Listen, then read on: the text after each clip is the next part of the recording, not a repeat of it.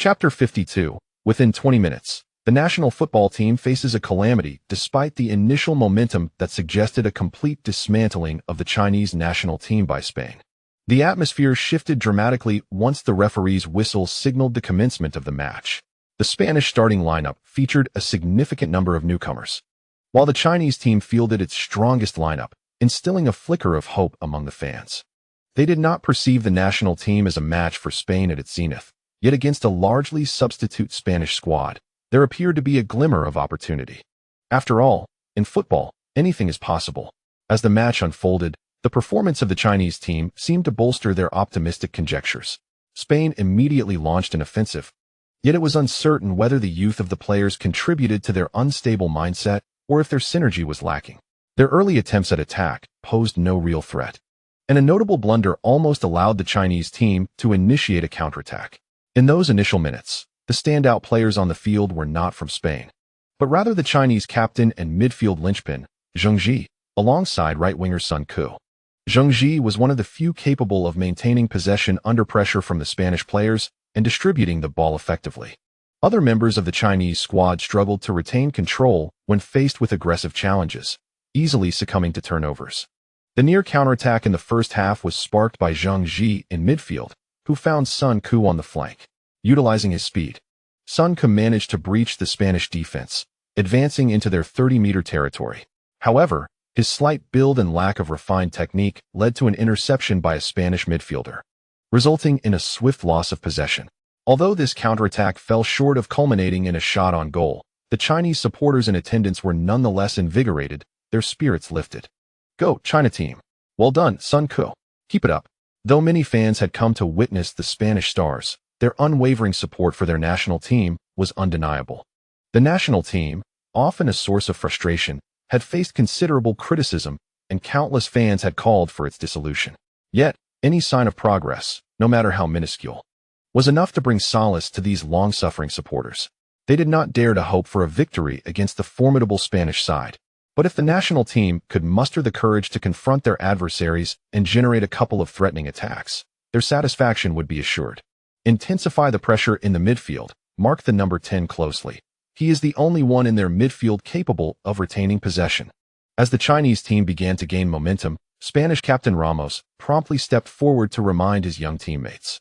Although the opponents were perceived as weak, Spain had nonetheless conducted thorough research on the Chinese team prior to the match. Among the data they gathered, it became evident that within the national football team's lineup, only a select few, notably Zheng Ji, pose a genuine threat. Zheng Ji's prowess is indeed commendable. He once showcased his skills in the English Premier League. However, his advancing age is a significant concern. While his contemporaries, like Xavi, have already retired from the Spanish national team, Zheng Ji remains irreplaceable in the national squad, highlighting the dire state of talent within the team. Despite Spain's youthful roster, their players exhibit commendable technical skills. Those selected for the Spanish national team are predominantly key players from major clubs. Under their relentless pressing, Zheng Ji struggles to find the space and time he once enjoyed. The national team's midfield swiftly spirals out of control, unable to maintain possession as the ball is firmly held by the Spanish players. The consequences of a breached midfield are severe. Spain's formation advances, launching an assault in the national team's half. Coach Pelon rises, his gaze fixed intently on the field.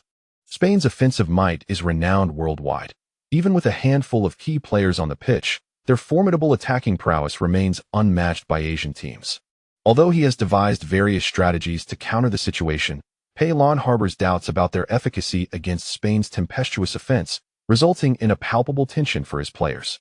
As the national team finds itself under siege, the anxieties of the spectators begin to surface. Spain's onslaught, led by players such as Morata and Isco, continually generates shooting opportunities.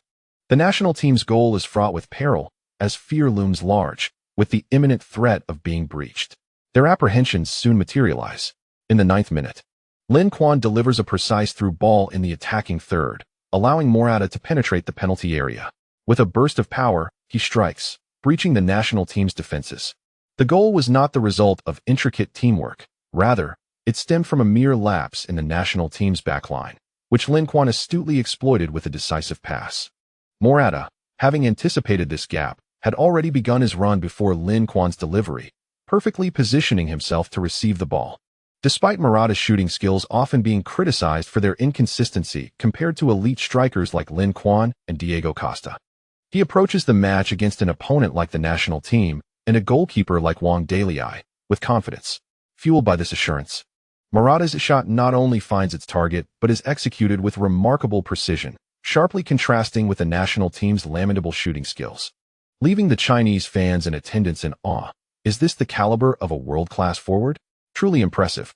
In the preceding defensive play, Feng Xiaoding was unable to thwart Morata, who bulldozed through with an almost tank-like force, culminating in a powerful strike within the penalty area.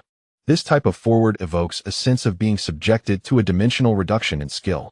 The Chinese Super League boasts a plethora of foreign players. However, none seem to possess the prowess of Morata. Even the esteemed foreign players from Evergrande fall woefully short in comparison. It is worth noting that Morata merely serves as a substitute forward for Spain. In the absence of Diego Costa, he struggles even to secure a starting position, relegated to the sidelines, observing the game from the bench. The disparity is stark. Even a substitute forward from Spain eclipses all their foreign counterparts, leaving one breathless in contemplation of such a gap in ability. At this moment, fans of the national team truly grasp the chasm that exists between the two squads. This absolute disparity in strength cannot be bridged merely by determination or willpower.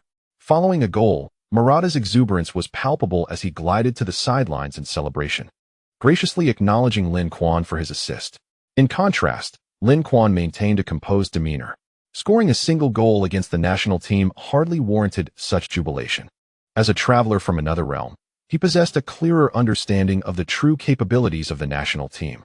Despite the national team's current ranking hovering around 70th in the world, their actual competitive strength is considerably inferior.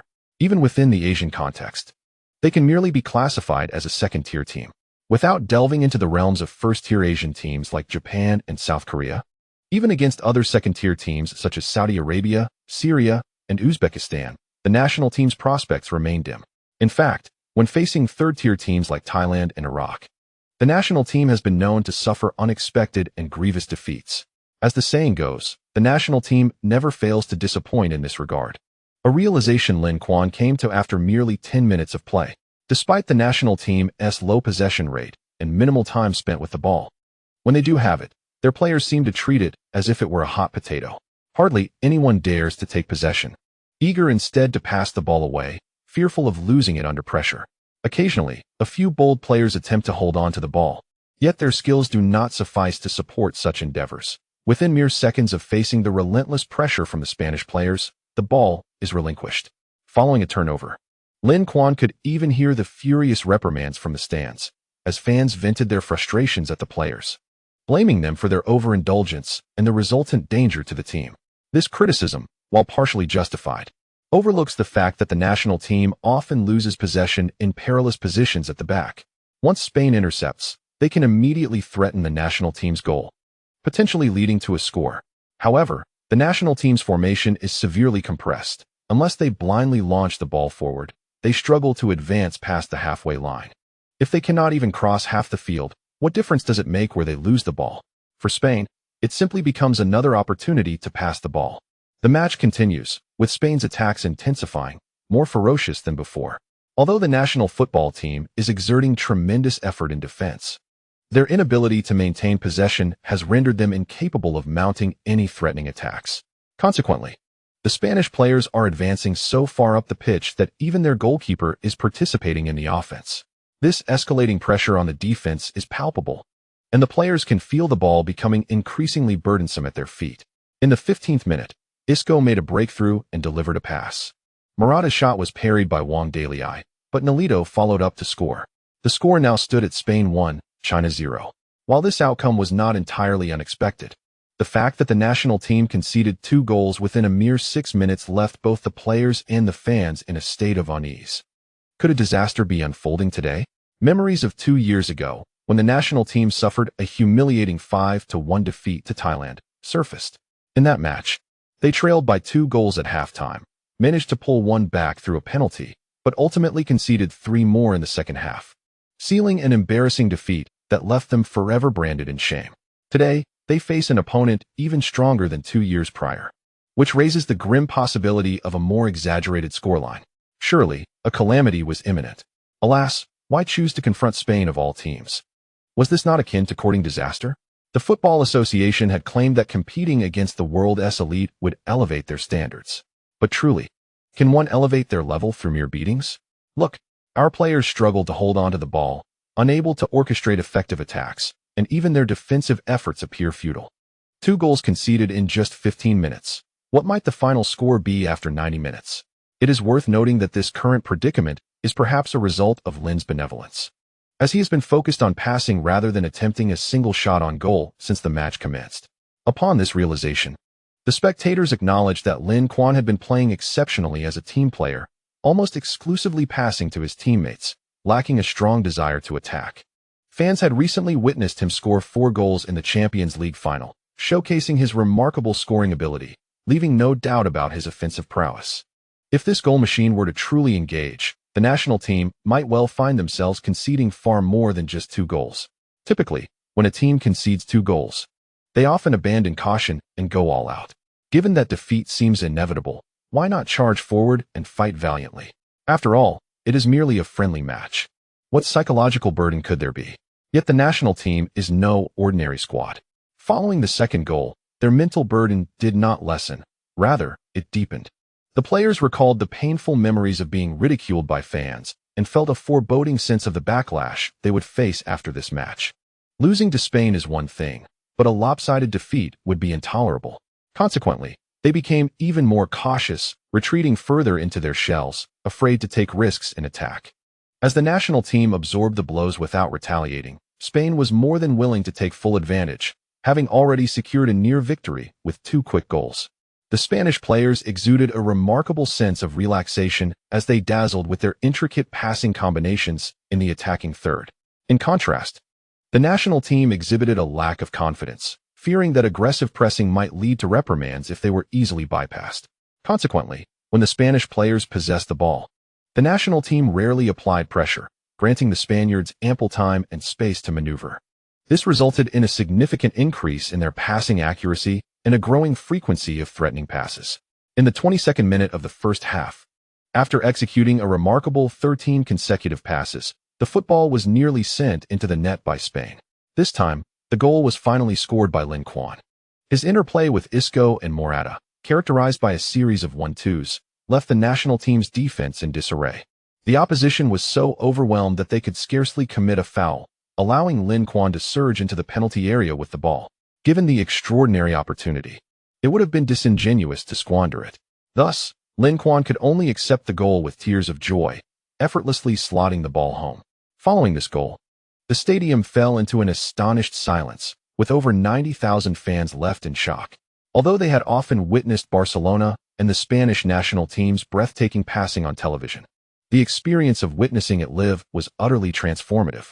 Upon seeing Spain score such a magnificent goal, the spectators were rendered speechless, marveling at the artistry of the game. Could football be played in such a mesmerizing manner? The contrast between their own team's performance and that of the Spaniards was stark. Officials from the Football Association, having witnessed their team concede 3 goals in just over 20 minutes, wore expressions of deep dismay. While they were already aware of the vast disparity between the 2 teams, they had not anticipated it to be so profound. This time, the excuse of racial differences could not be invoked, as Spain's star player was of Chinese descent. Indeed, the gap was rooted in technical prowess. The Spanish players, not particularly tall or imposing, appeared to lack physical dominance. Yet, their technical skills were astounding. Through their commitment to technical football, they had secured 2 consecutive World Cup championships. Spanish midfielders had become the coveted jewels of Europe's elite clubs, and any team without a Spanish midfielder to anchor their squad felt a sense of embarrassment. Currently, it seems that all of Europe is under the spell of Spain's influence, with technical play ascending at an unprecedented pace. Given this context, why not draw inspiration from Spain? Chapter conclusion. The national team's dismal defeat sparked national outrage. The mentality of the national team players has always been a significant issue. They arrive on the pitch burdened with heavy thoughts, excessively tense, and unable to play freely. This state of anxiety hampers their performance, allowing them to showcase only 70% of their true potential. At this juncture, with Lin Quan scoring Spain's third goal, the national team players felt their hearts leap into their throats.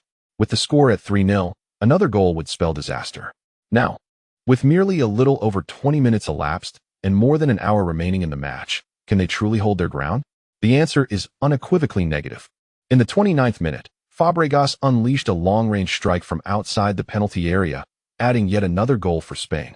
The score transformed to 4-0. By the 37th minute, Lin Quan elegantly dribbled past four defenders, effortlessly maneuvering through the national team's backline, and subsequently bypassed the goalkeeper to slot the ball into an open net, elevating the score to 5-0. As Lin Quan completed his brace, marking the fifth goal of the match, a profound silence enveloped the bird's nest. Countless fans of the national team bore expressions of dismay, and with the first half not yet concluded, the score had already escalated to 5-0. If this trend continued, the final tally could indeed reach double digits. Although pre-match speculations anticipated a significant disparity in strength between the national team and Spain, the reality of the match unveiled an even more pronounced gap than expected. The national team resembled a mere 3-year-old child, utterly defenseless against their opponents.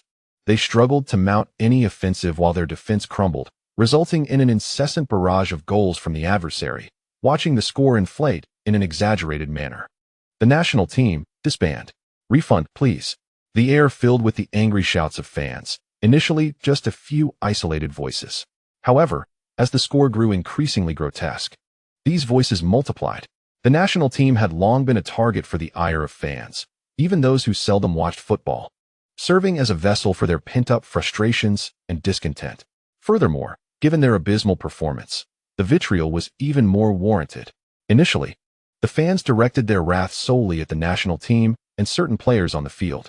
Gradually, however, they widened their scope of outrage to include the Football Association.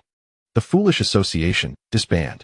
Upon hearing the fans' furious chants, the officials from the association present at the venue wore expressions of distress. To witness such an outrageous performance in their own backyard, especially in the sacred bird's nest, once the venue for the Olympic opening ceremony, left them feeling utterly humiliated. Now, with the fans turning their ire towards them, the embarrassment intensified, akin to receiving a series of stinging slaps. Observing the displeasure on Chairman Kai's face, a nearby official quickly interjected, "Chairman, Spain is the World Cup champion. Even Germany has suffered devastating defeats against them. Our loss to them is, in fact, inconsequential." Recalling Germany's previous World Cup final defeat to Spain by a staggering 14 goals, Chairman Kai nodded, his expression softening slightly. He was not a football player and possessed limited knowledge of the sport. Had he been a professional from the football realm, the nuances would have been apparent. While it was true that Germany suffered a humiliating defeat at the hands of Spain, the Spanish team they faced bore no resemblance to the formidable squad that the national team encountered. The latter was at the peak of their prowess and morale. The Spanish team is merely a recently assembled squad, just beginning to train and find their rhythm, with a significant number of substitutes and young players included. Their strength likely pales in comparison to even half of last year's finalist team. Furthermore, the score reflects only the first half, while the final score was yet to be determined. In the second half, it is inevitable that Spain will make extensive substitutions, and once their key players take the field, their prowess will become even more formidable, making it increasingly challenging for the national team to withstand Spain's offensive onslaught. Thus, the moment is not yet one of utter despair.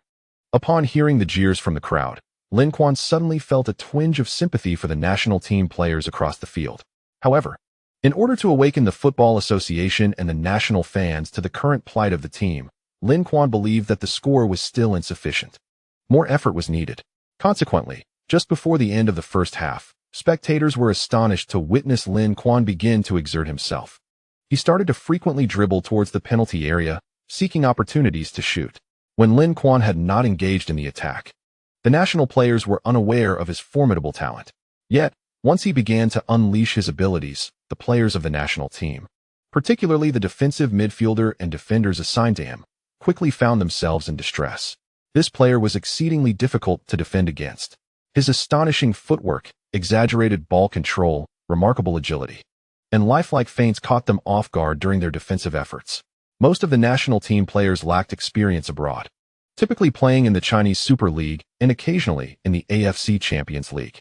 In such matches, they seldom encountered a player of Lin Kuan's caliber. Thus, Lin Kuan's performance was akin to a dimensional assault on them. In the 42nd minute of the first half, 5 national players surrounded Lin Kuan, but, like wooden puppets, were effortlessly bypassed one by one as he broke free from their grasp and scored a goal. By the end of the first half, Lin Kuan had completed a personal hat trick. Witnessing Lin Kuan's divine performance, the fans in attendance turned their allegiance. It seemed as though it was not the national team being bested, but rather another team entirely. They began to cheer and chant for Lin Kuan. As for the national team, they were left to endure the fans' derision. Observing the enthusiasm of the crowd, Lin Kuan, always gracious to his supporters, smiled and waved to the fans in the stands. In an unexpected turn of events, a young fan in the front row performed an astonishing act. He leaped from nearly 3 meters high in the stands, landing directly on the field before the security personnel could react, and dashed toward Lin Kuan at the edge of the pitch. Lin Kuan was momentarily taken aback by such recklessness. Jumping from such a height, wasn't he afraid of breaking a leg? Wait, hadn't he seen this scene before? Before Lin Kuan could fully comprehend the situation, the rushing fan enveloped him in a bear hug. Lin Gu, you are my idol. Could I please have your autograph? Embracing Lin Kuan was a remarkably youthful individual, likely around 17 or 18 years of age, possibly still a minor. At that moment, he was breathless and overwhelmed with excitement, to the point of mistakenly referring to his idol as a mere fan while requesting an autograph. Before Lin Kuan could respond, a loud commotion erupted nearby as 2 security personnel clad in black uniforms rushed towards him. The young man, startled by their approach, quickly released his hold on Lin Kuan and dashed towards the opposite side of the field. The security officers pursued him at a leisurely pace, amusement evident on their faces. This audacious lad had taken quite the leap to chase after his idol, and they thought it would be a pity to apprehend him so swiftly, for then his daring jump would be in vain. Unbeknownst to them, whether due to the slick grass or their inattention to their footing, one of the security guards slipped and fell onto the field. The other quickly halted, assisting his fallen comrade back to his feet. The crowd of fans in the stands erupted into laughter at this comical scene. Encouraged by the crowd's reaction, the young interloper gleefully sprinted towards his next target, Fabregas. In this match, the Spanish team's main players consisted of only 3, Lin Kuan, Cesc Fabregas, and Ramos. Having successfully approached Lin Kuan, he now sought embraces from Fabregas and Ramos. Upon noticing the young man charging towards him, Fabregas instinctively sidestepped, unwilling to embrace a stranger. However, Morata, standing nearby, found the situation amusing and willingly extended his hand for a high five, even pumping his fist in encouragement, urging the young fan to continue his pursuit. Meanwhile, more security personnel surged onto the field from the opposite side, realizing that they could not allow this young man to run amok during the match. What would become of the game? As the youth approached Ramos, security had nearly encircled him. Yet, Ramos was less cautious. He jovially embraced the young man before handing him over to the on-site security team. For guards, each secured an arm or leg of the unexpected intruder and carried him off the field. He might face administrative detention for his actions, but many would agree that it was undoubtedly worth it. After all, to embrace one's idol, even at the cost of temporary detainment, was a fair trade. This unexpected interlude caused the match to pause for 3 to 4 minutes. When the game resumed, the first half was nearing its conclusion. Soon, the first half ended, and both teams retreated towards the player tunnel. As Lin Kuan approached the passage, he could hear the crowd chanting his name. Lin Huang, look over here. Lin Huang, please sign my shirt. I'm your fan. Some extended their hands for a handshake, while others offered jerseys and pens, seeking his autograph. As a devoted fan enthusiast, Lin Kuan paused his stride, making his way over to sign for the most fervent supporters. However, the stands of the Bird's Nest are rather elevated from the ground, making it somewhat inconvenient to obtain autographs. Consequently, Lin Kuan requested several footballs from the sidelines, signed his name upon them, and then kicked the balls towards the stands. Observing Lin Kuan distributing autographed footballs to fans by the aisle, the spectators in the stands were filled with envy and resentment. Had they known, why did they not choose seats closer to the aisle? During halftime, Bosque did not devise any tactical adjustments within the dressing room. The strength of the national team was considerably lacking, and Spain's substantial lead meant that no special arrangements were necessary for the second half. They could simply continue playing as they had in the first half. Meanwhile, the atmosphere in the national team's dressing room was one of despair. Both coaches and players appeared despondent. They simply could not withstand Spain's offensive prowess. Especially after Lin Quan became involved in the attack, it was a significant disparity in skill. One-on-one situations were essentially a gift, and even attempts at double-teaming proved ineffective. Moreover, if they deployed numerous players to counter Lin Quan, they would leave Spain's other players unimpeded. Although Spain fielded a substitute lineup, their reserves were by no means weak. Many of these players would be considered top foreign talents in the Chinese Super League. Thus, the national team found themselves in an awkward predicament, unable to decide whether to double-team Lin Quan or not. Only by truly competing against Spain did they realize the vast chasm separating them from the world's best. As the players of the national team began to grasp this sentiment, they were soon struck anew.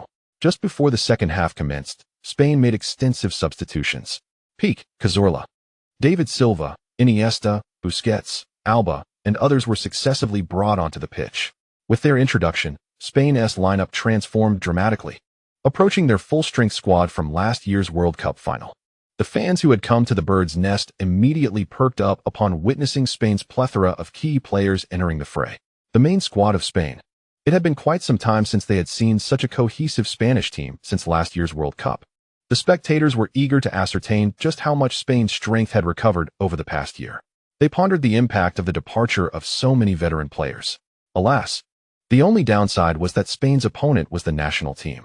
Had they faced a stronger team, such as France or Italy, the match would have truly been thrilling.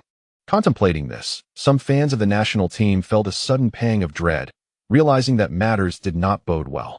If Spain, even with a largely substitute lineup, could score 6 goals against the national team in the first half, what might the score be with their first-choice players in the second half? Long before the first half concluded, news of Spain's 6-goal lead had already surged to the top of trending topics online. At that moment, on Weibo, scathing comments directed at the national team had surpassed 100,000. In light of this, an increasing number of individuals began to focus on the unfolding match. Regardless of their status as football enthusiasts, individuals gathered with a shared sense of witnessing history, turning on their televisions, computers, and mobile devices to watch the live broadcast. Many harbored a faint anticipation. If the national team were to suffer a defeat by a double-digit score against Spain, it would surely provoke an uproar of condemnation, casting a shadow over the very essence of the team. As Spain fielded its strongest lineup, the national team braced itself for the formidable challenge, adopting a robust defensive stance. Yet, their efforts proved futile. Once Spain launched its offensive, the national team's defense crumbled swiftly. In the 51st minute, following a corner kick, Ramos soared to head the ball into the net, marking Spain's 7th goal. A mere 5 minutes later, Iniesta and Lin Quan executed a series of wall passes just outside the penalty area, culminating in Lin Quan assisting Iniesta to score again. The score had escalated to 8-0. In the 65th minute, Lin Quan struck directly from a free kick, completing a remarkable quadruple and elevating the score to 9-0, just 1 goal shy of a double-digit humiliation. The national team struggled for 10 minutes, but ultimately failed to maintain their defense. In the 75th minute, Isco received a cross from David Silva and unleashed a sweeping shot, sealing the score at 10-0. After 90 minutes, the final score was etched at 12-0. Spain delivered the most humiliating defeat in the history of the national team, securing their place on the pillar of disgrace.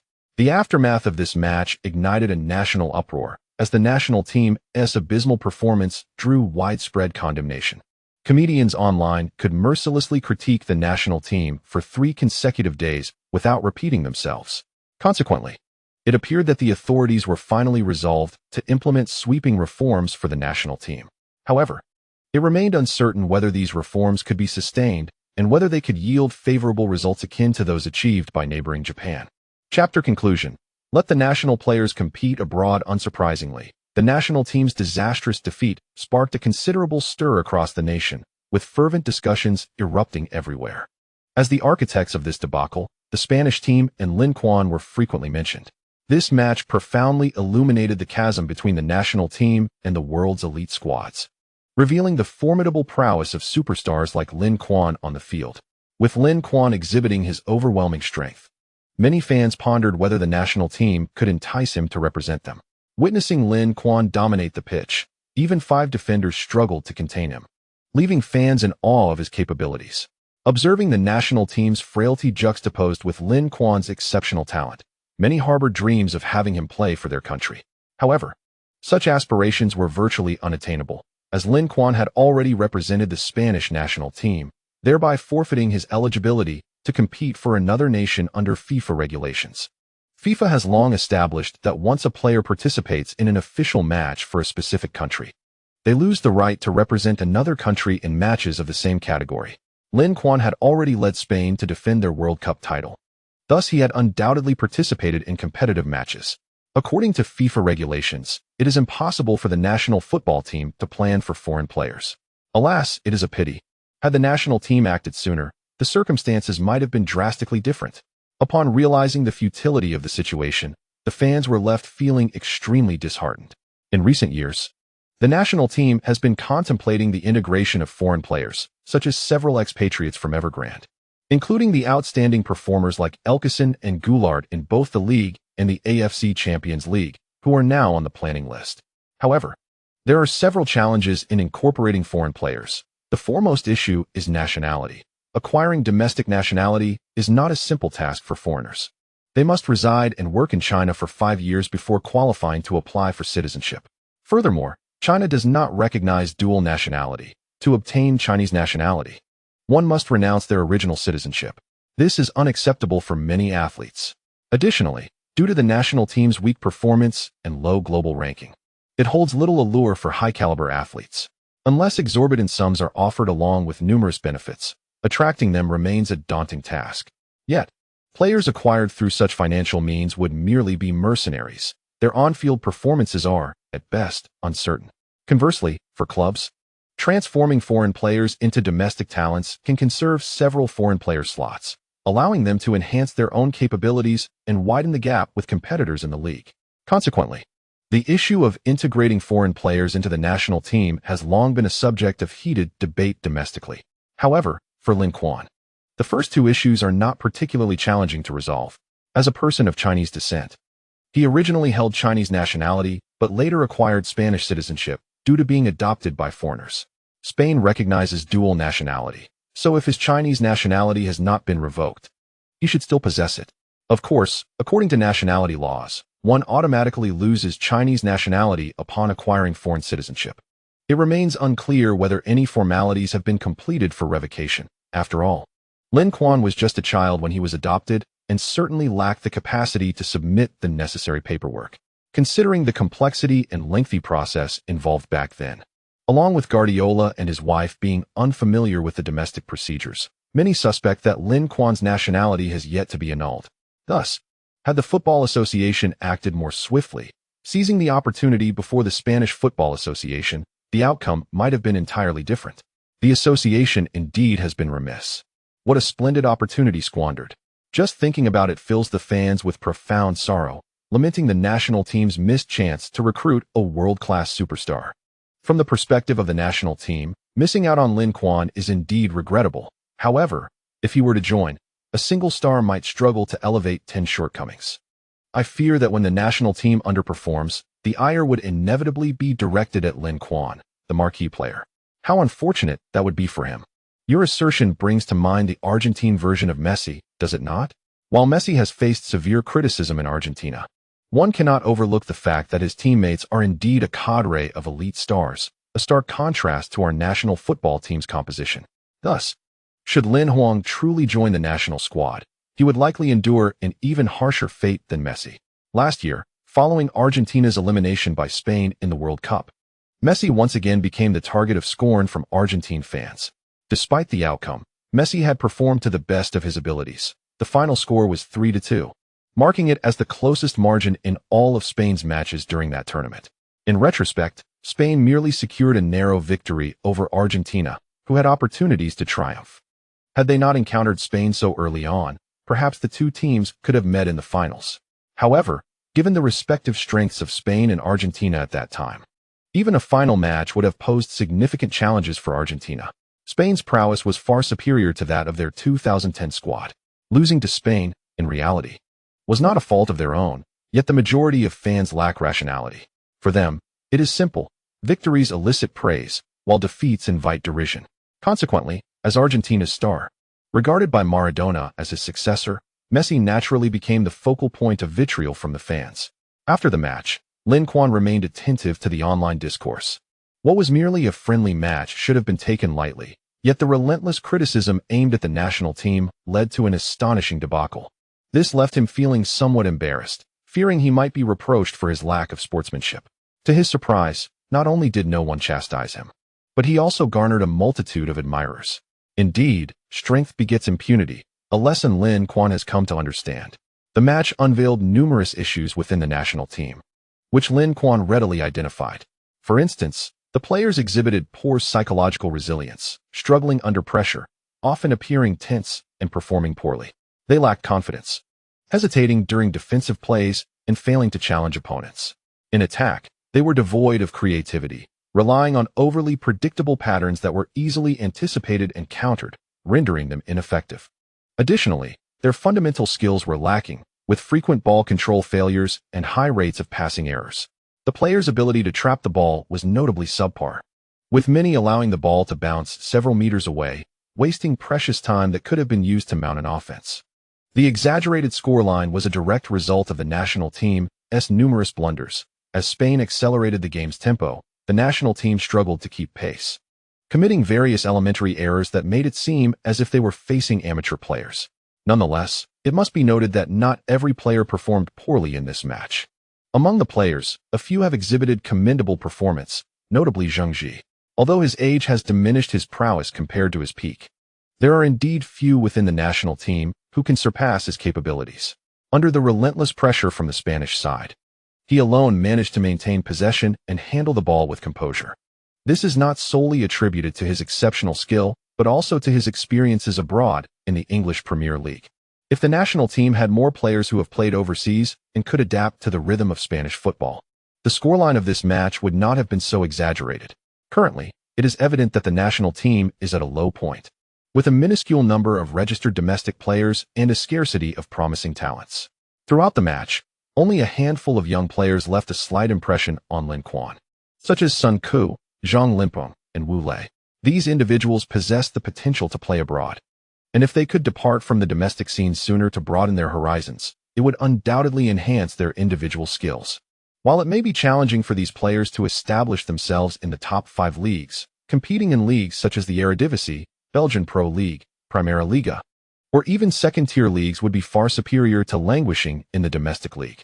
However, the Chinese Super League is currently at the pinnacle of financially driven football, where domestic players not only have inflated market values, but also receive exorbitant salaries.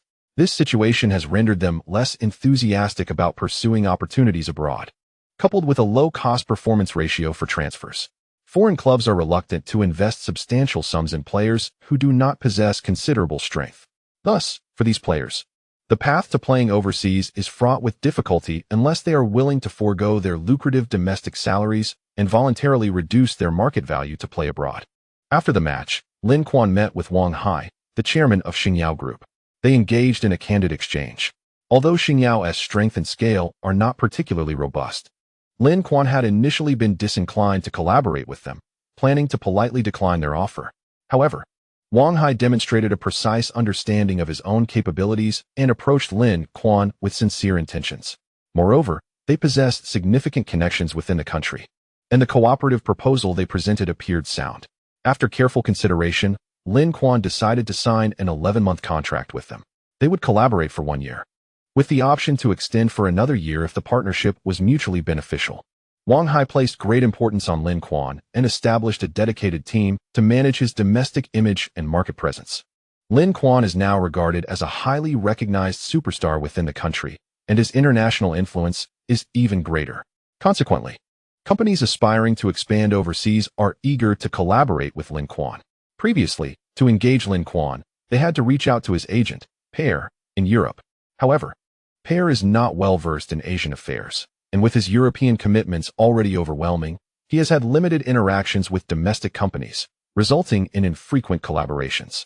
This segment of the market remains largely untapped, and upon taking the reins, Xingyao is poised to develop it immediately. Once the Xingyao Group hinted at potential collaboration, it was unsurprising that numerous companies approached them with partnership proposals. Among these, aside from a previous collaborator, there was another entity keen to engage with a particular organization. Notably, this latter collaboration piqued Lin Kuan's interest, as they aspired to facilitate a group of young players to pursue opportunities abroad. This entity maintained a close relationship with the Football Association, having previously engaged Camacho at considerable expense. Although the outcome of that investment was deemed unsatisfactory, it was evident that the entity had indeed invested substantial resources. Boss Wang, once the proprietor of the Dalian team during its dominance in the domestic football scene in the A-League era, had a storied legacy. Although he eventually withdrew from the sport for various reasons, his passion for football remained unwavering. Following the financial upheaval instigated by Suez Evergrande in the Chinese Super League, Boss Wang could no longer remain passive. Instead of focusing on club-level investments, he turned his attention to the Football Association, proposing a 3-year plan worth $500 million to directly support the association and Chinese football. This initiative not only aimed to recruit higher-caliber coaches for the national team, but also included numerous plans for nurturing youth players. Boss Wang intended to send a contingent of young talents to Europe for development, fostering their growth from an early age to ensure they could return to serve their country effectively in the future. During this period, the organization would fully sponsor these young players, covering all aspects of their living expenses. Naturally, the ownership of these players would also reside under this entity. Should they flourish in their careers, the entity could recoup its investment through the sale of their rights. Conversely, if they failed to distinguish themselves, the funds would essentially be lost. Since the inception of this plan in 2011, it had been in motion for several years. Given the young age of the players sent abroad, the return on this investment remained a distant prospect. Consequently, after the national team suffered a humiliating defeat to Spain, Boss Wang felt compelled to act. The impact of that match on domestic football was profound, as fans, having recognized the chasm between national players and the world's elite, believed it was imperative to expose them to broader experiences. Particularly for the younger players, it was untenable to squander their youth in the domestic league.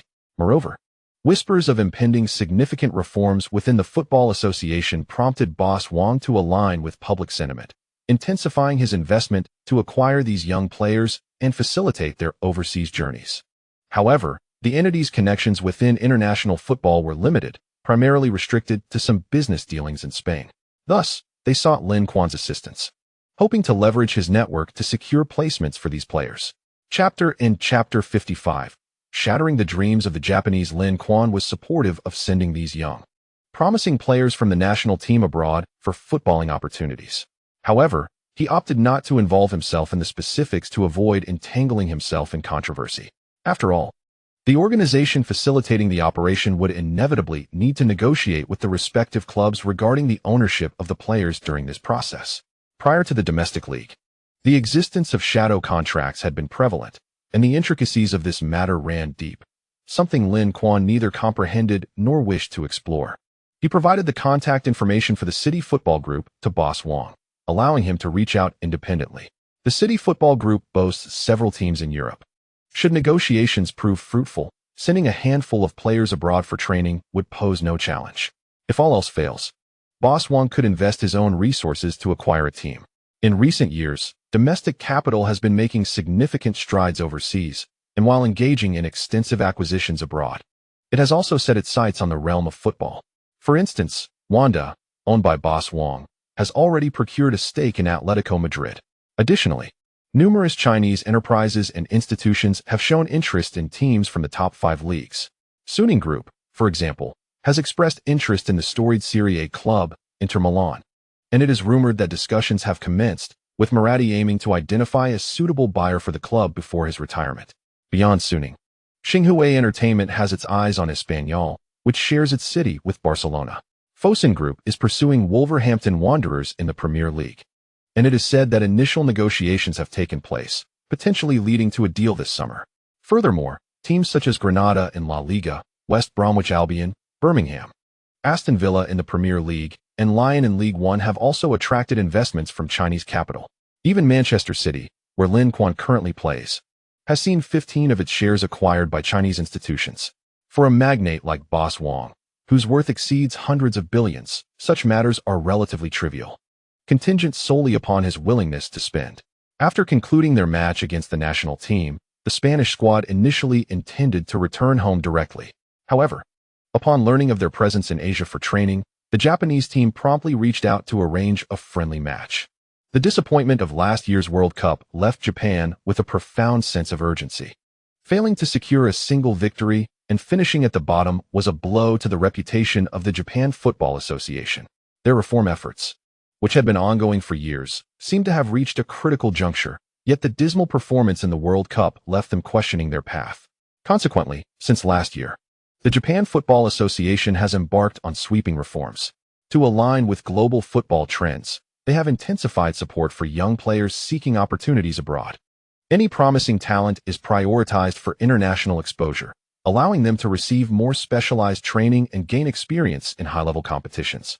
Additionally, they have extended invitations to numerous strong teams, eager to engage in friendly matches to assess the gap between themselves and the world's elite.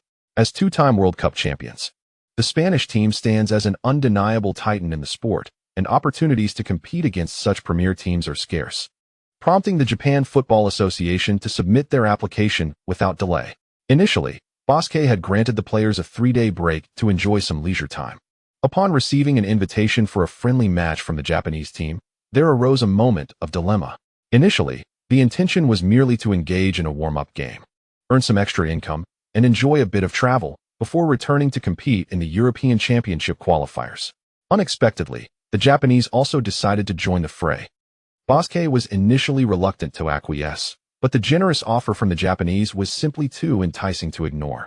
In light of the financial allure, Basque reluctantly accepted the invitation from the Japanese team. Consequently, following the match against the national team, the Spanish squad concluded their brief holiday and boarded a flight to Tokyo. Although the arrival was somewhat abrupt, lacking prior promotional activities, the number of fans present to greet them at the airport exceeded the expectations of the Spanish players. The terminal was filled with Japanese supporters brandishing various support signs, their numbers stretching into the distance. A significant portion of these fans held placards emblazoned with Lin Kuan's name. And notably, many of them were female. "Ah, it's Lin San. How handsome he is. Lin San, I want to marry you." Upon Lin Kuan's appearance, these female fans rushed forward, shrieking with excitement. This spectacle left even the seasoned Spanish players astounded. "Who would have thought Lin is even more popular here in Japan than in China?" chuckled his teammates. Amused by the commotion, Lin Kuan, with a smile, remarked, "Since they have welcomed us so warmly, we should certainly demonstrate our true capabilities to reciprocate their enthusiasm." Shuntiwi? His teammates exchanged glances, unable to suppress their concern for the Japanese team, fully understanding the implications of Lin Kuan's statement regarding his notion of reciprocity. In contrast to the national team, the Japanese squad, buoyed by their formidable strength and a plethora of players plying their trade in Europe, approached their pre-match strategy with far less conservatism. Being on home turf, the Japanese could not afford to adopt the defensive tactics employed by the national team. Instead, they astutely devised a counter-attacking strategy tailored to their strengths and their opponent's tactical style. This approach has become a standard tactic employed by teams worldwide when facing Spain. It is not that they are particularly fond of counterattacking. Rather, it is a necessity when confronted with Spain's formidable offensive prowess and ball control. Should they dare to adopt an open style and engage in an all-out offensive against Spain, they would undoubtedly be left vulnerable. Last year, both the Netherlands and Germany vividly illustrated this point during the World Cup. Despite the disparity in skills, many within Japan's populace harbor high hopes for their national team. The Japanese team possesses a level of prowess that surpasses that of the national team, edging into the realm of second-tier global status. While they may not be able to compare directly with a powerhouse like Spain, the anticipated margin of difference should be around 1 to 2 goals, far from the double-digit defeats that the national team has faced. Moreover, the presence of numerous players with European experience, including several renowned stars, further enhances their competitive edge. Should their performance exceed expectations, it is conceivable that they might spring a surprise at home by defeating the Spanish team. In contrast to the Japanese players' confidence, Spain's coach, Vicente del Bosque, has not regarded this opponent with much seriousness. This is partly due to Japan's disappointing performance in last year's World Cup, and also relates to their recent form. Since the World Cup, the Japanese team has been adjusting their tactical approach. During this period, they have engaged in friendly matches with several teams, including Uruguay and Brazil, with rather unsatisfactory results, suffering defeats of 2-0 to Uruguay and 4-0 to Brazil. Even in a match against the relatively weaker Venezuelan team, they struggled to a 2-2 draw. Such pre-match performances hardly inspire confidence that they pose any threat to Spain. Consequently, Del Bosque, like in the previous match, opted to field a significant number of substitutes and younger players in the first half. Remarkably, even Lin Quan was relegated to the bench. In this match, he intended to experiment with a two-striker formation featuring Morata and Negrito, attempting a 4-4-2 setup. Given their previous overwhelming victory, he felt somewhat restless on the sidelines. Thus, he resolved that they must not win by an excessive margin this time. Unbeknownst to Del Bosque, the Japanese players were incensed upon witnessing Spain's lineup. How dare they show such disdain? Not only had a multitude of substitutes been deployed, but Lin Quan was also not included, a treatment more disheartening than that of the national team of China. Ironically, Japan's predicament can be attributed to the Chinese team's dismal performance.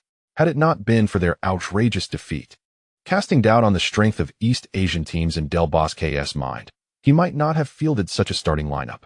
Feeling humiliated, the Japanese team played with great determination in the first half. They sought to assert their strength through offensive play against Spain. It must be acknowledged that Japan's ground attack capabilities indeed surpass those of China. Their players exhibit superior individual skills, with more refined footwork and better coordination in tight spaces. During the first half, Japan's advances frequently reached the edge of Spain's penalty area, posing a threat to their goal.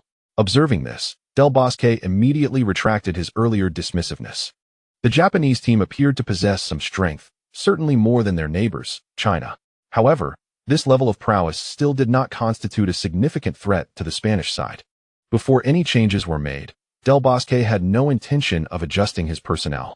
On the sidelines, Lin Quan and several teammates were watching the match, engaged in lighthearted conversation. Japan's ground play was indeed commendable.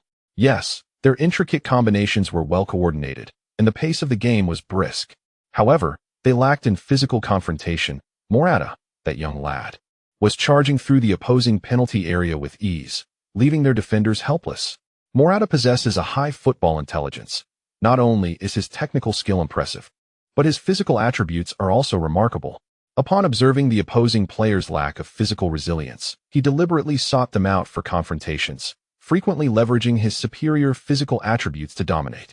However, the Japanese defense performed admirably, thwarting Morata's several attempts at goal, which failed to pose a threat to the net. In the 22nd minute of the first half, Spain was presented with a golden opportunity. Koke's precise pass found Morata, who attempted an extravagant volley but inadvertently sent the ball soaring into the stands. Witnessing Morata squander such a promising chance, the substitutes could not help but cover their faces in disbelief. How could he possibly miss such an opportunity? It was utterly absurd. Had Lin been in that position, he surely would have scored. After witnessing Lin Quan's terrifying goal-scoring efficiency, the Spanish players' expectations were elevated, leaving some unable to accept Morata's wasteful actions. This individual seemed overly eager for the spotlight. Had he merely adjusted his approach, it might have yielded a better outcome. With Lin Quan and several senior players absent, Morata had become the most conspicuous player on the field, coupled with the presence of numerous female fans. His desire to showcase his abilities was undeniable. Squandering opportunities would inevitably lead to repercussions. Just as Spain missed a golden chance to score, Japan swiftly initiated a counterattack. Honda Keisuke's long pass found Okazaki Shinji, who was brought down in the penalty area by Ramos. The referee promptly issued a yellow card to Ramos and awarded a penalty to Japan. Upon witnessing the referee's decision, the thousands of Japanese fans erupted in jubilation. This penalty signified that they were on the verge of taking the lead against the world champions, Spain. Should they successfully convert this chance and maintain the advantage, they might shatter Spain's unbeaten streak. This was a team that had won 2 World Cups and currently reigned supreme in the football world. To triumph over them on home soil would undoubtedly serve as a tremendous morale boost for Japan, dispelling the shadows cast by previous losses to other teams. The number of Spanish fans present at the match was scant, with only a handful of Spaniards living and working in Japan in attendance. Upon witnessing this outcome, they rubbed their eyes in disbelief, seemingly unable to accept the reality. Japan was poised to lead against the formidable Spain.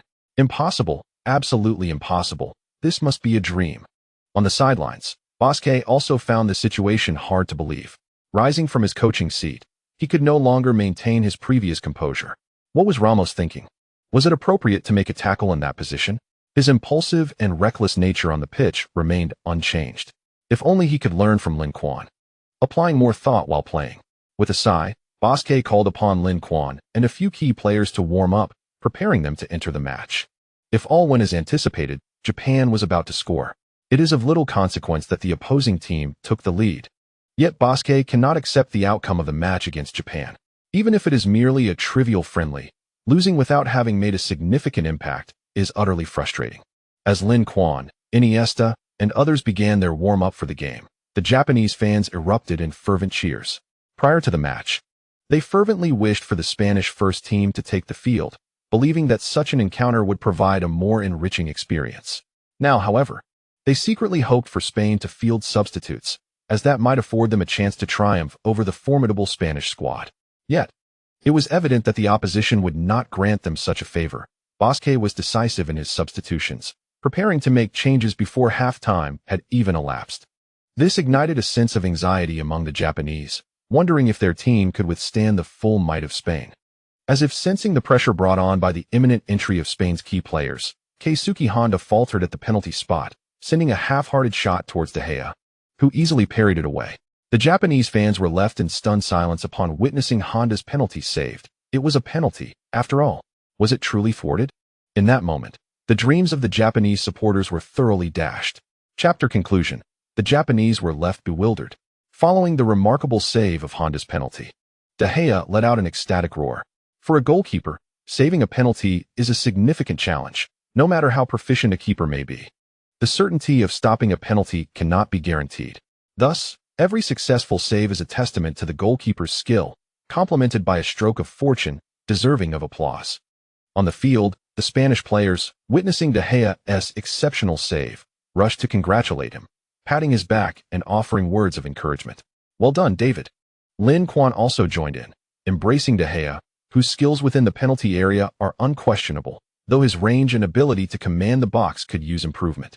Should he refine his approach, De Gea's prowess would undoubtedly grow even stronger.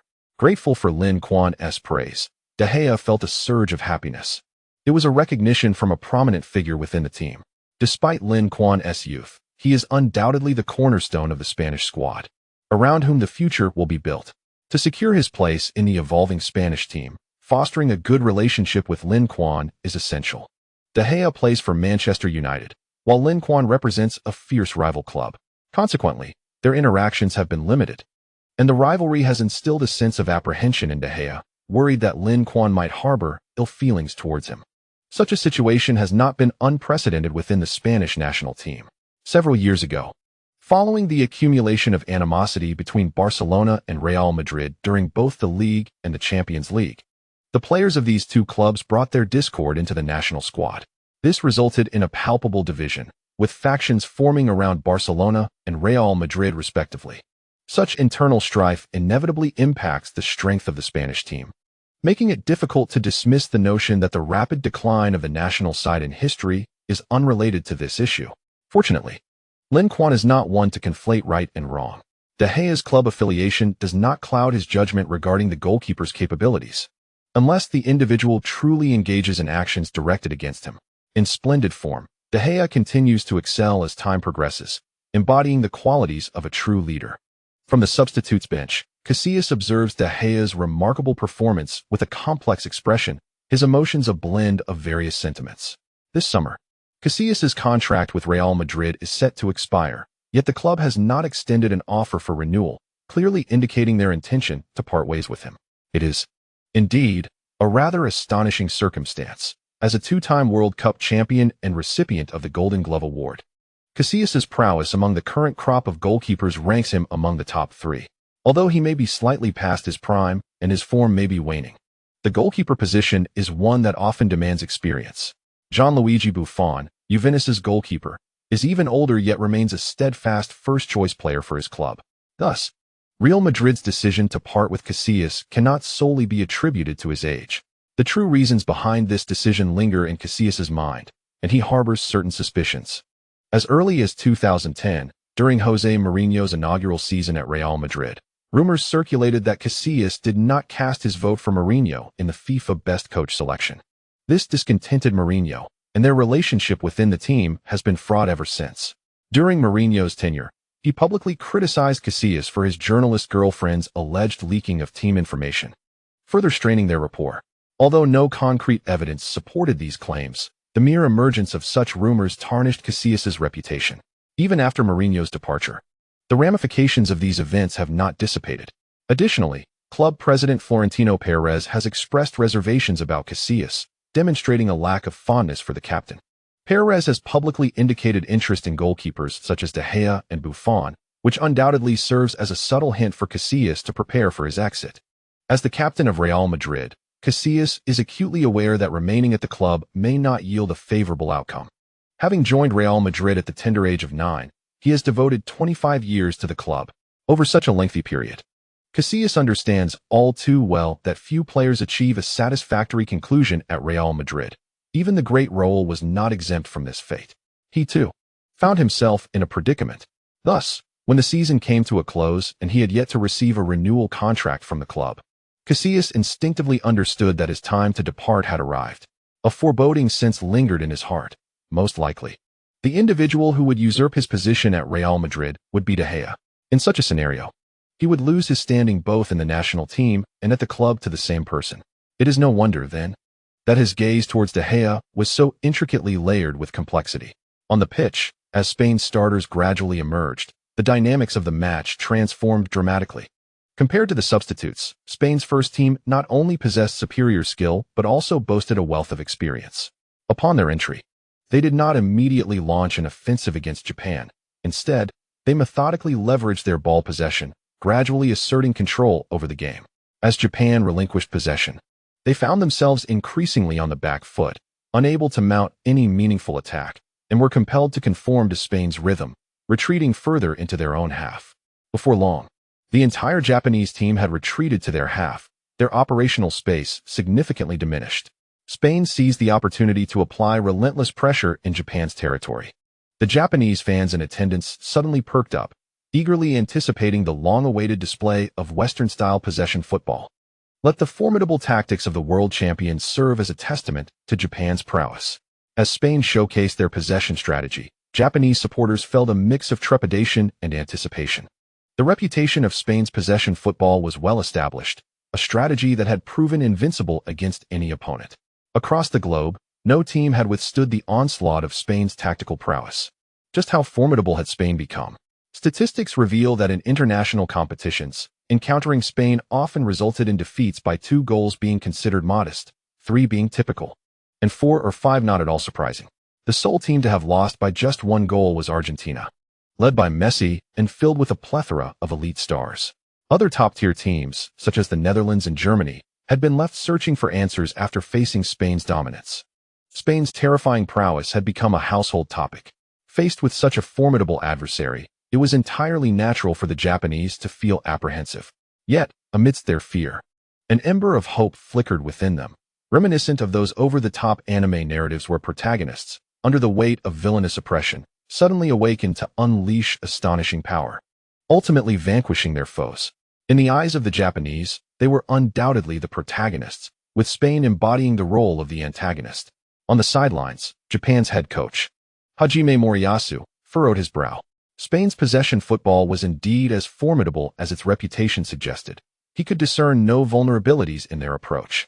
This style of play was a stark departure from Spain's conventional tactics in the first half, subjecting the entire Japanese team to immense pressure. Sweat beaded on their foreheads as they faced the intricate movements and passes of the Spanish players in the attacking zone. They had to remain utterly vigilant at all times, for any moment of complacency could expose them to a lethal strike from their opponents. However, humans are not made of steel. Maintaining such intense focus is simply unsustainable. Even if their bodies could endure, their minds could not.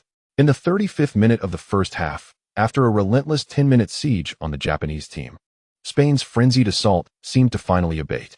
Upon noticing the diminishment of the opponent's offensive pressure, the Japanese players breathed a sigh of relief. For enduring such an onslaught could have left them utterly exhausted. Yet, just as they allowed themselves this moment of respite, Spain suddenly accelerated their momentum. David Silva cut in with the ball, engaging in a series of 1-2s with Lin Quan, Iniesta, and others. eventually passing to Lin Quan at the edge of the penalty area.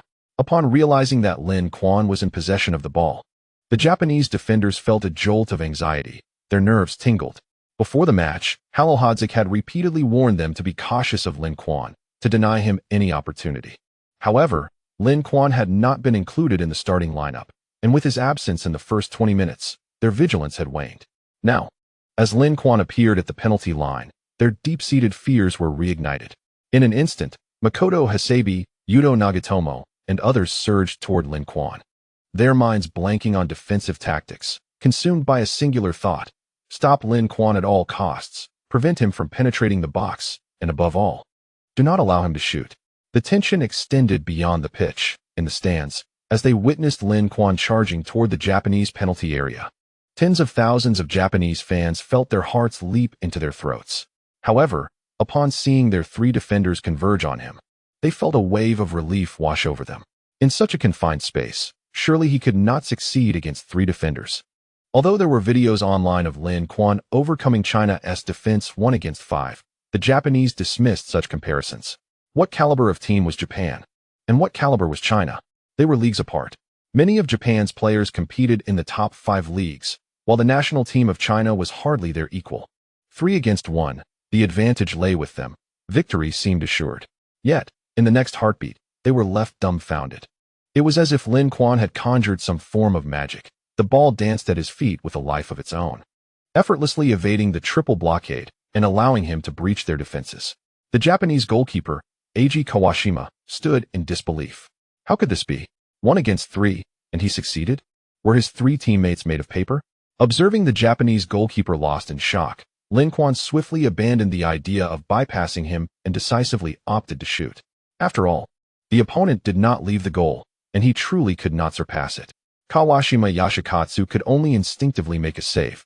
Yet the ball had already soared into the net before his action was complete. The score transformed to 1-0, with the Spanish team taking the lead. For Lin Quan, this goal was merely a routine exercise, hence his teammates, upon witnessing his achievement, merely rushed to embrace him or pat him on the shoulder in commendation, lacking any overt excitement. For these players, regardless of Lin Quan's remarkable feats, they had grown accustomed to them. Busquets and Iniesta even harbored a sense that Lin Quan had surpassed the peak of Messi. As Messi's teammates, they were more acutely aware of the terror that Messi exhibited during his prime. However, at this moment, Lin Quan's presence on the field commanded an even greater impression. And astonishingly, this was not even his zenith. This fellow seemed to possess no limits. One could never ascertain where his boundaries lay. In stark contrast to the seasoned Spanish players, the Japanese team stood as if struck by lightning, frozen in disbelief. A 3-on-1, and they had failed. Could this be real? The kind of plot that only exists in anime was unfolding in reality. The shock was not limited to the players on the field, but also extended to the tens of thousands of Japanese fans in the stands. Initially, they believed that their national team's failure to contain Lin Quan stemmed from their own inadequacies, but now, witnessing the same outcome against their own players, they were left questioning their own team's prowess. Did this not imply that the Japanese team was as inept as the national team? No, that could not possibly be the case. If it were not so, the only logical explanation remained that Lin Quan was simply too formidable. The Japanese have a strong admiration for the powerful. When faced with inferiority, they hardly regard the opponent as human. Yet, when confronted with superior strength, they exhibit a penchant for worshipping and concocting myriad justifications for this behavior. Just like now, upon seeing Lin Quan effortlessly defeat their players, the Japanese felt compelled to revere him as a deity. So powerful, indeed, truly remarkable. Thus, an interesting phenomenon unfolded on the pitch. Here, in the Japanese team's home ground, there arose a chorus of cheers supporting Lin Quan. Particularly, the penetrating voices of female fans resonated, their collective encouragement even reaching Lin Quan's ears. Turning around, he was astounded to see some female fans already brandishing various banners, images, and signs in his support, occasionally erupting in spirited cheers. This scene nearly caused Lin Quan to slip and fall. His teammates, oblivious to the Japanese language, were bewildered to see the Sakura girls turning their allegiance and cheering for the Spanish team, while the Spanish players appeared invigorated, eager to showcase their prowess before the female fans. Consequently, the Japanese team found themselves unfortunate. still reeling from the shock of conceding a goal. They were soon to suffer further devastation within the ensuing 10 minutes. In the 38th minute, Iniesta capitalized on Lin Quan's assist to score, altering the score to 2-0. Just 2 minutes later, David Silva executed a deft cut-in followed by a long-range shot, extending the lead to 3-0. In the stoppage time of the first half, Lin Quan added another exquisite goal with an S-shaped free kick, solidifying the score at 4-0. In the preceding 20 minutes, both teams exchanged vigorous attacks, and at one point, the Japanese team dared to dream of overcoming Spain when awarded a penalty. However, as the halftime whistle blew, their dreams were shattered, leaving behind only a sense of dread. From the 35th minute onward, Spain scored 4 goals in a mere 10 minutes.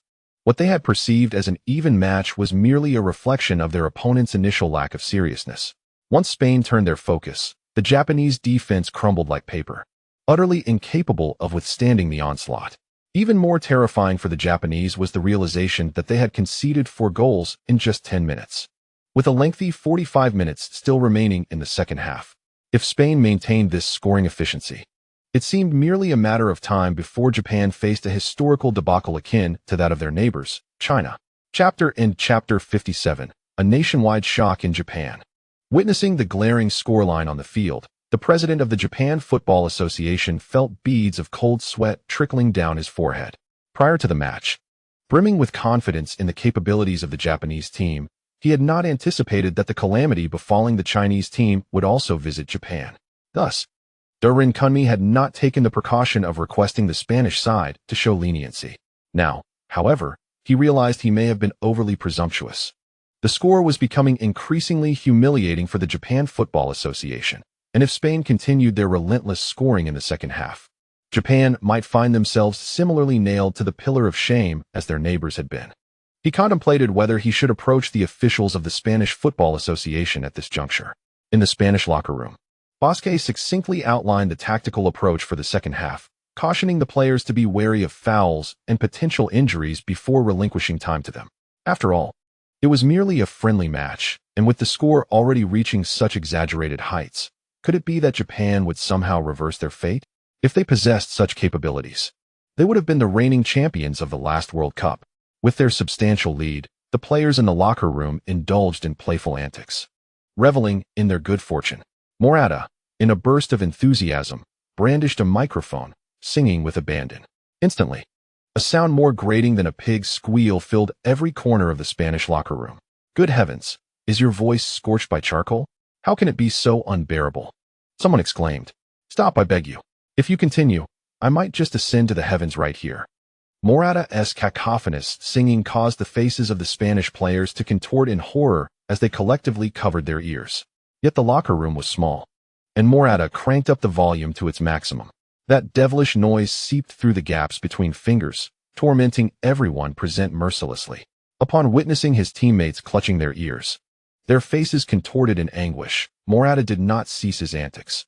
Rather, he pressed on with audacity, exclaiming, "Haha, how delightful is the melodious voice of this song king." With that, he resumed his singing. Damn it, this little brat is still singing. Everyone, let us take him down, Ramos declared, rallying the frustrated teammates to charge at Morata. Morata, bursting with laughter, dashed towards the locker room's shower area, intending to lock himself away from the impending onslaught. However, Lin Quan had already anticipated his move and swiftly shut the door. Ah, big brother, you. Morata's cries echoed outside, resembling that of a slaughtered pig. When Lin Quan opened the door, he found Morata thoroughly beaten, yet still grinning, as if the earlier events had never transpired. Witnessing this scene, even Lin Quan couldn't help but give him a thumbs up. Impressive. Your resilience is truly remarkable. Hee indeed. Morata beamed with pride at Lin Quan's compliment, thumping his chest with satisfaction. This fellow certainly had the audacity to take risks when given an opportunity. Morata, do you wish to score in the second half? A glint of excitement sparked in Morata's eyes as he nodded vigorously. Absolutely. I desire it immensely. Lin Quan then beckoned him closer to whisper a strategy. As the second half commenced, the Japanese team, unwilling to succumb to defeat, bravely launched an attack on the Spanish squad. Unfortunately, with the introduction of the main lineup, Spain's defensive prowess had significantly strengthened, preventing any repeat of the defensive blunders from the first half. Consequently, the Japanese attacks often fizzled out shortly after crossing the halfway line. In the spirit of reciprocity, Spain initially intended to play conservatively, but given Japan's refusal to relent, they resolved to score a few more goals to dishearten their opponents completely. Thus, the familiar sight of a Spanish offensive barrage re-emerged on the pitch in the latter stages of the first half. The Japanese players appeared increasingly tense, acutely aware of the gravity of the situation. Objectively speaking, Japanese players possessed slightly better mental fortitude than their Chinese counterparts. However, when faced with a significant deficit and the possibility of setting a record for the largest margin of defeat on home soil, even the strongest psyche can falter. Such anxiety profoundly impacts a player's performance on the field. What might have been a full 10% capability could dwindle to a mere 60% under pressure. In contrast, the Spanish internationals grew more relaxed with each passing minute. Playing against Japan felt akin to punching the elderly at a nursing home or kicking children at a kindergarten, utterly effortless. Who could resist such a one-sided affair? Consequently, as they became increasingly at ease, their performance continued to improve. Merely 5 minutes into the second half, a Japanese defender, overwhelmed by tension, committed a handball in the penalty area. The referee hesitated for a moment, but ultimately awarded a penalty. Despite his initial reluctance, considering Japan was already trailing 0-4, he recognized that failing to call such an obvious infraction under the watchful eyes of all would invite scrutiny regarding his officiating abilities. Thus, the Japanese team must endure further trials. The primary penalty taker for the Spanish team, Lin Quan, confidently positioned himself at the penalty spot. Japan's goalkeeper, Eiji Kawashima, leapt and danced in an attempt to distract Lin Quan. However, Lin Quan did not even glance in his direction. Instead, he focused on the lower right corner of the goal and executed a delicate Paninka penalty. It was only after Kawashima dove that he realized he had been outsmarted.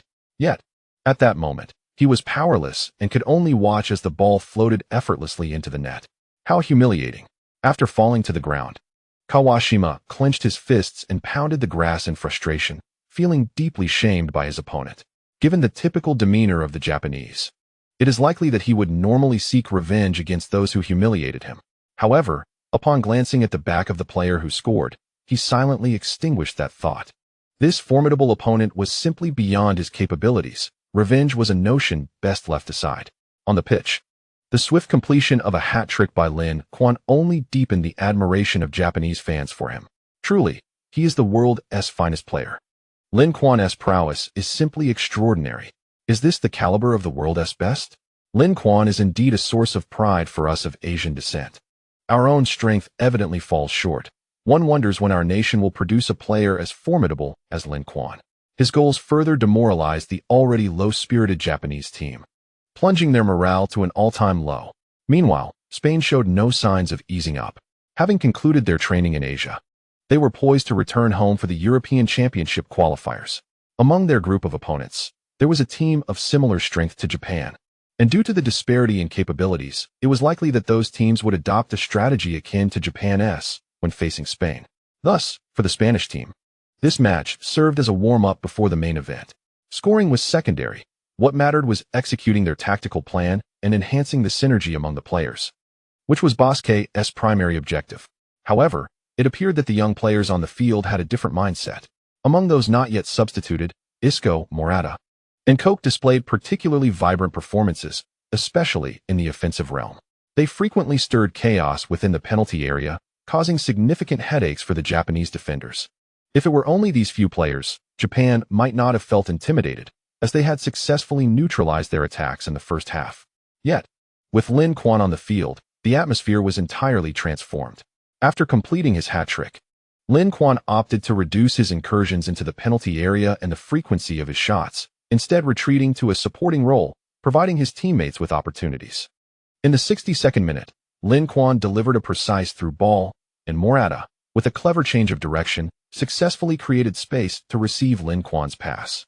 Before Kawashima could close in, Morata extended his long leg, deftly guiding the ball into the net. 70. The Japanese players on the field seem utterly bewildered. The opponent's goals come as effortlessly as eating and drinking.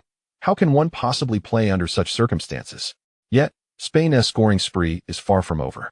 In the 71st minute, it was Lin Quan once again, who, after engaging in a clever exchange of runs with Isco to draw the defender's attention, found a narrow gap amidst the chaos and delivered a precise pass. Isco, understanding the cue, darted forward at great speed and executed a shot from the right side of the penalty area. With a resounding thud, the ball struck the underside of the crossbar and ricocheted into the net. Japan's goalkeeper, Eiji Kawashima, was left in disbelief. What kind of extraordinary goals are these? How could one expect him to save such shots? After the goal, Isco and Morata, along with others, exuberantly rushed to embrace Lin Quan. Good brother for life. With a figure like this to rely on, how could one ever worry about failing to score? Morata had never experienced scoring to be so effortless. Even with his occasionally erratic shooting, as long as he was consistently receiving such high-quality passes, even his 80-year-old grandmother could score. And how much more so for him? He truly hoped to play alongside his esteemed brother at the club as well. Morata had heard whispers from the club that Juventus might make a bid to Manchester City this summer in an attempt to acquire Lin Quan. However, he was uncertain if his esteemed brother would be inclined to join their modest establishment. If not, he would not hesitate to humble himself and play for Manchester City instead. After all, Morata had been a fan of Manchester City since childhood and had long admired the club. As for the gratitude expressed by Morata and Isco, Lin Quan felt it was entirely unnecessary. Having promised to assist Morata and the others in scoring, he would naturally not go back on his word. Once the score reached 8-0, Spain's desire to score was somewhat diminished. However, Japan continued to provide opportunities. In the 77th minute, as Lin Quan surged into the penalty area, the substitute, Yasuaki Kano, inexplicably committed a sliding tackle within the box, failing to even touch the ball. Beep. The referee, somewhat exasperated, blew the whistle for a foul, issuing a yellow card to Kano and pointing to the penalty spot once more, awarding another penalty. Lin Quan graciously accepted this generous gift, dusted himself off, and rose from the ground. A minute later, Kawashima once again found himself on the grass. As the ball quietly nestled into the net of the Japanese team, just as before, Kawashima was left in tears, lamenting why he had to bear the consequences of his teammates' errors. This marked the 9th time he conceded a goal in a single match, surpassing the number of goals he had conceded in 10 matches. What is happening here? The Japanese fans in attendance were also left in a state of shock. Since suffering a significant defeat to the Philippines in 1917, the Japanese team had never experienced such a catastrophic loss on home soil. Could it be that today, they would witness history, as the record for the largest defeat in Japan's history was shattered before their eyes? Though it was their own team being trounced, inexplicably, they felt a flicker of anticipation within. Spain had originally sounded the retreat, but now Lin Quan scored again, altering the score to 90. The anticipation for a double-digit score was palpable. For those with obsessive tendencies, failing to achieve this would be excruciating. Consequently, in the final stages of the match, Spain's offensive surge intensified once more. Meanwhile, the Japanese team appeared utterly bewildered, each player seemingly lost in a trance on the field. Who am I? Where am I? What am I doing? This state of confusion proved utterly incapable of withstanding Spain's relentless attacks. Before the final whistle blew, the score solidified at an astonishing 130. This figure mirrored the previous match of the national team. At long last, the national team was no longer solitary in their plight. Another team had succumbed to a double-digit defeat by Spain. With the assistance of the Spanish players, Japan, after a 98-year hiatus, had set a new record in their football history. Surely, those who participated in this match would recount their experiences to future generations with expressions filled with pride. Is this really it? Is this truly indicative of Japan's capabilities? Remarkably formidable, indeed. Bravo, Spain. I must say, I relish witnessing those who enjoy a comfortable life experiencing a downfall. I am eager to see how Japan will boast in the future. The sight of Japan's misfortune brought domestic fans immense joy, as if celebrating a festival. Previously, when they faced a humiliating defeat against Spain, Japanese fans did not hesitate to mock them online, labeling them as the sick man of East Asia.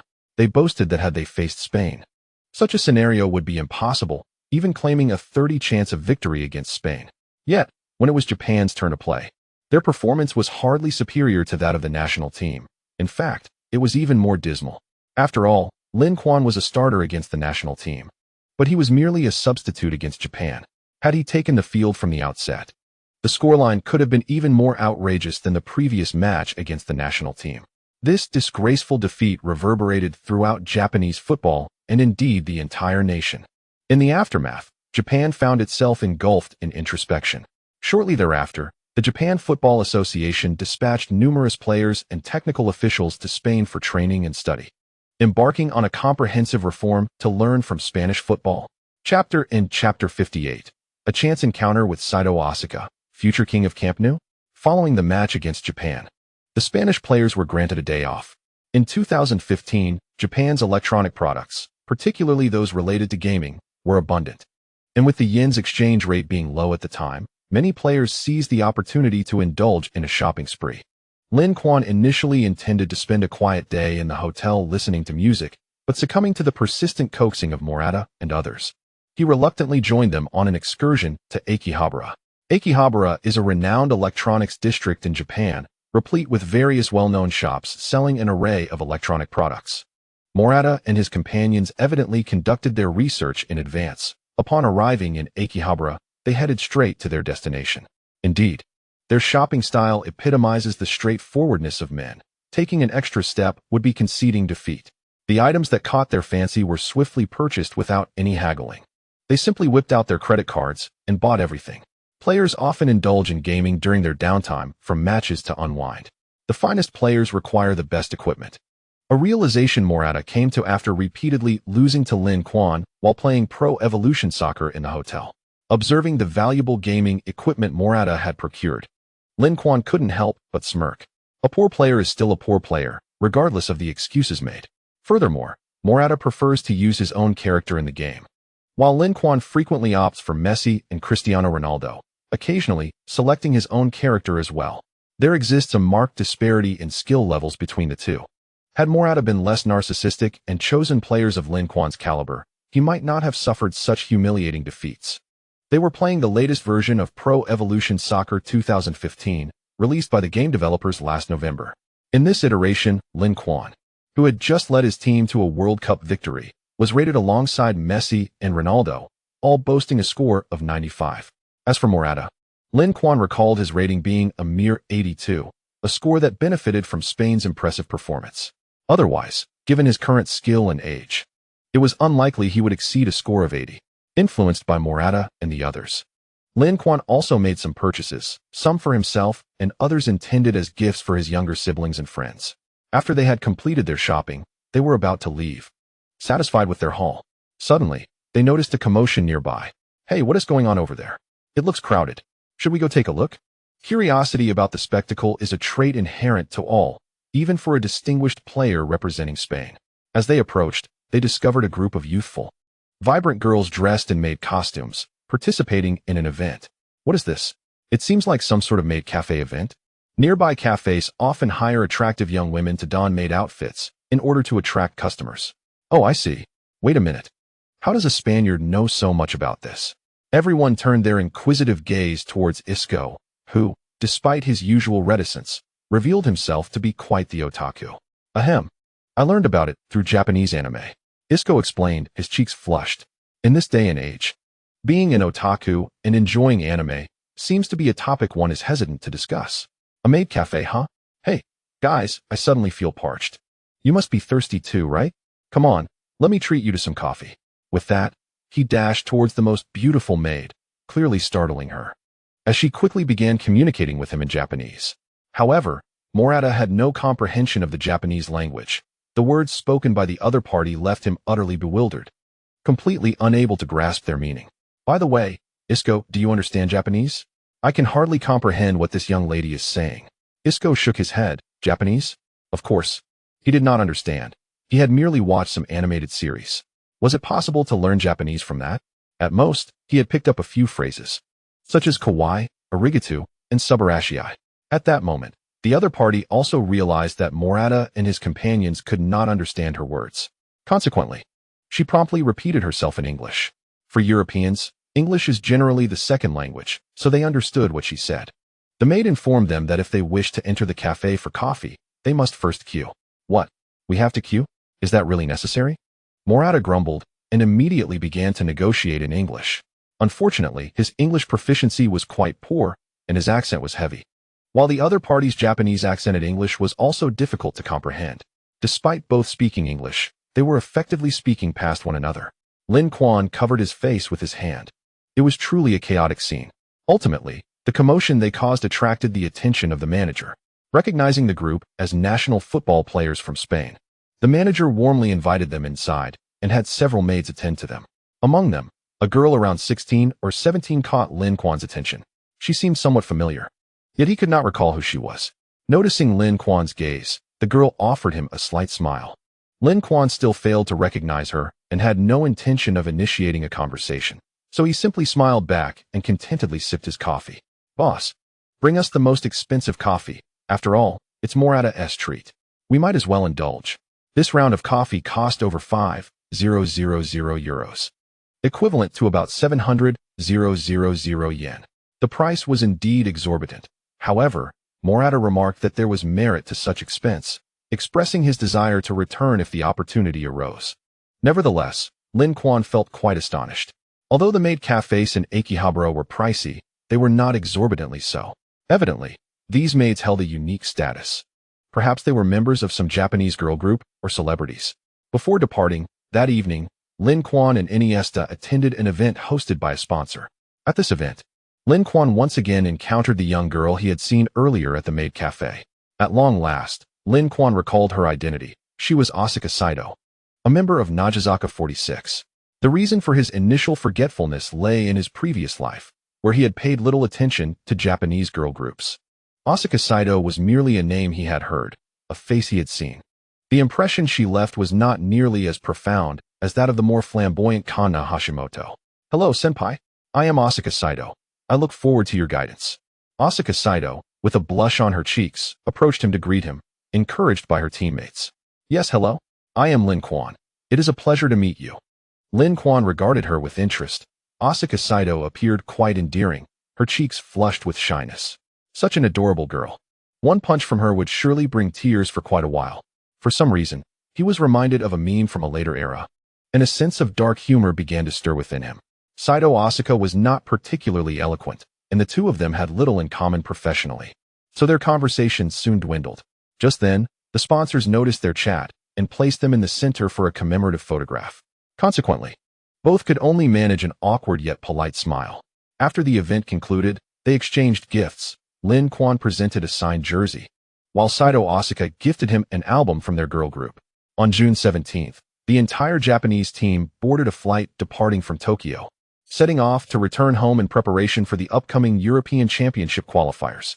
Speaking of which, this caliber of competition was well within Spain's grasp. After all, their group opponents were relatively weak, with Slovakia being the only one posing any real threat. However, even Slovakia's capabilities fell short of Spain's prowess. There was no need for Spain to create an elaborate setup. Nevertheless, in Bosquet's view, as more veteran players departed the scene, Spain's lineup and tactical approach required some fine-tuning. Particularly in the midfield, following the retirements of Xavi and Alonso, Bosquet struggled to find perfect replacements for them within Spain. These two not only possessed immense talent, but also had distinct personal attributes. Among Spain's younger generation, no players exhibited comparable skill levels. It is important to note that this does not indicate a decline in Spanish football. Rather, world-class midfielders like Xavi and Iniesta are not easily encountered. Even across the entire football landscape, the number of midfielders who can reach the level of Xavi and Iniesta remains exceedingly limited. Thus, the departure of such caliber players from the national team creates voids that cannot simply be filled with substitutes. It necessitates a targeted adjustment of the team's tactical approach, reshaping strategies based on the technical attributes of the incoming players.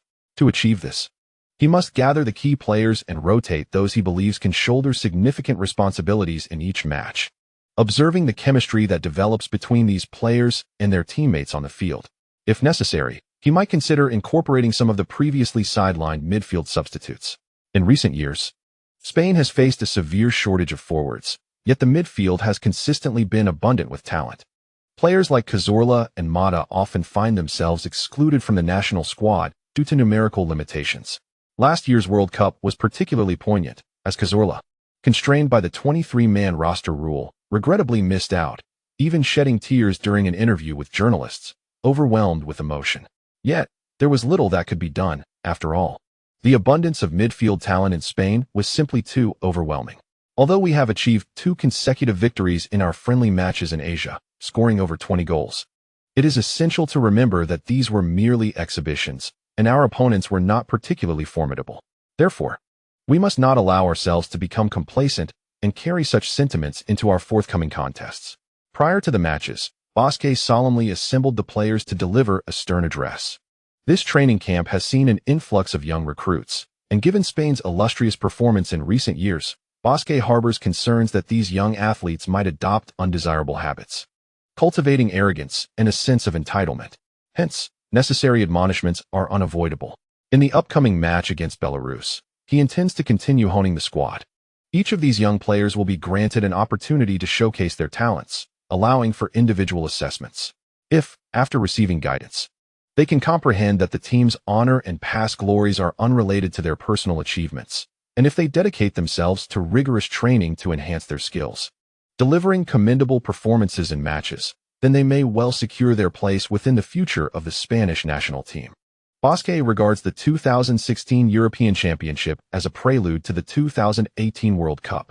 Only through triumph over formidable opponents in Europe can one earn the right to contend for the World Cup title. The European football landscape is undergoing significant transformation. Spain, having maintained dominance for many years, has become the target of scrutiny, with various nations devising strategies to counter their strengths.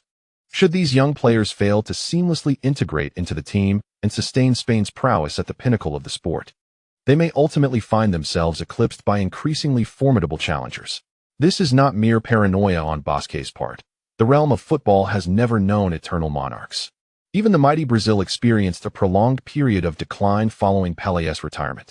Fortunately, with Lincoln present in the squad, Bosque finds some solace. This individual commands great respect among the younger players and exemplifies discipline, approaching training with utmost seriousness and diligence. Under Lincoln's guidance, these young athletes train with unwavering focus, deterred from any form of complacency. After all, when faced with players who are stronger and more industrious, how could they dare to relax their efforts? On June 22nd, at the Camp Nou in Barcelona, after several days of intensive training, Spain finally faces a competitive match. The players are eager and ready, while their opponents, the Belarusian team, appear somewhat apprehensive. Spain, as World Cup champions, recently exhibited their prowess in 2 friendlies, scoring an astonishing 130 goals, one of which was against Japan.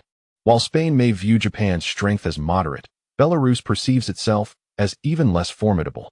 For Japan has consistently qualified for the World Cup and occasionally advanced to the round of 16. In contrast, Belarus has never participated in the World Cup and has yet to compete in the European Championship's main event. Even the Japanese team, which possesses greater strength, suffered a devastating defeat at the hands of Spain. One can only imagine the fate that awaits Belarus, currently languishing in 5th place in their group, far from qualifying for the European Championship. Given their current points, hope seems utterly futile. Thus, Belarus has relinquished its dreams, arriving at the Camp Nou with a mindset focused on minimizing losses as a form of victory. The choice of Camp Nou as the venue for this match is twofold: its esteemed status as a 5-star stadium, and the political implications of hosting such an event in Catalonia. The separatist sentiment in the region is robust, and the national team's presence at Camp Nou aims to foster a sense of national identity among Catalans, potentially curbing separatist tendencies.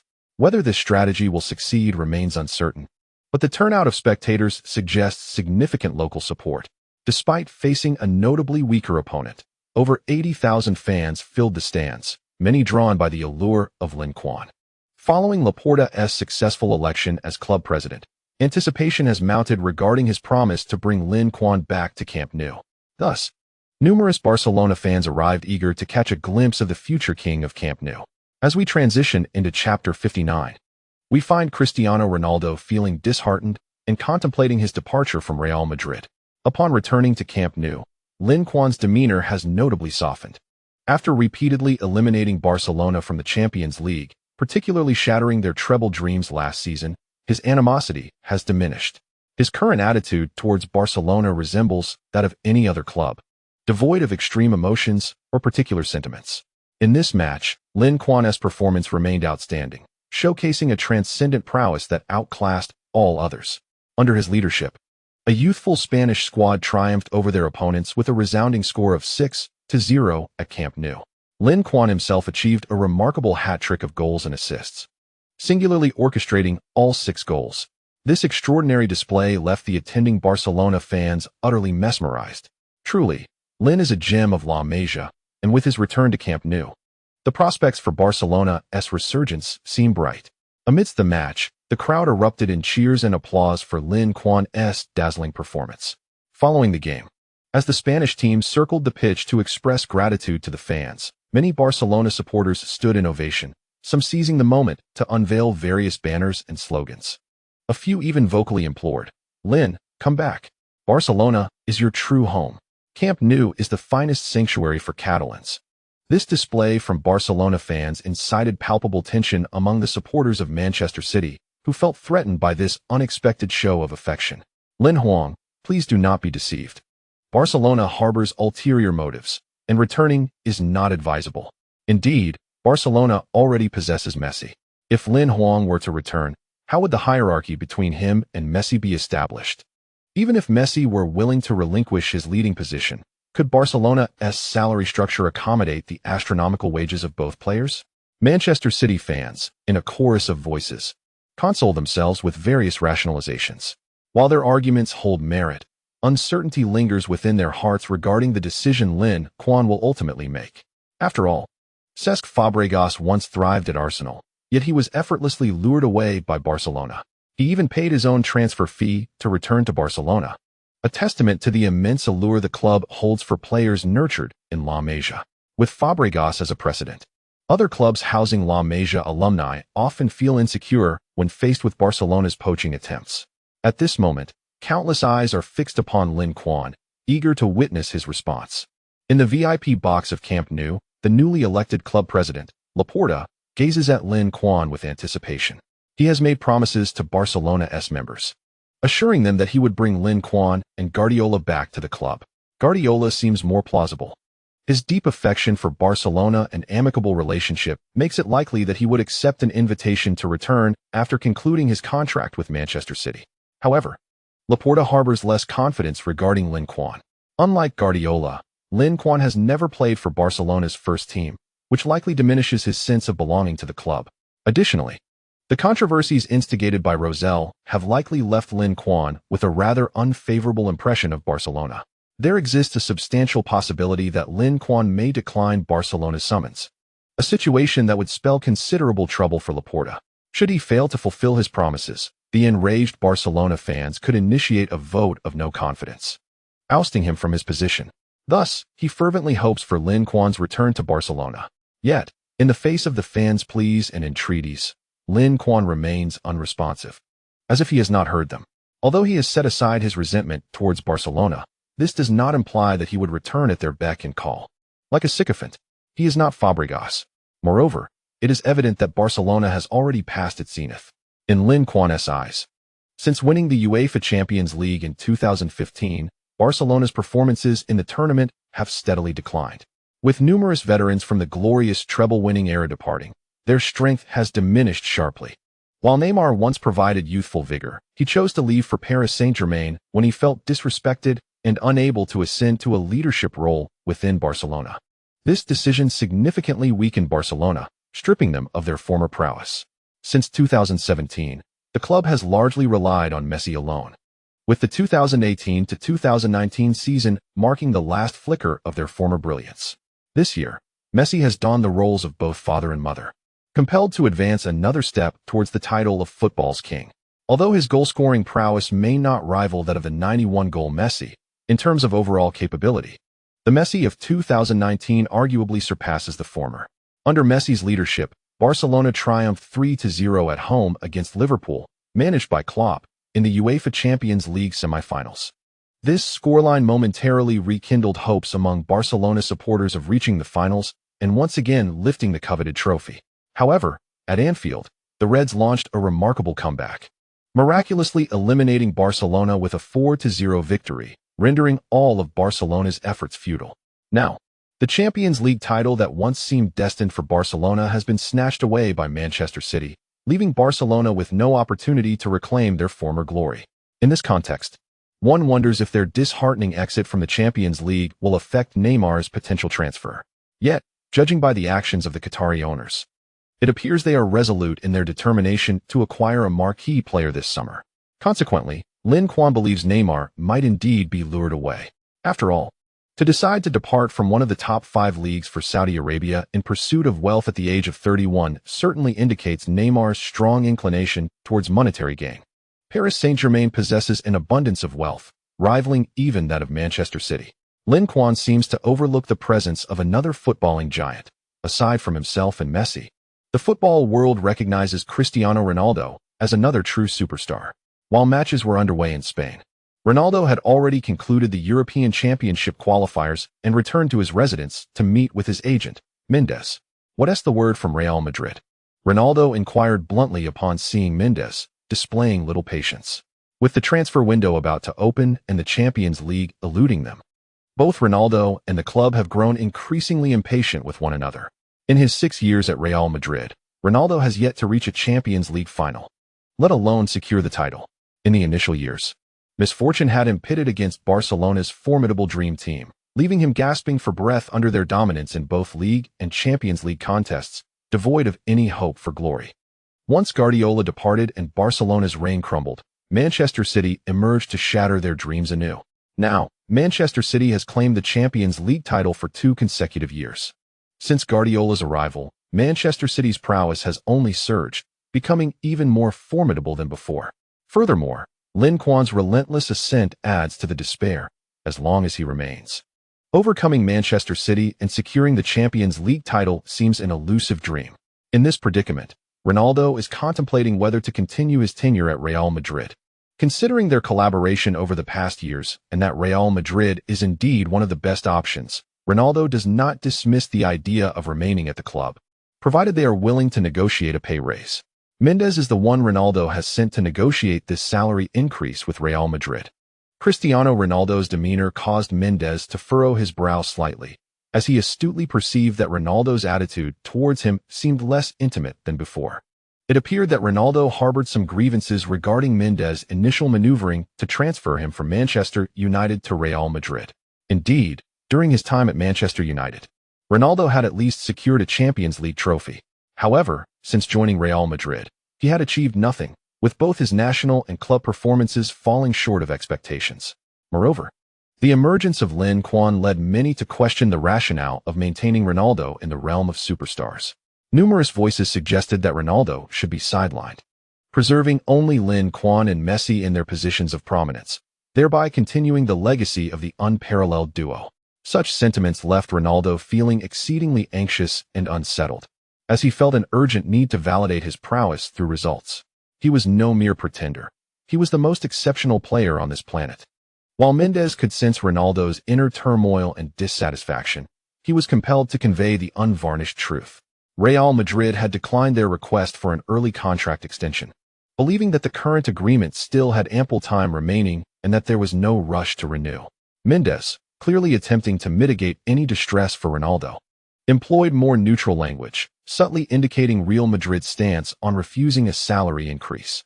Ronaldo's contract with Real Madrid had been signed last summer, with an annual salary of $17 million, extending over 4 years until 2018. By then, Ronaldo would be approaching 33 years of age, transitioning into the realm of veterans. In the football world, contracts for such older players are seldom generous, with clubs like Arsenal often opting for 1-year deals for those over 30. Thus, by that time, it would be nearly impossible for Ronaldo to secure a lucrative contract or a salary increase. Ronaldo emitted a discontented snort, evidently, regardless of Mendes' diplomatic approach. He was incensed by Real Madrid's stance. He had no desire to squander his youth at Real Madrid, where winning titles seemed elusive. He would rather pursue a lucrative contract at Paris Saint-Germain. He issued an ultimatum, declaring that if his demands were rebuffed, he would demand to be placed on the transfer list. Ronaldo's proposition for a contract renewal served a dual purpose. On one hand, to gauge Real Madrid's regard for him, and on the other, to create an opportunity for his departure. Since Real Madrid was unwilling to offer a pay rise, it seemed inevitable that he would have to sever ties. In truth, Ronaldo was not solely preoccupied with financial matters. What mattered more to him was his dignity and reputation. Prior to the summer of 2013, he had been the undisputed highest earner in football. However, with Lin Quan's signing at Manchester City and the subsequent revelation of his salary, that title was swiftly claimed by Lin Quan. This prompted immediate action from both Real Madrid and Barcelona, as they sought to retain their respective superstars. In 2014, Real Madrid renewed Ronaldo's contract, increasing his salary to 17 million. Meanwhile, Barcelona, in their efforts to keep Messi, prepared to offer him a salary increase surpassing 20 million, with rumors suggesting that Messi's new contract could reach 25 million annually. If this news holds any truth, it would elevate Lin Quan's salary to rival the highest in football, surpassing even that of Cristiano Ronaldo. Although Messi's earnings were initially lower than Ronaldo's, he possesses complete rights to his image, allowing him to compensate through the revenues generated from these rights. Thus, while Ronaldo's nominal salary may be higher, his actual income may not necessarily exceed that of Messi. For Ronaldo, who is known for his desire for prestige and recognition, a slightly lower actual income is of little consequence, provided that his annual salary remains above Messi's, thereby retaining his status as the world's highest-paid player. However, all of this becomes insignificant in light of the astronomical salary that Manchester City has offered Lin Quan. With a salary of 20 million, approximately 25 million, Lin Quan's earnings surpass Ronaldo's by nearly 10 million. No matter how generous Real Madrid may be, they are unlikely to offer Ronaldo such a lofty salary. Therefore, despite his reluctance, he must confront the reality of relinquishing his title of the highest earner. Now, with even his longtime rival Messi surpassing him, Ronaldo's frustration is palpable. In the blink of an eye, he has fallen from the pinnacle of football earnings to third place. Such a stark contrast is unbearable for anyone, let alone someone as proud and image-conscious as Ronaldo. If he could still secure the Champions League and the Ballon d'Or under these circumstances, perhaps he could tolerate it for the sake of those honors. However, at Real Madrid, he finds himself unable to attain either the Champions League or the Ballon d'Or, and it has been 3 years since the club last claimed a league title. This situation has become intolerable for Ronaldo, who feels that remaining at this struggling club will eventually lead to his demise. Consequently, he considers transferring to a more formidable club with a higher platform. Regrettably, such clubs are few and far between in the footballing world. Currently, only 3 clubs are on par with Real Madrid: Manchester City, Barcelona, and Bayern Munich. Among these clubs, Manchester City and Barcelona are unlikely to pursue Ronaldo due to the presence of Lin Quan and Messi. Given Ronaldo's character, it is improbable that he would accept a subordinate role to these stars, who are the focal points of their respective teams. Not everyone possesses the accommodating temperament of Calamity. Thus, if the aim is to pursue championships, Bayern Munich emerges as the most suitable choice. Bayern is the dominant force in the Bundesliga and a prestigious club with a rich history. Under the guidance of Jupp Heynckes, Bayern's attacking football has flourished. In the Champions League semi-finals, Bayern has repeatedly pushed Manchester City to the brink, coming close to defeating them. With Ronaldo's prowess, a transfer to Bayern could potentially enable him to overshadow Manchester City. However, Bundesliga clubs are generally not financially robust, and their wages tend to be comparatively modest. Even if Bayern were interested in signing him, Ronaldo would have to accept a substantial pay cut, as Bayern's salary structure could not accommodate his current high earnings. Certainly, if one were to solely consider salary, there exists another club for Cristiano Ronaldo to contemplate: Paris Saint-Germain. For them, should Ronaldo choose to join, they would undoubtedly offer an annual salary of 25 million or even higher. In this chapter, the narrative unfolds as the negotiations between Ronaldo and Real Madrid falter, prompting the club to pursue Lin Quan with vigor, leaving Manchester City in a state of unease. Mendes does not wholeheartedly support Ronaldo's desire to depart from Real Madrid, cognizant that remaining with the club would enable Ronaldo to maintain his standing and influence within the football realm, leveraging the club's formidable presence and promotional prowess. Should he sever ties with Real Madrid, his influence would inevitably diminish significantly. In the absence of the club's backing, the pursuit of the Ballon d'Or would become exceedingly challenging for him. Moreover, for a superstar of Ronaldo's caliber, the number of suitable clubs is indeed limited. Transitioning to a new team entails adaptation challenges, a considerable risk for a player of his age. Should he falter, the repercussions could be irreversible. Thus, Mendes earnestly endeavors to persuade Ronaldo to exercise patience and refrain from hasty actions. However, the more Mendes implores, the more resolute Ronaldo becomes. He perceives Mendes as preoccupied with his commercial empire, neglecting Ronaldo's interests, which greatly frustrates him. I have had enough of these discussions. Either find me an appropriate destination, or compel Real Madrid to accept my terms. There is nothing more to discuss, Ronaldo declared with an air of authority, leaving Mendes momentarily stunned. Casting a complex glance at him, their partnership, which has flourished for 13 years, began when Mendes discovered Ronaldo, who was far from the illustrious figure he is today. It was Mendes's acumen and connections within the football world that led him to recommend Ronaldo to Ferguson, facilitating his ascent to the Premier League with Manchester United, and subsequently leveraging that platform to secure a record transfer to Real Madrid. While Ronaldo's talent and prowess have undeniably shaped his journey, a significant portion of his success is attributed to Mendes. Yet, the current state of their relationship has left Mendes feeling bitterly disheartened. Indeed, he muses, once one's wings grow strong, they yearn to soar solo. Very well, I shall seek out Florentino, Mendes remarked with a wry smile, nodding resolutely before departing from Ronaldo's residence, promptly purchasing the nearest ticket to Madrid to meet with the club's president. Upon Mendes's arrival at Florentino's office, the president was not taken aback by the visit. Word from the club indicated that Ronaldo, insatiable in his ambitions, was clamoring once more for a salary increase. Much to Florentino's displeasure, Ronaldo's current annual salary, a substantial 17 million post-tax, ranks him second in the footballing world, trailing only Lin Quan at Manchester City. Although rumors swirl regarding Barcelona's intent to grant Messi a raise, such discussions remain mere speculation, lacking tangible substance. Once Barcelona truly elevates Messi with a promotion and salary increase, it will not be too late for Real Madrid to take action. The renewal of contracts can occur at any time. However, leveraging a salary increase as a means to coerce Real Madrid has left Florentino Perez quite displeased. Real Madrid is not dictated by any single player, but rather governed by its president. Therefore, Florentino firmly rejected Mendes' request for a salary increase for Cristiano Ronaldo. Jorge, while Cristiano has indeed made significant contributions to Real Madrid over the years, aiding the club in securing a La Liga title, you are well aware of the club's salary structure.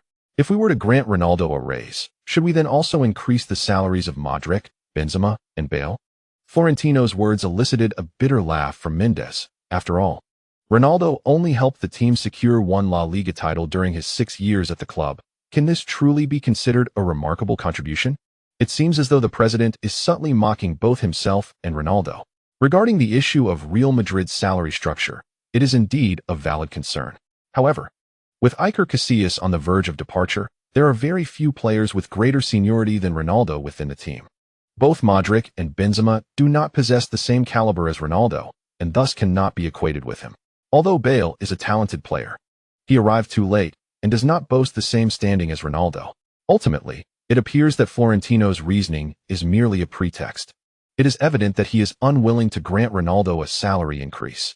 The esteemed president must realize that Cristiano is an intensely competitive athlete, much like Real Madrid, yearning for various accolades on the field. However, the club has faced multiple setbacks in the Champions League, and since Ronaldo's arrival, 3 different coaches have been appointed. Yet the coveted Champions League title remains elusive. At 30 years of age, Cristiano wishes to fulfill his dreams before retirement, and it is hoped that the president can provide him with such an opportunity. Mendes courteously addressed Florentino, emphasizing that he represents many players at Real Madrid, and thus cannot afford to alienate the club's president over Ronaldo's situation.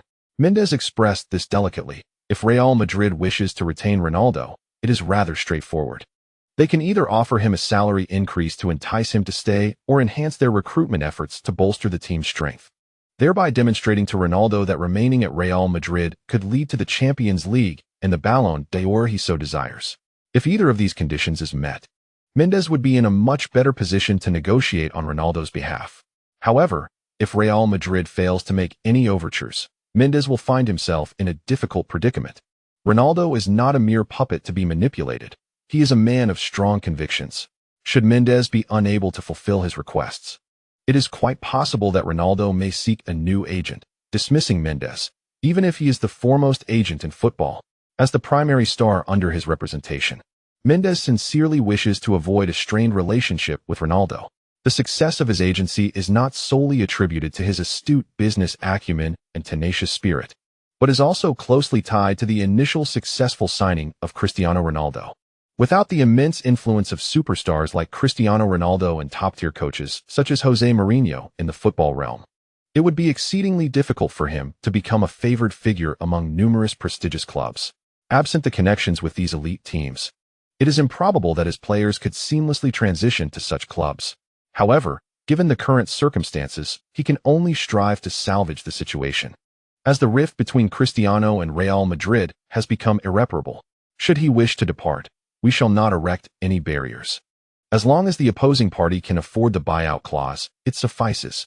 Florentino Perez chuckled, unfazed by Mendes' veiled threats. Is he not merely insinuating that Cristiano intends to leave? While Ronaldo undoubtedly possesses remarkable talent, Real Madrid remains a world-class club, and their strength would not be significantly diminished by his absence. In fact, should they procure that player, Real Madrid's prowess might not only be preserved but enhanced, possibly even strengthened. Thus, Florentino exudes such confidence, adopting a demeanor of indifference. Cristiano's capabilities are indeed formidable, and he holds considerable importance to Real Madrid. Should he choose to remain, Florentino would certainly welcome him. Yet, if he truly desires to depart, Real Madrid will not hinder him. This summer, the club will join the pursuit of Lin Quan.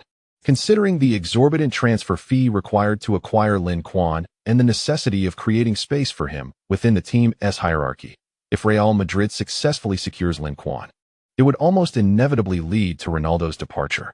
A few years ago, Florentino had contemplated the idea of having Lin Quan assist Cristiano, but now, after Lin Quan has consistently proven his worth on various competitive stages, that notion has been completely abandoned. Although he would not vocalize it openly, Florentino believes that Lin Quan surpasses Cristiano significantly. If Manchester City were amenable to an exchange, he would have already packaged Cristiano for transfer. While Cristiano's prowess may not rival Lin Quan's, he is still one of the trio of elite players. At 30, he is not overly aged. Should he transfer now, he could easily command a fee exceeding 150 million euros. This influx of capital would provide Real Madrid with ample resources to pursue Lin Quan. Florentino has also contemplated the scenario where Lin Quan does not arrive, yet Ronaldo is allowed to leave. Given Real Madrid's recent underwhelming performance, whether with or without Cristiano, their trajectory would likely remain unchanged. Could they possibly face relegation? Moreover, after dismissing Ancelotti and promoting Zidane, Real Madrid is poised for a rebuilding phase. Naturally, a team undergoing reconstruction cannot be held to excessively high performance standards. Thus, the ramifications of Cristiano's departure are entirely bearable for Real Madrid, which is the foundation of Florentino's confidence in disregarding Mendes' threats. Upon hearing the president's words, Mendes sighed. It appears the negotiations have faltered, as the disparities between the two parties are too vast, culminating in a complete failure of this discussion. Meanwhile, Messi and Lin Quan next door each possess at least 2 Champions League titles. While Cristiano currently holds but one, it seems increasingly likely that, in pursuit of glory, his exit from Real Madrid has become a foregone conclusion, as the relationship between Cristiano Ronaldo and Real Madrid reached a tense impasse. Manchester City found themselves somewhat anxious regarding the rampant rumors surrounding Lin Quan. With only 3 years remaining on our contract, one might ponder if that is indeed too brief. It is, in fact, rather short. 3 years pass in the blink of an eye. I believe we should extend his contract for an additional 5 years, prolonging it until 2020. Lin Quan's contract, signed in the summer of 2013, spans 5 years, set to expire in the summer of 2018. Typically, clubs prefer to negotiate extensions with players well in advance, rather than waiting until the contract's expiration. The more pivotal the player, the earlier the discussions commence, sometimes even a year or two in advance. However, with 3 years still remaining on Lin Quan's contract, Manchester City's eagerness to initiate renewal talks appears somewhat unusual. While the entire club supported the idea of an early renewal with Lin Quan, someone unexpectedly voiced a concern. If we proceed, the new contract will undoubtedly require a salary increase, right? Upon the utterance of this remark, an immediate silence enveloped the room. Lin Quan's annual salary stands at a staggering 20 million, the highest in the Premier League, and indeed the entire football world, translating to 400,000 per week. Generally, when a club proactively seeks a contract extension, it is expected that an increase in salary accompanies it. Given Lin Quan's current salary, Even a mere 10 raise would constitute a considerable financial burden.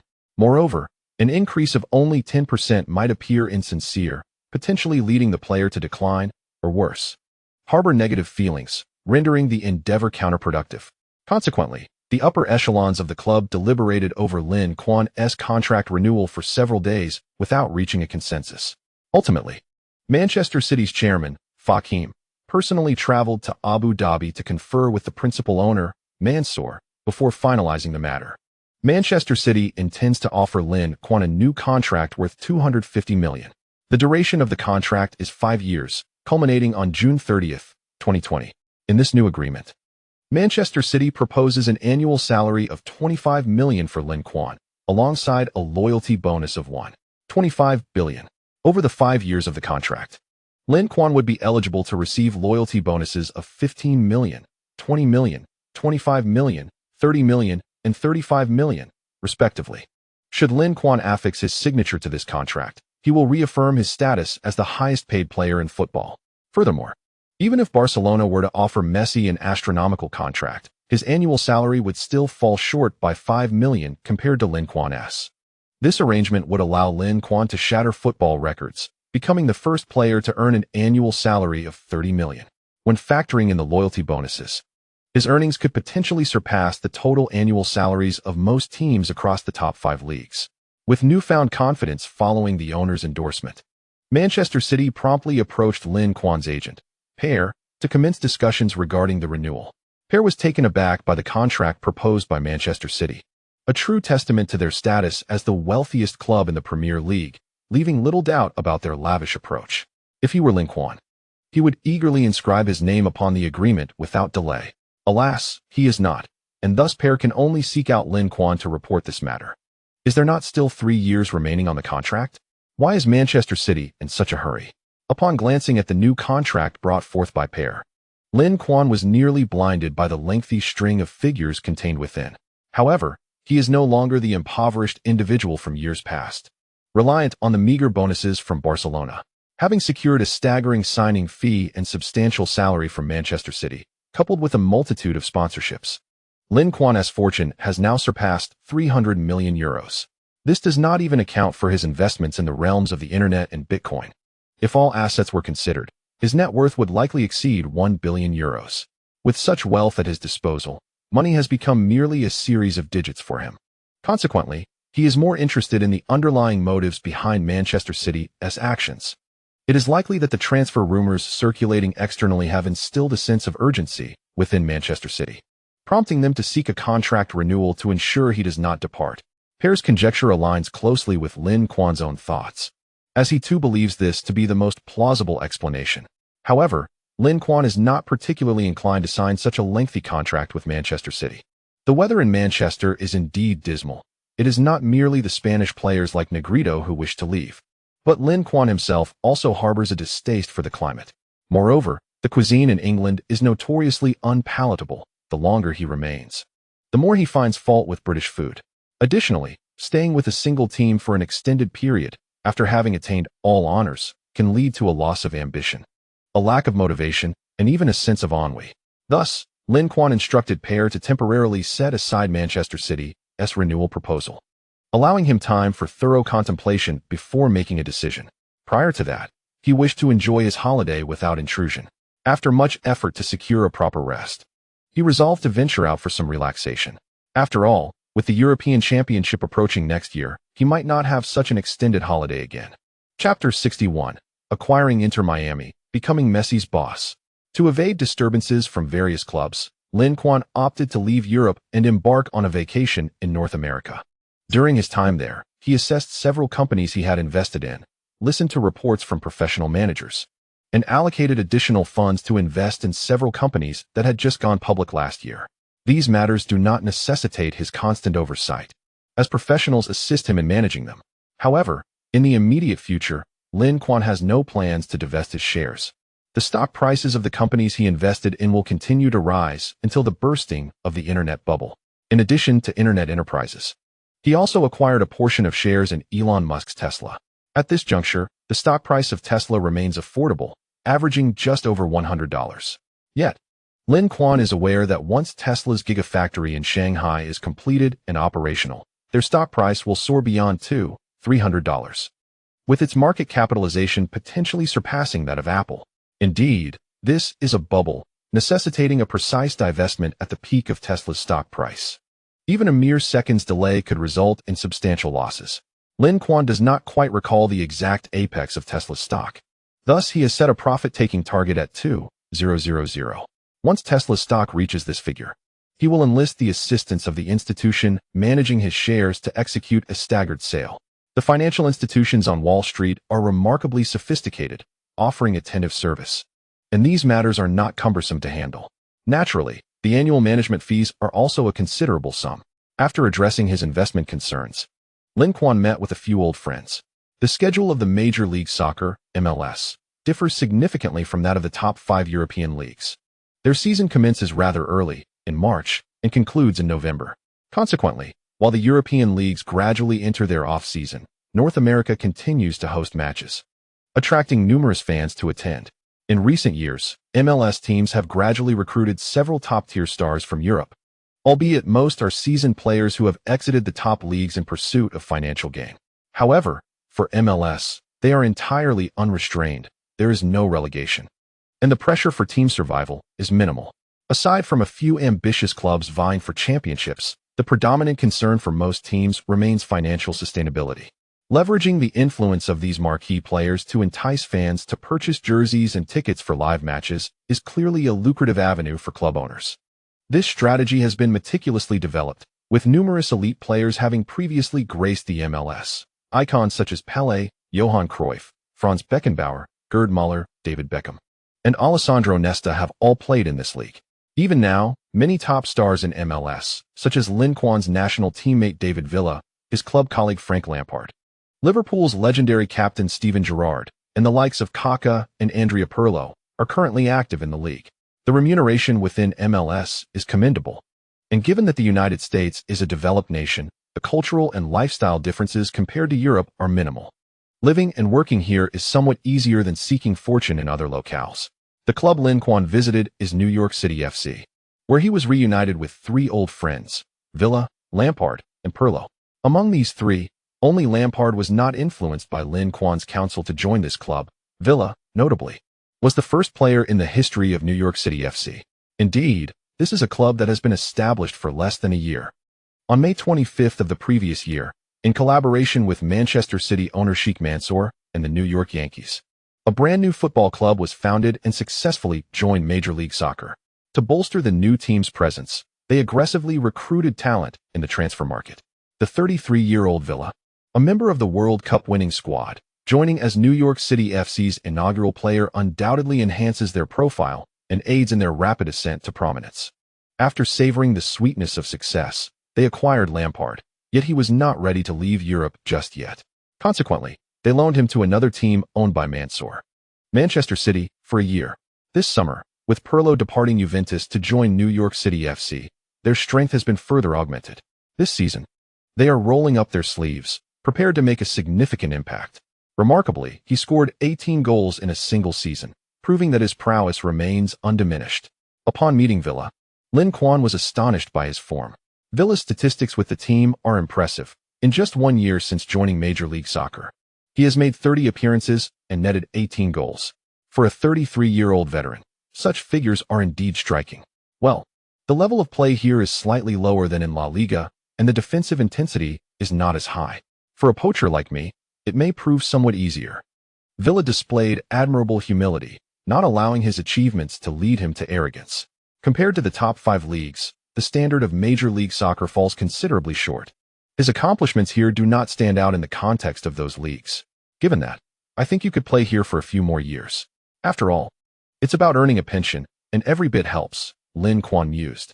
He refrained from inquiring about Villa's salary, which he presumed must be substantial, likely even surpassing what he earned at Atletico Madrid. For a 33-year-old veteran, receiving such a salary is commendable, and naturally, extending that for another year is advantageous. Indeed, that's my plan as well, but I also intend to acquire more coaching skills, aiming to obtain a coaching license. After retiring, I could contribute to the youth training at Sporting Gijón, Provided they will accept someone of my modest capability, Villa jested. Having emerged from Sporting Gijón's youth ranks, where he spent 11 years, he harbors deep gratitude for the club that unearthed his footballing talent and ushered him into the sport.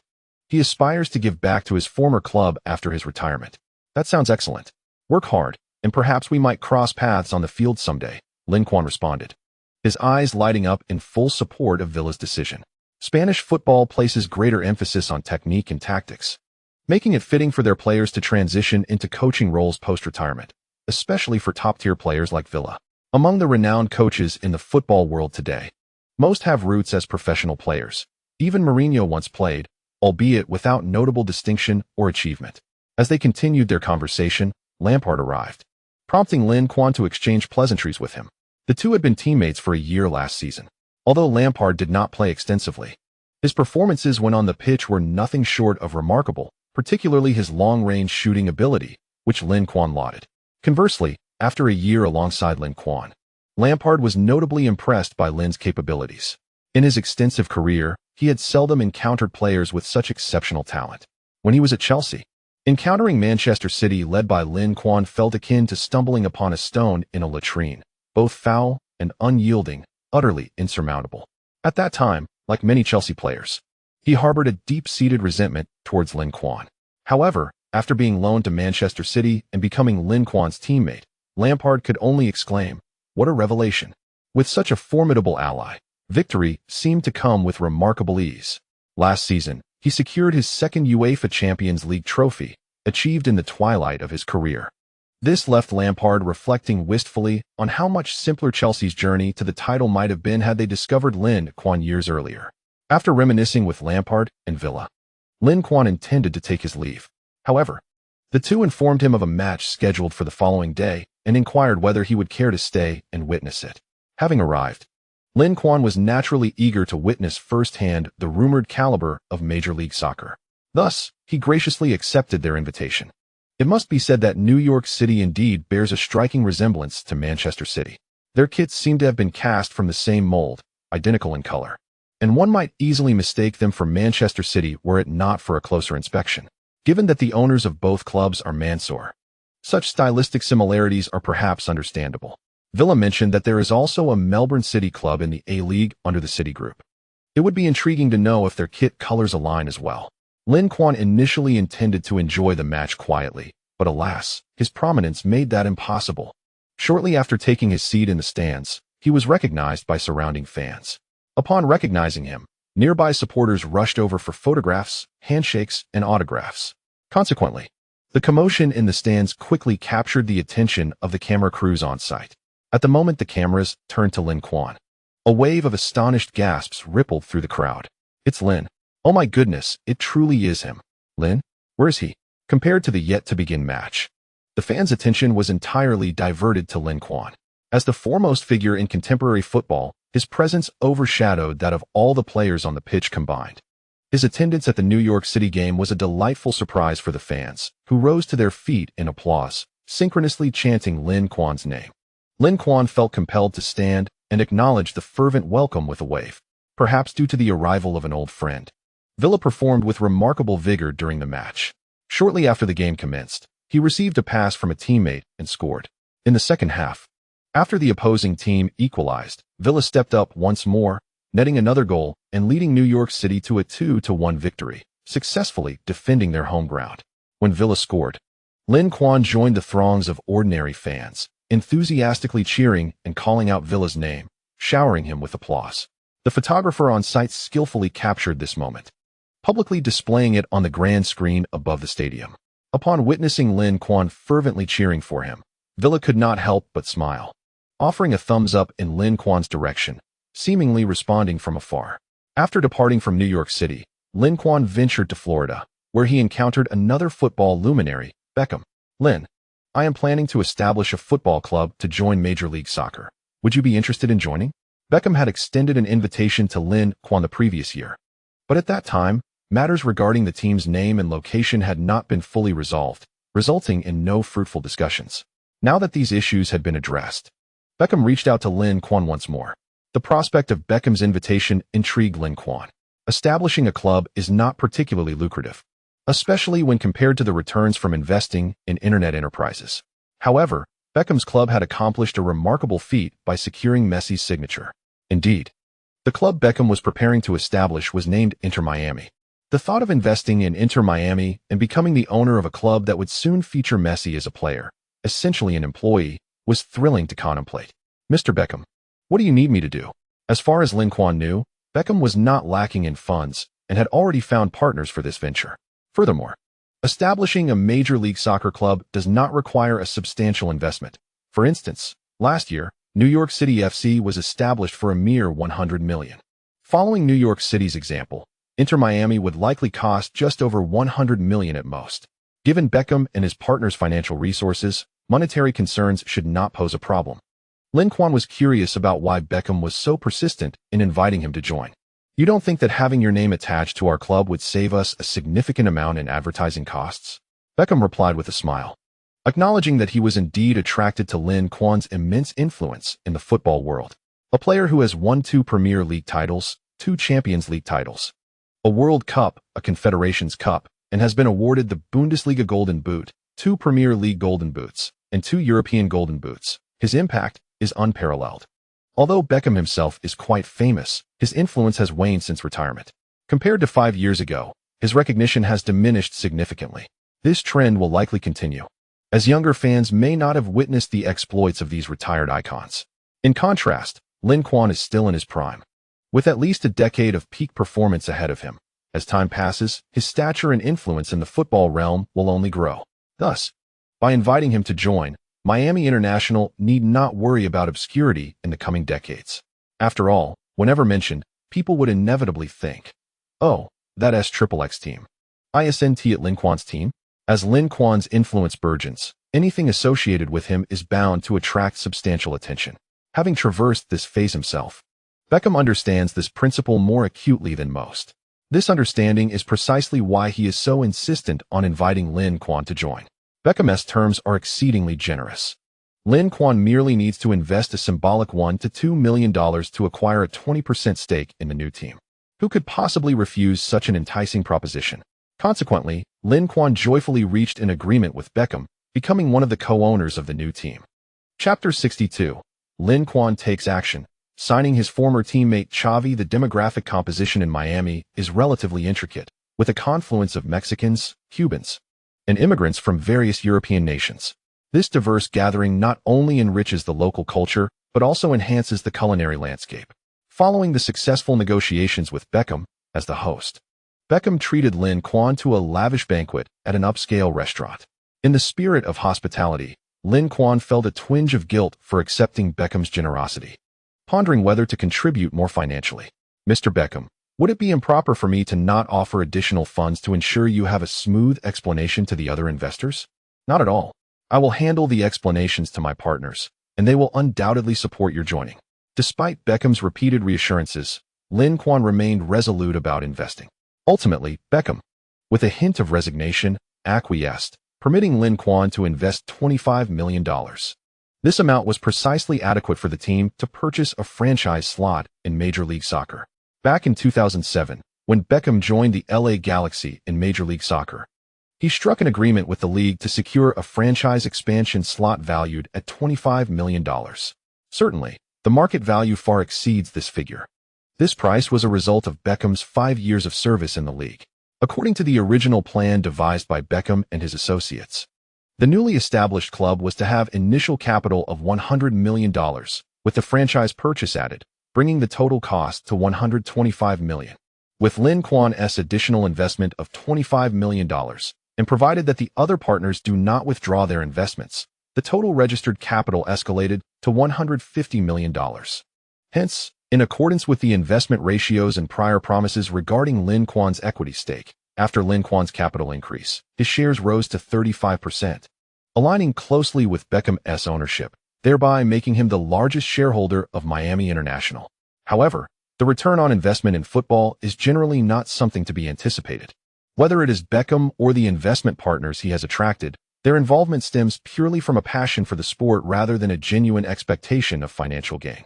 Lin Kuan shares a similar sentiment, yet he is aware that this club has the potential to be profitable in the future, or at the very least, not operate at a loss. Thus, he regards the investment as a mere expenditure, devoid of any psychological burden. That said, as the owner of the team, he feels compelled to leverage his unique advantages to scout talent for the club. How should the new team recruit players? Do you have any recommendations? Given that Inter Miami was established under Beckham's stewardship, Lin Quan refrains from making hasty judgments and intends to first grasp Beckham's plans. I possess some connections in the UK and know a few renowned football stars. I plan to engage them and see if I can persuade them to join our team. After nearly a decade in North America, Beckham has gained a profound understanding of its nuances. It was indeed the lucrative conditions offered by Major League Soccer that brought him to the league, thereby elevating its profile and transforming it into a haven for top-tier stars, attracting numerous players to join. Subsequently, various teams emulated the model of the Los Angeles Galaxy, investing heavily in a star player to enhance their own brand recognition and expand their influence, while also leveraging the star's fame to boost ticket sales and merchandise. Such investments yield high returns, and it is rare to witness losses.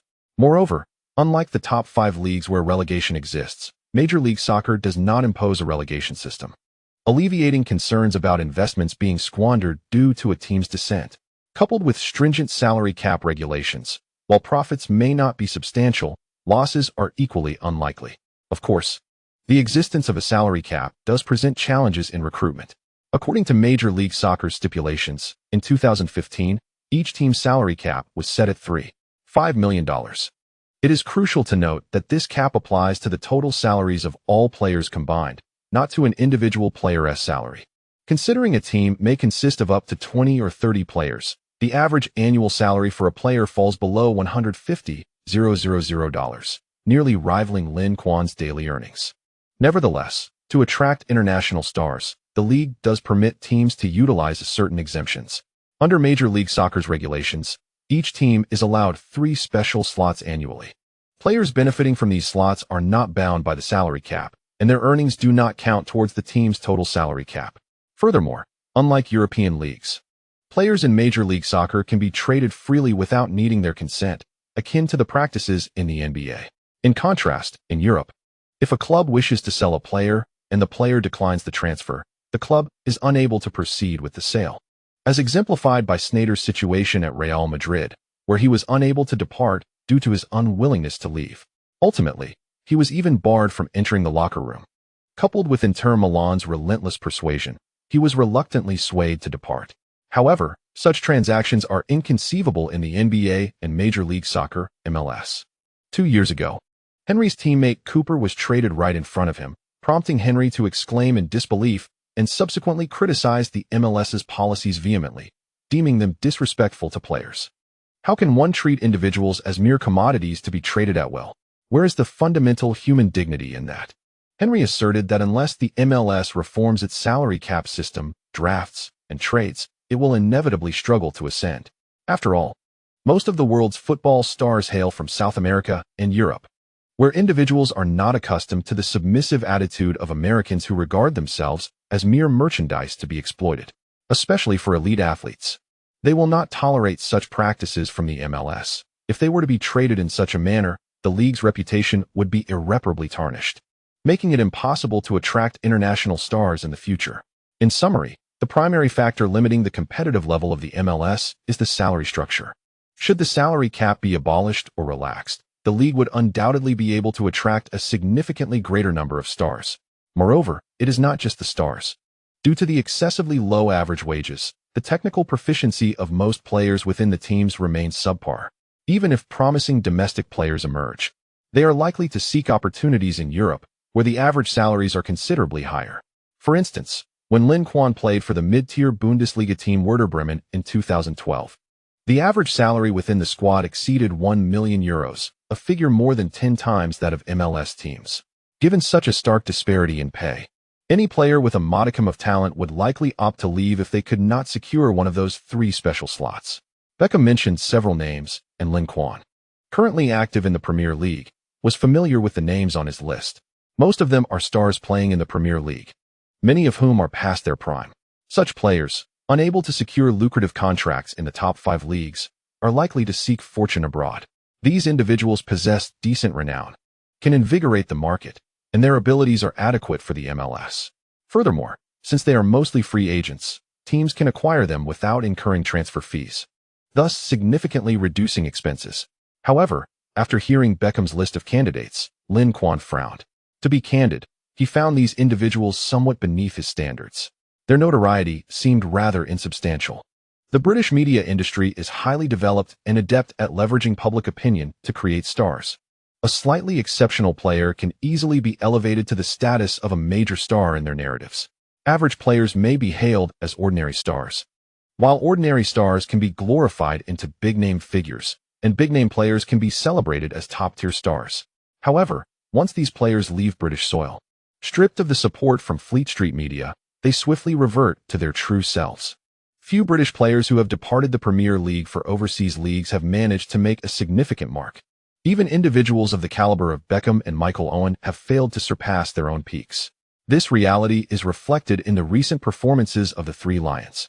In the last World Cup, the England team finished at the bottom of their group, failing to secure a single victory, a dismal outcome, to say the least.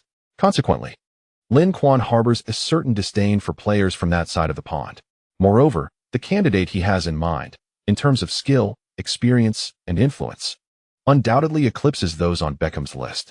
Mr. Beckham, you two have played in midfield and even had a stint at Real Madrid. What is your assessment of Xavi's prowess? Beckham paused, slightly taken aback. Wasn't the discussion supposed to revolve around the new season's recruitment list? How had it suddenly shifted to Xavi? What about Xavi? Do we even need to discuss it? During his prime, especially after Zidane's retirement, he was the quintessential midfield maestro, Beckham mused.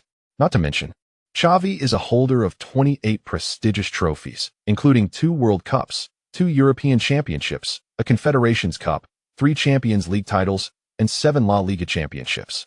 His talent and influence are beyond question. Any football enthusiast, provided they are not a Xavi detractor, would offer an objective assessment. Wait a moment. Xavi is Lin Quan's teammate in the national team, and he had just perused the list Lin provided. Could it be?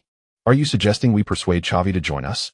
Beckham suddenly pieced it together. Lin Quan was indeed aiming to recruit Xavi. Haha, precisely. What do you think? Is there potential here? Lin Quan replied with a smile. Beckham laughed heartily. If this could come to fruition, absolutely. This is Xavi we're talking about. Do you have any idea of the immense influence he wields internationally? Beckham internally scoffed. Despite both being midfielders, Xavi surpassed him in every aspect except for looks and height. If such a player were to join Miami, the impact would likely exceed that of the combination of Villa and Lampard at New York City FC. After all, Villa and Lampard do not hold the same standing, individual talent, or accolades as Xavi. Furthermore, Barcelona's recent success has cultivated a global fan base for the era of their dream team. Countless supporters, while adoring Messi, have also remembered the teammates surrounding him.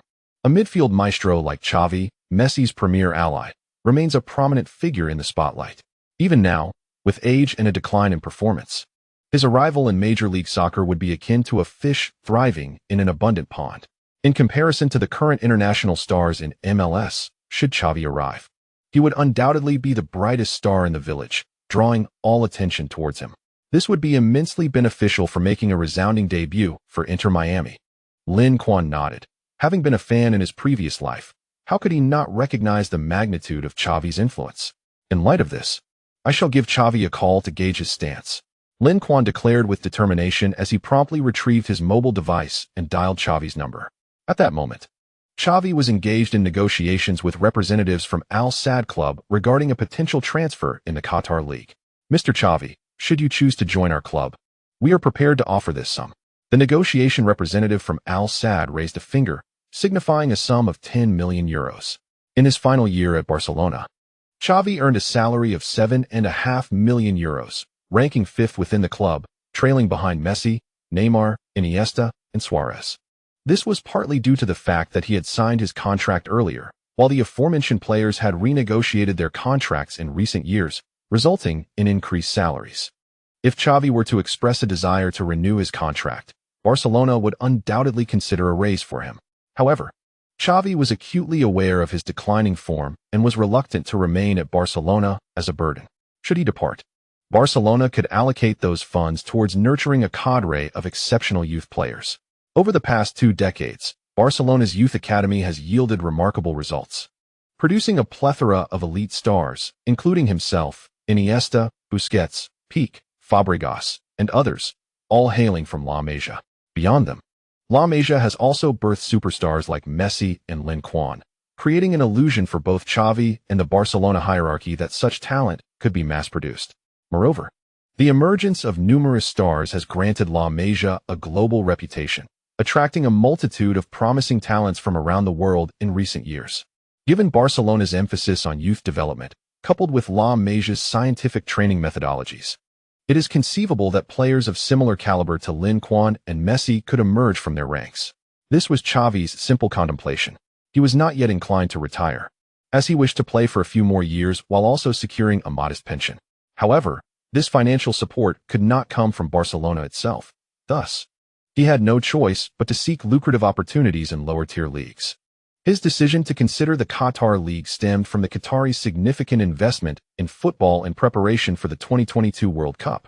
By playing there, he would not have to worry about experiencing a situation akin to Didier Drogba's unpaid wages in the Chinese Super League, as the Qataris would refrain from such self-sabotaging actions at least until after the World Cup.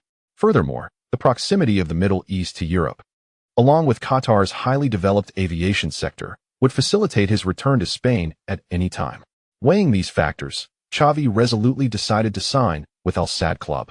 However, just as he was about to affix his signature, an untimely phone call interrupted him. "I apologize, allow me to take this call." Xavi glanced at the caller ID, smiling at the representatives of Al Sadd. "This is your prerogative." The Al Sadd representatives felt at ease, believing that Xavi had already been swayed, and that signing the contract was merely a matter of time. Their mission was nearing completion. With the boss's characteristic generosity, he should be able to secure a handsome bonus for helping the team sign a star player like Xavi. He had already begun to contemplate how to utilize this newfound fortune. However, upon concluding the phone call, Xavi's first words jolted him from his reverie. "I apologize, Mr. Mohammed, but I fear I cannot sign with your esteemed organization. And it seems I might have contracted the illness. I may have caught it on the subway while taking Dodo to the agency the other day. I felt unwell upon returning that day. And now both adults and children are ill, with my wife being the only one unaffected. She had the illness in May and likely still possesses antibodies. Dodo and I managed to evade it last time, but this time we were not so fortunate. My symptoms have worsened in recent days, with fever and profound weakness. I am in poor condition today and unable to write. Thus, I will take a leave of absence and return when I feel better tomorrow. During this time, everyone should remember to wear masks, especially those who did not contract the illness in May, as the duration since then may have diminished their antibodies, potentially leading to more severe symptoms than experienced previously. Chapter 63. The transfer window has opened, and numerous prestigious clubs are vying for Lin Quan. After persuading Xavi, Lin Quan turned to Beckham and said, "Upon my return, I will meet with Xavi for a detailed discussion. If all goes according to plan, I should be able to convince him to join us. However, we must expedite our procedures here. Otherwise, by the time he joins, we may have no matches to play, which would be quite awkward." In Lin Quan's recollection, Inter Miami was not slated to officially join Major League Soccer for several more years. The delay was primarily due to the construction of their own stadium and related facilities. Nevertheless, these could be temporarily rented. Miami had previously hosted several soccer clubs that, due to poor management, eventually disbanded. Renting their facilities would be a feasible option, while simultaneously constructing their own stadium and other amenities. Given the construction efficiency in Europe and America, these tasks would take considerable time to complete, prompting Lin Quan to consider contacting domestic construction teams for assistance. With their prowess in infrastructure, they would undoubtedly deliver rapid and quality results, potentially at a significantly reduced cost. Beckham nodded in agreement. If Lin Quan could persuade Xavi, he certainly could not lag behind. He would personally oversee the completion of these matters. Subsequently, the two discussed recruitment strategies for the team. Lin Quan expressed that having Xavi was sufficient in terms of star power. However, the other two special slots should not be squandered. They could be utilized to recruit some capable, promising young players from Europe who may not yet have achieved widespread fame. After acquiring them, they could be nurtured at Inter Miami, and once they rise to prominence, if they wish to remain, contracts could be extended. If not, they could be sold to top 5 league teams for profit. For clubs outside the top 5 leagues, or even those that are not elite, They must accept their fate as talent cultivators for the premier clubs. After all, in terms of financial resources and allure to players, they are significantly outmatched by these top leagues. The 5 major leagues have long been the dream destination for the world's most elite players, renowned for their high level of competition, substantial media attention, and unparalleled financial rewards. Here, these stars discover a stage to showcase their talents. Teams outside the 5 major leagues must resort to the singular strategy of financial incentives to entice players to join their ranks. Alternatively, clubs like Porto act as stepping stones for young talents, nurturing their growth with the hope of securing a lucrative transfer later on. For European players, the MLS presents a favorable option, free from language barriers. After dealing with matters concerning Inter Miami, Lin Quan had intended to promptly return to Europe to meet with Xavi. However, during his vacation on the sunlit beaches of Miami, he unexpectedly encountered a familiar face, none other than LeBron James, the current superstar of the NBA and the leader of the Cleveland Cavaliers. "Hey, Lin, you're also in America?" James exclaimed, visibly surprised to see Lin again so soon after their previous encounter. What a twist of fate. They exchanged pleasantries and engaged in casual conversation. As history would have it, this year's NBA Finals saw James's Cavaliers fall once more to the Golden State Warriors. The Warriors' Stephen Curry, a youthful player with a cherubic visage, showcased the potency of small ball and three-point shooting, leading his team to victory over the Cavaliers. While James's performance could hardly be deemed lackluster, averaging 35 points per game, this effort proved insufficient to secure the championship, leaving him feeling quite disheartened. Was it true that without the camaraderie of brotherly basketball, a championship eluded him? Yet, having returned to the Cavaliers after a period of wandering, could he truly revert to that style of play? Moreover, Lin Quan, standing before him, seemed to have thrived without forming alliances akin to those of Messi and Ronaldo. Yet he still basked in the glory of championships. Noticing James's despondency, Lin extended an invitation for him to visit Europe and enjoy some football matches. The NBA season typically begins later, usually around the end of October, whereas the 5 major leagues had already commenced their campaigns, with the UEFA Champions League also underway. Consequently, some NBA stars with an affinity for football often venture to Europe to catch matches, sometimes even visiting their favorite clubs. For instance, Kobe frequently traveled to Europe, and now that he was contemplating retirement, he anticipated having even more leisure time to indulge his passion for the sport. "Certainly, I will make it a point to watch a match at Liverpool, and if opportunity permits, I shall visit the Etihad Stadium," Lin encouraged. James readily accepted Lin's invitation, displaying his high emotional intelligence and adeptness in navigating social interactions. He understood the value of maintaining connections, particularly with someone as influential in the football world as Lin. As Lin concluded his vacation and prepared to return to Europe, the summer transfer window of 2015 finally opened. At the stroke of midnight on July 1st, clubs that had been strategizing for months sprang into action as the transfer window officially commenced. Real Madrid's maneuvers are the most audacious and captivating. On the very first day of the transfer window, they submitted 3 offers to 3 different clubs. On July 1st, Real Madrid approached Manchester City with a proposal of $60 million, seeking to procure the services of Toni Kroos. The previous summer, Real Madrid had set their sights on Kroos, but he ultimately opted to remain at Manchester City, swayed by the club's efforts to retain him. Over the past season, Kroos has delivered commendable performances at Manchester City. Under Pep Guardiola's tutelage, Kroos's potential has been further cultivated, enhancing his capabilities across the board.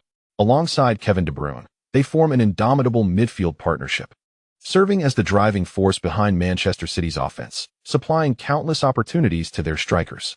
Together, they netted 21 goals and provided 39 assists across all competitions last year, establishing themselves as indispensable assets in Manchester City's midfield.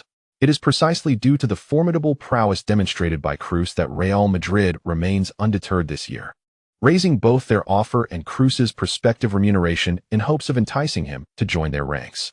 Although Manchester City boasts impressive achievements, their heritage and stature undeniably pale in comparison to that of Real Madrid.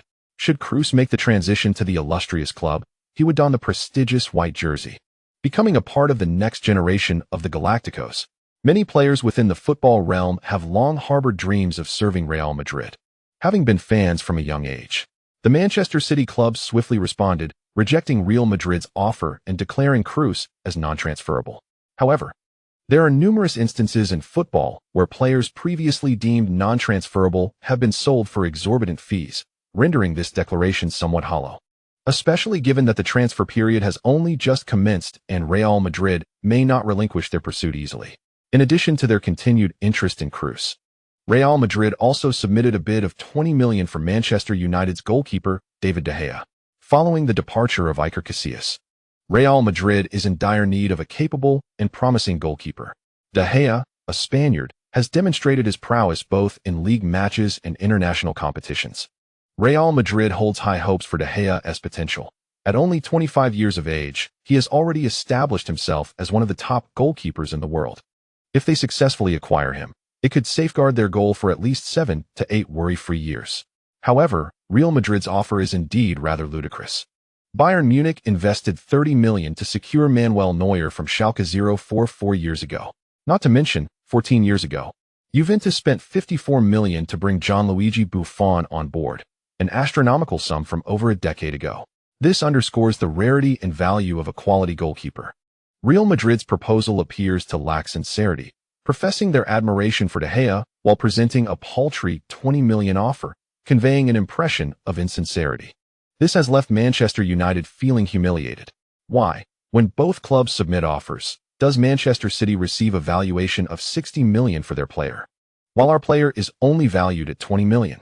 Is this a sign of contempt? Consequently, Manchester United responded with remarkable speed, almost instantaneously rejecting the offer. Meanwhile, Real Madrid, undeterred by the response to their initial bid, hurriedly prepared a third offer. Their latest proposal was directed at Bayern Munich. As they set their sights on the left-back David Alaba, Bayern must feel exasperated. How is it that every transfer window, clubs are vying for their left-back? Last year it was Manchester City.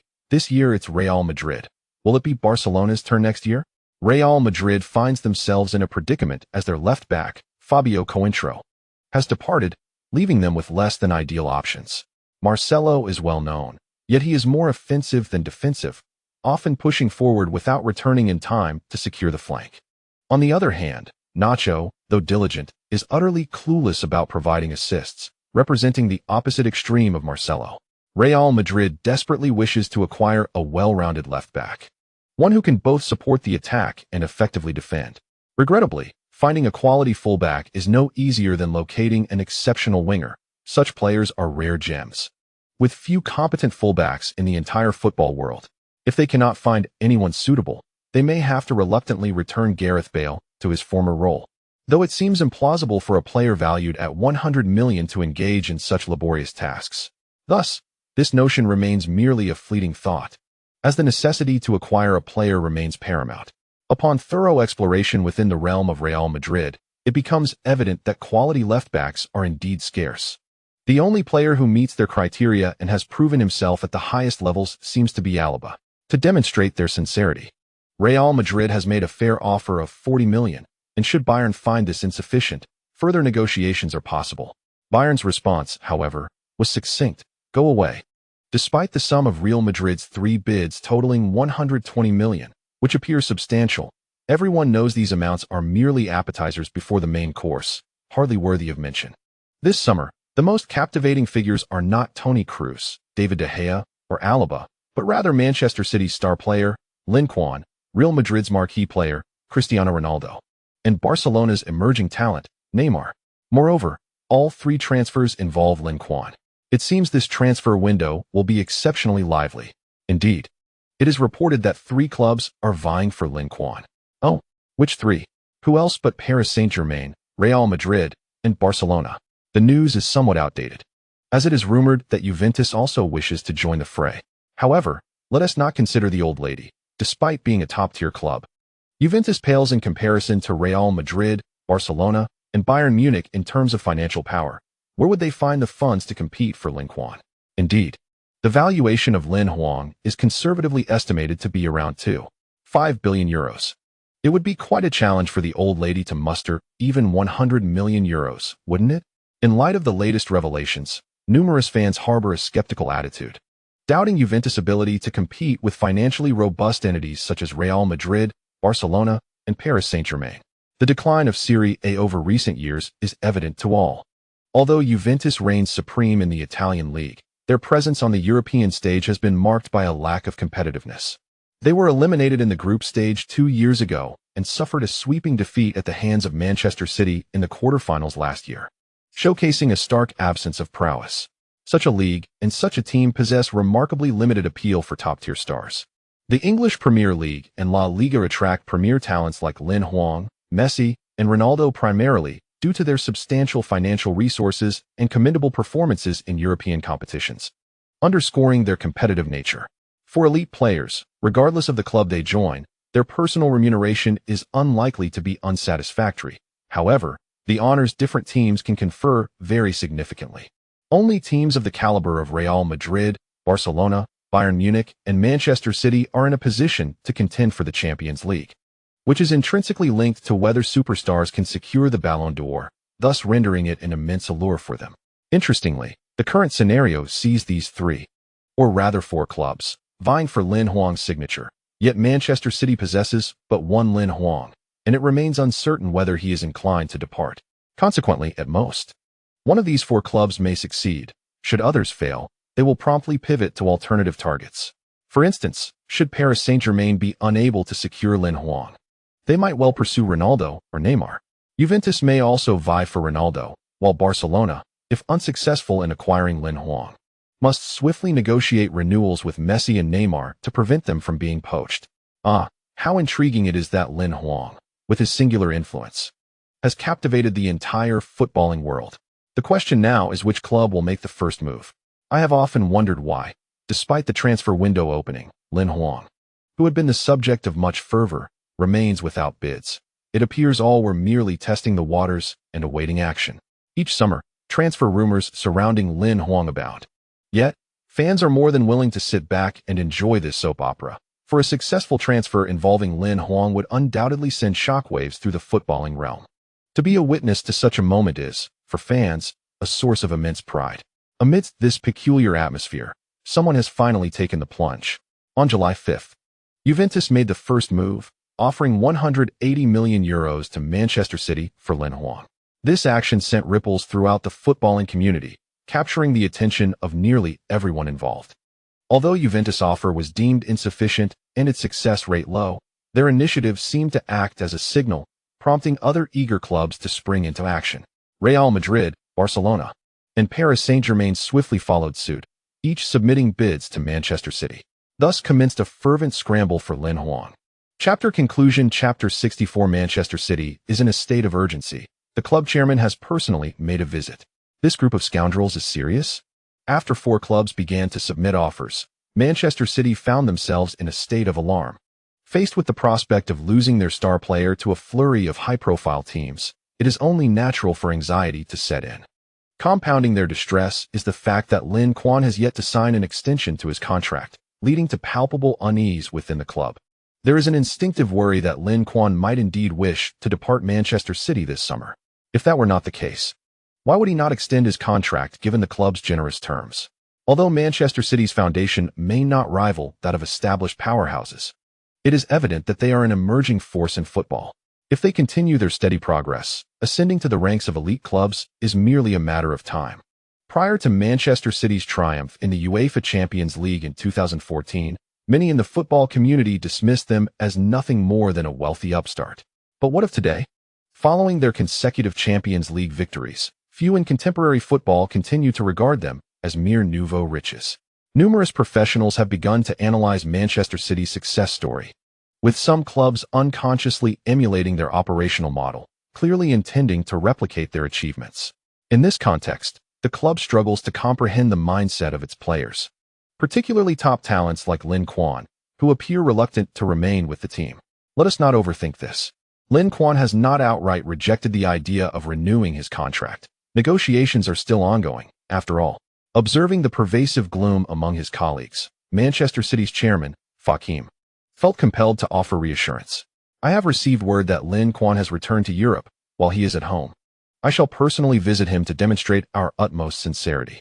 In truth, Manchester City need not be in such a rush. Lin Huang's contract still has 3 years remaining.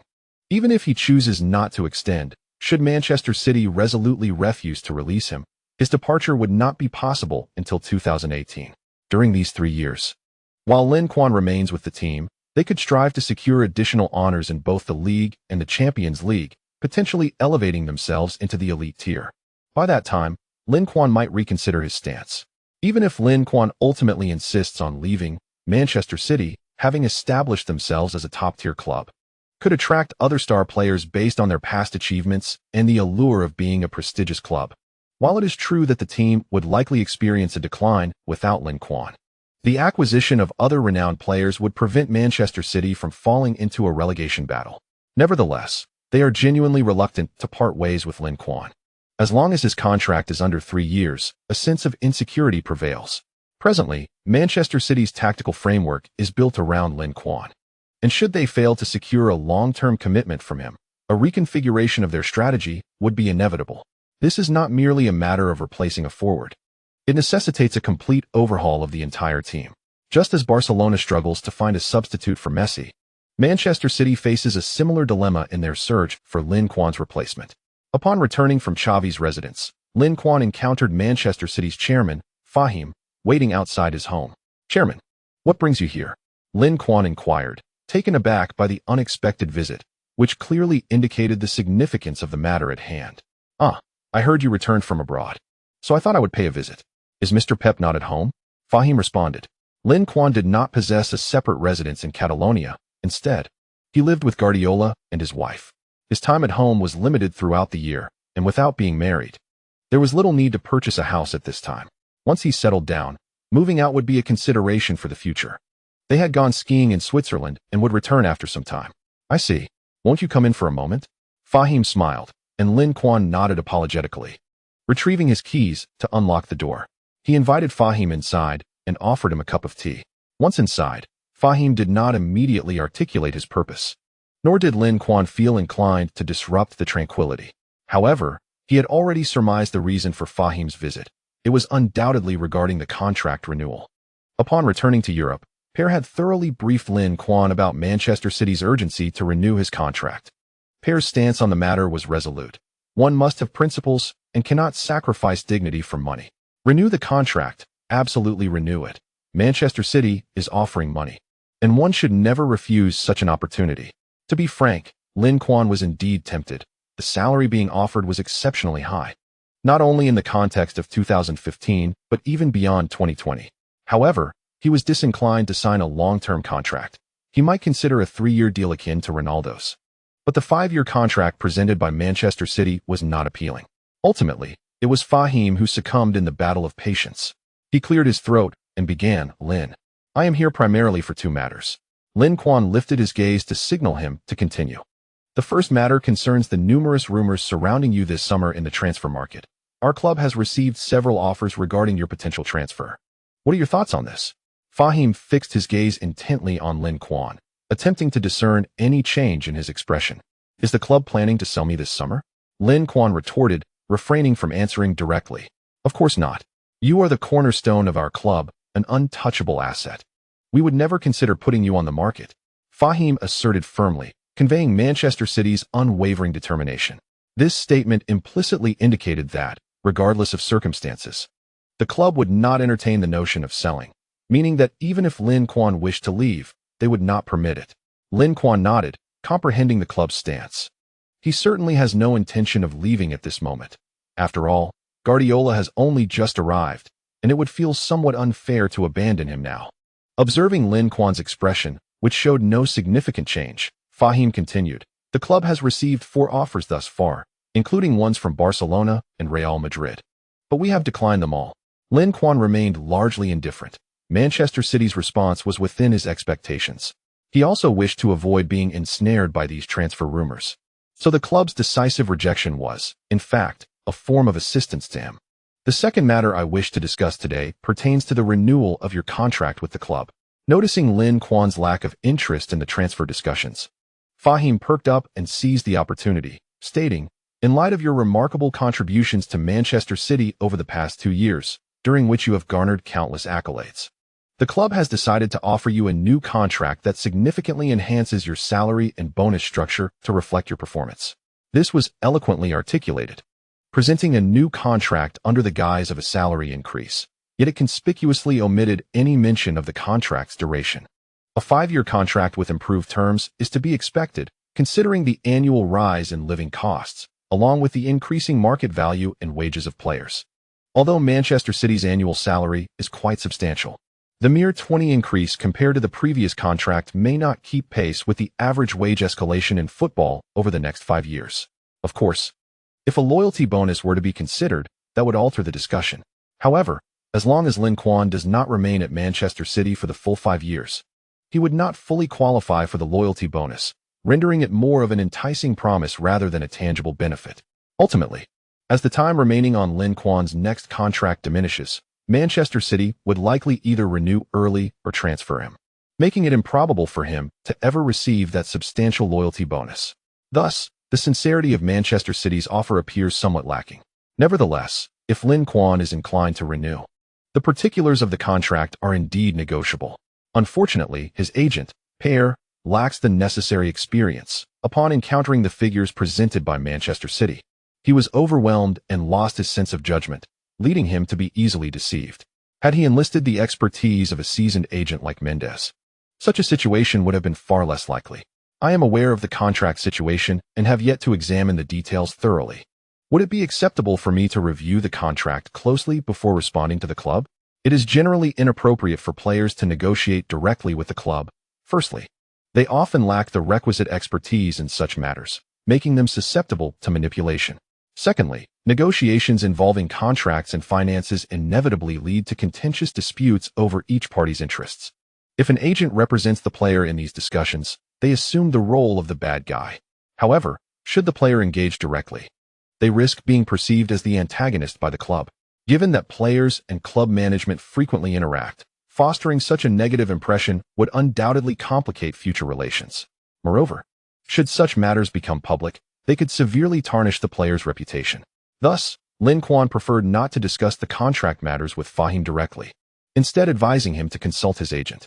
Fahim, of course, understood the impropriety of circumventing Lin Quan's representative. His primary intention in visiting today was to gauge Lin Quan's stance and ascertain his plans. With the revelation that Lin Quan is not currently inclined to depart from Manchester City, he has already achieved his main objective. Although it is somewhat perplexing why the other party has not immediately signed the renewal contract, as long as Lin Quan remains reluctant to leave, there still exists an opportunity for negotiation between the two parties. The remaining discussions will be entrusted to the club's relevant personnel and the opposing agent to navigate gradually. Upon clarifying Lin Quan's position, Manchester City's attitude grew resolute. They promptly rejected offers from 4 clubs and reiterated on their official website that Lin Quan is an indispensable asset, unequivocally not for sale. To reassure their supporters, Manchester City also disclosed that negotiations regarding Lin Quan's contract renewal are underway with his agent. Following this announcement, the next day, a local Manchester tabloid unveiled portions of the contract's details. Although the accuracy of this tabloid's report may be questionable, the public was nonetheless astonished by the staggering figures presented within the contract. A staggering 5-year deal worth $1.25 billion, translating to an annual salary of $30 million. This seems utterly outrageous. Currently, Lin Quan's salary stands at $20 million, equivalent to $25 million.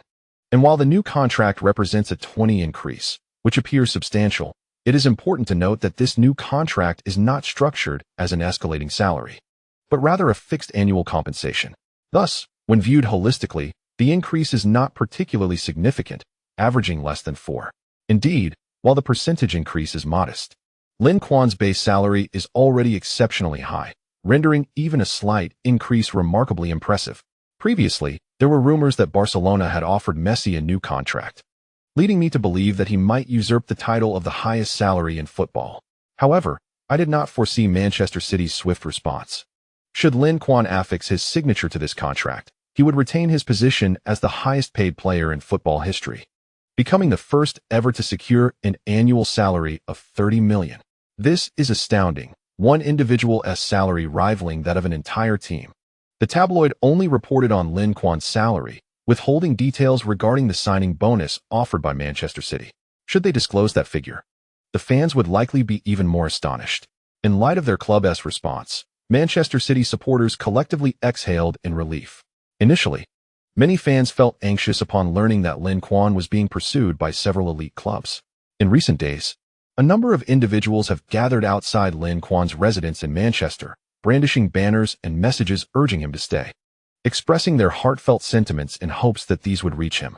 Although Lin Quan has departed from Manchester, the fans, lacking alternative means, resorted to this method to convey their genuine feelings, hoping to send their message to him. Now, witnessing the unwavering stance of the club, they felt a sense of assurance. Although the rumored salary was indeed substantial, in the eyes of Manchester City fans, their star player was entirely deserving of such remuneration. After all, the honors Lin Quan has brought to the team over the past 2 seasons have amply substantiated this claim. Securing his signature would undoubtedly be the most astute investment Manchester City could make. The club's declaration has left other interested parties vying for Lin Quan feeling rather disheartened. Both Real Madrid and Barcelona had preparations in place for Lin Quan's potential arrival this summer. Particularly, Real Madrid had plans to sell Cristiano Ronaldo to finance the acquisition of Lin Quan. If Lin Quan were to decline their overtures, then selling Ronaldo would be in vain. Consequently, upon receiving this news, Florentino Perez promptly summoned his assistant and inquired, "Have we located Lin Quan?" Manchester City's stance does not necessarily reflect the player's position. Last summer, when Manchester City declared Lin Quan as non-transferable, he had made a statement on social media to clarify this. However, Lin Quan has not made such declarations this summer, which alerted Florentino to a potential opportunity. He believed that if he could establish direct contact with the player, there might be a shift in the circumstances. Chapter 65. The presidents of Real Madrid and Barcelona arrive. Real Madrid's connections in Spain are robust, and they swiftly discovered that the president of Manchester City had recently visited Barcelona, leading them to surmise that he was there to meet Lin Quan. Lin Quan should be at home. After all, Manchester City's attitude hardened immediately following Fahim's return, indicating that they had indeed been in contact with the player and received some assurances or commitments from him. On the flight to Barcelona, Florentino expressed to his assistant, "But if that is the case, can we still persuade Lin Quan?" Upon hearing the president's analysis, his assistant felt increasingly anxious. Since Manchester City had secured the player's commitment, their chances had undoubtedly diminished, if not vanished altogether. No matter, where there is a will, there is a way. Even if this attempt fails, we shall succeed next time. Florentino waved his hand dismissively. Initially, he had intended to send someone to visit Lin Quan, not to intervene personally. However, upon learning that Fahim himself was in action, he promptly altered his plans. Given that the president of Manchester City was personally involved, it would be disrespectful and insincere for him to merely send a representative. This was a mistake Real Madrid had made 2 years prior and could not afford to repeat. In 2013, Real Madrid had previously engaged with Lin Quan, but at that time, they were pursuing Gareth Bale, and Lin Quan was too young, lacking proof of his prowess in other leagues. Doubts about the future prospects of young players, coupled with prolonged negotiations for Bale, led them to overlook Lin Quan. After the intervention of Manchester City's owner, Mansour, Lin Quan ultimately opted not to join Real Madrid, but instead signed with Manchester City. This decision has haunted Florentino Perez for many years, as 2013 was undoubtedly the prime opportunity for Real Madrid to secure Lin Quan.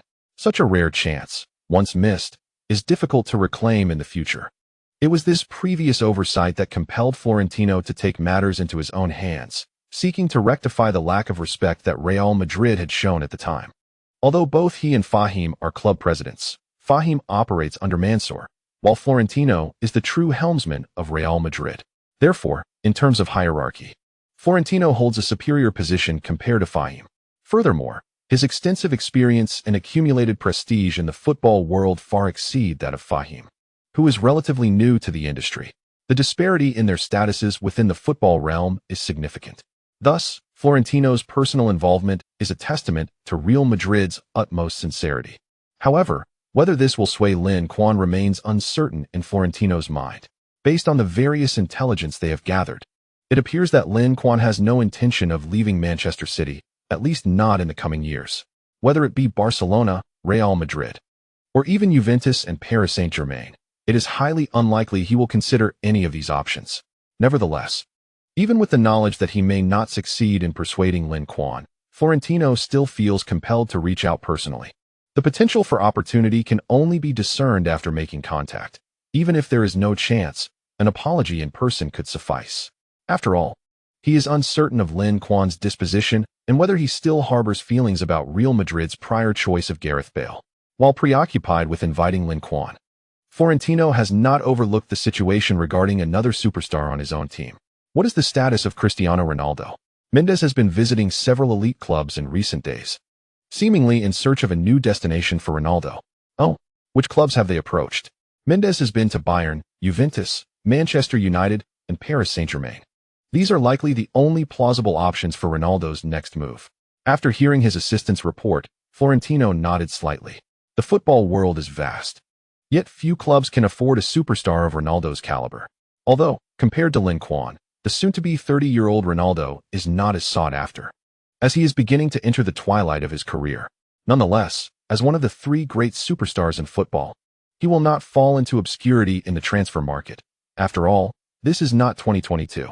In fact, if not for Lin Quan's extraordinary talent, there would certainly be numerous clubs willing to pursue Ronaldo should he express a desire to move. It is worth noting that in 2018, Juventus was willing to spend $100 million on a 33-year-old Ronaldo.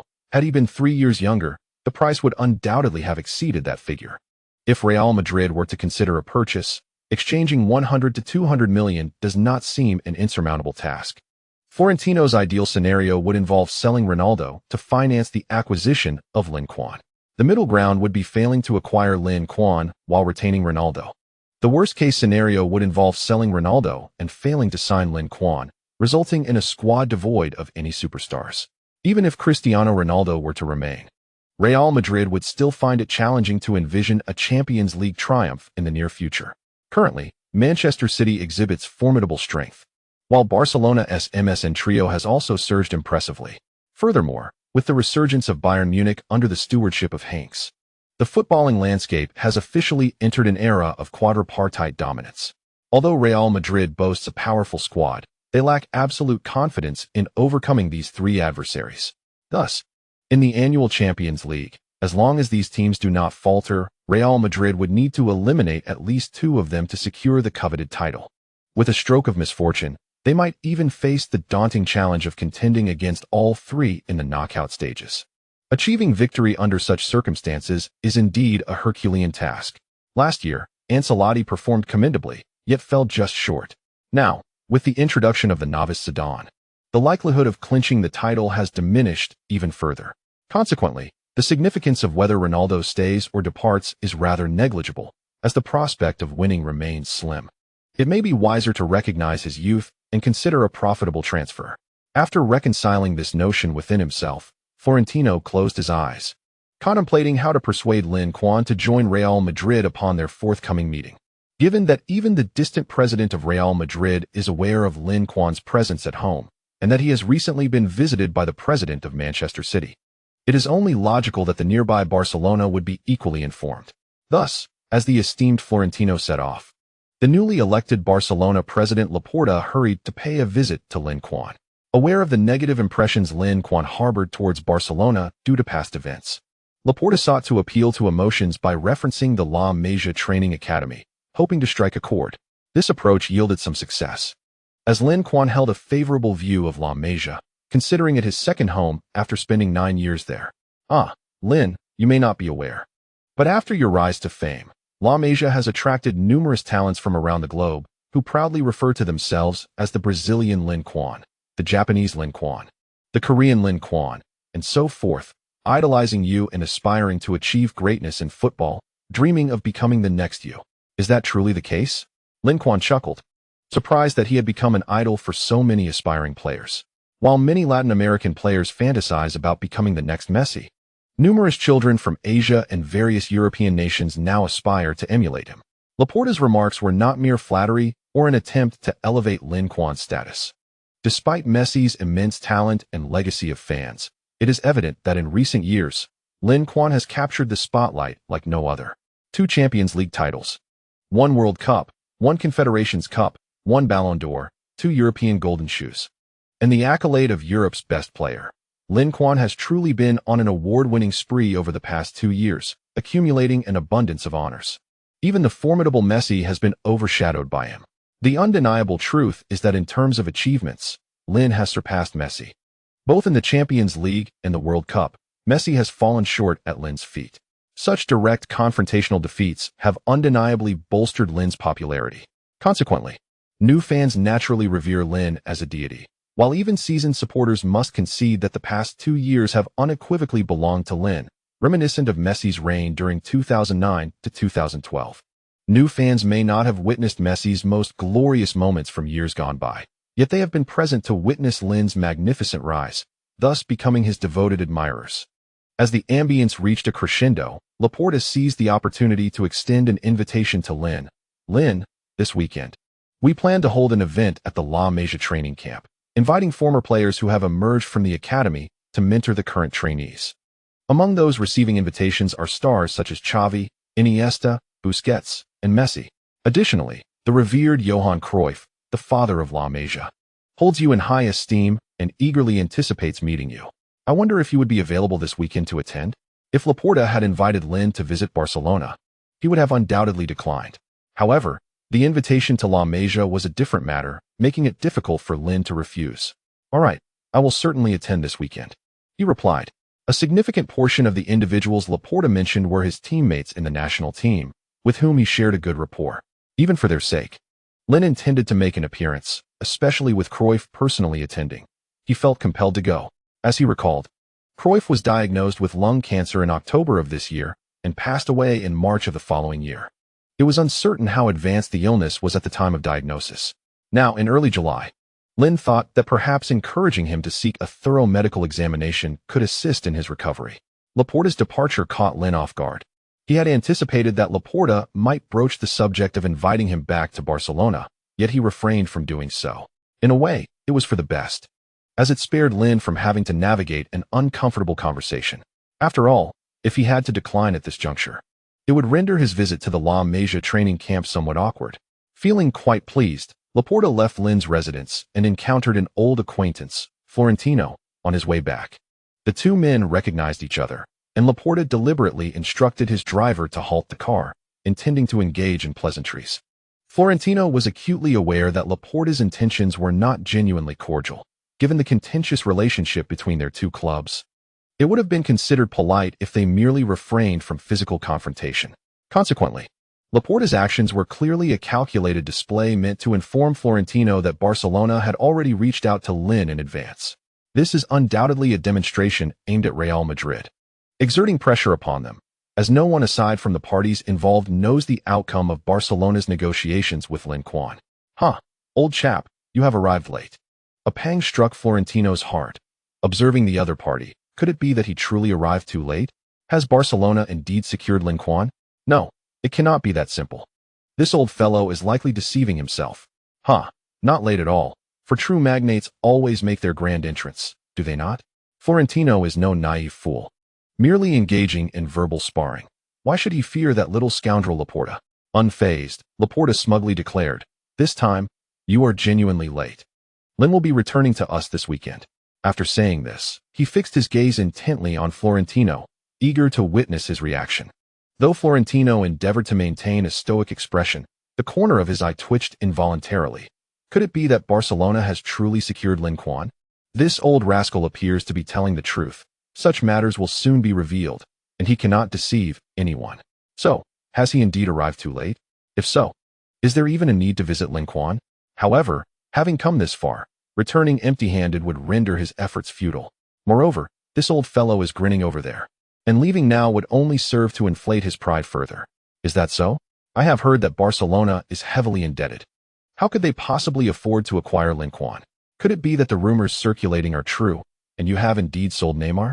This time, it was Florentino who scrutinized Laporta's expression.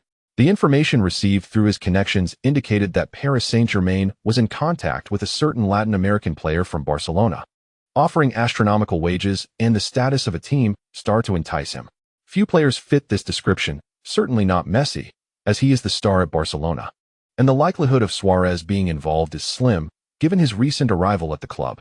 Thus, only Neymar remains as a candidate. Florentino pondered whether Paris Saint-Germain had made an offer to Barcelona, seeking to use this opportunity to probe further. Laporta was taken aback by this revelation. What? Neymar wishes to leave? Why was I, the club president, unaware of this? No, this must be false information. This wretched old man is intentionally spreading deceit. Just as I deceived him moments ago. End of chapter. Chapter 66. Paris Saint-Germain strikes again, too. 8 billion shocks the football world. Paris Saint-Germain Football Club. As the first club to pursue Lin Quan, Paris Saint-Germain also finds itself lacking in confidence. They have been rejected by Lin several times. And even with a more substantial financial offer this time, they still perceive their chances of securing him as bleak. A superstar of this caliber cannot be acquired simply by throwing money at the likes of Cavani or Thiago Silva. Though the prowess of Cavani, his sister-in-law, and others is formidable, there are indeed a few individuals in the football realm who reach such heights, albeit in limited numbers. However, as a superstar, there are but a handful of players who can stand shoulder to shoulder with Lin Quan, and as the preeminent figure in contemporary football, none surpass him. Paris Saint-Germain has never acquired a player of his caliber, remaining oblivious to the exorbitant cost associated with such a signing. Hence, despite being the most proactive in their offers this summer, they harbored no illusions about genuinely swaying Lin Quan to depart from Manchester City. Consequently, while pursuing Lin Quan, they discreetly initiated discussions with Barcelona's rising star, Neymar, intending to consider him as a contingency plan. Should their efforts to enlist Lin Quan falter, they would swiftly shift their focus to acquiring Neymar. Compared to the intricate challenge of securing Lin Quan's transfer, Neymar's transition appears considerably less daunting. After all, the contract he holds with Barcelona clearly stipulates a buyout clause. Fulfilling this clause would allow them to circumvent the club and engage directly with the player. If they successfully negotiate with Neymar's agent, Barcelona would find themselves powerless to intervene, merely observing as Neymar departs. Thus, the pivotal question remains, is Neymar willing to leave? What insights does his agent provide? The agent has articulated several conditions, asserting that should they be met, he would persuade Neymar to accept their offer and join Paris. Upon hearing this, the representatives of Paris Saint-Germain exhaled in relief. Although the conditions proposed are undoubtedly challenging to fulfill, the mere act of presenting them signifies that a transfer could be feasible. They are undeterred by the demands. What truly disheartens them is the prospect of encountering a scenario similar to Lin Quan's, where even a meeting is deemed impossible. Such a situation would render any negotiations futile. The conditions put forth by Neymar primarily encompass three aspects. First, financial compensation, which includes salary, image rights, and bonuses. While Neymar may not be on par with the three leading superstars, he currently stands as the foremost player beneath them. Thus, his remuneration must reflect his status. Otherwise, it would fail to align with his identity. After all, for Neymar, transitioning from Barcelona to Paris Saint-Germain would feel akin to a demotion. Barcelona is an elite powerhouse, whereas Paris Saint-Germain is perceived as a nouveau riche club. Moreover, La Liga ranks among the world's premier leagues, while Ligue 1 languishes at the bottom of the top 5, even facing the possibility of being eclipsed by the Portuguese league. Shifting from La Liga to Ligue 1 would significantly diminish Neymar's visibility and commercial prospects, necessitating substantial compensation from Paris Saint-Germain in terms of salary and bonuses. Secondly, in order to entice Neymar to join, it is imperative to assure him of a prominent role within the team, ensuring that he assumes the mantle of leadership within the locker room. Otherwise, Neymar would be better off remaining at Barcelona. Messi, now at the age of 28, will likely retire in 4 to 5 years, paving the way for Neymar to seamlessly ascend as the heir to Messi's legacy and become the star player of Barcelona. Had it not been for his desire to prove himself sooner, Neymar would have had no need to take the risk of leaving Barcelona. The Paris Saint-Germain, PSG side, of course, had no objections to this ambition. Given their substantial investment in Neymar, they intended to cultivate him as their marquee player. Neymar's third stipulation was that they would refrain from making any public statements regarding the transfer. Everything would need to be orchestrated by PSG. During this process, they would not engage in any disruptive actions such as strikes or boycotts to accommodate PSG. Although Neymar's tenure at Barcelona was brief, he cherished the 2 enjoyable years spent there and wished to avoid any acrimony with the club. This request implied that PSG should negotiate with Barcelona on their own merit. If they could strike a favorable deal, it would be a testament to their capabilities. If not, they could simply pay the buyout clause to secure Neymar's departure. Given Barcelona's high regard for Neymar and their reliance on the MSN trio, as long as they harbored aspirations for the Champions League title. They would never allow Neymar to leave easily. Therefore, PSG would do well not to engage in haggling. They could only activate the buyout clause to bring Neymar on board. Fortunately, Neymar had not yet renewed his contract with Barcelona, meaning he was still bound by the original agreement signed in May 2013, which stipulated a buyout fee of only $190 million, significantly lower than the $220 million after a renewal. For PSG, seizing the moment could save them $30 million, a sum substantial enough to acquire a commendable player. With their financial might, PSG promptly acquiesced to the three conditions presented. While it may be challenging for other clubs to part with $190 million for a player, for the financially affluent PSG, it was rather straightforward.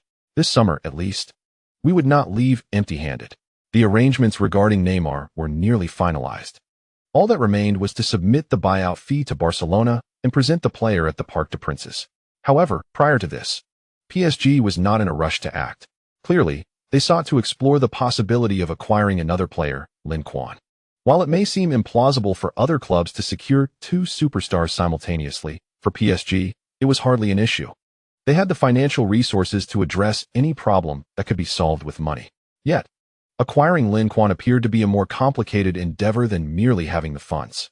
Manchester City had already turned down PSG's initial offer, and they had yet to establish contact with the player himself. In such circumstances, they could either raise their offer or attempt to privately reach out to the player. However, Paris Saint-Germain is a French club, and its owners are wealthy individuals from Qatar. They lack connections and influence in Spain, making it improbable for them to meet players directly, unlike the local giants Real Madrid and Barcelona. As for engaging with the players' agents, they were never afforded such an opportunity. Thus, the only recourse left was to increase their financial offer. On July 10th, Paris Saint-Germain, undeterred, boldly submitted a second bid to Manchester City. This new offer included an additional $30 million, a sum derived from savings made from Neymar's departure. With this increment, Paris Saint-Germain's proposal soared to an astonishing $2.8 billion. Upon receiving the bid, Manchester City was taken aback. Madness, they thought. Are the Qatari owners treating money so frivolously? Spending $2.8 billion for a single player? Although they too are often labeled as nouveau riche, supported by a major Middle Eastern consortium, they cannot compare to the extravagant spending ways of the Qatari owners. Indeed, they fall short. Since its inception, Manchester City has never executed a transfer exceeding $50 million. Their most expensive acquisition was Toni Kroos, whom they signed from Bayern Munich for $50 million during the winter transfer window in 2013. As for Lin Quan, he was acquired without a transfer fee, meaning Manchester City spent nothing on him. Who would have imagined that this zero-fee signing could potentially generate a staggering $2.8 billion upon resale? It is utterly outrageous.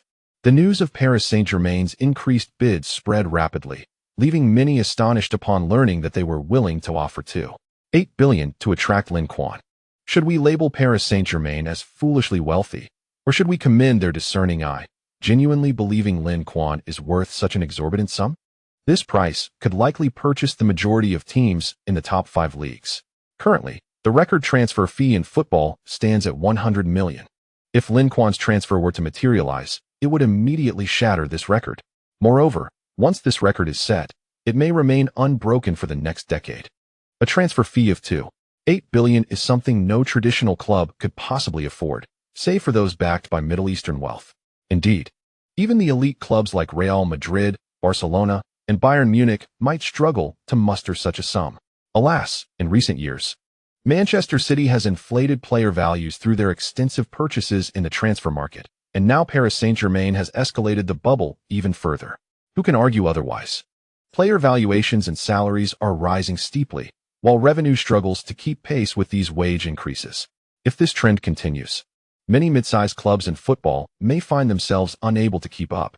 And it is not just the smaller clubs. Even the giants are facing financial losses. Indeed, the financial reports of Bundesliga clubs appear somewhat more favorable, while the elite clubs of other leagues are largely mired in losses, with Real Madrid and Barcelona suffering the most significant deficits. Fortunately, their extensive membership base allows them to barely withstand the strain. Had they been other clubs, they would have long been overwhelmed by their wage structures. The rapid escalation of player valuations and salary packages has raised considerable concern among observers. who believe it poses a threat to the healthy evolution of the leagues.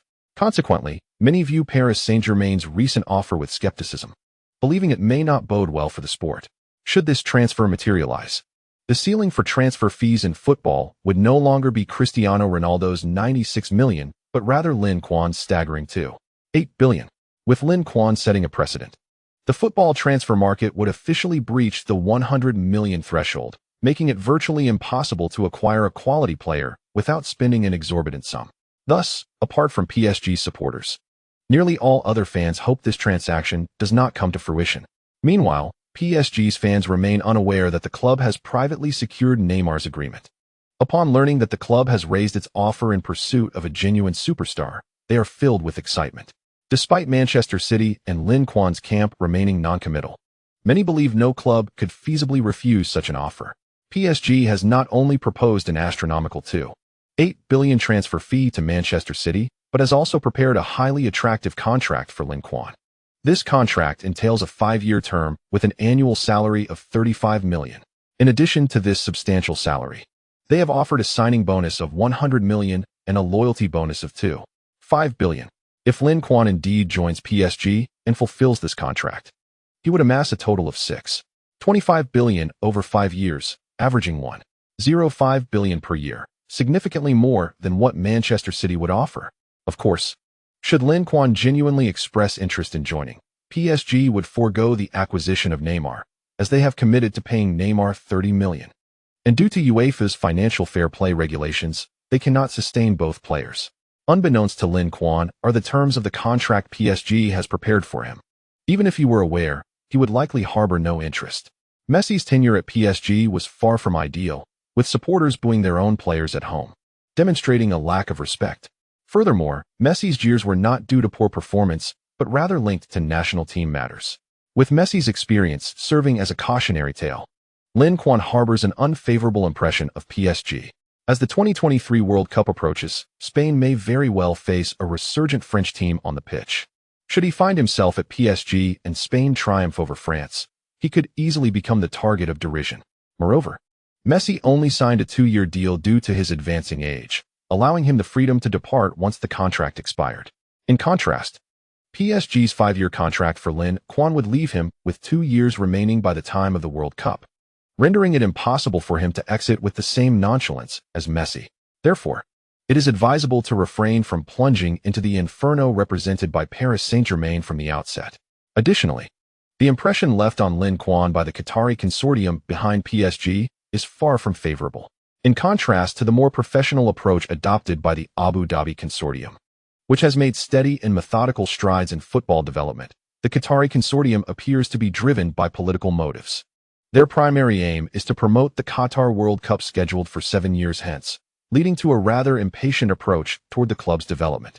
Their focus lies solely in acquiring marquee players to enhance visibility and expand influence, neglecting the rational construction of the team's roster and exhibiting a complete lack of long-term planning.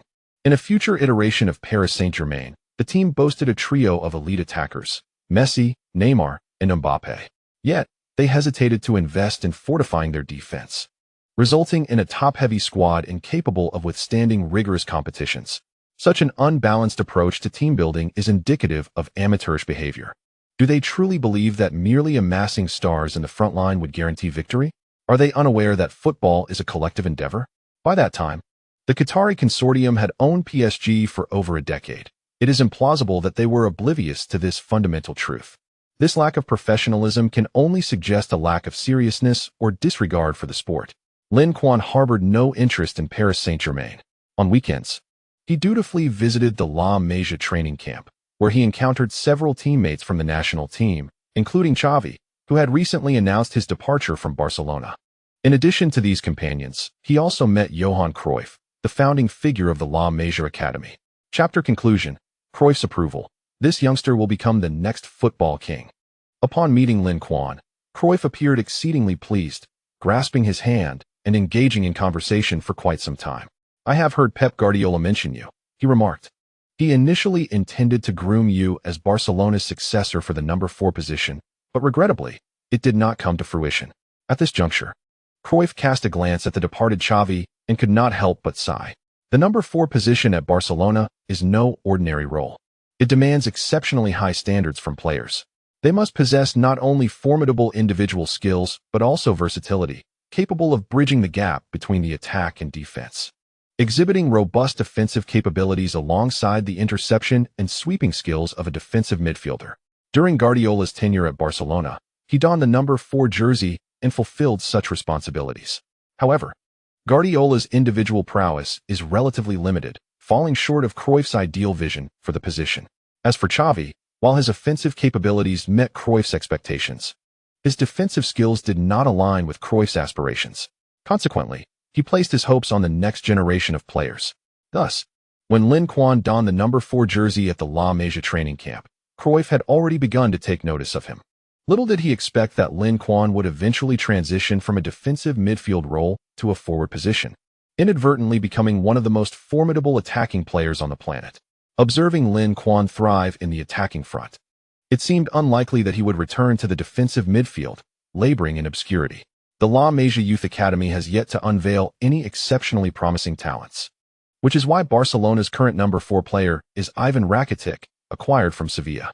Although Rakitic may not possess the same caliber as Xavi, his youth and tenacity, coupled with the formidable MSN trio in Barcelona's front line, propelled the team to the UEFA Champions League final last year. Unfortunately, fate dealt them a cruel hand as they faced the defending champions led by Lin Quan.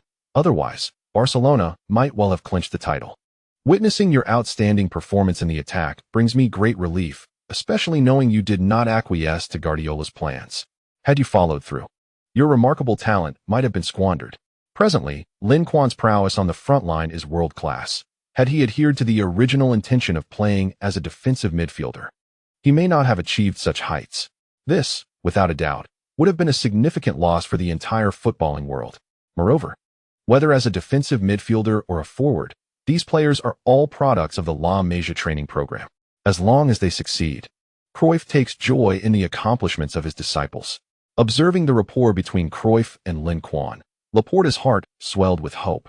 Believing there was a chance for a positive outcome, he eagerly gestured to Cruyff, wishing for him to persuade Lin Quan. Prior to this event, Laporta had indeed sought an audience with Cruyff. However, Cruyff remained oblivious to Laporta's subtle signals, steadfastly refraining from encouraging Lin Quan. When Rosell orchestrated the Great Purge, it was not just Lin Quan who suffered. Cruyff himself faced the brunt of the fallout. Rosell unceremoniously stripped him of his honorary president title, infuriating Cruyff to the extent that he departed Barcelona for his home in the Netherlands.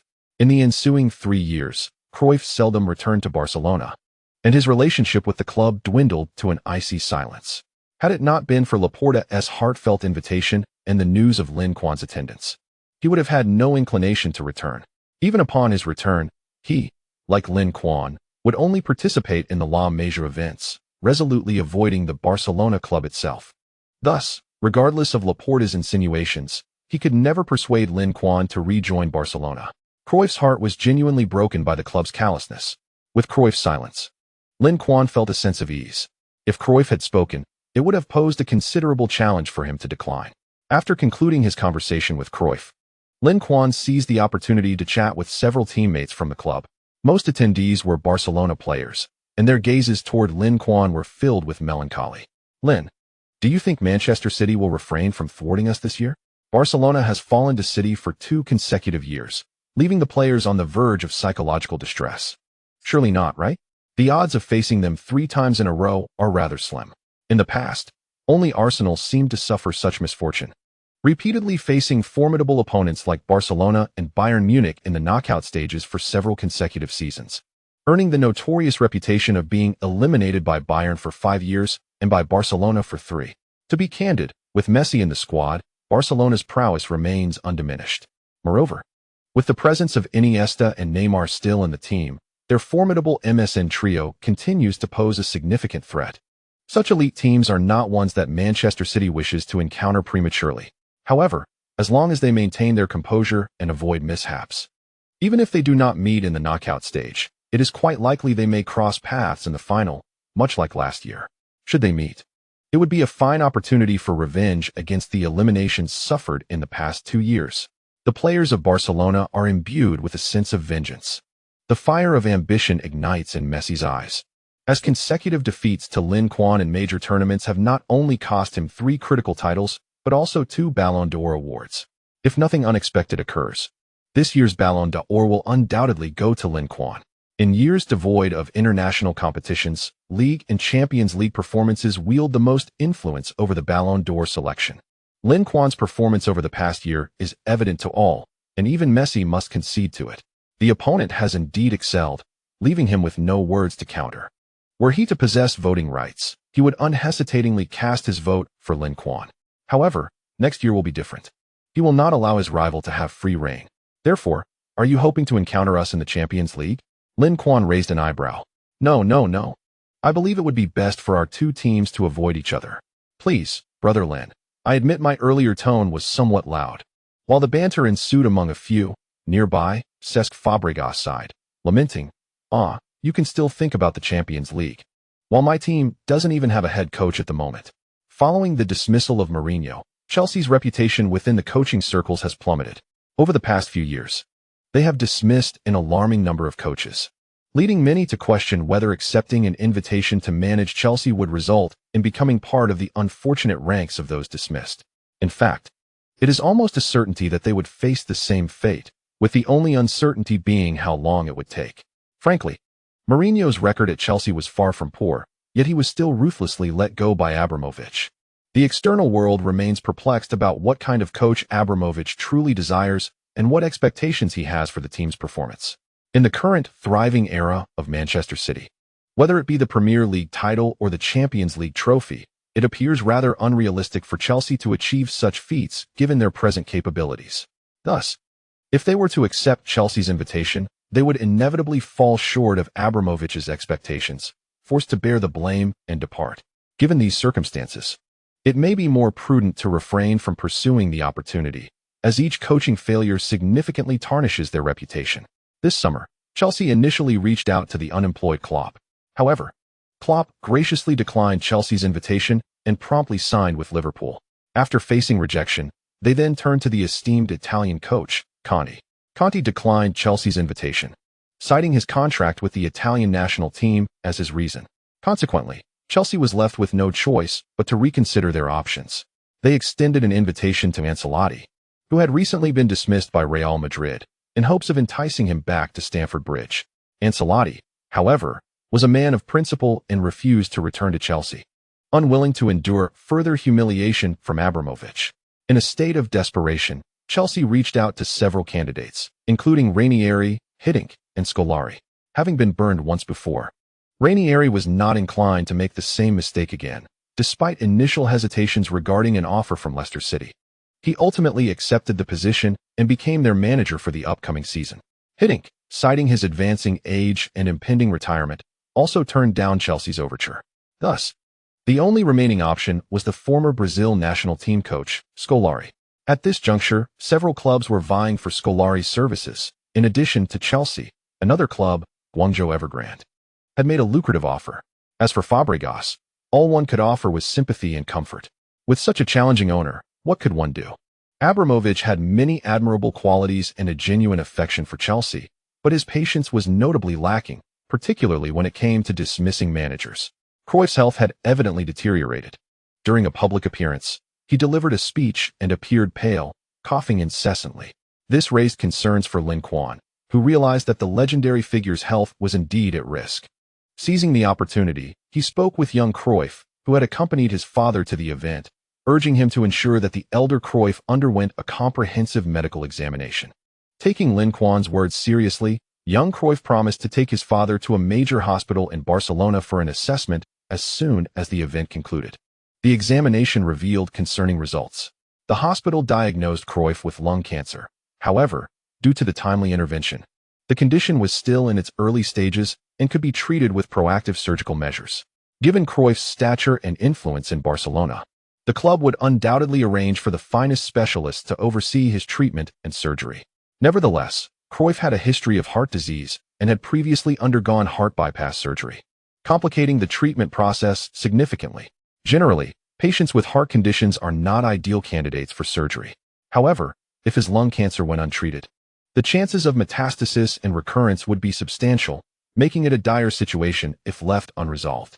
News of Cruyff's hospitalization sent ripples throughout the football world. Although he had retired many years prior, Cruyff remained one of the most revered figures in European football, often eclipsing even the legendary Beckenbauer in popularity at times. Many believe that had Johan Cruyff's Netherlands not been defeated by West Germany in the 1974 World Cup, he might have ascended to greatness, becoming the second football king after Pelé. Due to Cruyff's immense influence, numerous players have expressed their condolences and well wishes for his swift recovery. Upon learning of Cruyff's hospitalization, Pep Guardiola hastily returned. Is he all right? Guardiola, a devoted disciple of Cruyff, shares a profound bond with him. To Guardiola, Cruyff is not merely a mentor. He is a guiding light who, during Guardiola's playing days, entrusted him with significant responsibilities, allowing the not-so-gifted player to serve as the metronome and core of Barcelona's midfield.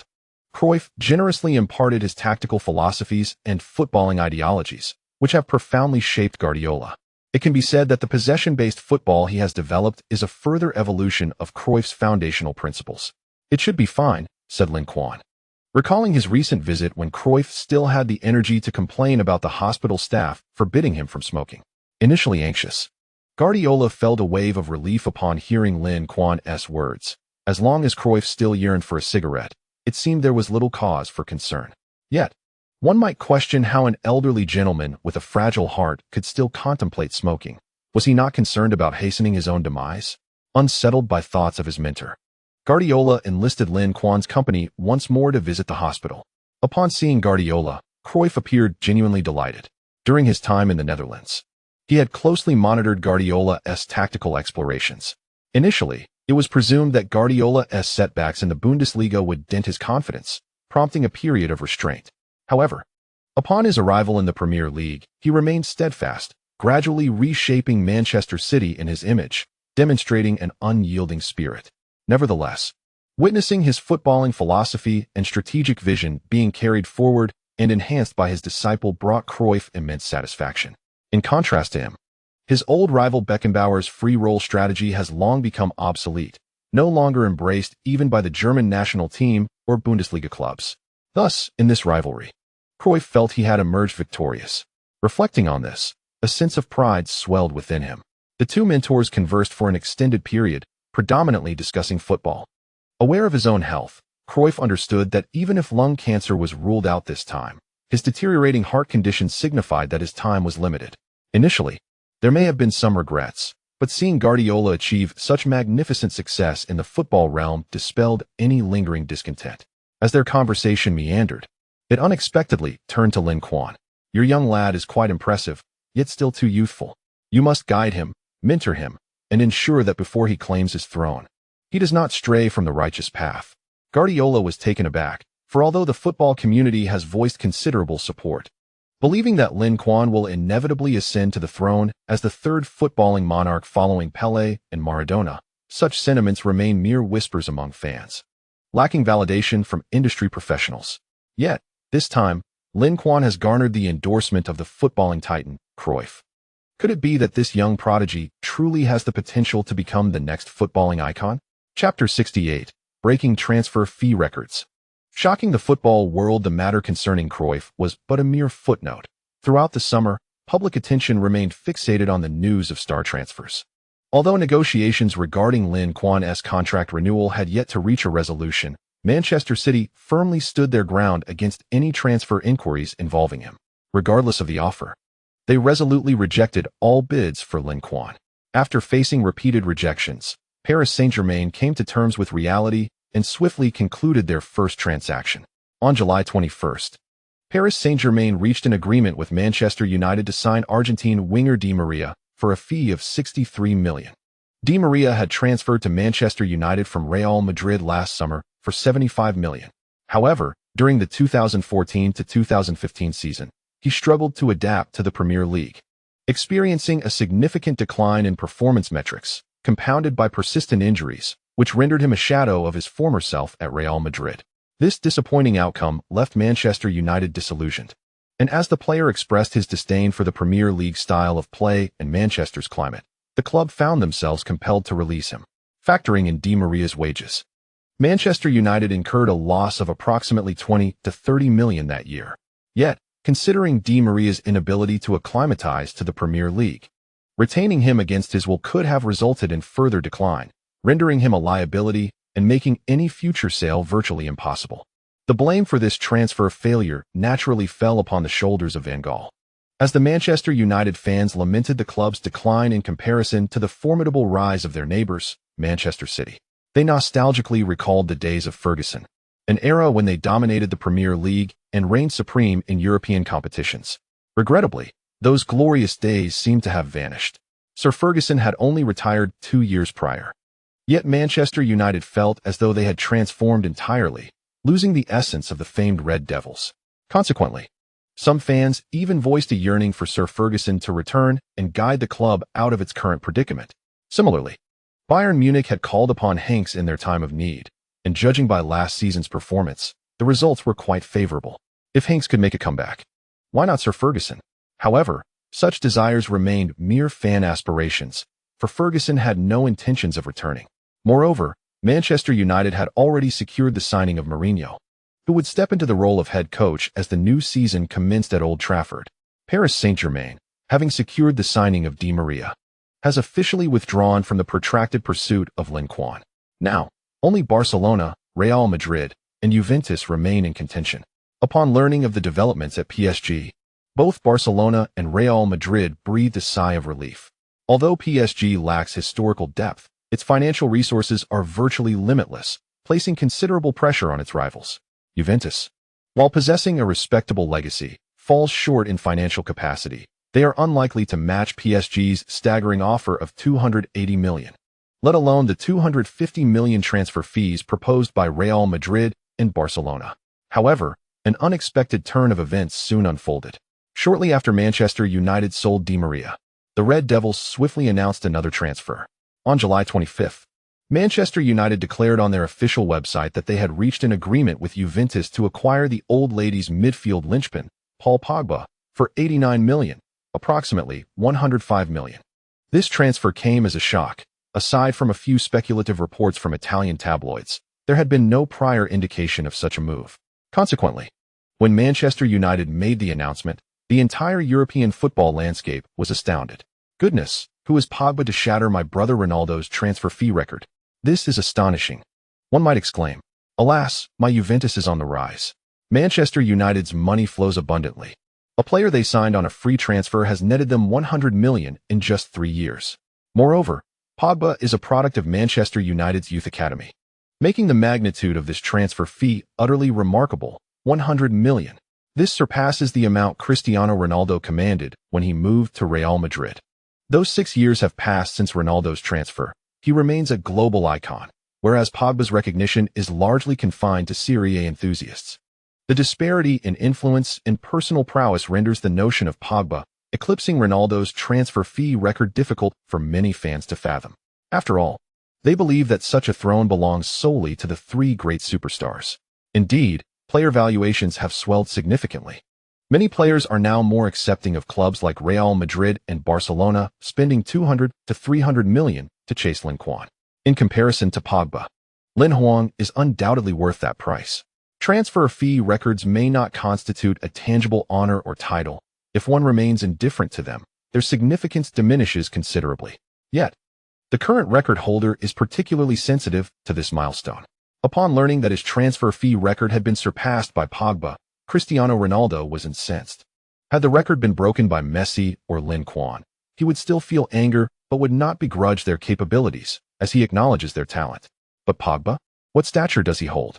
It appears that Cristiano Ronaldo is quite sensitive to such matters. Following the official announcement of his transfer from Manchester United, some fans immediately began mocking and ridiculing him. Haha, fans of the Mule should take a step forward.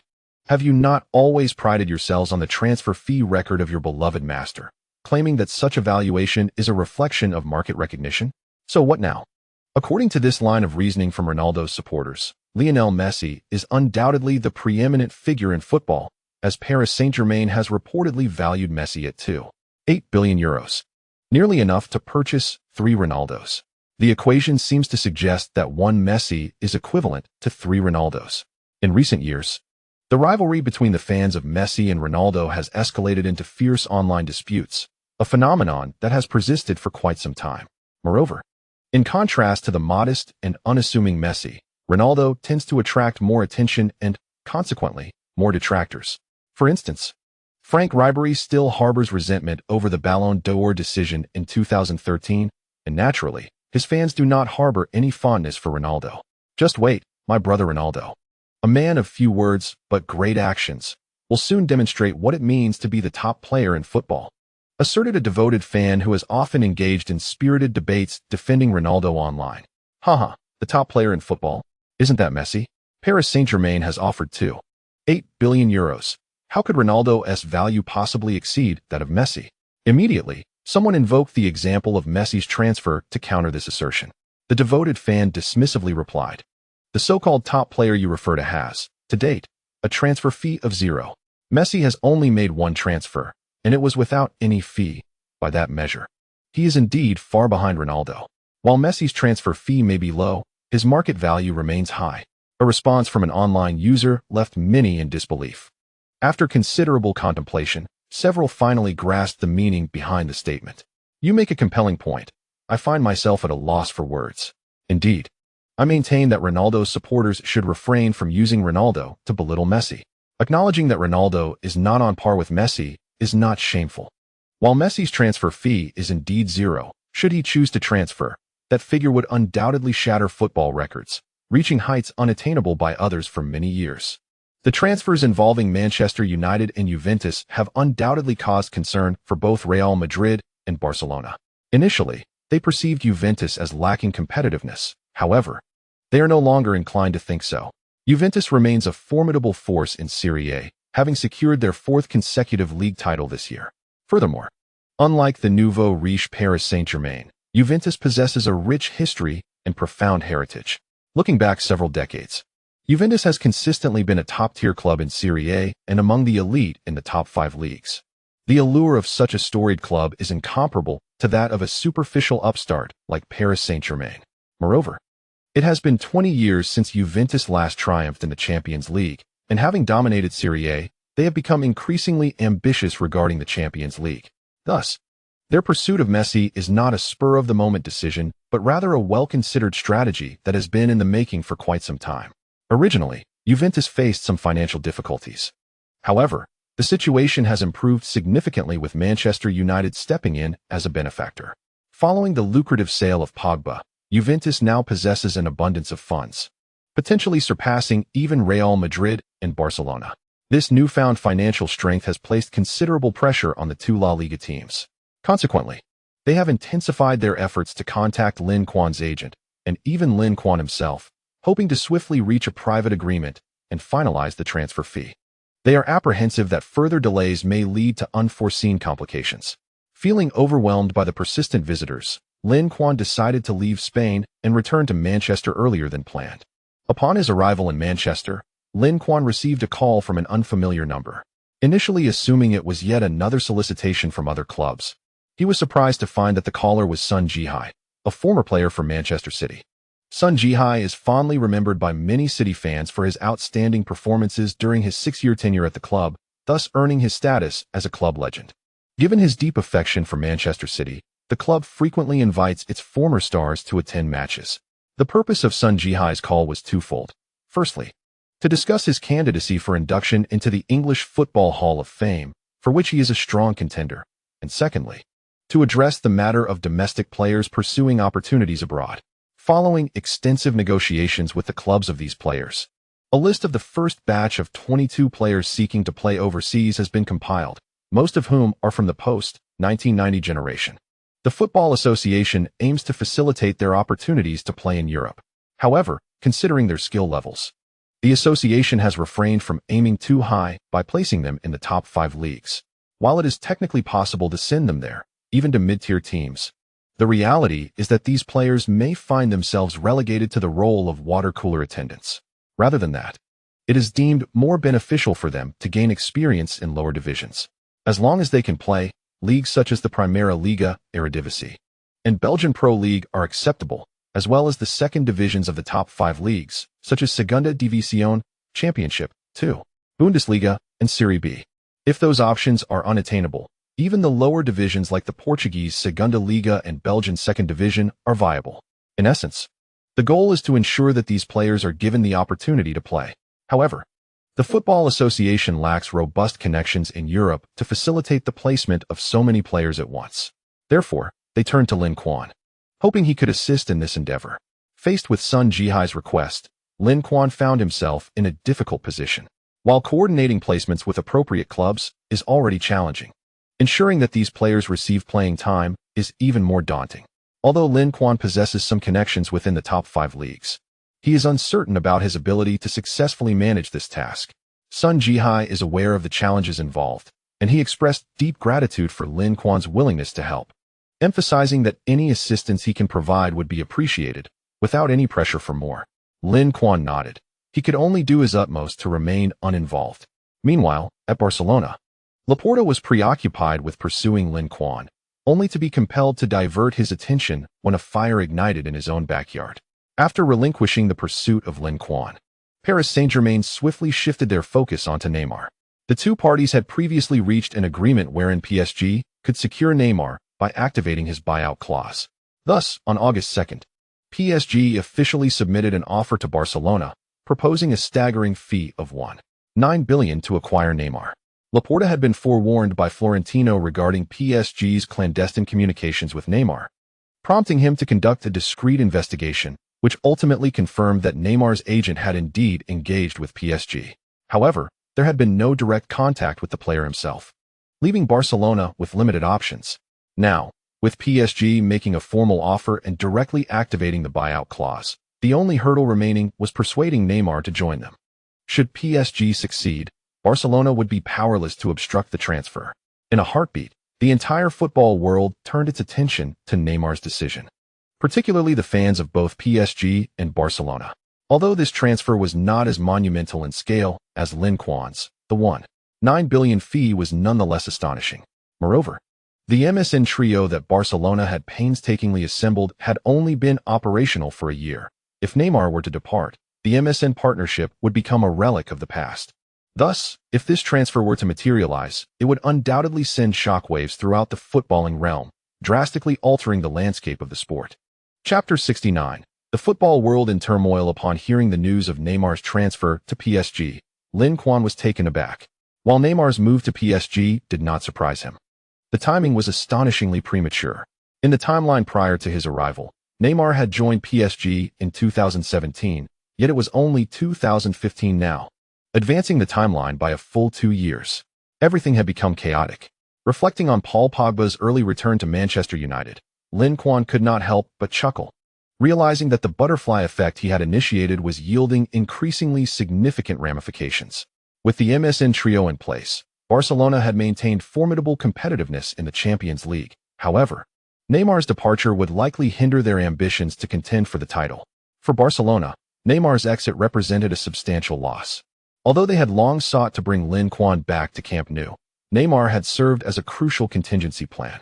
In the absence of Lin Quan's return, Neymar was poised to ascend and become the core of the team following Messi's eventual decline. Now, with this future cornerstone preemptively whisked away by the Qatari owners, Barcelona's meticulously crafted plans had been thrown into disarray. The club must urgently consider potential successors to Messi. In the original timeline, following Neymar's unexpected departure, Barcelona, caught off guard, hastily invested exorbitant sums to acquire Ousmane Dembélé and Philippe Coutinho in an attempt to fill the void left by Neymar. However, the performances of these two players fell short of expectations, rendering the club's financial outlay a mere waste.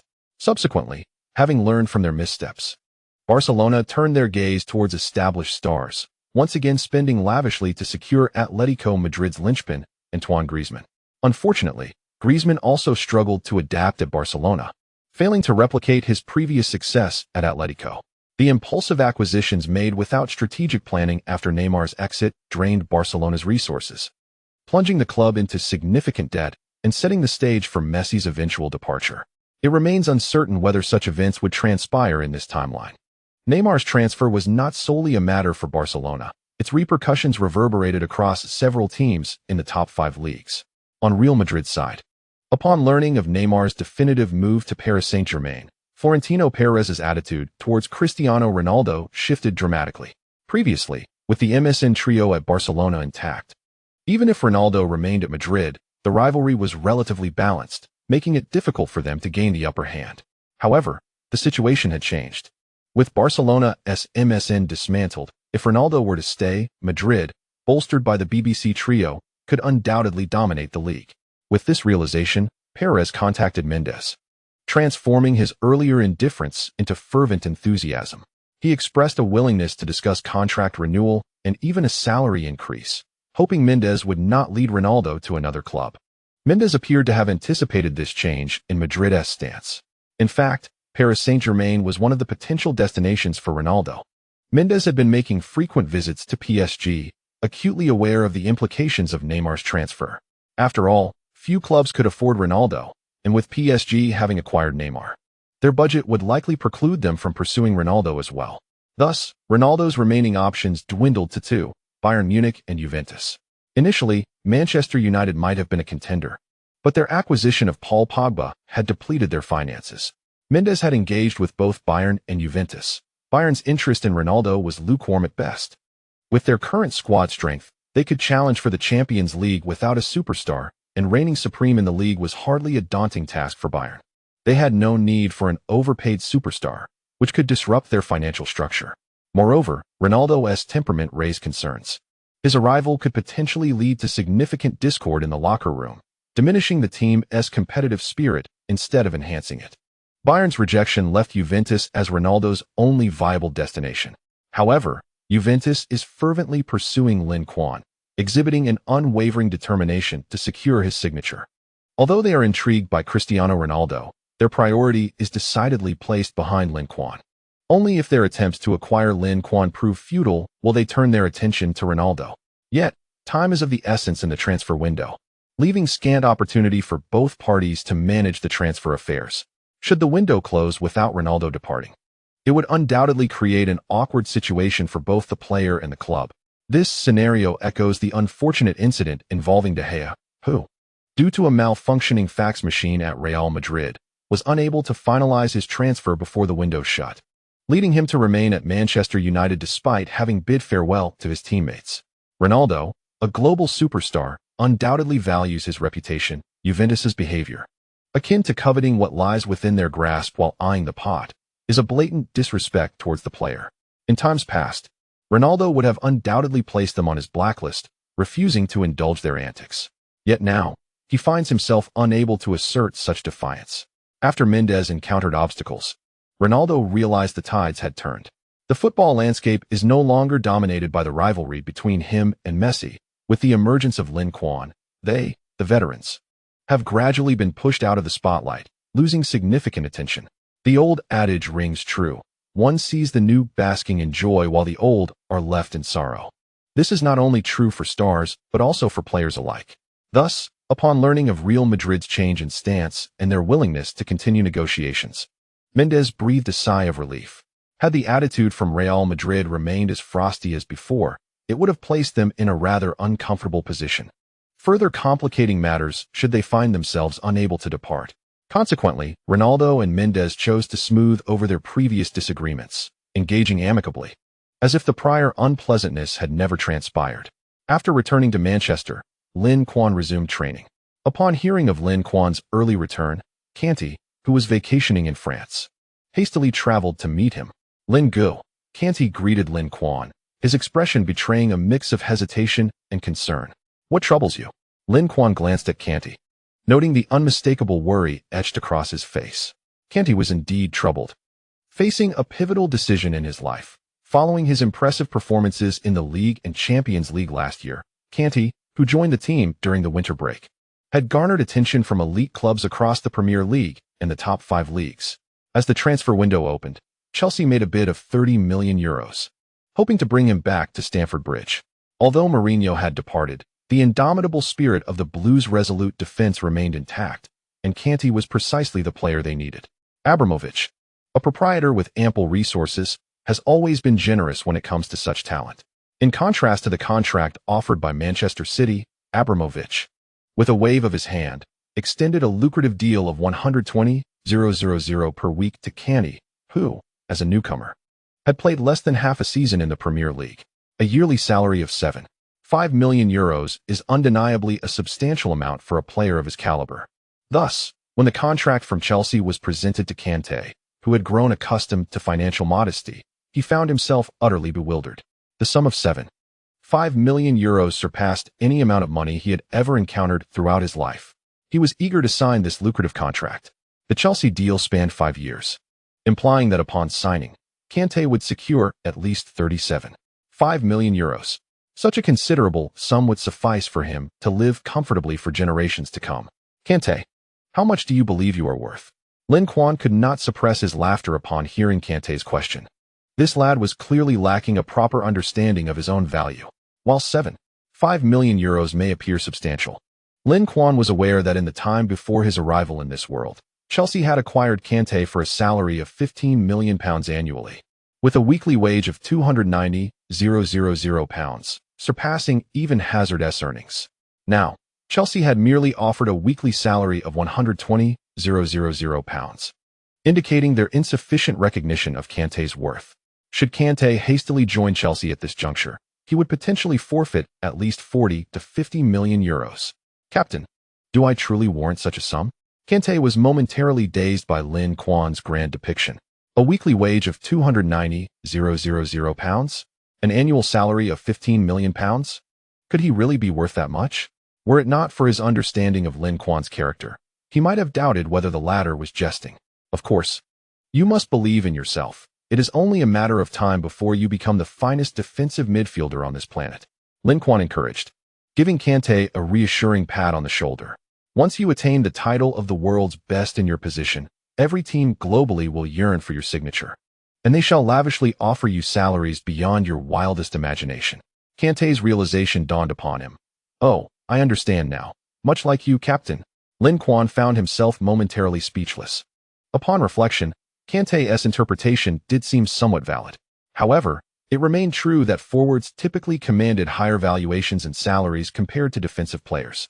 Even if Kante were to become the world's best defensive midfielder, it would still be challenging for him to match Lin Quan's earnings. Having gleaned insight from Lin Quan, Kante's spirits lifted considerably. Though he still coveted the €7.5 million annual salary, he remembered Lin Quan's words, knowing that his future self would be worth even more. Lin Quan, seeing that Kante had come to terms with the situation, chose not to elaborate further. When Kante was signed, he had merely been an obscure player on a struggling team. Thus, the contract terms offered by Manchester City were not overly generous. However, given Kante's outstanding performance in the previous season and Chelsea's interest in acquiring him, it was evident that Manchester City would be wise to renew his contract and enhance his salary to retain such a promising talent. Although Kante has languished in lower-tier teams for several years, he was born in 1991 and is now merely 24 years old. He still has the potential to serve Manchester City for at least 8 more years. During this period, Manchester City need not worry about the midfield position.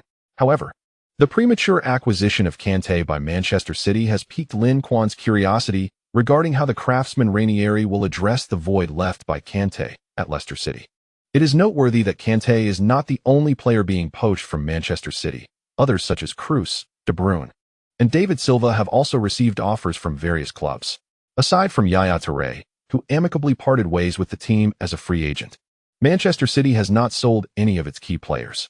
Nonetheless, Nastasic, who had previously appeared during an injury crisis at Manchester City, has been transferred to Schalke 04 for a sum of €10 million. At 22 years old, Nastasic has developed greater ambitions after representing the first team and is unwilling to remain a substitute, especially with a plethora of young defenders vying for positions within Manchester City. Consequently, he aspires to join a team where he can participate in matches rather than languish on the bench. Guardiola has readily agreed to this request. While Nastasic may suffice as a substitute, he lacks the capability to be a regular starter. Since Schalke 04 is willing to make the purchase, it is prudent to sell him to avoid discontent within the locker room. Young players can be sold, but Guardiola is resolute in retaining his mainstays. As long as Manchester City continues to achieve outstanding results, they can establish their own dynasty. They are not far from that goal. At such a critical juncture, Guardiola would not jeopardize his team's foundation.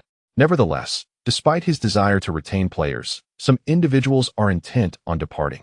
Currently, 3 players within Manchester City have expressed a desire to leave: Navas, Milner, and Fernandinho.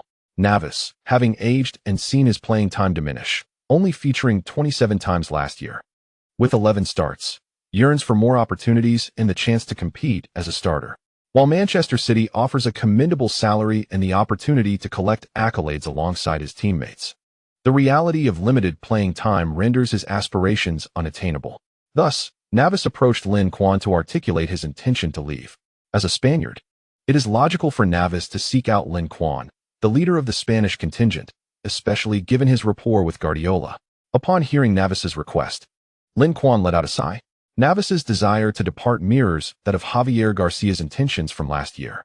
Retaining Navas would indeed bolster the team's bench strength, allowing Manchester City to navigate multiple competitions with greater ease. However, since Navas's mind is made up, Lin Quan finds it challenging to persuade him to stay. Ultimately, remaining at Manchester City will not grant him the fulfillment he seeks. Lin Quan was acutely aware that Guardiola held little regard for Navas, and his playing time next season was likely to diminish further. Rather than allowing him to languish on the bench, accumulating discontent and discord, it would be more prudent to facilitate his departure. If you have made up your mind, then go ahead. I will speak to the coach. Thank you, Captain. Navas expressed his gratitude, aware that at the age of 30, leaving now could secure him a lucrative contract of at least 3 years with a new team. Delaying for another year might mean settling for a mere 1-year deal, a prospect detrimental to his aspirations, as who wouldn't wish to enhance their pension before retirement. Chapter 70. The preparation of major teams. Arsenal sets new records in contrast to Kanté and Navas. The soon-to-depart Milner did not pay a visit to Lin Quan. He had already prepared for his exit before the season concluded. Like Navas, Milner's departure stemmed from his inability to secure a starting position. He yearned to join a team where he could be a first-choice player. Milner, a versatile asset within Manchester City, was capable of excelling as a winger, midfielder, or fullback, truly embodying the essence of a utility player. Such players are highly valued by Guardiola, which explains Milner's remarkable participation in 49 matches across all competitions last season, during which he netted 9 goals and provided 8 assists, showcasing both impressive statistics and high attendance. However, the majority of his appearances were as a substitute, with only a third being as a starter. Upon learning of Milner's rejection of the contract extension offered by Manchester City in favor of leaving the team, Guardiola earnestly sought a conversation with him, attempting to persuade him to stay. Yet, after their discussion, Guardiola's demeanor grew somber. He understood that Milner had made up his mind, and retaining him was no longer feasible. Milner is a composed and astute player, having thoroughly analyzed Manchester City's roster and the capabilities of his teammates across all positions. Currently, the team has established starters in every role, and it would be challenging for him to displace them. Thus, he could only remain as a versatile reserve, a role he did not desire. He aspired to be a mainstay in midfield, something Manchester City could not offer. Consequently, despite the substantial weekly wage of 160,000 proposed by Manchester City, Milner chose to decline it in favor of the olive branch extended by Liverpool, which offered a significantly lesser weekly salary of 125,000, nearly a quarter less than what City had proposed. For a player with a clear vision for his future, Guardiola found it difficult to sway him otherwise and could only wish him well in his endeavors at Liverpool. Milner possesses a well-rounded skill set and demonstrates remarkable work ethic and commitment on the pitch, making him a player of both physical and mental resilience. More importantly, he is a local resident of England, which serves as a significant advantage for Premier League clubs.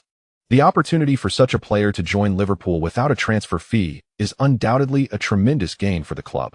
Klopp expresses considerable satisfaction with this transfer, marking a smooth start to his recruitment endeavors at Liverpool, which fills him with confidence regarding his future at the club. However, Liverpool currently remains relatively weak, with all 3 lines of the team requiring reinforcement.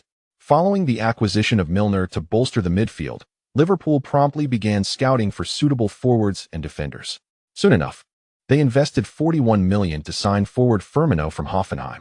It is not that Klopp desires to settle for less. Rather, finding quality forwards proves to be quite a challenge.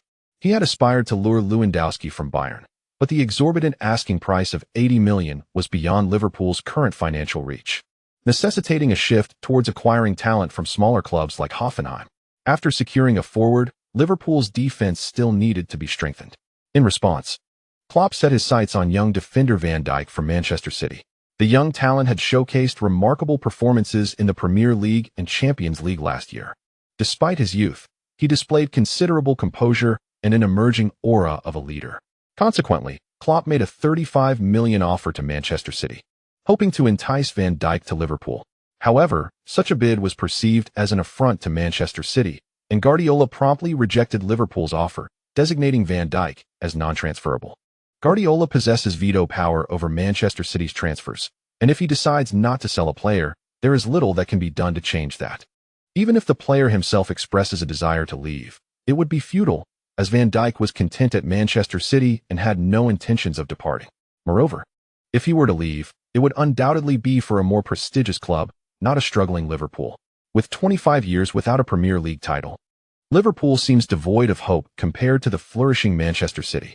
Furthermore, as de Michelis gradually steps back, Van Dijk has firmly established himself as a key player at Manchester City, with the club expressing interest in signing him to a new contract that would increase his weekly wage to $150,000. For a 24-year-old, such remuneration is already quite substantial. Thus, Van Dijk feels nothing but gratitude and has no thoughts of leaving. Following the unsuccessful attempt to poach Van Dijk, Klopp could not help but feel a tinge of regret. Consequently, he opted to acquire right-back Klein from Southampton for $17 million. Klein possesses commendable offensive capabilities and is well suited to execute Klopp's attacking tactics. He does not intend to adopt a defensive counter-attacking style at Liverpool. Rather, he aims to bring his philosophy of attacking football from Dortmund to Anfield. Additionally, he invested $5 million to secure an 18-year-old young defender, Gomez, from Charlton. Though the player's potential is promising, he may not contribute immediately. Nonetheless, this acquisition serves as a prudent investment for the future. In the spirit of frugality, Klopp has once again spent $3 million to acquire a young forward from Burnley. Observing their new coach's meticulous approach to transfers, the Liverpool hierarchy could no longer remain passive. Consequently, they allocated additional funds to Klopp, enabling him to secure Aston Villa striker Bentic for a staggering $46.5 million. This left Klopp utterly exasperated. What was the meaning of this? If such funds were available, why were they not presented earlier? Had he possessed $87.5 million beforehand, he would undoubtedly have made a bid for Lewandowski from Bayern. Instead, this amount was split into two, resulting in the acquisition of two forwards, one of whom was not even his preferred choice. In Klopp's view, even the combined talents of Bentic and Firmino pale in comparison to the true legends like Suarez and Lewandowski. If the funds had to be divided, his priority would have been another player from Southampton, Maine. Nevertheless, this summer, Liverpool's expenditures were substantial, totaling $1.2 billion across all players. In contrast, their arch-rivals in the Red Derby, Manchester United, were even more active in the transfer market this summer. United not only secured Pogba, but also spent $60 million to bring in Martial from Monaco and $35 million to acquire Depay from PSV. Additionally, Schneiderlin for $35 million and Darmian for $18 million joined the ranks of the Red Devils. Overall, Manchester United's total expenditure for the summer reached an impressive $2.6 billion, with a net investment of $1.5 billion even after accounting for the profits from player sales. Since Ferguson's retirement, Manchester United has been known to wield their financial clout in the transfer market each year. Fortunately, being Manchester United, they possess substantial resources. Had it been another club, such extravagance might have led to financial ruin. However, if the team fails to show improvement in performance despite such lavish spending, it would indeed be a disservice to the fans and the club. Thus, even after departing from Chelsea, Mourinho's burdens have not diminished. Rather, they have intensified. Managing the chaos at Manchester United is no small feat. Gazing at the roster in his hands, Mourinho cannot help but rub his forehead.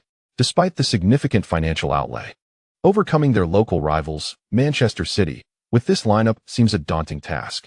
Unlike Chelsea, there is no substantial enmity between Chelsea and City. However, the rivalry between Manchester United and City is fierce, with both teams fiercely vying for victory in their derby encounters. Mourinho fears that should he lead Manchester United to defeat against City in the Manchester Derby, the ire of the global Red Devils fanbase might well engulf him. At this moment, Manchester United is not yet the beleaguered club it will become a decade hence. During Ferguson's era, the club amassed countless fans worldwide. At this juncture, the global influence of the Red Devils is far beyond that of the Manchester United that has been marred by a decade of turmoil. Although the team's performance has waned in recent years, resulting in the loss of some championship supporters, the popularity accrued over time remains intact. Fans around the world have not entirely lost hope. They continue to harbor expectations for the team. Should he fail to meet these aspirations, he will undoubtedly face criticism. Yet, how can one truly gauge the fulfillment of these expectations? Is it merely by vanquishing Manchester City, clinching the league title, or leading Manchester United to another Champions League triumph? Each of these objectives presents formidable challenges, particularly with the presence of Manchester City. Even the first goal seems an arduous task. Mourinho, reflecting on Chelsea's collapse last season, recognizes that triumphing in the league hinges on the crucial direct encounters with Manchester City. Even if they cannot conquer City, they must not succumb to defeat. Chelsea's downfall last season was largely due to being swept by City, which allowed the latter to catch up by the season's end. Had Chelsea lost fewer matches to City, the outcome would have been starkly different. Competing at the Etihad Stadium is notoriously difficult. It is renowned as a fortress. Mourinho holds little hope for securing victory there. Should Manchester United visit the Etihad, he would likely adopt a conservative strategy, aiming to avoid defeat. At home, the emphasis would be on fortifying their defense to ensure City does not emerge victorious. However, he wonders if employing a defensive approach at Old Trafford would provoke discontent among his own supporters. While other Premier League giants embark on a spending spree in the transfer market, Arsenal fans can only watch enviously. This summer, Wenger has exhibited remarkable restraint, opting not to acquire any new players, seemingly choosing to conserve funds for future endeavors. When pressed by reporters on his lack of signings, Wenger asserted that the finest players are already within his squad. In truth, he has his eye on several talents, including Cavani from Paris Saint-Germain, Benzema from Real Madrid, and Lingard from Manchester City. Arsenal is in desperate need of a forward, a prolific striker to spearhead their offensive efforts. This is a widely acknowledged fact. Following the failed attempt to secure Suarez last year, Wenger has scouted numerous forwards, yet for various reasons, none have joined the club. Watching Suarez flourish at Barcelona after his departure has only intensified his regret. Had he not fixated on the 40 million figure, and instead compromised by offering an additional 5 million to Liverpool, the outcome might have been dramatically different. With Suarez's caliber, his addition to the Gunners would have transformed their attack, providing significant reinforcement. While Arsenal's midfield is commendable, their front line lacks the necessary potency. This is why Wenger is so fervently eager to acquire an exceptional forward, preferably one who has already proven himself at a top-tier club. Such individuals are indeed numerous, including the likes of Cavani, Suarez, Lewandowski, Benzema, and Higuain. However, the market value of these players is exorbitantly high, with starting prices around 70 to 80 million euros. For a club like Arsenal, which is notoriously frugal and meticulous with expenditures, such sums are simply prohibitive. Consequently, their reluctance to invest heavily in transfers has led to missed opportunities, notably the acquisitions of Higuain and Suarez, as they could only watch helplessly as these talents joined rival teams. The manager finds himself in a quandary, having been accustomed to a conservative financial approach. He struggles with the notion of extravagant spending. Yet, he also recognizes that, given his current age, his tenure at Arsenal may not last much longer. Thus, he harbors aspirations of leading the team to another prestigious title before retirement. Not the FA Cup or League Cup, but the Premier League crown, or even the Champions League. However, without a formidable squad, the likelihood of achieving such lofty goals appears bleak. This predicament leaves Wenger in a state of indecision. Should he adhere to his traditional frugality, or take a bold risk by investing all his accumulated resources in securing a world-class forward?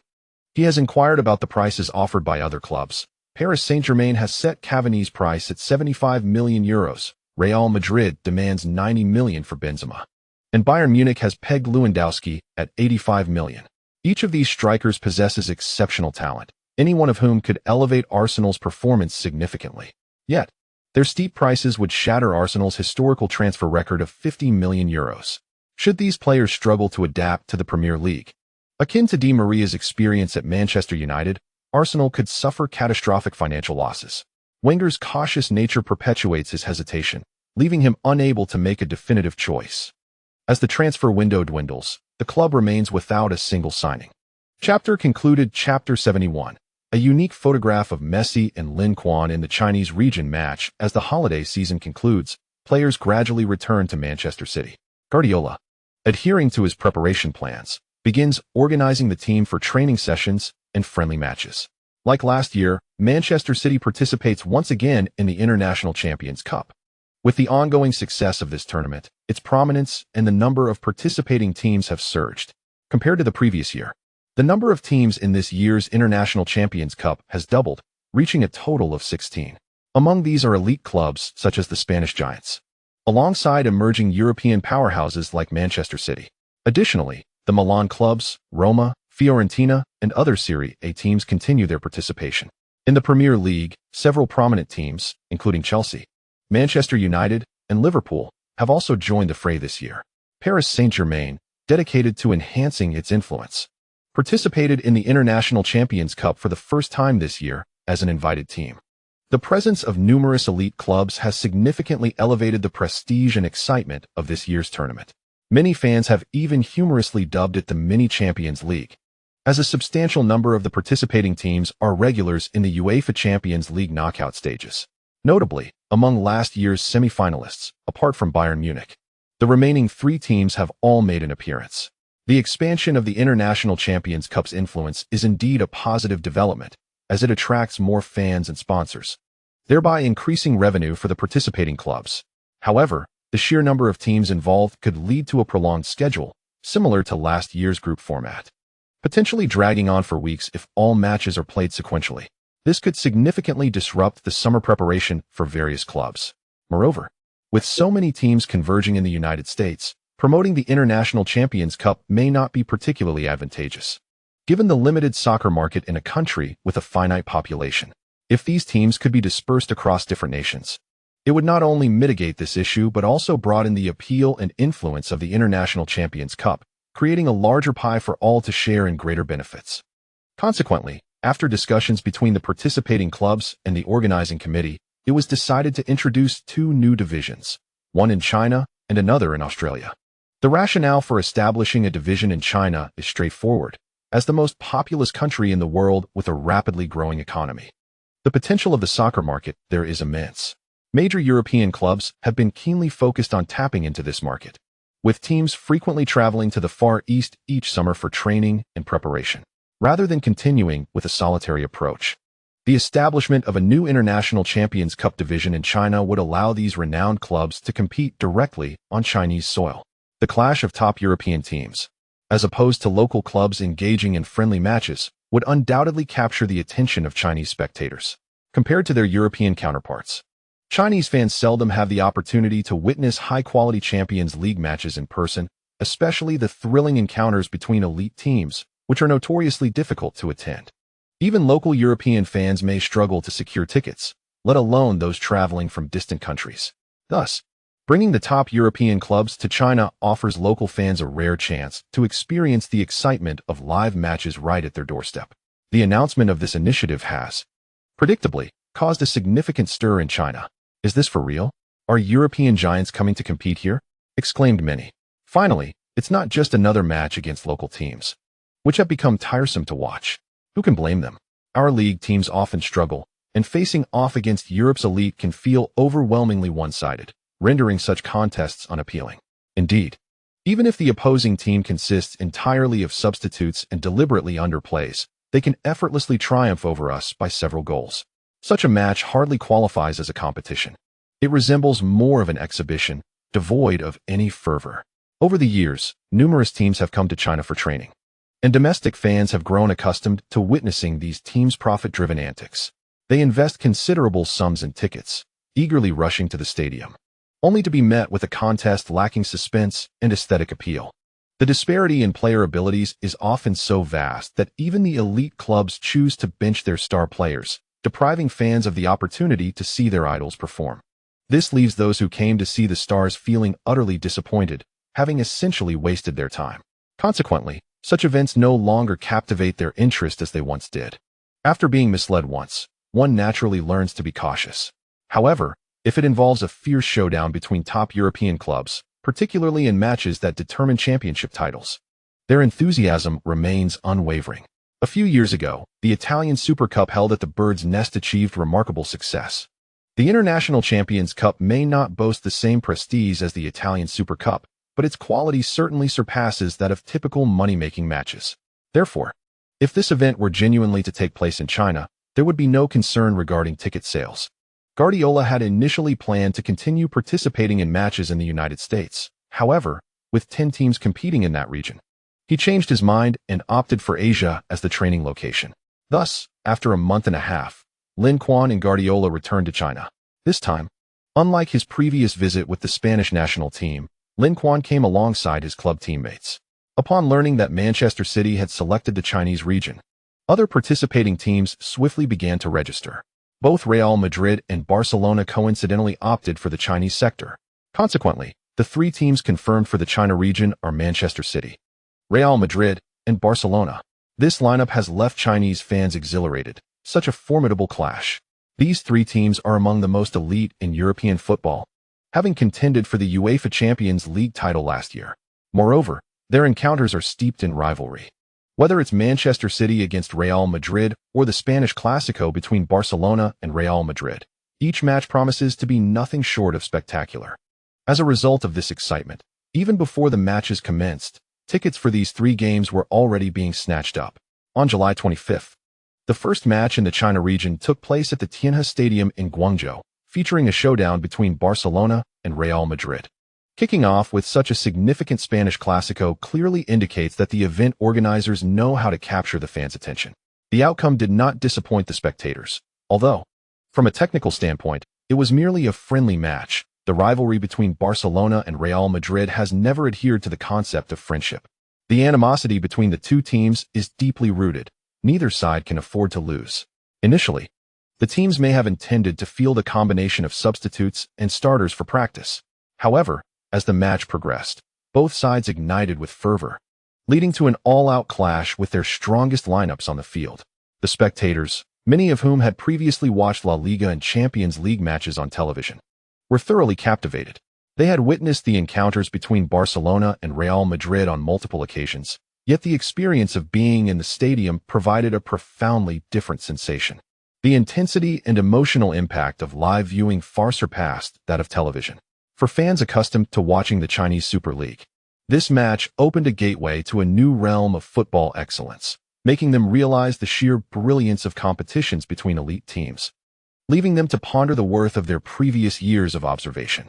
While fans in Guangzhou were immersed in the afterglow of the high-caliber Spanish derby, those in the capital and Shanghai were filled with longing, tears of envy glistening at the corners of their mouths. "How I wish to witness the Spanish derby," they lamented. "Alas, Barcelona and Real Madrid do not grace our locale. Fear not, as the next match will be ours, and we will have the opportunity to see Lin Huang play up close." Due to Lin Quan's immense popularity in China, the organizers deliberately allocated the two largest stadiums for Manchester City's schedule. On July 28th, the Shanghai Stadium, with a capacity of 72,000, was completely filled, with even the aisles crowded with fans. Although the official capacity is stated as 72,000, the number of standing spectators clearly indicated that the attendance exceeded this figure. The match drew such a vast audience because it featured Manchester City against Barcelona, essentially a reenactment of this year's Champions League final. The organizers were astute, as Manchester City's popularity in China is well known. Meanwhile, Barcelona, owing to the legacy of the Dream Team and Lionel Messi, boasts a substantial fan base in the country. The collision of these two teams, both powerful and popular, naturally generated unparalleled allure, prompting more fans to purchase tickets. The high attendance reflected the anticipated outcome. In this match, neither side opted for a mix of substitutes and starters. They both fielded their full-strength squads from the outset. This was not an attempt to appease the Chinese audience. Rather, both teams had their own objectives. Guardiola aimed to assess his players' conditions after a lengthy break, and with a strong opponent at hand, it was the perfect opportunity for evaluation. On the other hand, Barcelona had just triumphed over Real Madrid 3-2 at Tianhe Stadium 3 days prior, and their morale was soaring. They sought to capitalize on this momentum to take down Manchester City and avenge their previous defeat. At this point, Neymar was still part of the squad, though he was aware that his official departure announcement was imminent. Thus, during the match, he played with the fervor of a warrior, exhibiting his utmost skill and determination, tirelessly engaging in both offensive and defensive efforts. Under his influence, the entire Barcelona team quickly found their rhythm, dominating Manchester City from the outset. In the first half, Manchester City's performance was evidently inferior to that of Barcelona. The players seemed to be out of sync, with several miscommunications occurring among them. Moreover, City's fullbacks were thoroughly outclassed by Neymar. In the 32nd minute of the first half, Neymar made a decisive breakthrough down the flank, cutting in to score the first goal of the match. The crowd erupted in jubilation, particularly the fervent Barcelona supporters clad in their red and blue jerseys, who danced with excitement. Indeed, with the formidable MSN trio, who could rival Barcelona? Even a powerhouse like Manchester City faltered before them. Meanwhile, City fans expressed concern regarding their team's stark contrast in performance compared to the Champions League final, questioning Neymar's sudden resurgence in form. Dealing with Messi was already a daunting task. Now, with an invigorated Neymar, who could withstand such pressure? Observers of the match were convinced that the new season heralded Barcelona's resurgence, unaware that in mere days, Neymar's departure would bring crashing down the nascent dynasty. Pep Guardiola was not overly concerned with the scoreline, but harbored dissatisfaction with his players' performance. He decisively substituted those underperforming players, bringing in younger, more dynamic talent. While these young athletes may not match the skill of the veterans, their fervor for the game and hunger for glory eclipsed that of their more decorated counterparts. However, relying solely on a cadre of youthful players to overcome a Barcelona side in peak form was clearly an insurmountable challenge. In the second half, City managed to claw back a goal, yet Messi and Suarez quickly responded, netting 2 additional goals. As the match drew to a close, Lin Quan's spectacular volley reignited the suspense, putting Barcelona's defense under considerable pressure. During stoppage time, as City launched a relentless offensive, Barcelona found themselves in a precarious situation. Nevertheless, through their collective determination, they managed to maintain the scoreline at 3-2. After the match concluded, Lin Quan stood with hands on hips, casting a glance at his teammates. Shaking his head in resignation, he sensed a loss of something vital among them. In contrast, he felt a profound yearning emanating from Barcelona. "Lin, may I exchange jerseys with you?" As Lin pondered this, Messi approached him. Of course. Lin quickly removed his jersey, completing the exchange with Messi. "Shall we take a photo together afterward?" Messi's demeanor was buoyant as he suggested. "What for?" Lin inquired. "Oh, simply because such an opportunity is rare, and I'd like to commemorate it." Messi replied with a smile, discreetly cherishing the fact that this was his first victory over Lin on the pitch, a moment worth remembering. "All right, please wait for me while I borrow a camera." Lin Quan nodded, approached a reporter on the sidelines, and inquired, "Would you be so kind as to lend me your camera for a moment?" "Mine?" "Of course." The reporter appeared somewhat taken aback by Lin Quan's initiative, displaying a hint of awkwardness. "Thank you very much." Lin Quan took the camera and dashed back to the field, randomly selecting a teammate to assist him in capturing a photograph with Messi. Messi, ever mindful of his public image, donned the exchanged jersey for the photo, wishing to avoid an unadorned appearance. Due to the warm weather, he had opted against wearing his usual fitted athletic attire. Observing Messi's actions, Lin Quan mirrored him by also putting on the exchanged jersey. Thus, a rare photograph was born, showcasing Messi adorned in Manchester City colors while Lin Quan sported the Barcelona jersey. The chapter concludes here. Chapter 72. Cristiano Ronaldo finally triumphs. Following the match in the Magic City, Manchester City swiftly made their way to the capital. On July 31st, within the Workers' Stadium, Manchester City clashed with Real Madrid in the final match of the International Champions Cup for the China region. Just like in the Magic City, the Workers' Stadium was filled to capacity, with over 65,000 fans in attendance. Amidst the cheers and encouragement from the audience, both teams collaborated to present a thrilling spectacle. Compared to the previous match, the players from Manchester City exhibited a noticeable improvement in their performance. This enhancement can be attributed to Guardiola's adjustments post-match, as those who underperformed were not only criticized but also relegated to the bench, preventing them from starting. Guardiola was acutely aware of the issues plaguing these players, having encountered similar situations during his tenures at Barcelona and Bayern. In essence, once players achieve the accolades they have long desired, Their intrinsic motivation for victory and honor often diminishes significantly. When the yearning for glory wanes, their competitive spirit on the field inevitably declines. This phenomenon contributed to their subpar performances, alongside other factors such as an extended vacation that left the players' physical conditions still recovering. However, Guardiola believed this to be the primary cause. To address this issue, effective solutions were scarce. He could only seek ways to rekindle their desire for triumph and prestige. If this tactic proved ineffective, he would have to consider substituting in younger, more driven players who had yet to experience the Champions League. Such a strategy would not only invigorate the team, but also instill a sense of pressure among the veteran players. For the club, no individual is irreplaceable. Should a player falter, others would be brought in. Nonetheless, these players had already demonstrated their capabilities at Manchester City, establishing strong synergy and understanding among one another. If they could recalibrate and reignite their competitive fervor, Guardiola would be more than willing to continue coaching them. Nevertheless, the team does not require the infusion of new blood. It is essential to cultivate talent across various positions for unforeseen circumstances. Like Barcelona, Real Madrid has suffered significant defeats at the hands of Manchester City. During the 2013-2014 season, Madrid was in formidable form, brimming with hope to secure their 10th UEFA Champions League trophy. However, in the semi-finals, they fell victim to Manchester City, being eliminated on their home turf.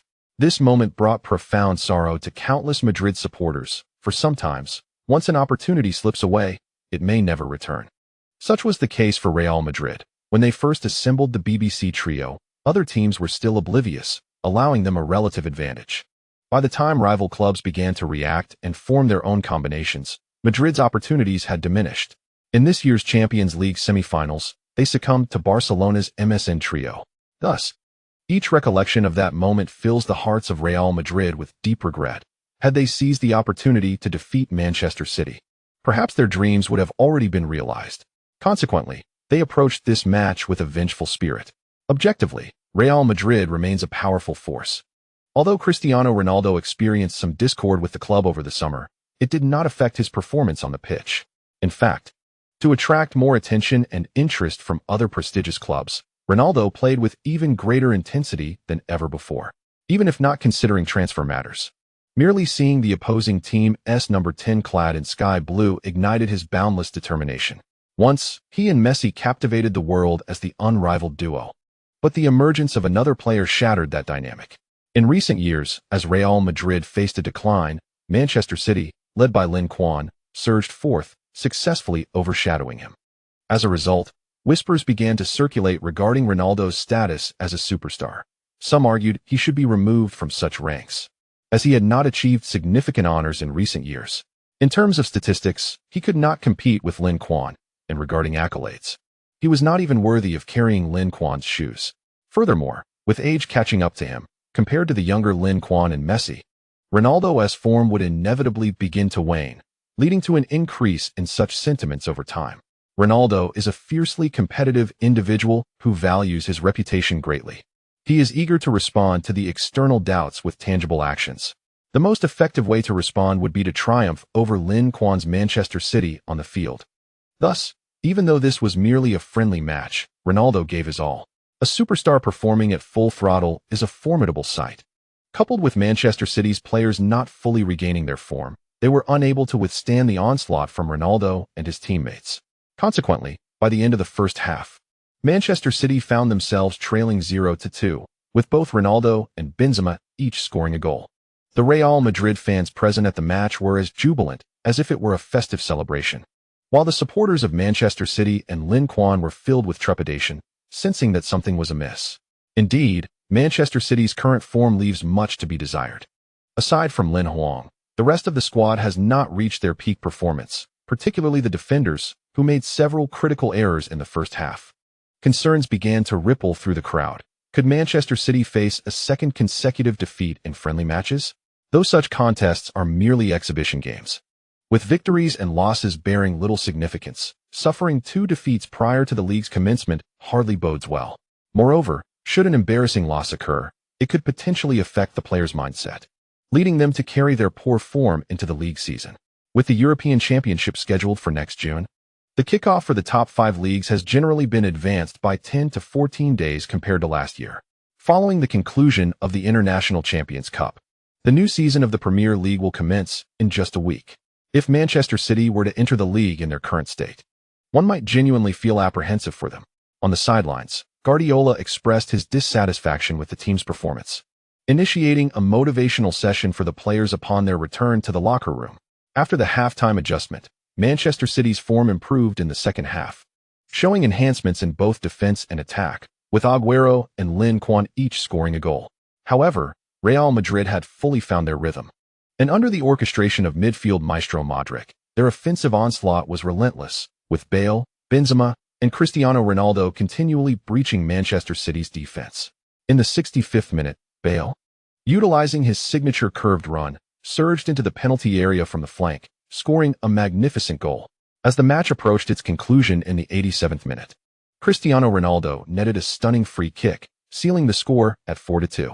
Real Madrid triumphed over Manchester City, marking Ronaldo's first victory in a duel against Lin Quan, and he also outperformed his counterpart in statistical terms. After the match, Ronaldo exuberantly accepted an interview with the on-site reporters, passionately discussing his aspirations for the new season. This season, Ronaldo aims to secure both the league championship and the Champions League title, while the prospect of a treble hinges on their performance in the Copa del Rey.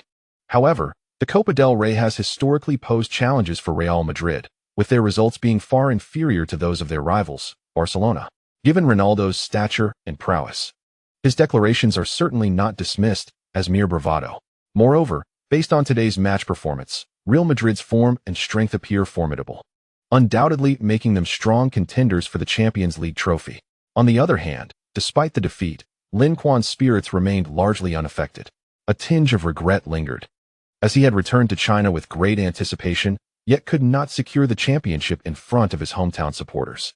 As the match concluded, both Benzema and Bale, almost in synchrony, raced towards Lin Quan to exchange jerseys. However, Bale's speed proved to be slightly superior, granting him the opportunity to exchange jerseys, while Benzema regrettably missed out.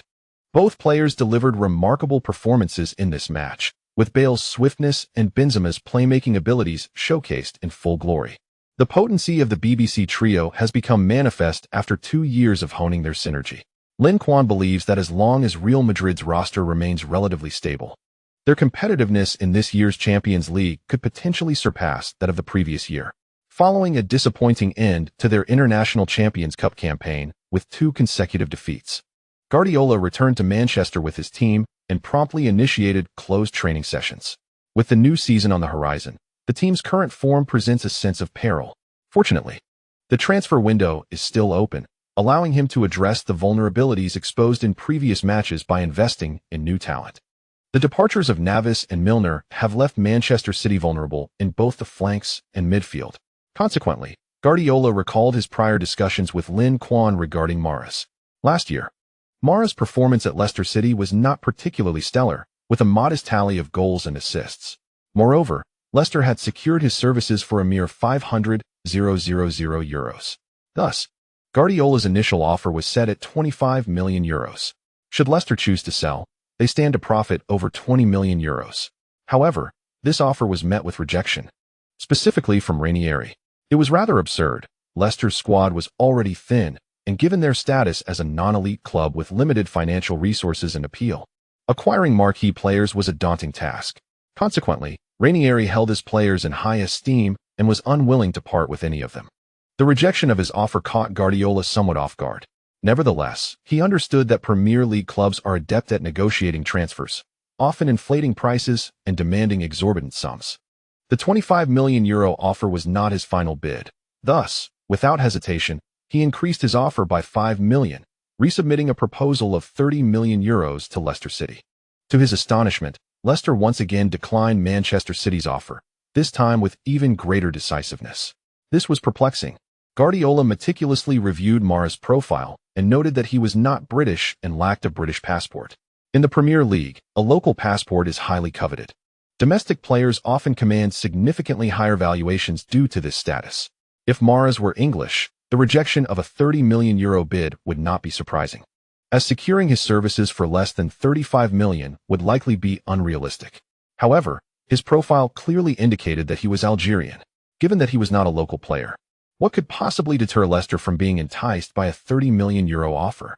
It was utterly baffling, completely incomprehensible, since the counterpart has chosen not to sell. He has abandoned any intention of continuing to bid and has turned his sights towards other targets. On Leicester City's side, Ranieri, after reluctantly rejecting Guardiola's offer, finds it difficult to maintain his composure. He has questioned himself multiple times. Is Mahrez truly worth such a sum? Should he simply sell him and utilize the proceeds to acquire the talents desperately needed by the team in the transfer market? Leicester City's financial foundation is far less robust than that of Manchester City. Over the past few seasons, their transfer budget has remained below €10 million, with several seasons spending merely a few million. Such funds are insufficient for Manchester City to secure even a single young player. This summer, after bringing in the esteemed Ranieri, the club's owner has shown a bit more generosity, allocating a transfer budget of €30 million. With this sum, Ranieri has meticulously managed to sign as many as 5 players, addressing multiple deficiencies within the team. The players acquired by Ranieri exemplify value for money, with transfer fees generally under €10 million. The most expensive, the Japanese international Shinji Okazaki from Mainz, cost €11 million, causing Ranieri considerable anguish for several days. Now, a chance to earn €30 million or even more lies before him. Should he seize this opportunity, he could procure several more capable players. However, the fact that a world-class coach like Guardiola has set his sights on Mahrez indicates that the player possesses exceptional qualities. Selling such a future star for €30 million feels somewhat regrettable. If Leicester City harbors no ambitions, merely seeking to avoid relegation and remain in the Premier League, then perhaps such a transaction could be justified. After all, for many mid to lower tier teams, selling homegrown stars and scouting for new talent in lower divisions is a significant revenue strategy.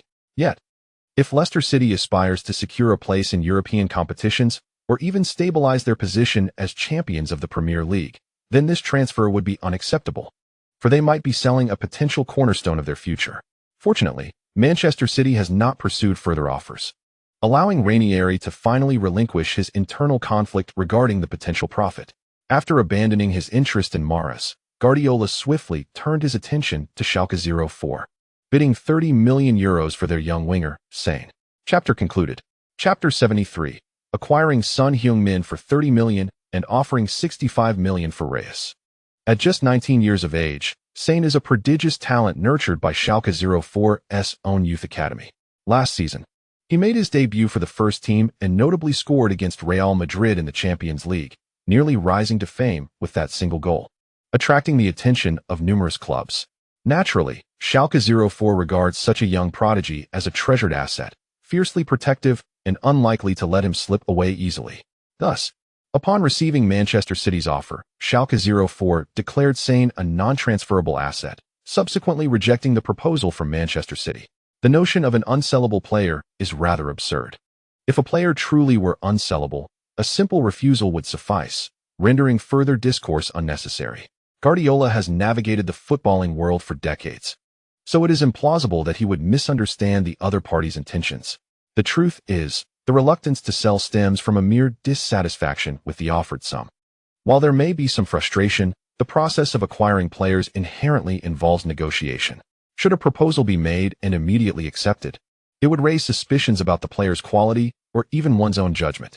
After augmenting his initial offer by €5 million, Guardiola approached Schalke 04 for a second bid. This time, Schalke's stance had notably shifted. They no longer uttered nonsensical claims about Sane being untouchable. However, Manchester City's reputation as a financial powerhouse has been firmly established over the years, leading European clubs to adopt an unwritten rule. When faced with a City proposal, they should inflate their asking price. After all, it is only prudent to extract a significant sum from such a wealthy club. Consequently, they demanded €40 million from Manchester City and insisted on a 20% cut of Sane's future transfer fee. This was indeed a brazen request. While Sane possesses undeniable talent, at the tender age of 19, whether he can fully realize this potential remains uncertain. If he fails to thrive at City, it would result in a considerable loss for them. Thus, Manchester City ceased their negotiations with Schalke and began to scout for other talents. What transpired? Had the transfer negotiations encountered a setback? Observing Guardiola's dejected expression, Lin Kuan speculated that he had faced challenges in the transfer market. Why do these outsiders perceive us as easy prey, assuming we are merely fools with deep pockets? The very thought of Schalke's demands ignited within Guardiola an urge to express his frustration. Although the price of 40 million euros exceeded his budget, it was not beyond Manchester City's financial capabilities. However, the additional terms regarding a transfer fee share felt like an affront to his intelligence. Did they truly believe he would acquiesce to such conditions? Accepting such terms would effectively mean spending 50 million euros on a 19-year-old winger. Who do they think he is? Valued at 50 million? Are we to be regarded as naive and affluent fools? Lin Kuan could not suppress a laugh. Guardiola seemed to view Manchester City as a venerable giant akin to Barcelona. Indeed, Manchester City rose from humble beginnings, historically acquiring players by simply offering more than their competitors. Thus, the tendency to inflate prices when dealing with City was, ironically, a result of their own actions. However, in recent years, as Manchester City's prestige and accolades have grown, this practice has diminished, while Guardiola's previous clubs were established powerhouses, leaving him unaccustomed to such tactics. If Bayern were to pursue a player, it would not be surprising if they could entice Leroy Sané away for a mere 25 million or even 20 million, rather than the 40 million initially suggested. One should not underestimate the prowess of the Bundesliga's talent scouts. The allure of Bayern Munich for German players is akin to a protagonist in a compelling narrative raising a fist, prompting eager subordinates to bow in submission. Unfortunately, Manchester City is not Bayern, and more regrettably, they are a club in the Premier League. The world recognizes the Premier League's exceptional commercial operations. Its clubs are exceptionally wealthy, with even relegation-threatened teams raking in over 100 million annually from broadcasting revenues. Such substantial income renders Premier League clubs archetypes of lavish spending in the transfer market, often willing to pay significantly more than their counterparts in other leagues. Arsene Wenger, the former Arsenal manager, once remarked that teams from other leagues automatically inflate their prices by 50% when negotiating with English clubs. While this statement may serve as a justification for his reluctance to splurge on star players, it also reflects the prevailing disadvantage faced by Premier League clubs in the transfer market. Take Paul Pogba, for instance. Had he been pursued by Real Madrid or Barcelona, the transfer fee would have scarcely reached 105 million, at most perhaps 80 million. However, encountering the financially reckless and desperate Manchester United, Juventus had complete leverage, dictating the terms to which United had to acquiesce. Not acquiring Sané may not be a detrimental outcome. Lin Kuan's impression of him is not particularly favorable. His talent is indisputable, yet his playing style does not align well with Manchester City, or more specifically, with Guardiola's philosophy. Guardiola values efficiency and seeks players who diligently adhere to his tactical directives, refrain from creating disturbances off the pitch, and train with unwavering dedication. Sané, however, does not embody this archetype. His work ethic appears lacking. He tends to hold onto the ball excessively and sometimes prioritizes personal flair over efficiency, which disrupts the team's attacking flow. Guardiola's disappointment in Sané is evident, as he has shown a preference for relying on Sterling instead. In contrast to the nonchalant Sané, Lin Kuan recalls another exceptionally gifted yet industrious player, Son Heung-min from Bayer Leverkusen. Observing the performances of this winger, Lin Kuan compiled highlights of Son and presented them to Guardiola. The esteemed manager took Lin Kuan's recommendation seriously, thoroughly reviewing the footage before thoughtfully remarking, "This player possesses remarkable speed and excels in scoring during quick counterattacks. However, his effectiveness in structured play is somewhat lacking, and his technical skills are not particularly outstanding." Guardiola's assessment is indeed accurate. Son does not quite belong to the elite tier of players. Nevertheless, such players, characterized by distinct attributes, can yield remarkable results when utilized effectively within a specific tactical framework. Otherwise, he would not have clinched the Premier League Golden Boot. You are not the main buyer. However, if purchased as a substitute, I believe it could be a sound decision. Furthermore, having a swift player on the flanks may yield remarkable results when encountering teams that favor pressing attacks. Lin Kuan cast a glance at Guardiola, finding his demands somewhat outrageous. Perhaps it was due to the elevated expectations formed after witnessing the performances of Messi and himself. Yet, not everyone possesses the prowess of Lin Kuan or Messi. Indeed, only two such players exist in the realm of football. Very well, let us proceed as you suggest. Originally intended as a backup, Guardiola found solace in this decision. Consequently, Manchester City swiftly initiated a bid of $30 million to Bayer Leverkusen. In contrast to Son Heung-min, at the age of 23, is currently in his prime. His arrival could seamlessly integrate him into the team, providing immediate impact. However, the underwhelming performances of Asian players in the top 5 leagues introduce an element of risk in this transaction. Despite the emergence of stars like Shinji Kagawa, Park Ji-sung, Hideyoshi Nakata, and Keisuke Honda in Europe, the capabilities of Asian players have not yet garnered full recognition across the continent. This is evident in the transfer fees, with the current record for an Asian player standing at $18.5 million, held by Nakata, an achievement established 15 years ago that remains unbroken to this day. If their talents were indeed exceptional, the inflated transfer market would have seen this record shattered long ago. Thus, upon receiving this bid, Leverkusen exhibited little hesitation and promptly agreed, fearing that any delay might lead Manchester City to regret their decision. Unbeknownst to them, in the Premier League, another club had also set its sights on Son Heung-min, Tottenham Hotspur, who had previously been bested by Manchester City. What? Son Heung-min has been signed by Manchester City? Tottenham's chairman, Levy, had just prepared the budget to procure this promising Asian winger, intending to bolster Kane's efforts in the pursuit of the championship trophy, only to learn that the player they coveted had already been poached by none other than their league rivals, Manchester City. Damn Manchester City. Why must they snatch our target when there are numerous talented wingers in the Bundesliga? Although frustration simmered, there was little that could be done. With the player now acquired by another, what more could be said? Lacking a suitable winger, Tottenham would likely rely once again on Kane to carry the team in the new season. Faced with the ever-strengthening Manchester United and Liverpool, Manchester City continues to uphold the championship squad that secured consecutive UEFA Champions League titles. Levy couldn't help but feel apprehensive. Could their current lineup truly challenge these formidable teams? After successfully securing Son Heung-min, Guardiola's spirits soared, as the previous gloom dissipated entirely. With remaining budget at his disposal, he felt compelled to further enhance his talent reserve. This time, Guardiola set his sights on Marco Reus. Following the departures of Götze and Lewandowski, Reus had ascended to become the cornerstone of Borussia Dortmund. Had it not been for his incessant injuries preventing him from making consecutive appearances last season, Borussia Dortmund would not have found themselves perilously close to the relegation zone. Guardiola has long held a deep admiration for Marco Reus, having appreciated his talents during his tenure at Bayern, even contemplating a transfer at one point. Regrettably, Reus harbors profound loyalty to Dortmund and has no intention of departing, leaving Guardiola somewhat powerless in the situation.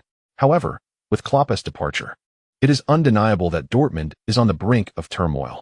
The path to reclaiming their former glory remains uncertain and could take considerable time. Furthermore, given Bayern's dominance in the Bundesliga, it seems increasingly unlikely that Dortmund will return to the peak they once enjoyed. Thus, remaining at Dortmund appears to offer little promise for Reus. Coupled with his fragility, as he continues to push his limits, his injuries are likely to escalate in severity. Guardiola even fears that if this trend persists, Reus may ultimately be consumed by his ailments. It is a tragic waste of his immense talent and admirable character. These concerns are precisely why Guardiola wishes to recruit him. He cannot bear to witness a prodigious talent being squandered before reaching his full potential due to various adversities. Consequently, after acquiring Son Heung-min, Guardiola thoughtfully considered the situation and proposed a bid of $65 million to Dortmund in hopes of securing Reus' services. Manchester City is not lacking in midfield options, and should Reus join the team, Guardiola would afford him the necessary time to recuperate and heal from the accumulated weariness. Upon receiving City's offer, Dortmund found themselves hesitant. They should have outright rejected the bid, as with the departures of Götze, Lewandowski, and Klopp. They now require a spiritual talisman to galvanize their efforts moving forward. In this tumultuous period, Reus, who resolutely chose to extend his contract with the team, undoubtedly embodies the ideal candidate.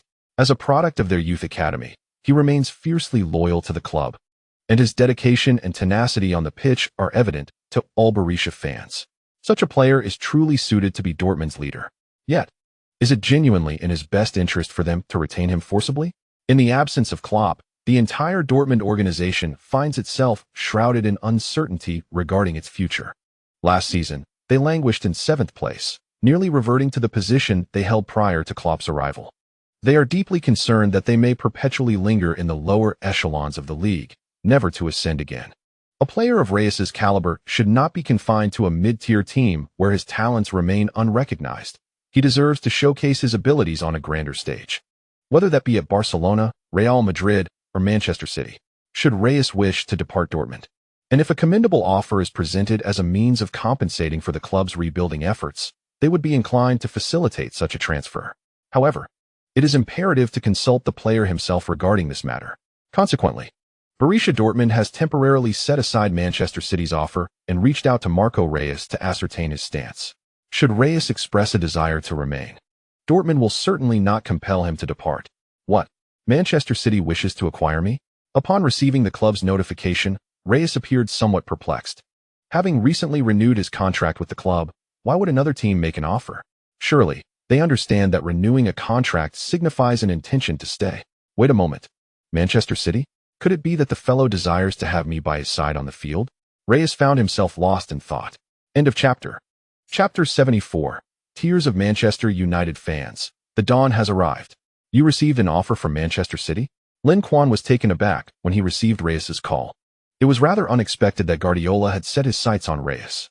Undoubtedly, Reyes's talent and skill are beyond question, ranking him among the top 10 in contemporary football. Yet, given his frail physique, could he truly thrive in the physically demanding Premier League? Lin Quan felt that Guardiola was pushing him into a perilous situation. The club has received your offer, reportedly amounting to a staggering 65 million. I was quite astonished upon learning this figure, considering that when Götze was lured away by Bayern, they paid merely 37 million.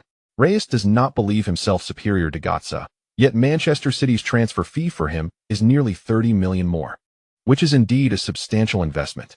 It has long been rumored that Manchester City possesses significant financial resources, and witnessing it firsthand confirms that the rumors hold true. For you, 65 million should be acceptable, right? Do you believe you are not worth that price? Having experienced offers in the hundreds of millions from clubs such as Paris Saint-Germain, Real Madrid, and Barcelona, Lin Quan's perception of value has certainly elevated. Hearing Reyes's valuation of 65 million now elicits little reaction. Last year, Real Madrid acquired James Rodriguez from Monaco for 85 million, and Reyes's prowess undoubtedly surpasses that of Rodriguez. However, he has lacked the opportunity to showcase his abilities on the World Cup stage and, due to injuries, missed numerous matches in the Bundesliga and Champions League last season. This has greatly impacted his market value. Had Reyes managed to maintain a clean bill of health, his valuation would certainly not be lower than that of Rodriguez. Of course, if Reyes could indeed evade injury, Borussia Dortmund would not find themselves in this predicament. Under such circumstances, the Yellow Wall would undoubtedly refuse to part with him.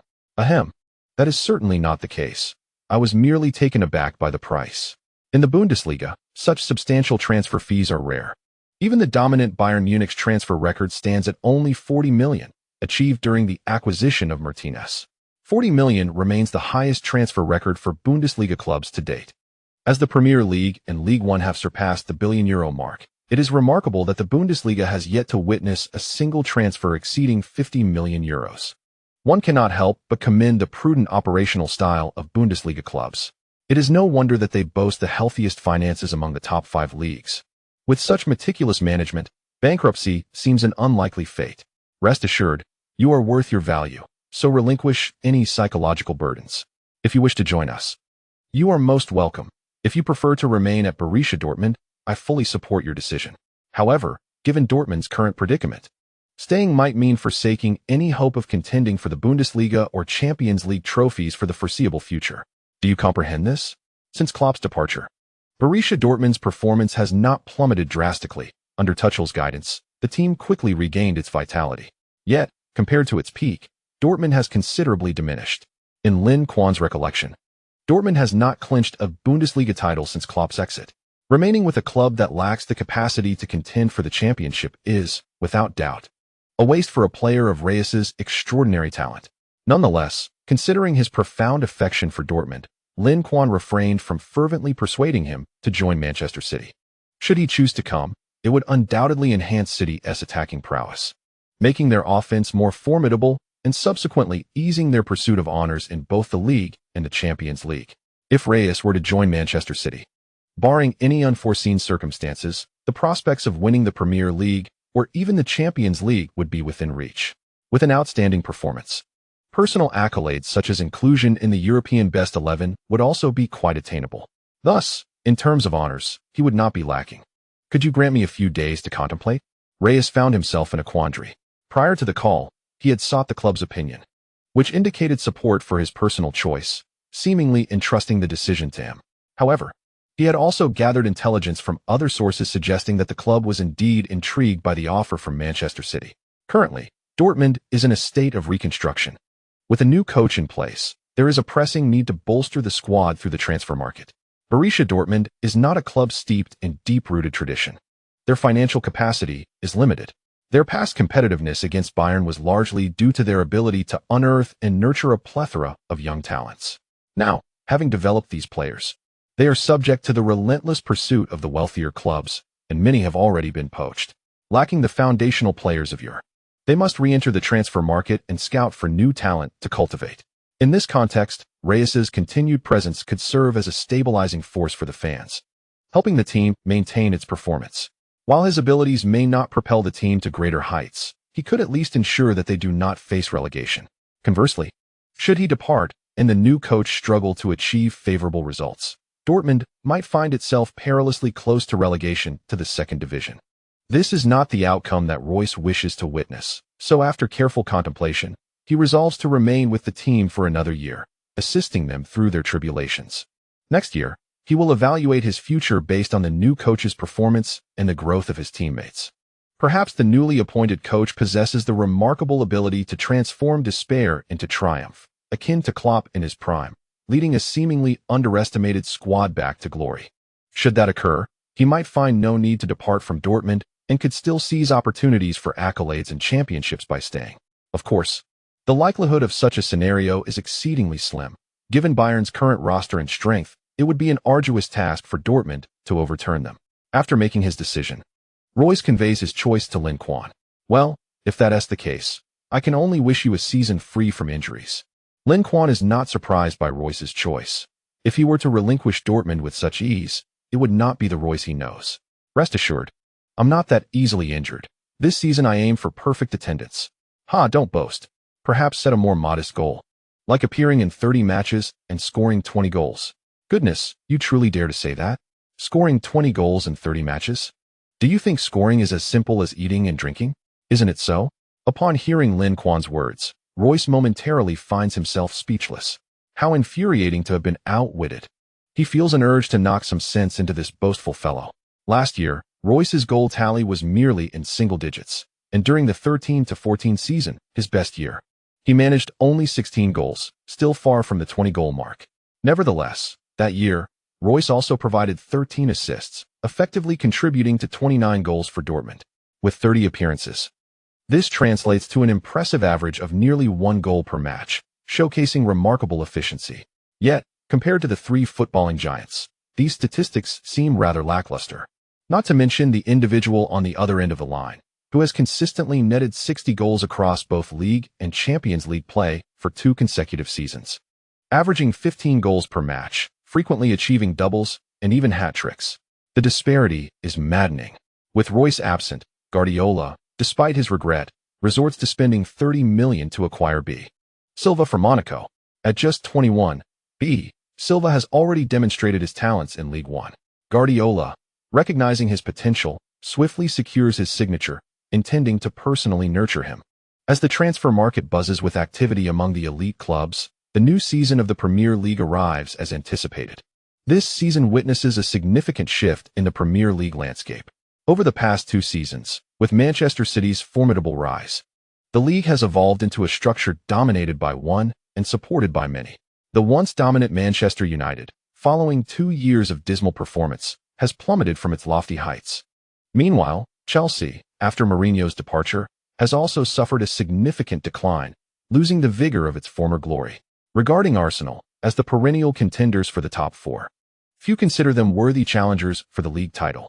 In contrast, Liverpool, after the appointment of Klopp, has made significant movements in the transfer market. Following a series of reinforcements, the team appears to be on the path to resurgence. given the disparity in strength among the Premier League's elite. Predictions for the new season overwhelmingly favor Manchester City as the likely champions, with other top clubs merely seen as potential disruptors, unable to compete with City's formidable prowess. However, should Manchester City encounter unforeseen upheaval, it is not out of the question that other clubs might seize the championship from their grasp. On August 8th, the 2015-2016 Premier League season commenced with a thrilling opener between Manchester United and Tottenham Hotspur. The match was fiercely contested, ultimately resulting in a narrow victory for Mourinho's Manchester United, who triumphed 1-0 on home soil, marking a positive start to their campaign. Although Tottenham suffered defeat, Kane's performance on the pitch garnered widespread acclaim. Yet, his solitary struggle drew sharp criticism towards Spurs in the aftermath. Had Levy displayed greater generosity and invested in a reliable companion for Kane, the outcome of the match could have been markedly different. For Tottenham to elevate themselves to the ranks of the elite, they cannot afford to continue with their current modest approach. They face a crucial decision. Either sell Kane and persist on their previous path of low-cost acquisitions, supplying players to the elite and profiting from the margins, or increase their investment, spending significantly in the transfer market to address their deficiencies and elevate their squad to the caliber of the Big Five. This indecisive state is most detrimental to Tottenham. In light of these reports, Levy might find himself wishing to express his frustrations towards the journalists. Is it that he is unwilling to make purchases? It is, rather, the wretched Manchester City that has intercepted his desired targets. He had earmarked 30 million to secure Son Heung-min, only to have an unexpected competitor snatch him away, derailing his plans. Tottenham had been scouting Son for over a year, ultimately convinced of his talent and capability, thus ready to make a bold move. Yet, with him now claimed by Manchester City, all their preparations have been rendered futile. While the funds remain intact, Levy is at a loss for who to pursue next. After all, Tottenham does not possess the same financial exuberance as Manchester City, and that 30 million represents a significant sum for them. Should they hastily invest in a player who fails to meet expectations, not only would their ambitions for ascendance be thwarted, but the hard-earned funds would also go to waste. Therefore, it is not merely a matter of Levy being miserly. Rather, he finds himself with resources but uncertain of where to allocate them. Levy's plight is of little concern to the fans, who only perceive the club's inactivity in the transfer market as a delay in supporting Kane, leading to their vociferous outbursts. In their first encounter, Manchester City faced a relatively weak opponent, West Bromwich Albion, who had finished 13th the previous season. Against such a team, City scored 3 goals in the first half, effectively extinguishing any suspense surrounding the match. With their resounding victory, they ascended to the top of the standings, embarking on a journey of dominance. In this round of matches, Chelsea was held to a 2-2 draw at home by Swansea, while Arsenal suffered a crushing 0-2 defeat against West Ham. Apart from the Manchester City duo, only Liverpool among the prominent clubs managed to secure a win. However, Liverpool's triumph was anything but effortless, as it was not until the 86th minute that Coutinho netted the decisive goal, sealing the fate of their opponents. Throughout the match, Liverpool's players appeared somewhat unaccustomed to Klopp's tactics. This prompted Klopp to realize that he might have been overly hasty, understanding that he could not abruptly overturn the team's established strategies, but rather should adopt a more gradual approach, akin to what Guardiola accomplished at Manchester City last year. Notably, in this round, Ranieri's Leicester City achieved a commanding 4-2 victory at home, currently sitting in second place due to goal difference, trailing only Manchester City. Nevertheless, given that the league has only just commenced and Leicester's opponents were not particularly formidable, the public remained skeptical, with few believing Leicester City could clinch the Premier League title. 5 days later, the second round of the league commenced. Manchester United emerged victorious with a narrow 1-0 win over Aston Villa, marking their second consecutive win. This long-awaited streak of victories brought tears of joy to countless Red Devils fans. A new dawn had arrived. Indeed, the lackluster performance of the team over the past 2 seasons was not a reflection of Manchester United's capabilities, but rather an indication of the coaching inadequacies. Had they appointed Mourinho immediately after Sir Ferguson's retirement, instead of choosing Moyes, perhaps Manchester United would not have endured such a tumultuous 2 seasons. With these 2 victories, Mourinho's standing among Manchester United supporters soared.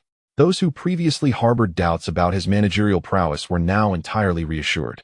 Their collective sentiment was singular: "Please, magical one, guide us back to the pinnacle and reclaim our championship trophy from the clutches of the wretched Manchester City.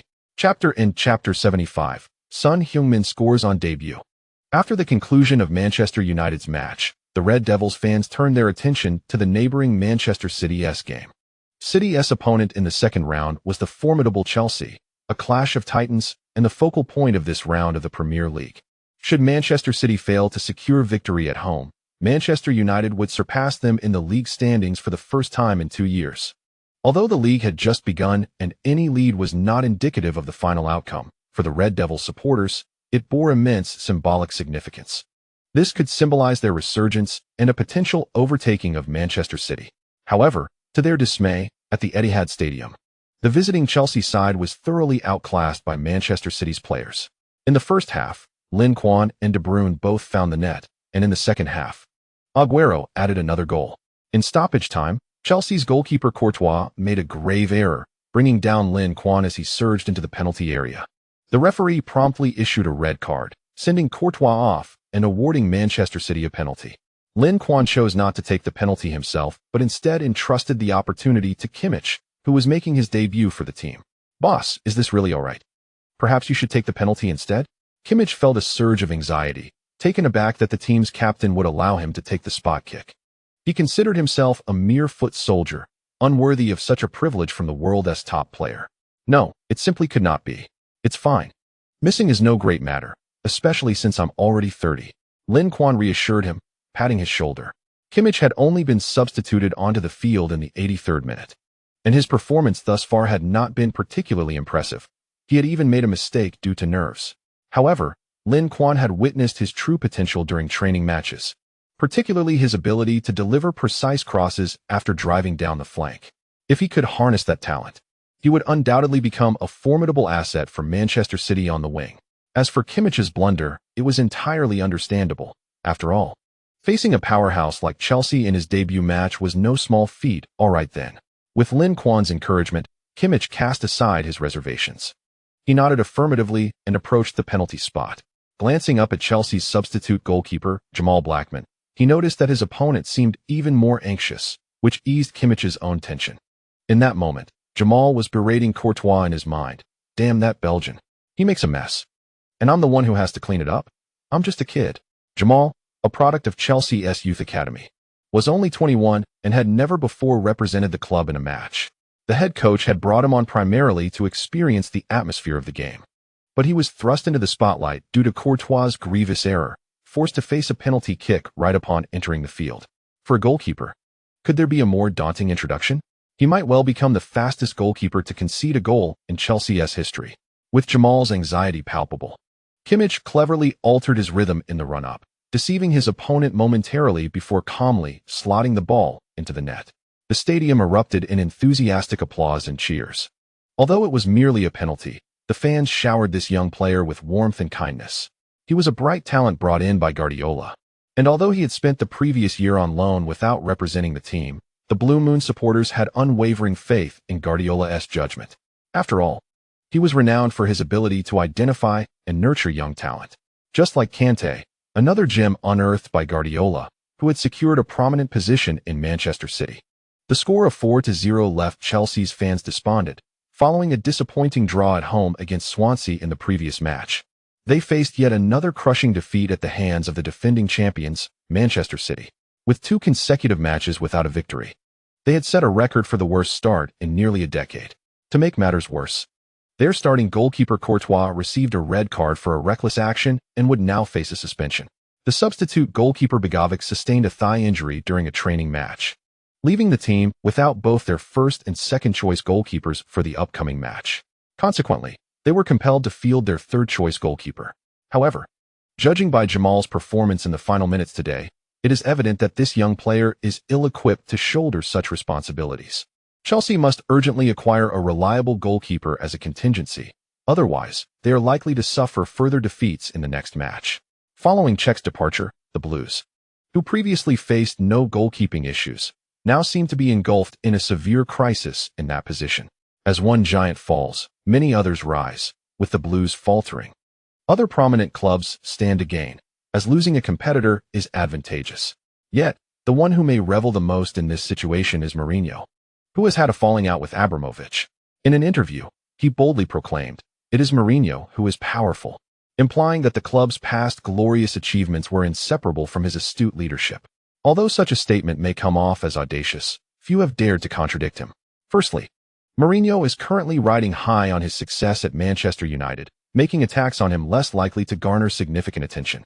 Secondly, the stark contrast in Chelsea's performance before and after his departure is undeniable. Last year, Chelsea was a frontrunner in the league, battling Manchester City for the title until the very end. In stark contrast, this year's squad seems to have withdrawn from the title race from the outset. Moreover, Chelsea's rise to prominence occurred under Mourinho's guidance. Particularly during his first tenure, he transformed Chelsea into a formidable force in the footballing realm. Therefore, Mourinho indeed possesses the grounds to make such claims. Naturally, Chelsea's hierarchy is displeased with Mourinho's remarks, as he appears to be claiming sole credit for their achievements, implying that the rest are mere inept individuals. If that is the case, then how did Chelsea secure their Champions League trophy without Mourinho at the helm? While Mourinho engages in verbal sparring with his former club, Liverpool and Leicester City quietly secured their second victories. Following this round, 4 teams remain undefeated in the Premier League: Manchester City, Leicester City, Liverpool, and Manchester United. The most vocal and triumphant, Mourinho, finds his team languishing in 4th place.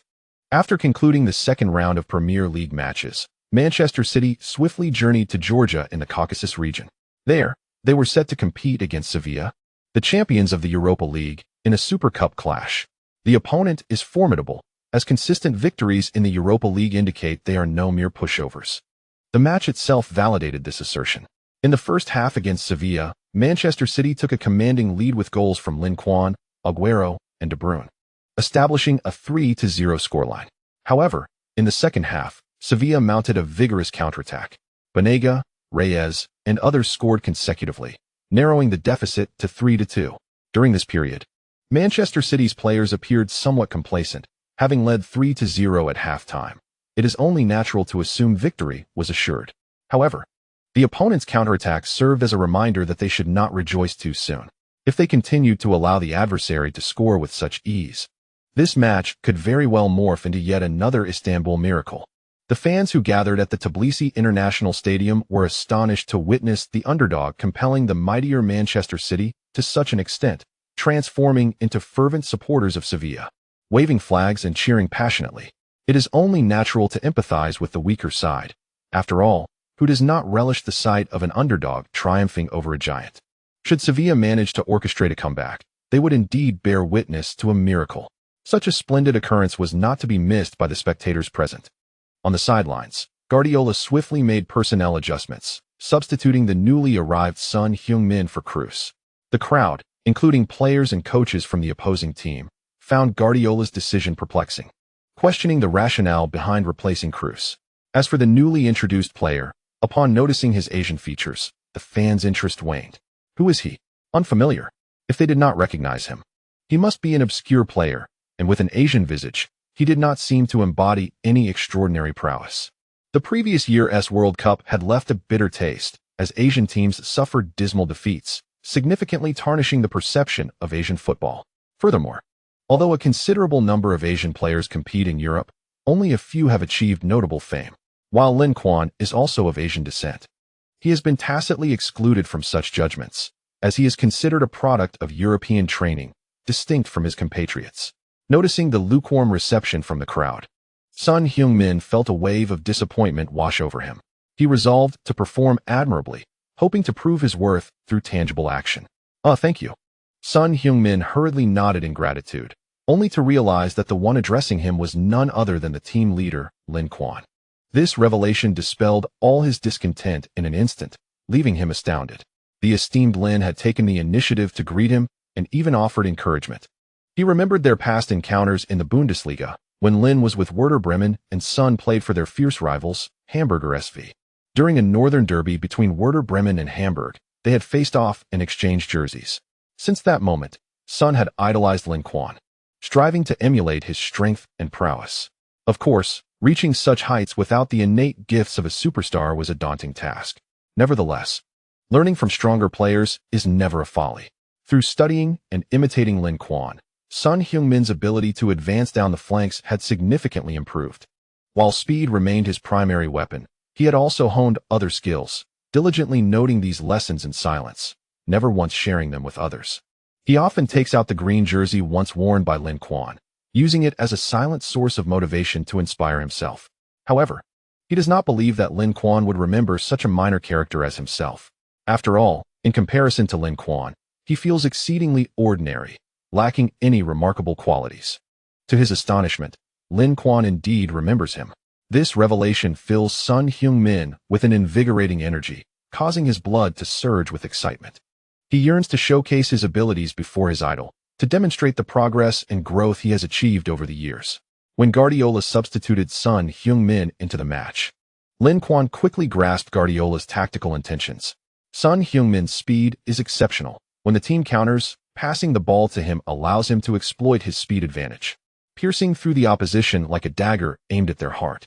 Consequently, his task becomes straightforward: deliver the ball to his feet and create space for him to sprint with the ball. This strategy proved remarkably effective, capitalizing on the opponent's unfamiliarity and disregard for Son Heung-min. In the 73rd and 77th minutes of the second half, Manchester City launched two rapid counterattacks. During the first, Son Heung-min was brought down by the opposing fullback while breaking down the flank. In the second, he learned from his previous experience. After releasing the ball, he swiftly curved around to overtake the defender, leveraging his speed to go one-on-one with the goalkeeper and netting his first goal since joining Manchester City. Upon Son Heung-min's goal, the international stadium in Tbilisi erupted in astonishment. The fans were left speechless by Manchester City's exhilarating and swift counterattack. Who is this player? How can he be so fast? Moreover, it had only been 8 minutes since he was substituted onto the field, and he scored with apparent ease. Who is this extraordinary talent? In no time, the spectators were inquiring about Son Heung-min, filled with curiosity and interest in this Asian player. His goal not only extended Manchester City's lead, but also rendered Sevilla's offense extremely uncomfortable. The newly substituted winger was too quick to be contained. To thwart such counterattacks, Sevilla could not afford to press forward into Manchester City's territory. Yet, if they did not advance, how could they hope to equalize? The direst predicament was that if they refrained from attacking, Manchester City would take advantage of the situation and launch their own offensive. The 3 goals conceded in the first half had already demonstrated that Sevilla's defense could not withstand Manchester City's attacking prowess.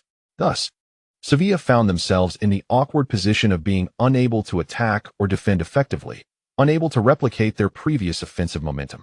Conversely, once Manchester City regained control, the players maintained their intensity, pushing their offensive efforts to the extreme.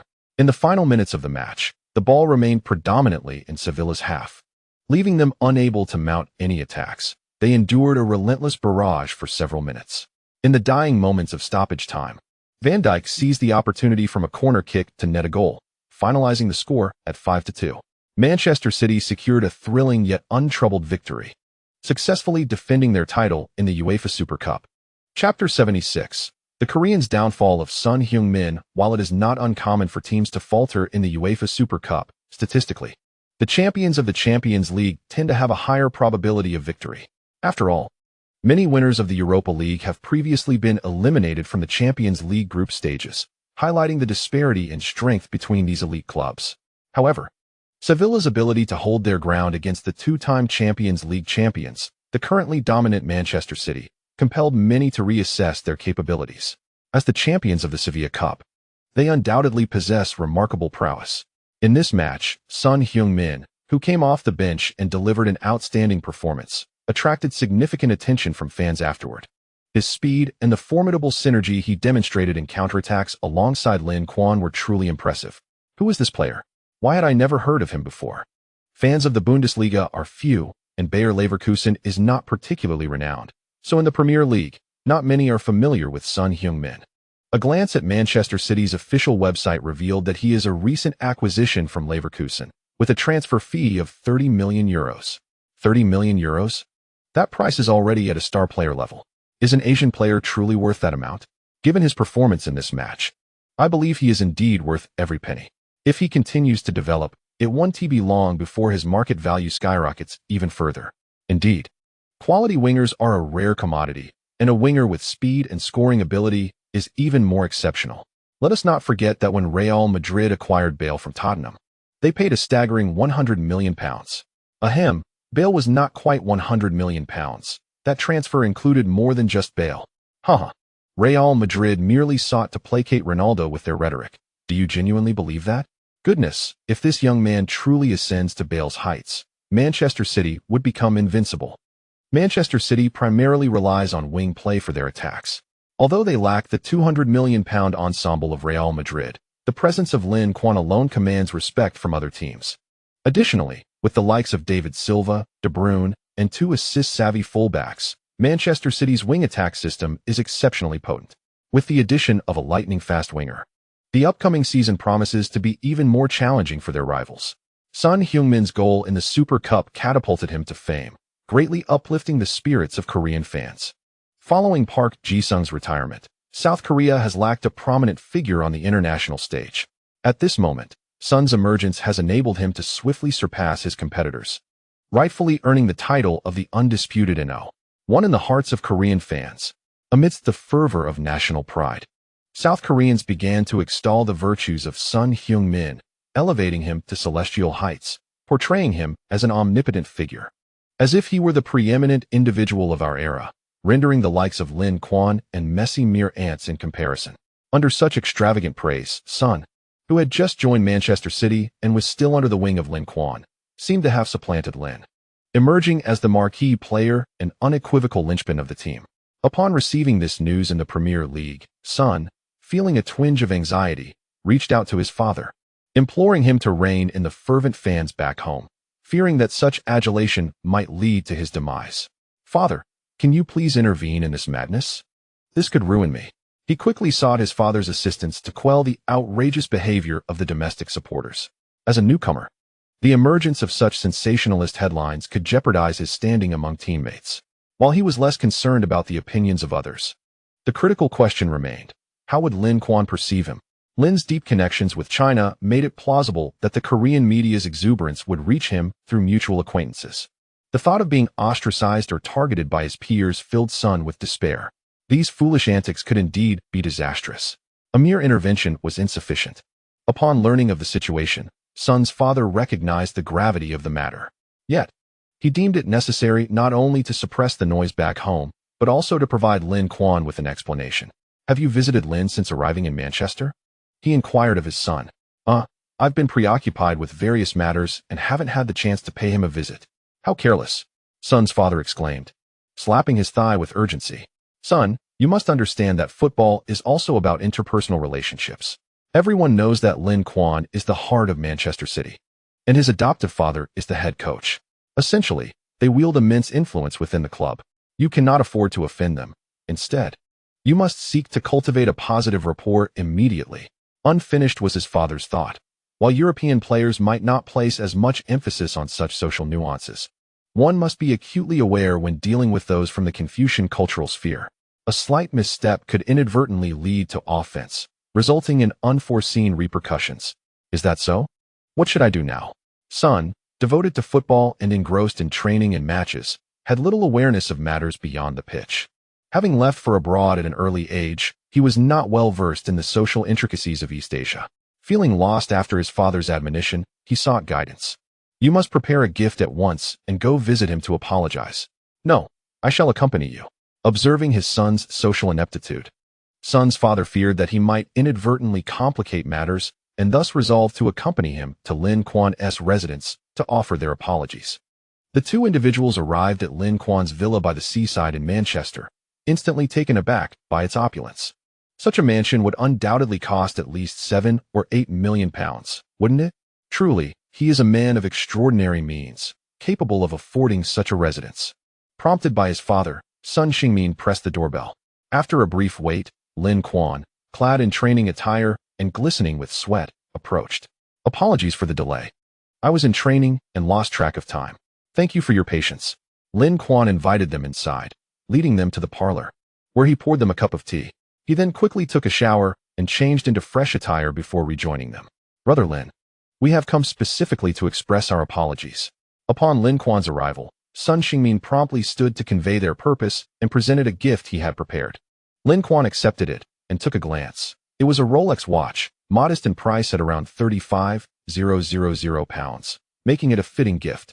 After all, something too extravagant would be uncomfortable to accept, while something overly inexpensive might imply a lack of sincerity. It was evident that considerable thought had gone into this offering. Oh, an apology? What is there to apologize for? Lin Quan had heard about the situation in South Korea, as he had numerous friends in the football community back home, who had expressed their indignation regarding the actions of the Koreans. However, he was well aware of their arrogant disposition, so he merely chuckled, not taking it to heart. As long as this incident was not instigated by Sun Xingmin himself, he certainly would not hold it against him. It's like this. Sun Xingmin quickly explained the circumstances regarding the issue in South Korea, reiterating his sincere apologies. I am truly sorry. The individuals back home are simply too boastful. I'm just a newcomer who has recently joined the team, solely focused on securing playing time in the new season, without any thoughts beyond that. Moreover, if others are unaware, I certainly am not. Given your capabilities, not even Messi or Ronaldo could replace you. Lin Quan raised an eyebrow at Sun Xingmin, amused by the lad's knack for flattery. However, he pondered whether these words were genuinely his own or imparted by his father.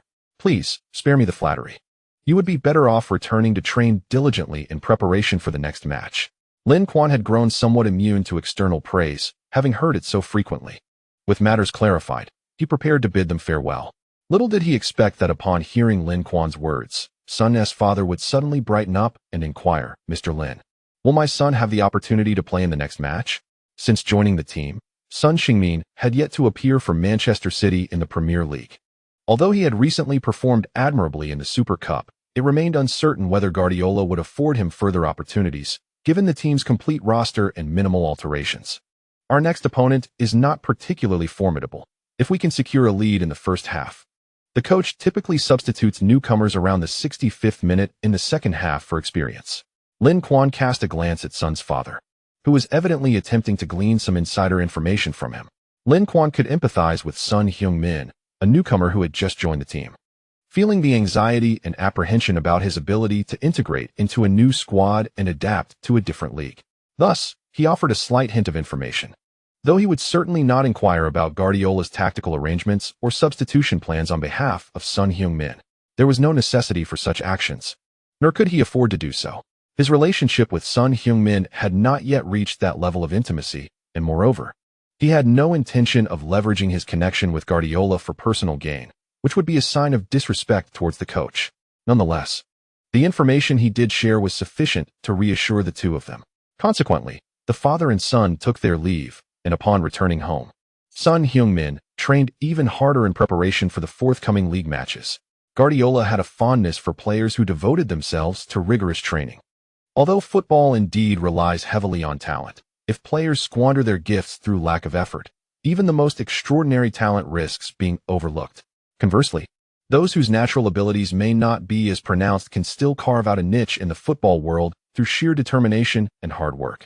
Thus, upon witnessing Sun Heung-min's earnest dedication during training, Guardiola's impression of him improved significantly. When arranging the next Premier League match roster, he included Sun Heung-min's name. Upon learning of his inclusion in the 18-man squad, Sun Heung-min felt an immediate sense of relief. Just as Lin had said, he truly had a chance to play. Of course, he was acutely aware that Guardiola was unlikely to assign him to the starting lineup right away. Firstly, Manchester City was not a team lacking in personnel. They did not require him to act as a savior. Secondly, he had yet to assimilate into the team's tactical framework. Placing him in the starting lineup could disrupt the flow of the City's offensive strategy, should the team suffer a loss due to such a decision. Both he and Guardiola would bear the brunt of the blame. Typically, newcomers begin as substitutes, gradually building rapport with teammates, and through continued training, they assimilate into the team. Once they have optimized their performance and developed synergy with their teammates, opportunities may arise, such as when a teammate is injured or during player rotations in a busy schedule, where they can step in. During this interim, his focus must be on rigorous training, maintaining peak physical condition, nurturing his desire for competition, and cherishing the limited time on the pitch to deliver a performance that satisfies both the coach and the fans. Thus, when team training concluded and other players departed for home, Sun Heung-min chose to remain and practice further.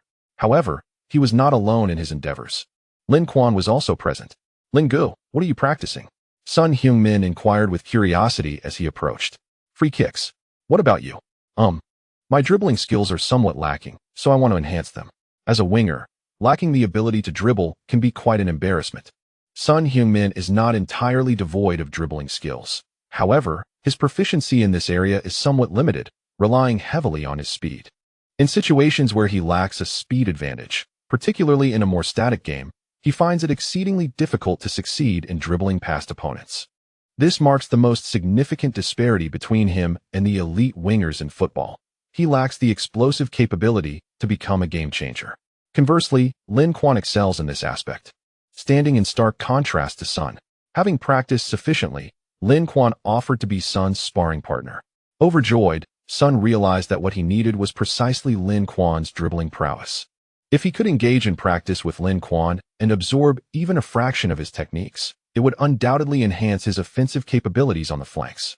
Observing Son's exuberance, Lin Quan couldn't help but chuckle, recalling the days at Werder Bremen when he practiced with De Bruyne.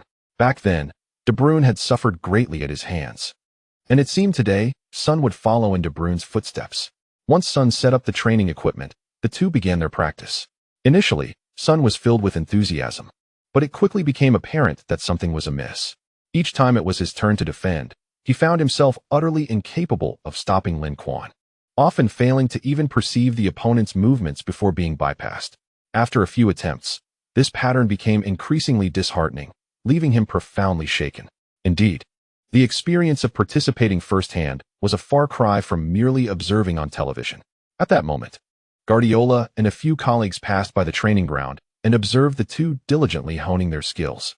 Having heard of the diligent nature of Asian players, witnessing it firsthand was a confirmation of those claims. Pleased with the sight of their rigorous training, Guardiola nodded in satisfaction. Chapter 77, the stalwart Lukaku. As the saying goes, good things come to those who wait. In the third round of the Premier League, Manchester City faced Everton away from home. During the first half, neither side managed to score. Manchester City created numerous opportunities, yet their forwards seemed to have forgotten their shooting boots, continually squandering chances to find the net. Everton's goalkeeper, the 36-year-old American Tim Howard, exhibited remarkable form throughout the match. He skillfully thwarted numerous attempts from Manchester City, even saving what seemed to be a certain goal from Lin Quan. The outstanding performance of the opposing goalkeeper led to growing concern among the Manchester City coaching staff. Breaking through the Toffees' home defense would prove to be a formidable challenge. As a junior to Manchester United, Everton was determined to put up a fierce fight against Manchester City. Failing to do so would not sit well with their elder brother. As the onslaught from Manchester City intensified, Everton opted to adopt a defensive stance, relinquishing their aspirations for victory and instead focusing on securing a draw. A stalemate would effectively hinder Manchester City's progress, thus providing an opportunity for their esteemed Manchester United. As the team struggled to break the deadlock, Son Heung-min, seated on the bench, grew increasingly anxious. The squad had yet to secure a lead, and now they found themselves entangled in a scenario uncharacteristic of his strengths, relying on a stationary battle and a siege-like confrontation.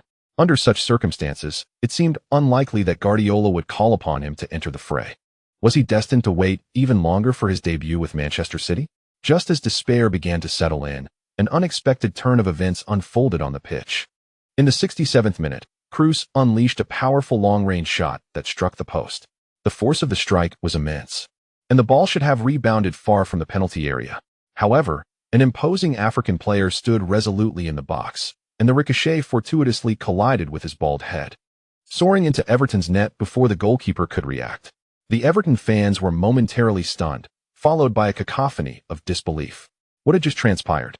How could their own forward inadvertently score an own goal? Could he possibly be an undercover agent from the opposing team? Surely not, as he had previously played for Chelsea. The astonishment extended beyond the Everton supporters, enveloping even the Manchester City fans and players in bewilderment. Lin Quan stared at Lukaku in disbelief, questioning whether he had prematurely activated the goalpost king ability. His recollection was that this trait had only surfaced after his arrival at Manchester United, reaching its zenith during his time at Inter Milan. How could it be that this attribute manifested so early and with such fervor? Prior to Lin Quan's crossing into this realm, he had come across an image online depicting Lukaku unable to distinguish his own goal. having inadvertently assisted Manchester City twice in breaching Manchester United's defenses, inciting fury in Mourinho. Witnessing Lukaku's classic replication of that moment now brought an involuntary chuckle from Lin Quan. This individual seemed to possess an uncanny propensity for own goals. Despite being a forward, he frequently found himself on the wrong side of the scoreline. It was one thing to falter in routine matches, but to consistently underperform in a Champions League final, blocking a certain goal from a teammate and costing Inter Milan the championship, was truly beyond comprehension. Lukaku, the unwitting architect of the own goal, was equally bewildered. His intentions had been to bolster his team's defense, yet his goodwill had inadvertently led to a disastrous outcome. "Tim, I didn't mean to," he exclaimed, noticing Howard and his teammates glaring at him with indignation. It was evident that Lukaku was genuinely innocent in his actions. It was merely a matter of poor positioning coupled with ill fortune that had resulted in this bewildering goal. Howard, suppressing the urge to lash out, reflected on his own stellar performance in the match, which had given him hope of securing a clean sheet against Manchester City, only to be betrayed by his own teammate. "Let us push forward. We're behind and need to score," he urged, stifling his frustration and directing Lukaku away from his goal, insisting he venture into the offensive zone. Time was still ample, and if they acted swiftly, they might still equalize. Although a clean sheet against Manchester City was no longer feasible, securing a point would still mark a commendable achievement for Everton. However, the advantage of their lead significantly eased Manchester City's path to victory. Forced to retreat, Everton could no longer afford to deploy the substantial manpower required for robust defense, resulting in a significant decline in their defensive intensity and the subsequent exposure of their vulnerabilities. In the 72nd minute of the match, Manchester City executed a series of intricate maneuvers along the flanks, with Lin Quan and De Bruyne performing a seamless wall pass sequence that culminated in a 2-on-1, then a 2-on-2, ultimately leading both players into the penalty area. Howard, seemingly convinced that Lin Quan would take the shot, advanced towards him. In that very moment, as he committed to leaving the goal, Lin Quan deftly passed the ball to De Bruyne, who graciously accepted the gift and effortlessly slotted it into the empty net, altering the score to 2-0. The Everton supporters were left feeling as though they had been doused with cold water, their spirits dampened. In a mere 5 minutes, the dynamics of the match had shifted dramatically. Their team plummeted from the heights of hope to the depths of despair. Not only was victory now a distant dream, but even the prospect of securing a draw had been utterly extinguished. Observing his team's swift expansion of the lead, Guardiola smiled and applauded his players. Despite some minor setbacks throughout the process, the outcome was ultimately satisfying.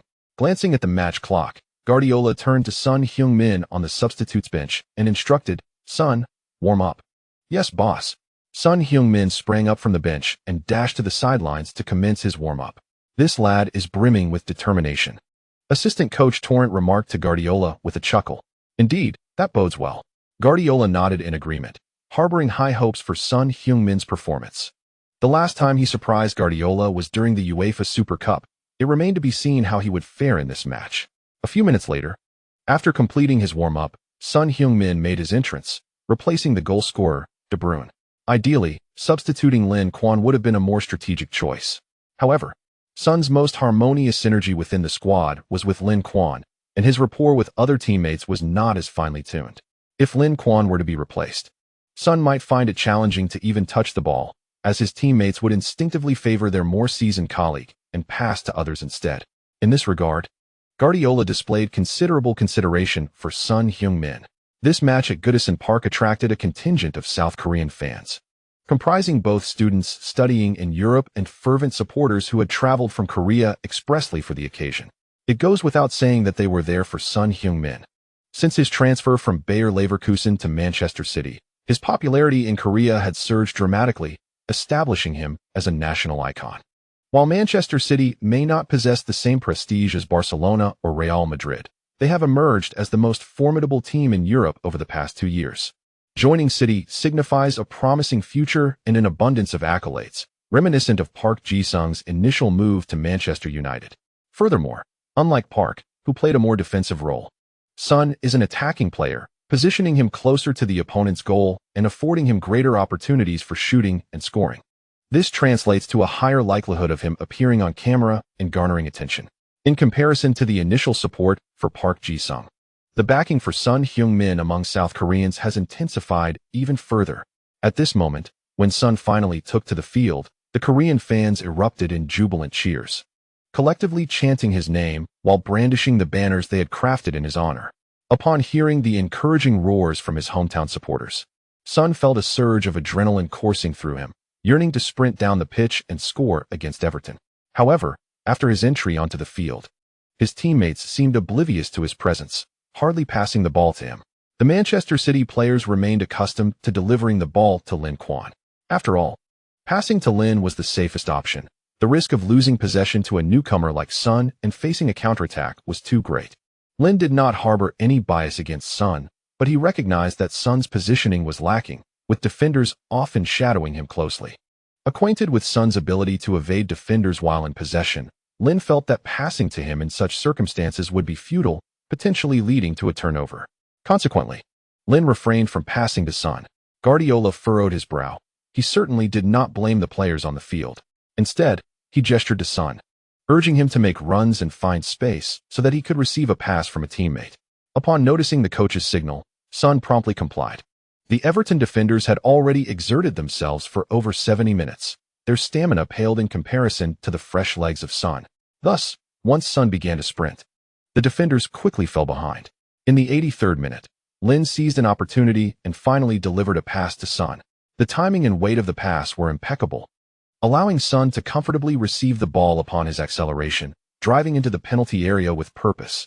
Perhaps due to the earlier lack of passes from Manchester City players, the Everton defenders underestimated Son and failed to dispatch a second defender to support, allowing Son to cut inside and find himself in a one-on-one situation. Guardiola rose from the bench, his gaze fixed intently on the Everton penalty area, eager to see what choice Son would make. The Everton goalkeeper advanced towards Son, and given Howard's current form, Son's chances of scoring with a shot were less than 50%. However, should he lay the ball across the goal, Lin, who was surging in from the middle, would have a clear opportunity for an open goal, presenting a guaranteed score. Faced with the temptation to shoot, Son opted not to take the shot himself. As he maneuvered the ball, he caught sight of a teammate making a run in the center. Just before the opposing goalkeeper could close in, Son decisively laid the ball across. The quality of the pass was not ideal. Its trajectory was too close to the goal, and it traveled at a swift pace. Yet, this miscalculation turned into a blessing in disguise, as the opposing defender could not clear the ball in time. Just as the football threatened to slip past the goal, a blue figure surged in from behind, executing a sliding tackle that sent the ball into the net. Goal. 30. Manchester City decisively dominated the match. Following the goal, Lin Quan swiftly leapt from the ground, grinning as he pointed towards Son Heung-min, inviting him to join in the celebration. Son was equally elated. After making a pass, he felt his delivery was subpar, yet to his surprise, Lin Quan managed to score, thus earning Son an assist. Ultimately, Manchester City triumphed over Everton with a score of 3-0, maintaining their lead atop the league table. In this match, Son Heung-min came on as a substitute, playing for a total of 21 minutes. Although he did not score, he did secure an assist, marking a commendable debut for him. However, the lack of synergy with his teammates remains an urgent issue he must address. Gaining the trust of his colleagues will require gradual accumulation through daily training and matches. After the third round of the Premier League, the standings underwent a significant transformation. The four teams that had previously maintained winning streaks all faltered this round. Aside from Manchester City achieving a third consecutive victory, the winning runs of Manchester United, Leicester City, and Liverpool were all halted. Notably, Manchester United was held to a 0-0 draw at home by Newcastle United. Liverpool drew 0-0 away against Arsenal, and Leicester City managed a 1-1 draw with Tottenham Hotspur. In light of these results, Manchester City emerged as the clear beneficiary. With only 3 rounds played, they have already established a 2-point lead in the standings. It appears that the expectations of the external world were indeed accurate. This season's Premier League title seems firmly within Manchester City's grasp. It is worth mentioning that Jose Mourinho, who had previously made bold statements, faced backlash following his team's uninspiring draw against Newcastle. This criticism primarily stemmed from Chelsea fans. In this round, Chelsea managed a hard-fought comeback victory against West Bromwich Albion, securing 3 precious points and igniting a glimmer of hope for their escape from the mire. Furthermore, Abramovich has finalized an agreement with Gus Hiddink, who is set to return to Stamford Bridge to once again take the helm at Chelsea. With Hiddink's arrival, the current turmoil within Chelsea may soon come to an end, potentially allowing them to close the gap on teams like Manchester United. After all, the points difference between the two teams is merely 3 points, just one victory. Given Chelsea's rich heritage, catching up is not beyond the realm of possibility. On August 27th, the draw for the group stage of the 2015 to 2016 UEFA Champions League was held in Monaco. As the top contenders, the group assignment for Manchester City was a topic of great interest among fans of various teams, as no one wished to encounter City in the group stage. The final draw results revealed that Manchester City would be placed in Group D, alongside their old adversary, Juventus. This outcome elicited dismay among Juventus fans, as last year's Champions League saw Manchester City eliminate them in the quarterfinals, halting their progress at the final 8. It is indeed unfortunate for them to face this nemesis once more in the group stage. Being grouped with Manchester City suggests that they are likely to secure only the second position in their group, subsequently facing the champions of other groups in the knockout stage. Chapter concludes. Chapter 78, Guardiola's plan, to have Lin as the teacher. In Group D, alongside Juventus, is Sevilla, a team that recently faced Manchester City in the UEFA Super Cup, while the final team in this group is Borussia Mönchengladbach from the Bundesliga. Thus, Group D unequivocally emerges as this year's group of death, being the only group where all 4 teams hail from the top 5 leagues. This grouping is disadvantageous for all 4 clubs involved, as teams from the top 5 leagues generally possess more formidable strength compared to those from outside these leagues. The clubs that advance to the Champions League are typically those ranked highly within their respective leagues, despite their placement in the 3rd or even 4th pot. These teams may seem weaker, yet they harbor the potential to topple giants. Numerous league leaders have stumbled against such clubs. In contrast to Manchester City's draw, Manchester United appears to have secured a favorable grouping. Their adversaries include PSV Eindhoven, CSKA Moscow, and VfL Wolfsburg, 2 of which do not belong to the top 5 leagues and are not particularly strong. As long as Manchester United maintains their performance, finishing first in the group is nearly assured. Beyond Manchester United, Chelsea's draw is also promising, facing opponents such as Porto, Dynamo Kiev, and Maccabi Tel Aviv.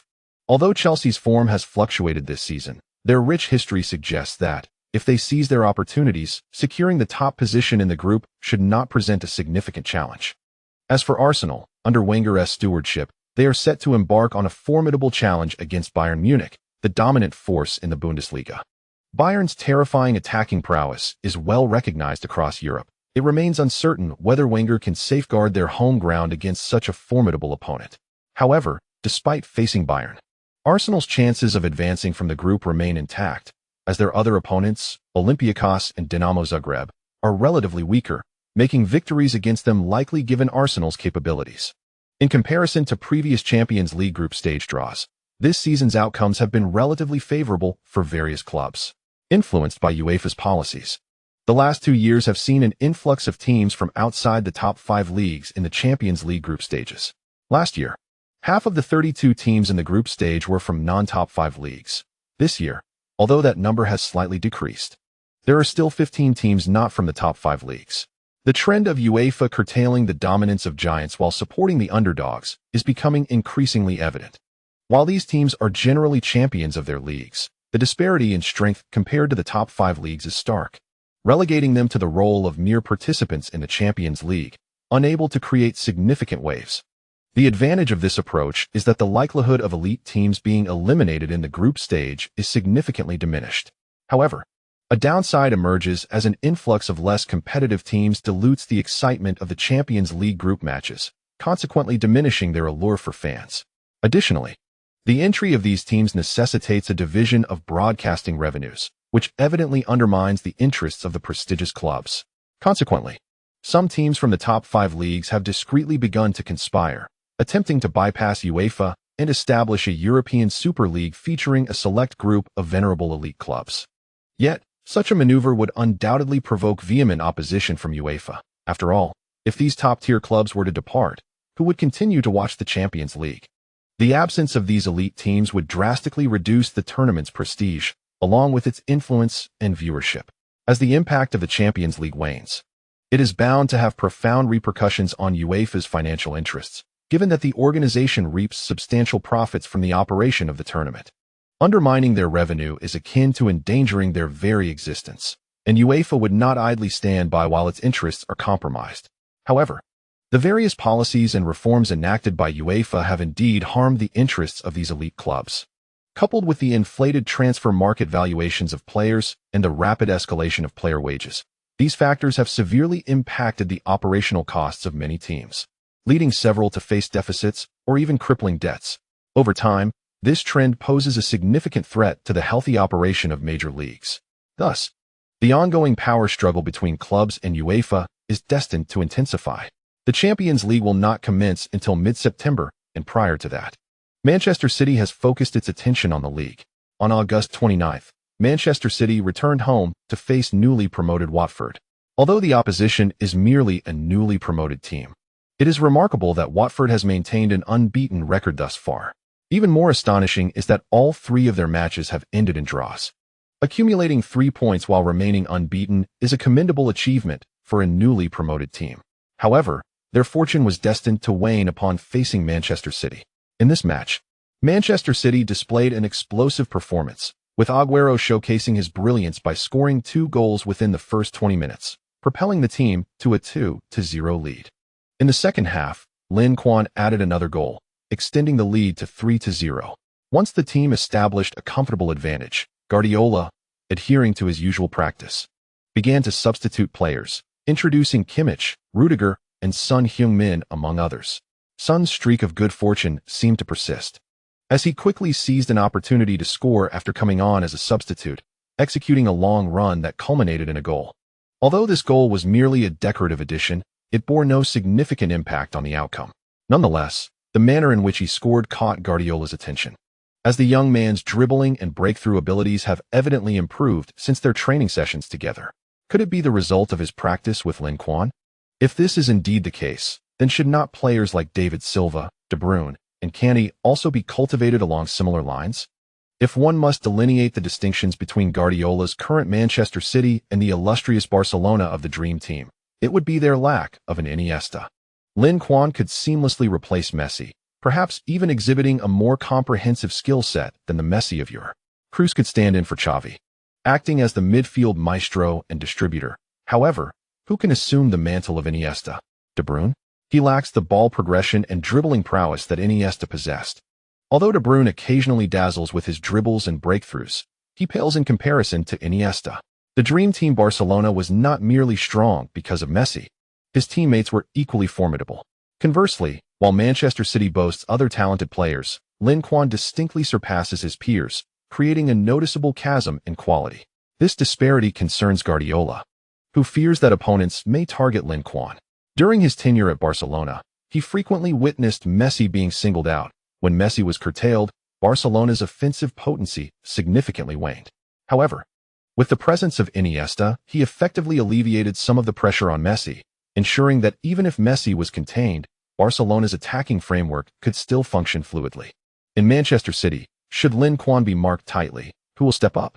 This conundrum seemed insurmountable, yet now Guardiola appears to have discerned a potential solution. The 4th round of the Premier League proved to be a veritable nightmare for the elite clubs. Apart from Manchester City's victory, every other top team suffered defeat. Klopp's Liverpool tasted their first loss, succumbing embarrassingly to West Ham United at Anfield, enduring a disheartening 0-3 defeat.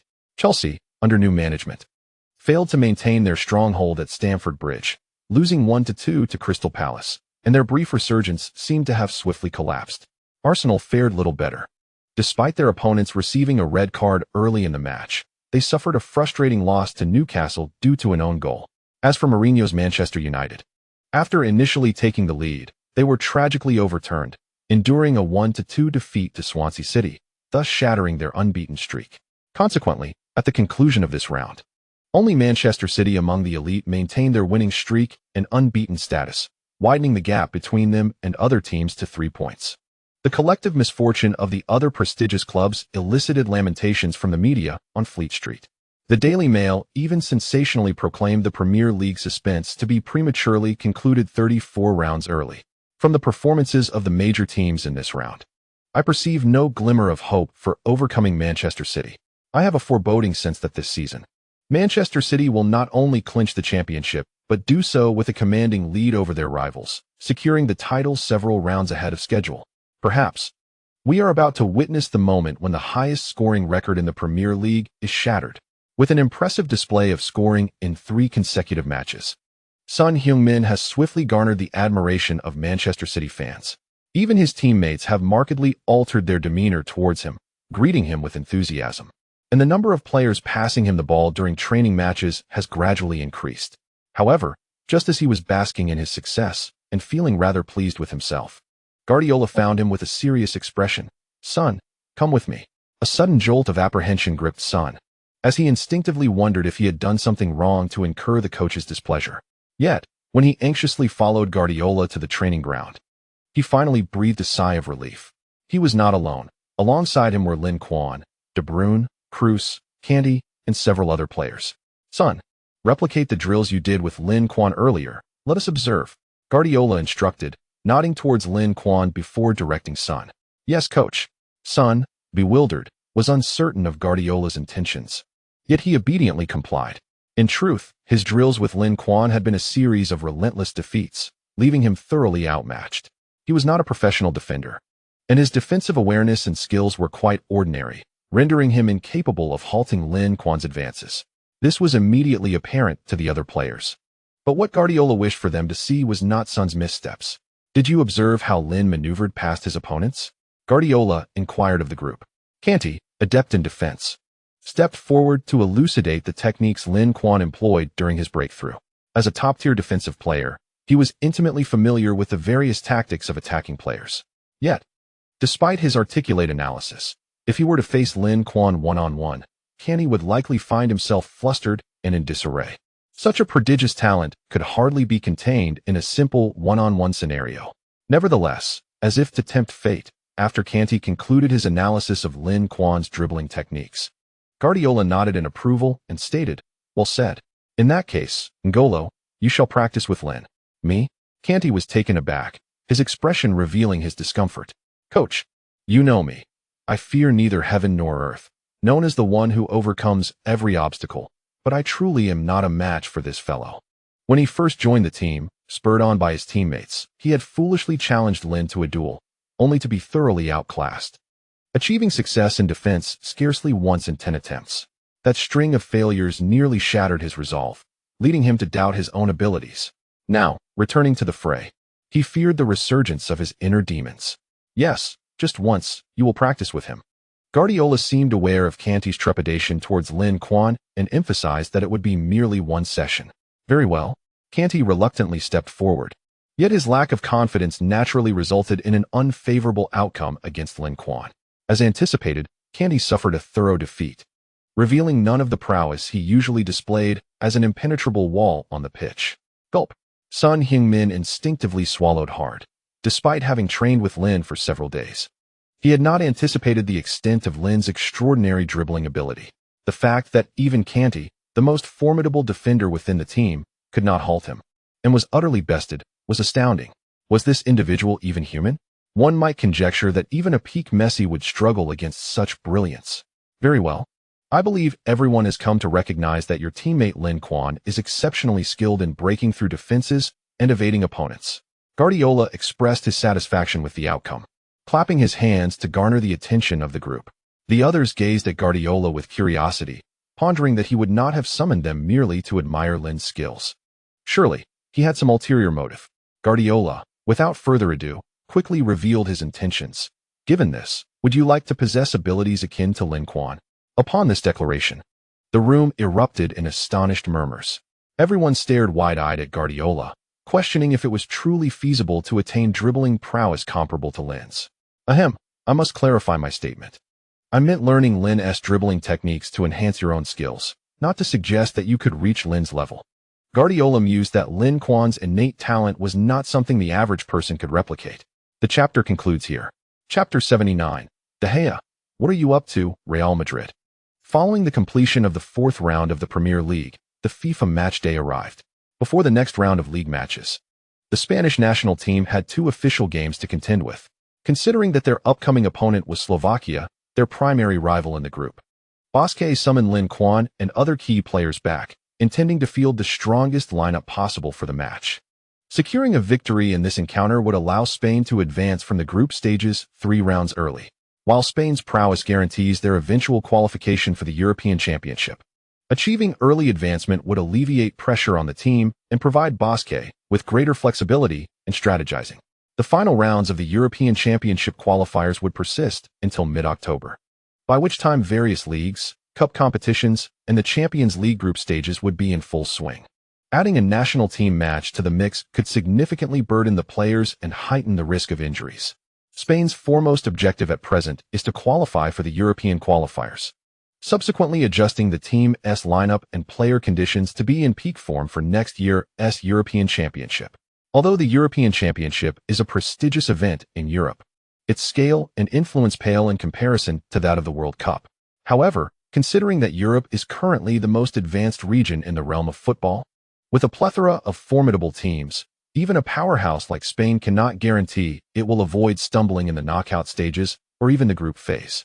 Vicente Del Bosque led the team to World Cup glory, yet he has yet to savor the sweetness of defending the European Championship title.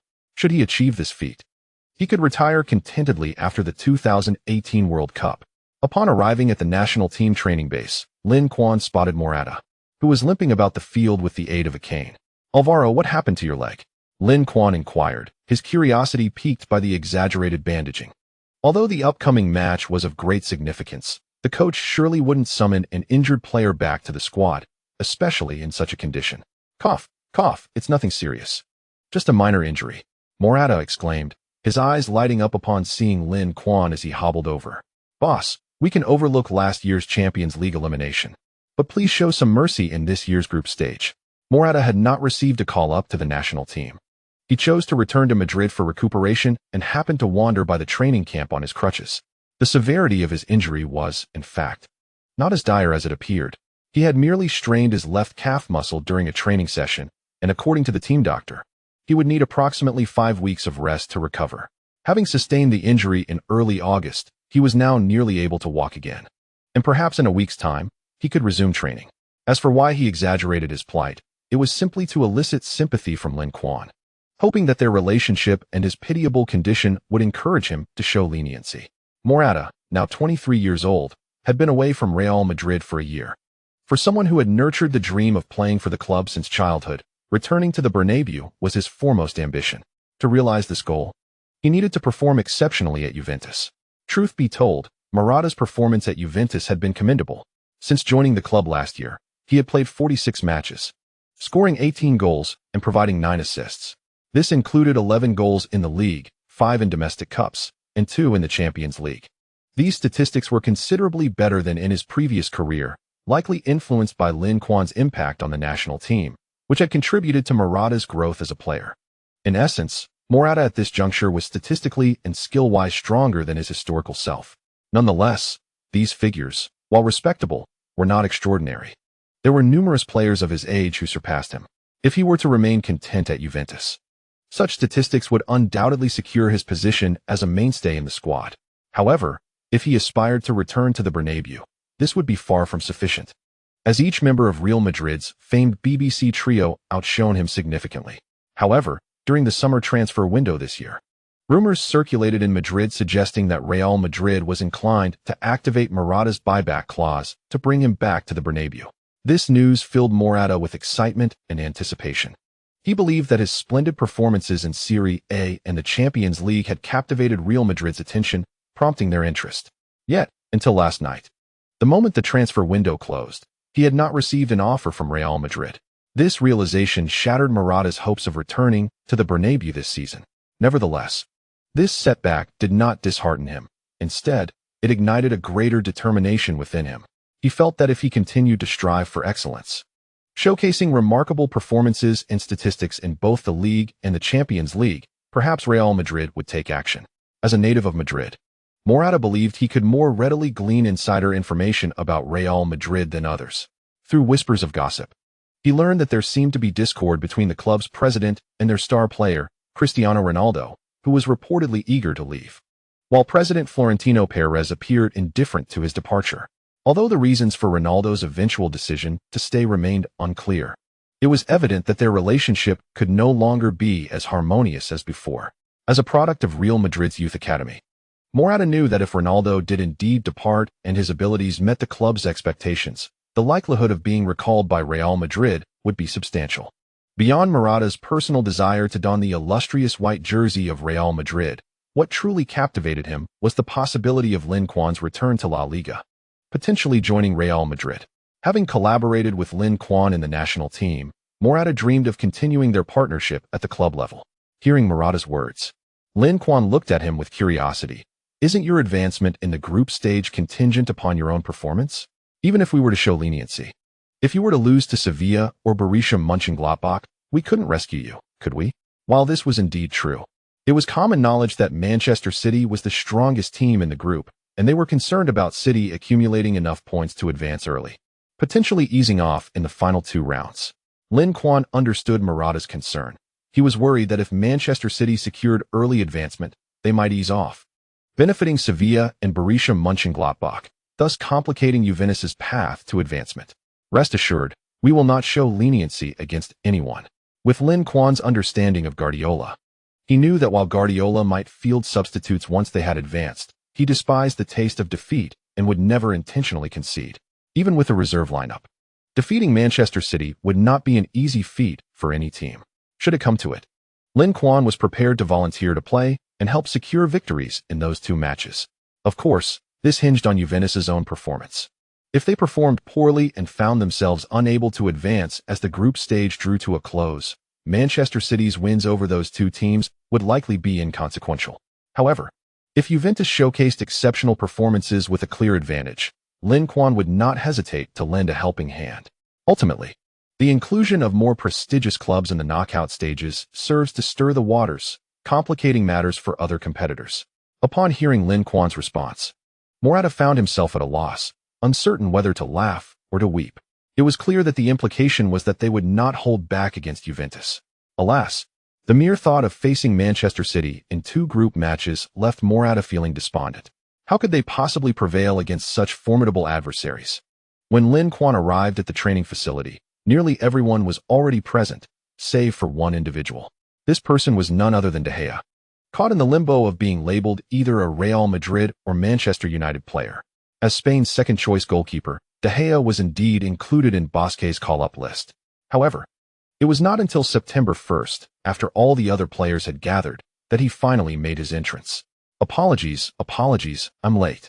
With a weary demeanor and pronounced dark circles under his eyes, De Gea shuffled into the national team training base like a mere shell of his former self. David, what has happened to you? Have the girls of Madrid drained you dry? Clearly, you are suffering from a lack of sleep. Young men must practice moderation. This is simply unacceptable. His teammates, witnessing De Gea's disheveled state, began to chime in with their concerns. Enough. Where are your minds wandering to? I haven't summoned any girls, nor have I spent my nights reveling in the markets. As his teammates exchanged glances, they were left bewildered. What on earth has affected you? Surely, such a transformation cannot stem from mere indulgence? De Gea, filled with indignation, declared, that cursed fax machine has done me in. What? How is this related to the fax machine? Everyone was utterly perplexed, struggling to make sense of the situation. Could it be connected to your transfer? They speculated, recalling the recent events surrounding De Gea. This summer, the transfer market's most sensational drama revolved around Real Madrid's pursuit of Manchester United's De Gea. From the moment in May when whispers of Real Madrid's interest in acquiring De Gea began, the farcical saga between the 2 clubs unfolded uninterrupted until the transfer window closed. Initially, Real Madrid attempted to secure De Gea for a mere 20 million, a sum that fell significantly short of Manchester United's expectations. As one of the finest goalkeepers in European football, they believed De Gea's market value should not be lower than that of Neuer or Buffon. Furthermore, with Casillas officially announcing his move to Porto, leaving Real Madrid devoid of a goalkeeper, Manchester United felt emboldened and unhesitatingly rejected Real Madrid's offer. Deep down, De Gea harbored a desire to join Real Madrid, unable to endure the dismal weather of Manchester any longer. Additionally, since Ferguson's retirement, Manchester United's performance had plummeted, deteriorating day by day. He had even begun to assume the role of a caretaker at Manchester United, which spoke volumes about the team's poor showing. Although this situation provided De Gea with ample opportunities for development, showcasing his remarkable skills frequently on the internet and television, it significantly elevated his fame and popularity. As a professional athlete, his yearning for accolades surpasses all else. However, remaining at Manchester United, he saw no prospect of achieving such honors. Consequently, in 2014, when Manchester United sought to renew De Gea's contract, he declined their offer. This left him with only 1 year remaining on his contract, naturally diminishing his value in the transfer market. This circumstance emboldened Real Madrid to propose a sum of 20 million. Yet, Manchester United could not acquiesce to such an offer. After all, they had initially acquired De Gea from Atletico Madrid for a fee exceeding 20 million. Over the years, they had painstakingly nurtured him into a world-class goalkeeper. And now Real Madrid sought to harvest the fruits of their labor at a price below their investment. Was that reasonable? Thus, the negotiations regarding De Gea's transfer became a contentious affair, with both parties embroiled in endless discussions. Manchester United's stance remained resolute. Either raise the offer, or they would retain De Gea and prolong the situation until the following summer. Without a suitable goalkeeper, Real Madrid found that prolonging the negotiations was detrimental to their interests. They thus conceded, gradually increasing their offer from the initial 20 million to 35 million, approximately 40 million. Although this figure still fell short of Manchester United's expectations. As the transfer window drew to a close, no further progress could be made. Selling a goalkeeper with only a year left on his contract for 40 million was not a grievous loss for Manchester United. After a protracted tug-of-war, both parties eventually reached an agreement. At this juncture, it seemed the farce was nearing its conclusion, with De Gea's return to La Liga to join Real Madrid appearing inevitable. He even hosted a farewell gathering for his teammates in Manchester, bidding each of them adieu. However, in a tragic turn of events, the transfer ultimately failed. After Manchester United submitted De Gea's transfer documents to FIFA, Real Madrid failed to promptly follow up to register De Gea with the Spanish Football League. The primary reason for this debacle was a malfunctioning fax machine at Real Madrid, which prevented the transmission of the necessary registration documents. Thus, De Gea's transfer collapsed. Last night, he had awaited the news, even preparing a tweet to announce his joining Real Madrid, eagerly anticipating a call from his agent or the club. Yet, due to Real Madrid's oversight, his transfer was irreparably mishandled. Now, De Gea remains a Manchester United player, having already bid farewell to his teammates and coaching staff, prompting the club to seek a backup goalkeeper. He is at a loss as to how to return to Manchester United, grappling with the identity and dignity he has lost. Will a player who wished to depart but failed be perceived as a traitor by his teammates and fans? Even if they forgive him, he will still feel a profound sense of shame within Manchester United. Yet, due to the rigid timing constraints imposed by Real Madrid, the transfer window has now closed, leaving him unable to pursue contracts with other clubs. Upon contemplating these matters, De Gea found himself overwhelmed with despair. Real Madrid, what on earth are you doing? Such a pivotal transfer has been jeopardized by a mere fax machine. Now, De Gea is left in a predicament, while Real Madrid is equally ensnared. With De Gea's absence, who shall guard the goal for the team in the upcoming season? Chapter Conclusion Chapter 80. The concerns of the Spanish team. The ambitious French team, in light of De Gea's misfortunes, his teammates felt utterly powerless. Ramos had hoped for another Spaniard to bolster the strength of their homegrown contingent. Yet now, with the departure of their captain Casillas, De Gea's arrival has also been thwarted. The influence of the local players at Real Madrid has been further diminished. The plight of Casillas has left Ramos feeling a profound sense of melancholy. If the club would not allow Casillas to retire there, would they be inclined to keep him when he can no longer play? The answer is likely in the negative. Once everyone had gathered, Spain commenced their training camp. As is customary, a throng of fans gathered outside the national team's training facility. There is perhaps no easier way to encounter a multitude of stars than at the national team's training ground. With a stroke of luck, one might even procure autographs and photographs with these illustrious players. Perhaps influenced by the turmoil surrounding club transfers, De Gea's performance during training was notably poor. Given his lack of form, Del Bosque opted not to include De Gea in the starting lineup against Slovakia, instead placing his trust in Casillas. Since joining Porto, Casillas has already played 3 matches, achieving 2 clean sheets and demonstrating remarkable performance. For Casillas, joining Porto has proven to be an astute decision. After moving to the Primera Liga, the burdens upon him have significantly lessened. Porto boasts a dominant position within the league, resulting in minimal pressure. And the competitiveness in the Champions League is not particularly intense. With a bit of fortune, they could advance from the group stage, or, should luck falter, aspire for a Europa League spot after the group matches. This reality starkly contrasts with his tenure at Real Madrid, where the pursuit of their 10th Champions League title has consistently placed immense pressure on every player within the squad. Geographically, Portugal is in close proximity to Spain, making domestic travel convenient. Playing in Portugal is not much different from playing within Spain. These factors contribute to Porto's allure. However, every advantage comes with its drawbacks. The clubs in the Primera Liga are relatively impoverished. Even the wealthiest Porto does not match Real Madrid's generosity in terms of salaries. After joining Porto, Casillas' wages decreased from $6.5 million to $5 million. Had he chosen to join another elite club, he would undoubtedly command a higher salary. For his current abilities have not yet diminished to the point of being unwanted. With his present form, it is entirely feasible for Casillas to continue serving as Spain's goalkeeper for another 2 years. As for whether one can persist until the 2018 World Cup, it remains a matter of uncertainty. After all, if the time truly arrives in 2018, Casillas will be 37 years old. More importantly, Lincoln recalls that Casillas seems to have had heart-related issues, having retired early due to a heart attack. With this in mind, Lincoln felt compelled to remind Casillas to undergo a comprehensive medical examination at the hospital promptly. If detected and treated in time, it might avert a situation where he is forced into retirement in the future.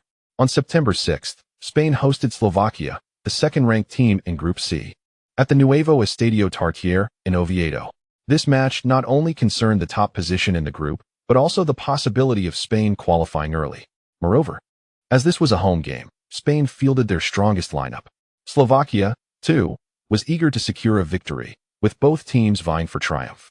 In the second round of the group stage held last October, Slovakia had previously defeated Spain 2-1 on home turf, thus breaking Spain's unbeaten streak.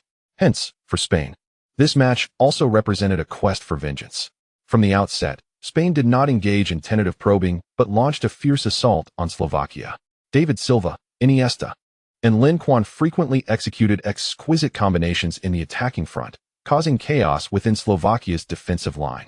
Meanwhile, in a splendid display of form, Diego Costa exhibited the qualities of a true striker, creating significant threats in the opponent's penalty area and employing various antics to discomfort Slovakia's defenders.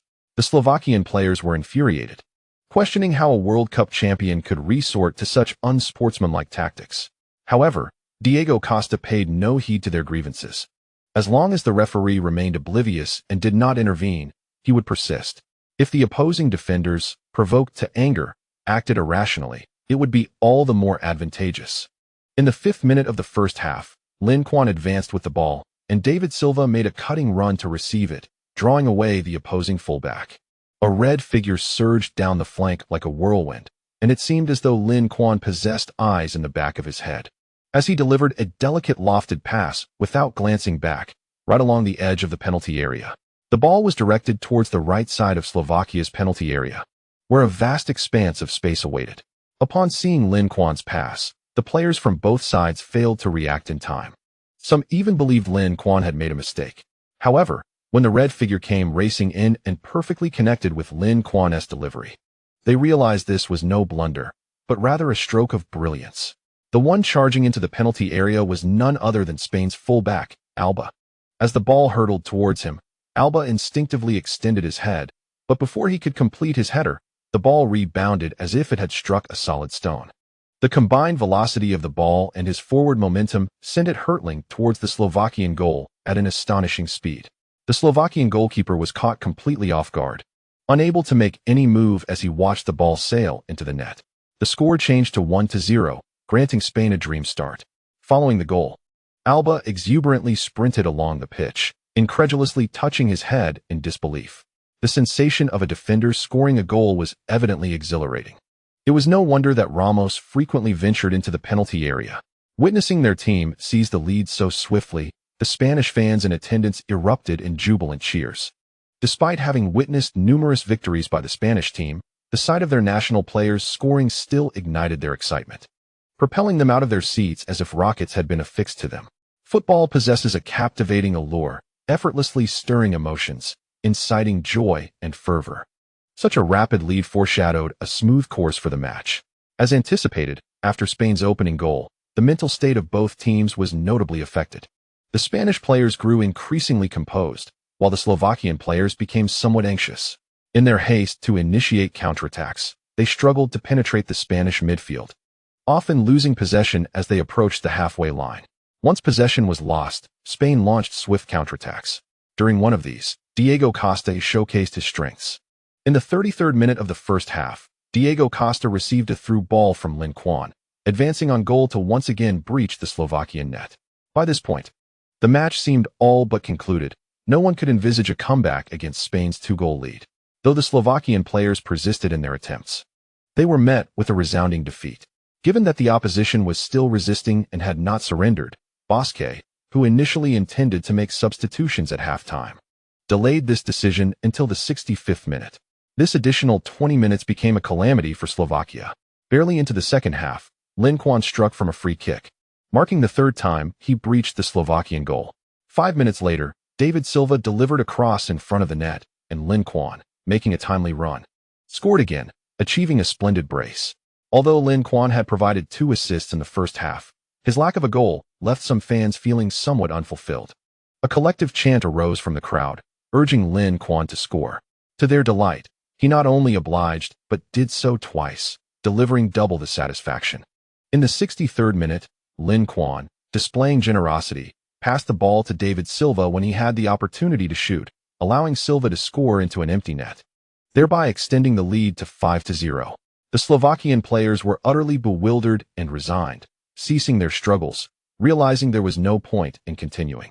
With a 5-goal deficit, even divine intervention could not save them. Upon witnessing the team's consecutive goals in the second half, Del Bosque was elated. With a grand gesture, he summoned Pedro onto the field, substituting him for Lin Quan, allowing the latter to bask in the applause of the home crowd. Spanish fans hold a deep affection for their players, and as Lin Quan departed the pitch, the entire audience rose in unison to applaud him. In this match, all 5 goals scored by Spain were intricately linked to Lin Quan, whose remarkable statistics of 2 goals and 3 assists defy adequate description. In the end, all sentiments can be distilled into 2 words: outstanding. With such talent in their national team, what more could one desire? After Lin Quan exited, the dynamics of the match shifted to a more tranquil state. The absence of his orchestrating presence diminished Spain's offensive vigor. Following a thorough thrashing, Slovakia also settled down, resulting in a rather mundane contest. Observing this, Del Bosque brought on Cazorla, Koch, and others, replacing Iniesta and Fabregas, with another match looming in 3 days. Despite having already secured advancement from the group stage, Del Bosque intended to keep these players together, even if not for the sake of competition.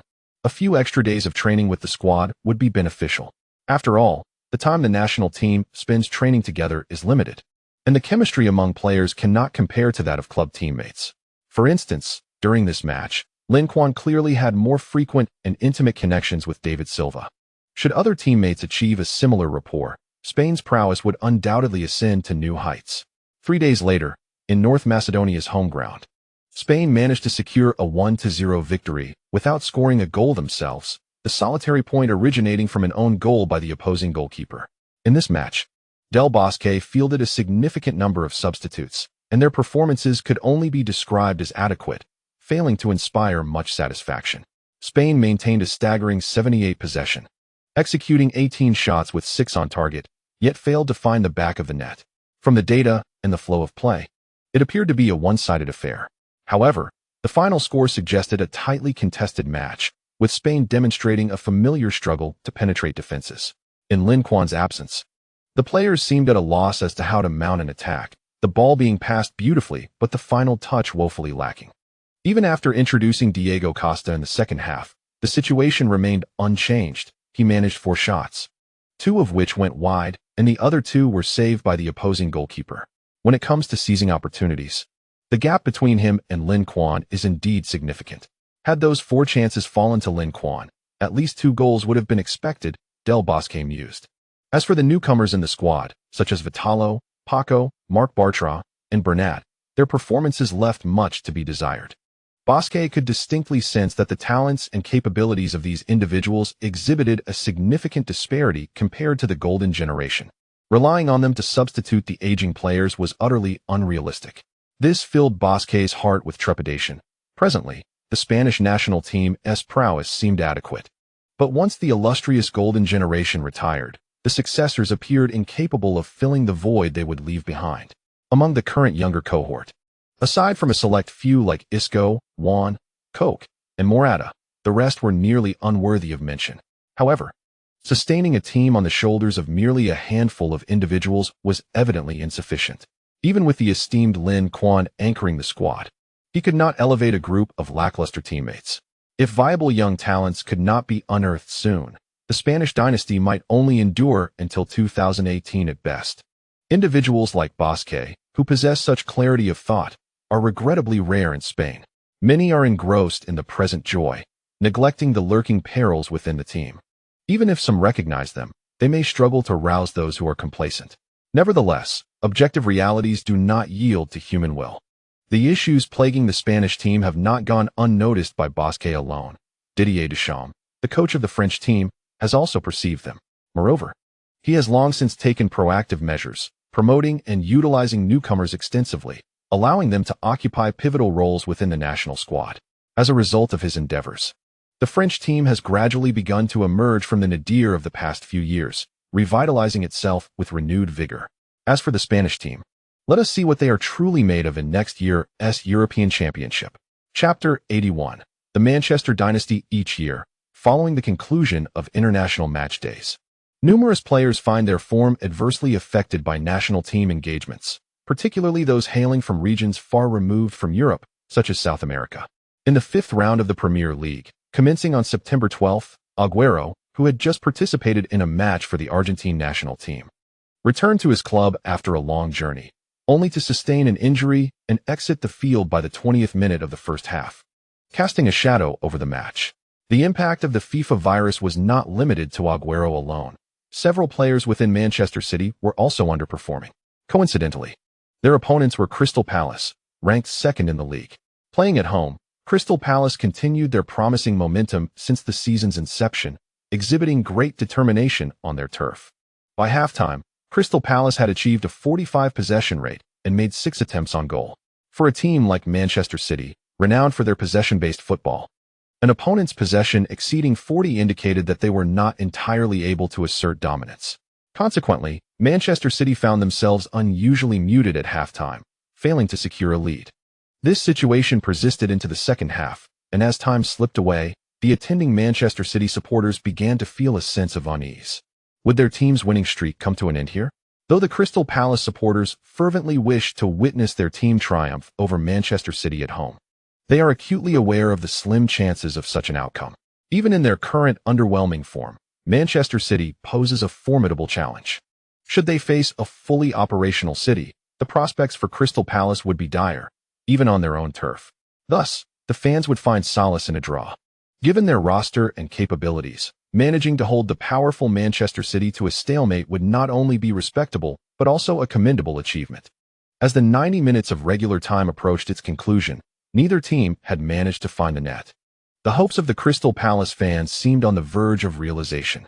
Despite Manchester City raising their possession rate to 58% in the second half and establishing dominance, their relentless 20 attempts on goal yielded no results. The goalkeeper McCarthy, acquired from Queen's Park Rangers for £4.9 million this summer, showcased an extraordinary performance, making 6 crucial saves and repeatedly rescuing his team from certain defeat. Without his divine intervention, Crystal Palace's net would have surely been breached. On the sidelines, Guardiola could no longer remain composed. His gaze shifted towards the substitutes bench, contemplating a final substitution. The difficulty Manchester City faced in breaking through was largely due to Agüero's injury, which rendered Lin Quan a prime target for the opposition. Lacking support on the front line, Lin Quan found himself isolated, compounded by his teammates' subpar performances that left no one to alleviate his burden. Consequently, the opposition's strategy proved effective, stifling Manchester City's attacking prowess. To alter this predicament, the most prudent course of action would be to introduce a forward to share the load with Lin Quan. Regrettably, no one anticipated Agüero's injury prior to the match. Thus Guardiola had brought along not Jovetic, but the club's own youth product, the barely 19-year-old Iheanacho. At such a crucial moment, could a youth of that age truly rise to the occasion? As the match neared its end with the score still at 0-0, Guardiola made a resolute decision, substituting Iheanacho into the fray. Iheanacho sprang from his seat and dashed to Guardiola's side, eager for guidance. "Boss, what do you need me to do?" he inquired. "Listen, Kelechi, once you're on the pitch, surge into the box to create space for Lin Quan. If he passes to you, take the shot boldly and help me send that wretched ball into the opponent's net." Upon hearing Guardiola assign such a critical responsibility to him, Iheanacho felt a rush of exhilaration, as if struck by a wave of happiness. The boss truly valued him, entrusting him with the role of savior at this pivotal moment. "Kelechi, do you understand my instructions?" Guardiola pressed, noticing Iheanacho's momentary distraction. "No problem, I've got this." Iheanacho is now brimming with confidence, feeling as if he has been injected with 100 doses of adrenaline. He can hardly contain his eagerness to step onto the pitch and employ his ancestral 108 methods to send the ball into Crystal Palace's net. "Go on." Guardiola patted him on the shoulder, sending him forth. The late substitution by Manchester City caught the attention of the Crystal Palace players, but their demeanor shifted to disdain upon realizing that the substitute was merely an obscure young talent. Guardiola seems to be grasping at straws, thinking that a player who cannot breach a defense as formidable as Lin's can somehow succeed. It appears he has given up, resorting to a desperate measure, hoping that stacking forwards in the attack would alter the course of the game. How naive. I have long heard of Guardiola's illustrious reputation, but witnessing it today, I find it rather underwhelming. The Crystal Palace fans were now swelling with pride. What nonsense about being the Premier League champions. What nonsense about being the Champions League victors. All of that holds no weight in the face of our mighty Crystal Palace. What does it matter if Manchester City's players boast high valuations? What does it matter if they have an abundance of stars? They still cannot breach our defenses. We, Crystal Palace, are invincible. It seemed as if to validate the sentiments of the Crystal Palace supporters. Upon his entrance, Iheanacho made an error on his very first touch. He failed to establish a connection with his teammates, misjudging the reception of a pass and allowing a Crystal Palace player to intercept, almost triggering a counterattack. Fortunately, Kanté appeared just in time to reclaim possession, averting a potential crisis. "Stay focused, don't lose concentration," Lin reminded as he passed by Iheanacho while retrieving the ball. "All right, boss." Iheanacho nodded earnestly. Although the earlier blunder left him somewhat embarrassed, he swiftly cast it aside, fervently envisioning himself as the savior of the team. He tirelessly maneuvered in the forward line, attempting to create openings. The Crystal Palace players, despite their initial scorn, dared not neglect him entirely. Thus, his seemingly erratic movements began to yield a certain effectiveness. At least when Lin once again took control of the ball, the number of defenders converging on him diminished. What a splendid opportunity. With fewer defenders closing in on him, Lin spotted a chance to break through. So, as De Bruyne approached, he feigned a pass, only to pivot and slip past the first defender when they relaxed their guard. The second defender, witnessing Lin evade his teammate, instinctively lunged to intercept, hoping to dispossess him. However, Lin's footwork was far swifter than anticipated. Despite the defender's early attempt, the ball remained with Lin, who executed a deft turn and surged past yet another foe. By this time, the third defender rushed in, but with no teammates to assist, he was left to confront Lin in a one-on-one duel. In the realm of football, defenders who have suffered at the hands of Lin Quan have learned a valuable lesson. Never attempt to engage him in a one-on-one confrontation. To face him alone is to invite disaster. The Crystal Palace player may be aware of this wisdom, yet at this moment, he finds himself with no alternatives. He can only aim to obstruct as many attempts as possible before being outmaneuvered, thereby creating opportunities for his teammates to cover. However, Lin Quan swiftly evaded him with two exquisitely rapid feints and direction changes. Nevertheless, the defender's efforts did not go entirely unrewarded. As Lin Quan surged into the penalty area, he approached the goal at a diagonal angle, leaving him with a notably restricted shooting opportunity. At that moment, the Crystal Palace goalkeeper, McCarthy, had already positioned himself to block the near post, effectively sealing off nearly all potential angles for Lin Quan's shot. In such circumstances, unless Lin Quan could master a powerful strike akin to a tiger's leap, simultaneously sending both the ball and the goalkeeper into the net, it seemed improbable that he would breach McCarthy's defenses. Yet, Football has always been a collective endeavor, not a solitary pursuit. Iheanacho, recalling Guardiola's sage advice, diligently maneuvered and drew defenders away as Lin Quan advanced. The overwhelming concentration of the opposing team on Lin Quan ultimately rendered Iheanacho unmarked and open. As long as the ball found its way into the net, it mattered little who struck it. When Lin Quan faced the Crystal Palace goalkeeper, who was poised to thwart his advance, he deftly played a back pass to the unguarded Iheanacho, close enough to witness Lin Quan deftly weave past one opponent after another. Iheanacho's mind was awash with admiration for his teammate. In a moment of dazed realization, he perceived that Lin Quan had seemingly passed the ball to him. Before his mind could fully comprehend the situation, his body reacted instinctively, and he unleashed a powerful shot. With a resounding boom, the ball soared high and sped into the Crystal Palace goal. Though the quality of the strike was not particularly refined, its elevation was notably excessive. Fortunately, Iheanacho was positioned close enough to the goal, otherwise, it might have soared over the bar. On the sidelines, Guardiola nearly had a heart attack witnessing Iheanacho's attempt. That wretched lad, so close to an open goal, why could he not simply take a measured shot instead of opting for a thunderous strike that went awry? Thankfully, the ball ultimately found its mark. Had it not, Guardiola would surely have subjected Iheanacho to a 2-hour lecture with a hairdryer in hand. As Iheanacho scored, silence enveloped the Crystal Palace stadium.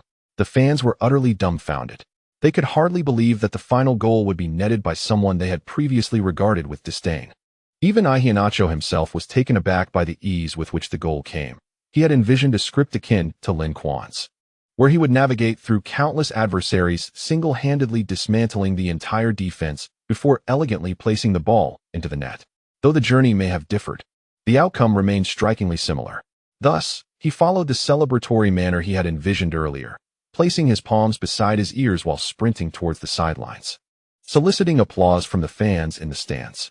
However, this naive lad seemed to have misjudged the situation, as he mistakenly ran towards the section occupied by Crystal Palace supporters. Instead of being greeted by a thunderous ovation, he was met with a cascade of boos and a deluge of coins and lighters. The Crystal Palace fans perceived his actions as provocations, and some irate supporters even attempted to breach the barriers and rush onto the pitch. Startled, Iheanacho hastily retreated to the field, carefree as he joined his teammates in celebration. What a lad! That last kick nearly sent the ball astray. The captain, Company, affectionately tousled Iheanacho's hair, chuckling as he spoke. As a captain and a veteran, Company felt immense satisfaction witnessing such exceptional young talent emerge from the club's youth academy. Having joined Manchester City at the age of 22, Company had dedicated 8 years to the club, becoming one of its most seasoned players. When he first arrived, Manchester City was merely an ordinary mid-table team, lacking in resources. Yet now, they proudly held 3 Premier League titles and 2 Champions League trophies, standing as the most successful club in Europe over the past 5 years, without a doubt. A dynasty was gradually taking shape under the relentless efforts of these players. However, as the saying goes, the camp is steadfast, yet the soldiers may change. With Company approaching his 30th birthday, his days at Manchester City were likely numbered. Eventually, the veterans would depart, either retiring at the club or seeking new horizons elsewhere. After their departure, it would be vital for young players to step up and carry the torch. Therefore, Company held great admiration and care for the younger members of the team, hoping they would flourish at Manchester City and one day lead the club to further glory. Unbeknownst to him, Iheanacho was oblivious to Company's sentiments. With a sheepish grin, he explained, my mind hadn't registered what was happening when my body acted. You must practice more diligently, striving to refine your instinctive shooting to perfection. Just like Lin, interjected another club veteran, David Silva. Iheanacho nodded vigorously, as Lin had always been his idol. Learning from his hero was an opportunity he cherished. Iheanacho's goal occurred in the 2nd minute of stoppage time, and by the time Manchester City concluded their celebration, the additional time had nearly elapsed. Thus, when the match resumed, the referee swiftly blew the final whistle. Ultimately, Manchester City secured a narrow 1-0 victory against Crystal Palace, achieving a flawless start with 5 consecutive wins in the league. The highlight of the 5th round was the intense clash between Manchester United and Liverpool at Old Trafford. In this match, Mourinho's team performed outstandingly, triumphing 3-1 over Liverpool, not only halting their downturn but also winning the favor of the Red Devil supporters. in the hearts of Manchester United fans. Liverpool is regarded as an even more detestable rival than Manchester City. Thus, each annual encounter between the two Red Giants holds immense significance for Manchester United supporters. Meanwhile, Arsenal triumphed at home with a 2-0 victory over Stoke City, while Chelsea suffered a 1-3 defeat against Everton away. On the other hand, Claudio Ranieri's Leicester City staged a breathtaking comeback at home. After trailing 0-2, they scored successive goals in the latter stages of the second half, ultimately prevailing with a score of 3-2 against Aston Villa. This victory placed them 1 point ahead of Manchester United and just 4 points shy of the top, temporarily securing the second position in the league standings. Leicester City's emergence as a formidable contender amidst the elite has finally garnered attention after this remarkable match. Chapter Conclusion. Chapter 82. The arrival of Buffon. Ranieri possesses a certain talent, silently guiding a mid-tier team into the top 3 of the standings. Otherwise, how could he earn the moniker the handyman? Ranieri's prowess is undeniable. His most criticized trait is his struggle to utilize star players effectively. However, he excels in unearthing and nurturing new talent, elevating average teams to new heights, only to be dismissed by club owners when further progress proves elusive. How true this is. Upon reflection, Ranieri's past experiences seem to follow this very cycle. The news of Leicester City soaring to second place in the Premier League standings captured widespread attention and sparked lively discussions following the conclusion of this round of matches. For Premier League fans, they had grown accustomed to seeing the upper echelons of the table dominated by established giants like the Big Five. The sudden emergence of an unfamiliar team has left them somewhat disoriented. Furthermore, Leicester City is not a traditional Premier League club. They had long been entrenched in the Championship until their promotion to the Premier League last year. The explosive performance of this second-year newcomer in the current season is indeed surprising. Little do they know that, had it not been for the butterfly effect instigated by Lin Quan, this season's championship would ultimately belong to Ranieri and his Foxes. However, with the comprehensive strengthening brought by Lin Quan and Guardiola at Manchester City, it poses a significant challenge for Leicester City to wrest the league title from their grasp. After all, Guardiola's team has consistently demonstrated remarkable stability in their league performance, with minimal fluctuations in results. Following the first 5 rounds of matches, BBC Sport enlisted several football experts to evaluate the performances of the teams in the Premier League's opening month and to assign them ratings. All of these experts classified Manchester City as an S-tier team, marking them as the sole S-tier team in the entire Premier League. This season, Manchester City's attacking prowess remains formidable, and what is most intimidating is their defensive capabilities. Among the invited guests at this event was Manchester United's legendary coach, Sir Alex Ferguson. He expressed admiration while evaluating Guardiola's achievements at Manchester City. Since Pep's arrival at the club, he has devoted considerable time to restructuring the team's defense, which now comprises Kompany, Van Dijk, Zabaleta, and Rudiger, with Kroos and Kanté providing interception and protection ahead of them. When necessary, Guardiola even employs a 3 defensive midfielder formation, bringing Fernandinho onto the pitch to further bolster the midfield's interception capabilities, thereby constructing an impregnable wall in front of their penalty area. This defensive combination has proven nearly invincible throughout the Premier League. Ferguson's assertion is not exaggerated. Since the start of this season, Manchester City has managed to keep a clean sheet in their last 5 league matches, having yet to concede a goal. They stand as the only team in the top 5 leagues that has not been breached thus far.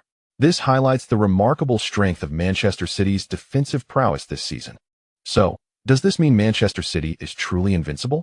Upon hearing Ferguson's words, the expressions of the guests and hosts turned serious. Dominating the league is not necessarily a good thing, as evidenced by the situation in the Bundesliga. Although Manchester City has not yet firmly established its supremacy over the entire Premier League, they are certainly trending in that direction. Should they clinch the title again this season, they would achieve a historic 3 consecutive championships, a feat that has eluded anyone since Manchester United accomplished it in 2001. Of course not, Ferguson replied with a smile. There is no team that is invincible, and Manchester City is no exception, as long as one identifies their weaknesses and devises effective tactics to counter them. Coupled with a stroke of luck, defeating Manchester City is not impossible. While this statement may seem empty, Ferguson could only express it this way, as he had yet to discover a strategy that could effectively neutralize City. Even if such a strategy were found, It would require a team of substantial strength to execute it against Manchester City. Currently, among the elite clubs in the Premier League, none have reached such a level. Thus, Ferguson could only utter some accurate, yet vacuous words. However, the inability of Premier League teams does not imply that teams from other leagues are equally incapable. Following this round of matches, the Champions League group stage officially commenced. On September 16th, Manchester City will host the Serie A champions, Juventus. Juventus has secured 4 consecutive Serie A titles, and in terms of league dominance, they surpass even Manchester City. Yet, their performance in European competitions has not seen significant improvement. Last season, they barely reached the quarterfinals only to face the defending champions Manchester City, where they were decisively eliminated without much chance to retaliate. This season, they unfortunately drew Manchester City again, with the first match taking place at the Etihad Stadium. This has left the Juventus supporters feeling quite pessimistic about the outcome, with few believing that Juventus can triumph away against Manchester City. The best they can hope for is to secure a draw and escape unscathed. Should they indeed suffer a defeat, the only hope lies in their own team maintaining composure and not losing excessively, as they may eventually need to rely on goal difference to secure a place in the next round. A catastrophic loss right from the outset could not only adversely affect the players' mentality, but also place them at a significant disadvantage in terms of goal difference. With such a pessimistic outlook, the entire Juventus squad arrived in Manchester. Like many teams visiting Manchester, Juventus opted to utilize Manchester United's Carrington training facility. Naturally, teams challenging Manchester United are likely to seek training accommodations at Manchester City's facility. As fierce local rivals, the Manchester clubs are perhaps the most eager for each other's defeat. The training grounds of Manchester City and Manchester United are in close proximity. However, players from either team seldom visit one another. The animosity between the two is profound, and such visits could lead to undesirable repercussions. Even when national teammates like De Gea and Mata train just a wall apart, neither Lin Quan nor David Silva has paid them a visit. The same holds true for De Gea and his teammates. However, Juventus finds itself in a different position. They bear no significant grudge against Manchester City. Thus, upon arriving at Carrington, Buffon and Morata ventured to the City training complex for a tour. Is this your new training facility? It appears rather impressive. Upon entering, they were immediately struck by its grandeur and could not help but express their admiration. In 2014, Manchester City invested $260 million to construct a new training base. In comparison to the previous facility, the new one is far more luxurious, boasting comprehensive amenities that have entirely surpassed those at Carrington. Previously, City players may have envied Carrington's facilities, but now, with superior equipment at their disposal, they can only feel deep sympathy for the Manchester United players. It seems unfortunate for them to be under the ownership of such exploitative proprietors. Over the years, Manchester United has undoubtedly generated substantial profits for the Glazer family. Yet they remain reluctant to invest in upgrading the training facilities. Presently, Carrington is in a state of disrepair, unworthy of the prestigious status of Manchester United. Well, it's not too different from other training grounds. Is that your honest opinion? Are you truly speaking coherently? Morata wore a look of disbelief, as if questioning the validity of the statement. Buffon nodded in agreement, his gaze captivated by the 2 brand-new buildings within the City training complex. What are those? One is a pitch, and the other is a comprehensive service center, which includes a gym, a recovery center, and, yes, a swimming pool, perfect for relaxation after training. Wow. Upon hearing that there was even a swimming pool within Manchester City's training facility, Morata exclaimed in disbelief. Those insufferable oil magnates really know how to indulge themselves. I'd only believe you if you take me to that swimming pool to see for myself. Absolutely. I was just planning to head back for a soak. So let us go together. Upon entering the comprehensive service center, the 2 individuals were momentarily stunned by the dazzling array of equipment within. From their outward appearance alone, the devices appeared rather extravagant, and the variety available in Manchester was notably extensive, almost all-encompassing. As they passed by Manchester's rehabilitation center, they observed several players engaged in muscle relaxation and rehabilitation treatments. Among these individuals were some who had just completed their training, seeking the assistance of physiotherapists to alleviate muscle fatigue, while others were injured players currently undergoing rehabilitation therapy. Italy also places significant emphasis on the medical care of its teams, with renowned facilities such as the Milan Lab. However, in terms of scale and professionalism, it seems Manchester surpasses its Italian counterparts. The club has not only acquired a plethora of expensive medical equipment, but has also invested heavily in hiring numerous experts in kinesiology and rehabilitation. It is no wonder Lin Quan remarked that Manchester's new facility cost $2.6 billion. The two had previously been curious about the allocation of such funds. It now appears that aside from the stadium and various buildings within the complex, the remainder of the investment was likely directed towards these ancillary facilities and human resources. From this perspective, it becomes evident that Manchester's ownership is not merely a casual investor in football, as some might assume. A frivolous investor would not allocate such substantial sums to less visible areas. This underscores the ambitious vision of the City Group. After enjoying a soak, the two heard cheers emanating from the adjacent pitch. Buffon, intrigued, glanced towards the stadium and inquired, "Is there a match taking place inside? Why are there cheers?" "Oh, it's a youth training match. There seems to be a U15 game today." Lin Quan responded. "Shall we go and take a look?" Upon hearing that there was a match, Buffon became quite interested. Not only was he eager to explore the stadium within Manchester's training base, but he was also curious about the club's current youth training capabilities and wanted to see how advanced their academy had become. All right. Lin Quan occasionally attended matches at this stadium as a means of relaxation. Morata, however, had little interest in watching the game and opted to remain behind for a longer soak. Lin Quan led Buffon into the stadium, choosing a random spot to sit. Although the stadium was modest in size, it boasted comprehensive facilities. Over a third of the 7,000 seats were vacant, with approximately 4,500 spectators in attendance. The U15 match naturally garnered limited attention, and considering it was a weekday, the turnout was commendable, especially in the absence of star players to draw crowds. Today, Manchester's U15 team faced Chelsea's U15 squad, the latter being a formidable opponent that had previously secured championships at this age level. In comparison, Manchester's youth team appeared somewhat inexperienced and less potent. As expected, the score reflected Chelsea's dominance, leading 1-0. However, the dynamics of the match were not as one-sided as many had anticipated. Although Manchester City found themselves at a disadvantage, their counterattacks were remarkably incisive, frequently leaving Chelsea in disarray. After observing for a while, the two were captivated by several young players on the field. The player wearing number 7 appeared significantly more skilled than his teammates. What was his name?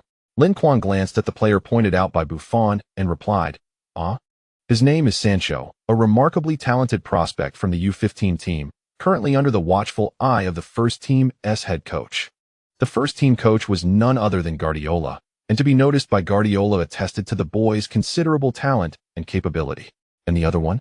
Buffon inquired. That lad is called Foden, born in the same year as Sancho, and he possesses commendable talent as well. Lin Quan refrained from mentioning Guardiola, indicating that Foden had not yet captured the coach's attention. Perhaps his talent and abilities were still confined by his age, not fully manifesting themselves. Nevertheless, given Buffon's discerning eye, he believed that in due time, Foden would undoubtedly shine. After all, for seasoned players like them, discerning a player's innate talent was not an arduous task, especially with so many young players available for comparison on the field, making identification all the more straightforward. What are your thoughts? In the end, Manchester City lost the match, yet both Foden and Sancho managed to score, only to be hindered by the limitations of their teammates. However, in youth matches, the process held far greater significance than the result. Few paid heed to the latter. After all, their current focus was on diligent training and enhancing their skills. Matters of victory and defeat could be revisited later, once they reached the pinnacle of leagues such as the Premier League or the top 5 European leagues. Quite impressive, the quality of your youth training exceeds my expectations. Buffon nodded. Manchester City had once been an unremarkable mid-tier team. Only after the Abu Dhabi consortium took over did they have the financial means to vigorously develop their youth training system.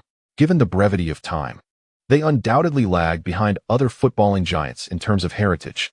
For example, Barcelona's La Masia training camp, established by Cruyff in 1989, took years to cultivate stars like Xavi, Messi, and Iniesta. Manchester City was merely at the beginning of this journey, and substantial results might not materialize for another decade. There were no shortcuts. It required patience and perseverance. However, with the continuous elevation of Manchester City's profile and influence, coupled with their commitment to youth training, attracting more young talents for trials would likely become increasingly feasible. Perhaps the timeline for tangible outcomes could even be accelerated. End of chapter. Chapter 83. The Might of Juventus. The necessary visits and networking were duly attended to. Yet, once on the pitch, neither side harbored intentions of showing mercy. The first half saw both teams launch relentless assaults, with the pace of attack and defense soaring, providing a thrilling spectacle that left the fans who had purchased tickets to witness the match exhilarated. This was truly the Champions League as envisioned by all. The inclusion of numerous lesser-known teams, whose names remain unfamiliar, has undeniably diminished the prestige of the Champions League, resulting in a significant decline in the spectacle of the matches, rendering them even less appealing than watching domestic leagues. Juventus, clearly well prepared, meticulously devised strategies to counter Manchester City's offensive framework. During the defensive phase, they altered their traditional man-marking approach in favor of a zonal defense, utilizing player movement and positioning to sever the connections among Manchester City's players and compress the space available for dribbling. In the first half, this tactical adjustment proved remarkably effective. Despite Manchester City registering 8 shots, they failed to convert any into goals. Conversely, Juventus's forward line struggled to breach City's defense, though both teams exhibited fervent intensity. The first half concluded with a score of 0-0. As the second half commenced, Guardiola initiated tactical adjustments by substituting forward Jovetic with defensive midfielder Fernandinho, transforming the formation to 4-5-1, thereby adopting a false 9 system. This modification enhanced Manchester City's control over the midfield, effectively curtailing and diminishing Juventus's counterattacks. The dynamics of the match swiftly fell under City's dominion, as their possession surged past 60, progressing toward even higher figures. Juventus's coach Allegri, sensing the urgency, rose from his seat and approached the sidelines, furrowing his brow as he observed the positioning and attacking coordination of Manchester's players, contemplating a counter-strategy. Guardiola's decision to replace a forward with a defensive midfielder seemingly weakened City's attacking prowess. However, in reality, it fortified their control over possession and increased the frequency of their offensive maneuvers. For most teams, merely amplifying the number of attacks and shots would not necessarily translate into goals. Yet, Manchester City is a different entity, boasting a superstar known for his exceptional scoring efficiency among the elite trinity of forwards. Granting him unrestrained shooting opportunities would inevitably lead to goals. Contemplating this, Allegri pondered whether he should also make substitutions, withdrawing a forward to bolster the defense with an additional midfielder. However, before he could finalize his decision, the match dynamics underwent a significant transformation. In the 58th minute, during an offensive play, Lincoln's shot towards the goal was deflected by Chiellini, causing the ball to ricochet and nearly catch Buffon off guard. For a goalkeeper, such deflections are the most daunting, as the trajectory of the ball alters unexpectedly, leaving them little time to react.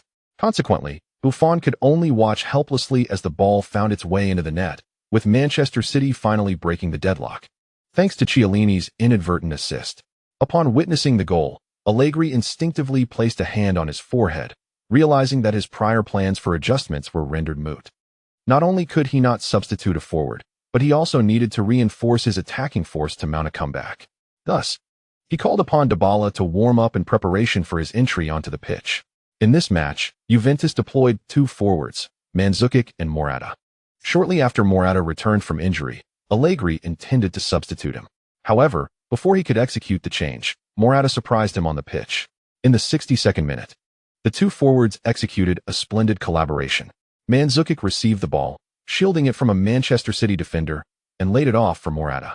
With a deft touch, Morata evaded Van Dijk's interception, slightly adjusted his angle, and unleashed a powerful shot.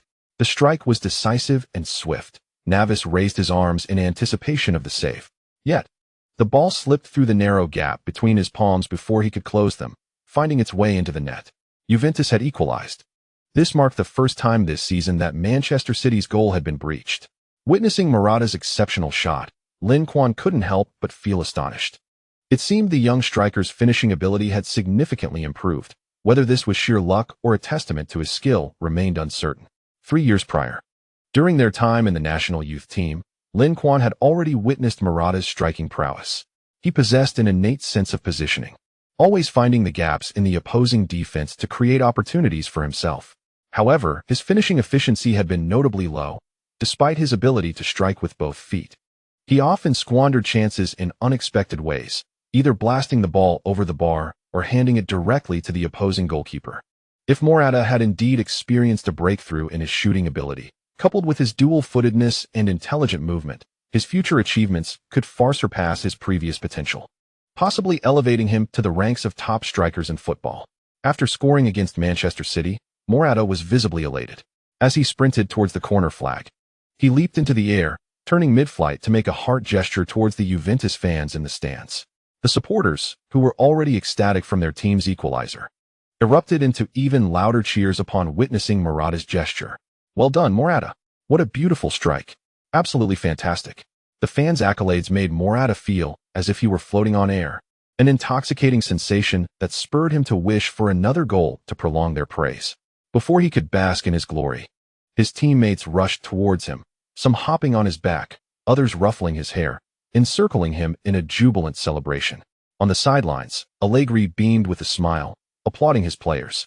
Thankfully, his substitution decision had been slightly delayed. Had he replaced Morata, that goal might never have materialized. It appeared that Morata's post-injury form exceeded Allegri's expectations. Previously concerned about his lack of sharpness, Allegri felt reassured after this match. However, they could not afford to be complacent. They had merely equalized the score. The adversary is none other than Manchester City, and with 30 minutes remaining in the match, there remains ample time for them to breach their opponent's goal once more. Thus, the forthcoming moments are of utmost significance.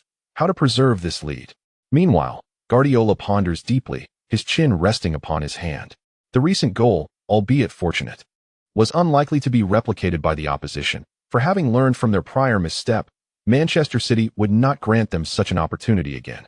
Yet, the pressing concern lies in how to penetrate Juventus defenses. This is the paramount issue at hand. After a brief contemplation, he gestures for his players to advance, initiating a relentless pressure attack against Juventus. This strategy is laden with peril, as it leaves their own defense vulnerable, should the opposition manage to relay the ball out. They could easily execute a counterattack of considerable threat. Nevertheless, Guardiola harbors unwavering faith in his players and his tactics, determined not to afford the enemy such chances. His objective is to apply continuous pressure through this aggressive offensive, compelling Juventus defense to constrict further, thereby creating openings for his tactical surprises. Upon witnessing the coach's signal, Manchester City's players, devoid of hesitation, surged forward collectively, crossing into Juventus territory, launching an assault within the 30-meter zone before their goal. Juventus players immediately sensed the immense pressure, reminiscent of facing the peak Barcelona. City's players relentlessly maneuvered and passed, stretching and orchestrating Juventus' backline, compelling them to remain utterly vigilant, lest they falter in concentration. This state of acute focus exacted a significant toll on the players' stamina. In no time, many felt utterly drained, as if they had just emerged from a grueling battlefield. Consequently, Juventus' defense retreated significantly, nearly all players withdrawing within the 30-meter zone, rendering the penalty area densely populated. Lacking aerial threats in their forward line, Manchester City's offensive potency appeared diminished as Juventus fortified their ranks within the box. However, breaking through a dense defense is not solely reliant on headers. Set pieces and long-range shots also serve as effective strategies. Observing the congestion of Juventus players near their penalty area, Manchester City began to increase their attempts from distance. Kroos, De Bruyne, David Silva, and Lincoln each took their chances from afar, each shot posing a significant threat, particularly Lincoln's, which garnered the utmost attention from Juventus. Yet, the true ace in Manchester City's hand was neither Lincoln nor the likes of Kroos and De Bruyne, but rather a player whom Juventus had never anticipated. In the 82nd minute, Lincoln maneuvered the ball to create space, feigning a long-range shot to draw in Bonucci and Chiellini, before deftly passing to the onrushing Kroos. Their synergy was impeccable. As Lincoln's pass arrived, Kroos was already poised to unleash a shot. Nearby Juventus players hurried to thwart Kroos, and even goalkeeper Buffon was lured by Kroos' movements, shifting his position slightly to the right. However, just when everyone assumed Kroos was about to take a shot, he unexpectedly nudged the ball, redirecting it to the vacant space on the opposite side. Was it truly a deceptive pass? Although the intended recipient of Kroos' pass remained a mystery, the Juventus players were taken aback by his action, sensing an impending threat. Following the trajectory of Kroos' gaze, A diminutive figure in black surged into view. To everyone's astonishment, it was Kanté who ultimately took the shot. This revelation left the Juventus players in disbelief. While they were aware of his formidable defensive prowess, they had never heard of his long-range shooting capabilities. Yet, it was too late. Thanks to the attention drawn by Lin Quan and Cruz, Kanté found himself unmarked. He was poised to execute the shot with remarkable ease. With meticulous preparation, Kanté unleashed a high-quality long-range strike, aiming for the left side of the goal. Buffon, realizing the danger after Cruz's feint, hurriedly shifted to the right. But he was a step too late. As Kanté struck the ball, Buffon's positioning was inadequate, forcing him to leap hastily. The ball grazed his fingertips as it soared into the net. The tension among both sets of fans was palpable. But when they witnessed the ball slip past Buffon's grasp, Manchester City supporters collectively exhaled in relief. Truly, Buffon, the world's foremost goalkeeper, remained formidable even at 37. One could only imagine the terror he instilled in his youth. On the other hand, Juventus fans could not suppress their lamentations. Alas, it was just a fraction too late. Had Buffon been better prepared, he might have thwarted that shot. If only they had not underestimated the threat posed by this player. Upon landing, Buffon was filled with a sense of unjustified frustration. This goal conceded was a result of both him and his teammates underestimating their opponents. They had not anticipated that Kanté would be the one to complete the attack. Had they known beforehand, he certainly would not have been afforded such an opportunity. On the sidelines, Guardiola was elated as he witnessed Kanté's long-range goal, exuding the exuberance of a child as he raced to the edge of the field, pumping his fists in celebration. His joy stemmed not only from the team regaining the lead, but also from the realization that he had unlocked Kanté's offensive potential. There was no doubt about Kanté's strength in defense. However, Guardiola sought more. He desired each player in his squad to possess the ability to contribute both offensively and defensively. Versatile players were his favorites. Developing Kanté's attacking capabilities held significant implications for Manchester City. It meant an additional outlet and scoring option in future matches, complicating defensive strategies for their adversaries. Moreover, the most crucial aspect was Kanté's exceptional defensive skills, as he consistently executed several successful tackles in every match. Once his offensive attributes are developed, there will be no need to await his teammates to orchestrate the attack. At the very moment he secures a steal, he can take the initiative, thereby diminishing the opponent's reaction time and significantly enhancing the efficiency of the offense. This bears immense significance for Manchester City. However, achieving this is no simple feat. The current Kanté is still far from the versatile warrior he envisions himself to be. The second goal from Manchester City proved to be particularly devastating for Juventus, as the match had progressed beyond the 80-minute mark, leaving them with scant time to equalize. Compounded by their lack of possession, the opposing midfield exerted formidable control over the game. Should they weaken their defense to bolster their midfield and forward lines, they risked being penetrated once more, allowing the adversary to score again. Allegri is not one to hesitate. He swiftly substituted in Dybala to amplify the offensive efforts. Faced with a dire situation, it was better to take a gamble. Chapter 84. Guardiola's tactical maneuvers on the pitch. Mandzukic stood with his hands on his hips, casting an anxious glance at the scoreboard. The match had dwindled down to its final minutes, and with stoppage time considered, their opportunity was rapidly evaporating. Throughout this encounter, Mandzukic displayed exceptional effort, even to the point of desperation. To others, this may have seemed merely an ordinary group stage match in the Champions League, but for Mandzukic, it represented a quest for vengeance against Guardiola. Last summer, due to discord with Guardiola, the Bayern striker was sold at a low price to Atletico Madrid. Thus, the rift between them was born. Perhaps it was fate or divine will, but this summer, shortly after Mandzukic chose to depart Atletico for Juventus, his team was drawn to face Guardiola's Manchester City. Upon learning the schedule for their match, Mandzukic meticulously prepared, intent on exacting revenge before the eyes of the global audience, proving through his actions that Guardiola's decision to let him go was a grave error. Mandzukic's intentions were noble, and he fought valiantly once the match commenced. Yet, Manchester City's defensive intensity was formidable. The two central defenders resembled towering fortresses, tall and robust, leaving him with little advantage. Even with his utmost efforts, he struggled to carve out significant scoring opportunities. His single assist to Morata was a stroke of good fortune. As for his aspirations to emerge as the hero by breaching Manchester City's goal, Such a narrative seemed increasingly unlikely. Nevertheless, the prospect of returning empty-handed was intolerable for Mandzukic. Thus, even as the match approached stoppage time, he gritted his teeth and surged once more into the city penalty area, engaging in a fierce struggle against the two imposing defenders. Dybala exhibits remarkable intelligence, positioning himself at the edge of the penalty area, taking advantage of Mandzukic's ability to draw defenders away. As long as his teammates can deliver the ball to his feet, he possesses the option to either advance or shoot, with ample space to maneuver. However, Manchester City's strength extends beyond their formidable defense. Their midfield is equally robust. Juventus found themselves at a disadvantage, unable to gain any ground amidst the relentless pressure applied by City's midfield, with several attempts to pass to the forwards ending in failure. As time slipped away, signaling the imminent conclusion of the match, Dybala was compelled to retreat for the ball. At that moment, Cuadrado finally maneuvered the ball into his possession. Fernandinho charged towards him immediately, while Kanté positioned himself in front, obstructing Dybala's path to advance. Having observed from the bench how his teammates fell victim to Kanté's relentless interceptions, Dybala was wary of engaging directly. Thus, before the two could encircle him, he swiftly passed the ball away. Morata, displaying keen awareness, anticipated the ball's trajectory and intercepted it before the defenders could react, directing it into the penalty area. Realizing the football was hurtling towards him, Mandzukic recognized this might be his final opportunity in the match. He shook off Van Dijk's interference and propelled himself towards the ball's landing spot. Stop him. Seeing Mandzukic make a move for the ball, Navas urgently communicated with his teammates.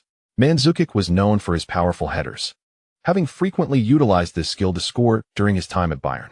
It was imperative not to grant him the luxury of a comfortable header. Van Dijk, relying on his intellect, understood that fouling in the box was not an option, yet physical contact was necessary to disrupt Mandzukic's balance and thwart his shot. Consequently, he quickly approached Mandzukic, leaping alongside him. While Mandzukic focused on the ball, Van Dijk's intentions were distinctly aimed at the man. Nevertheless, he maintained the facade of contesting the ball, with his gaze predominantly fixed upon it, casting only fleeting glances at Mandzukic. Under Van Dijk's influence, Mandzukic's balance was notably affected, causing his headed attempt to become somewhat awkward. Despite this, the ball still soared towards the goal. However, due to Van Dijk's interference, the quality of the header diminished significantly, allowing Navas, well prepared, to comfortably secure the ball, effectively neutralizing Juventus's attack. Frustrated by his failure to breach Manchester City's defense, Mandzukic raised his right hand to signal a foul by Van Dijk, who maintained an expression of innocence, indicating he was merely defending normally. The referee glanced at both players but offered no response. Having positioned himself closely, he had a clear view of the situation during the aerial contest. Van Dijk's hands exhibited no aggressive movement, refraining from pushing or pulling Mandzukic, demonstrating no intent of a foul. Moreover, after Mandzukic completed his header attempt, Van Dijk even lent him a hand to prevent him from inadvertently falling during his descent. Such a dignified player could hardly be guilty of a foul, could he? The referee likely perceived Mandzukic's frustration as a result of missing a scoring opportunity, leading to his vexation. However, no matter how irate one may become, it is unjust to direct that anger towards others. Furthermore, in the realm of competition, victories and defeats are commonplace. Losing to one of Europe's mightiest teams at the Etihad Stadium is hardly a disgrace. With such preconceived notions, coupled with Van Dijk's impeccably clean actions, the referee dismissed Mandzukic's protests. Once the injury time concluded, he promptly blew the whistle to signal the end of the match. Ultimately, after a grueling battle, Manchester City triumphed over Juventus with a score of 2-1 on their home turf. Both teams showcased remarkable tactical acumen and combat prowess, delivering an exhilarating spectacle that delighted fans in attendance as well as those watching from home. Following this match, Manchester City achieved the desired victory to commence their campaign. For Juventus, although losing their initial group stage match against City poses certain disadvantages, concluding their encounter with the defending champions early may ease their upcoming schedule. Moreover, the strength displayed by Juventus in this match has elevated external expectations of them. Some supporters of the Old Lady even feel a sense of pride in their team's performance, despite the defeat. Their demonstrated capabilities suggest that advancing from the group stage may not be an insurmountable challenge. Should both teams progress, there is a possibility of encountering one another again in the knockout stages, or even the final, at which point Juventus could seek to avenge this loss. Following the conclusion of the match between Manchester City and Juventus, another group stage match concurrently determined its outcome. Last season's UEFA Europa League champions, Sevilla, decisively defeated Borussia Mönchengladbach at home with a scoreline of 3-0. By virtue of this three-goal advantage, they surpassed Manchester City, temporarily claiming the top spot in the group. In other groups, Real Madrid and Paris Saint-Germain both comfortably overcame their respective opponents, with Cristiano Ronaldo once again showcasing his prowess by netting a hat-trick in the Champions League. However, it is worth noting that 2 of those goals came from penalty kicks, diminishing the overall value of his achievement. In stark contrast to Real Madrid's relentless advance, Barcelona faced a far more arduous fate. In their away match against Roma, they initially took the lead but ultimately suffered a reversal.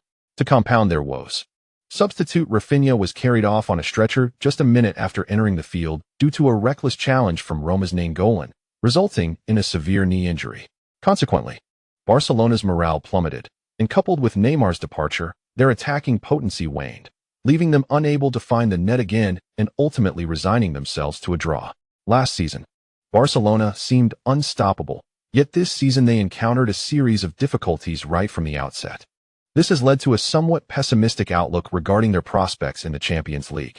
While the media in La Liga expresses concern for Barcelona's future, counterparts in the Premier League share similar sentiments. The cause for their lamentations is rather straightforward.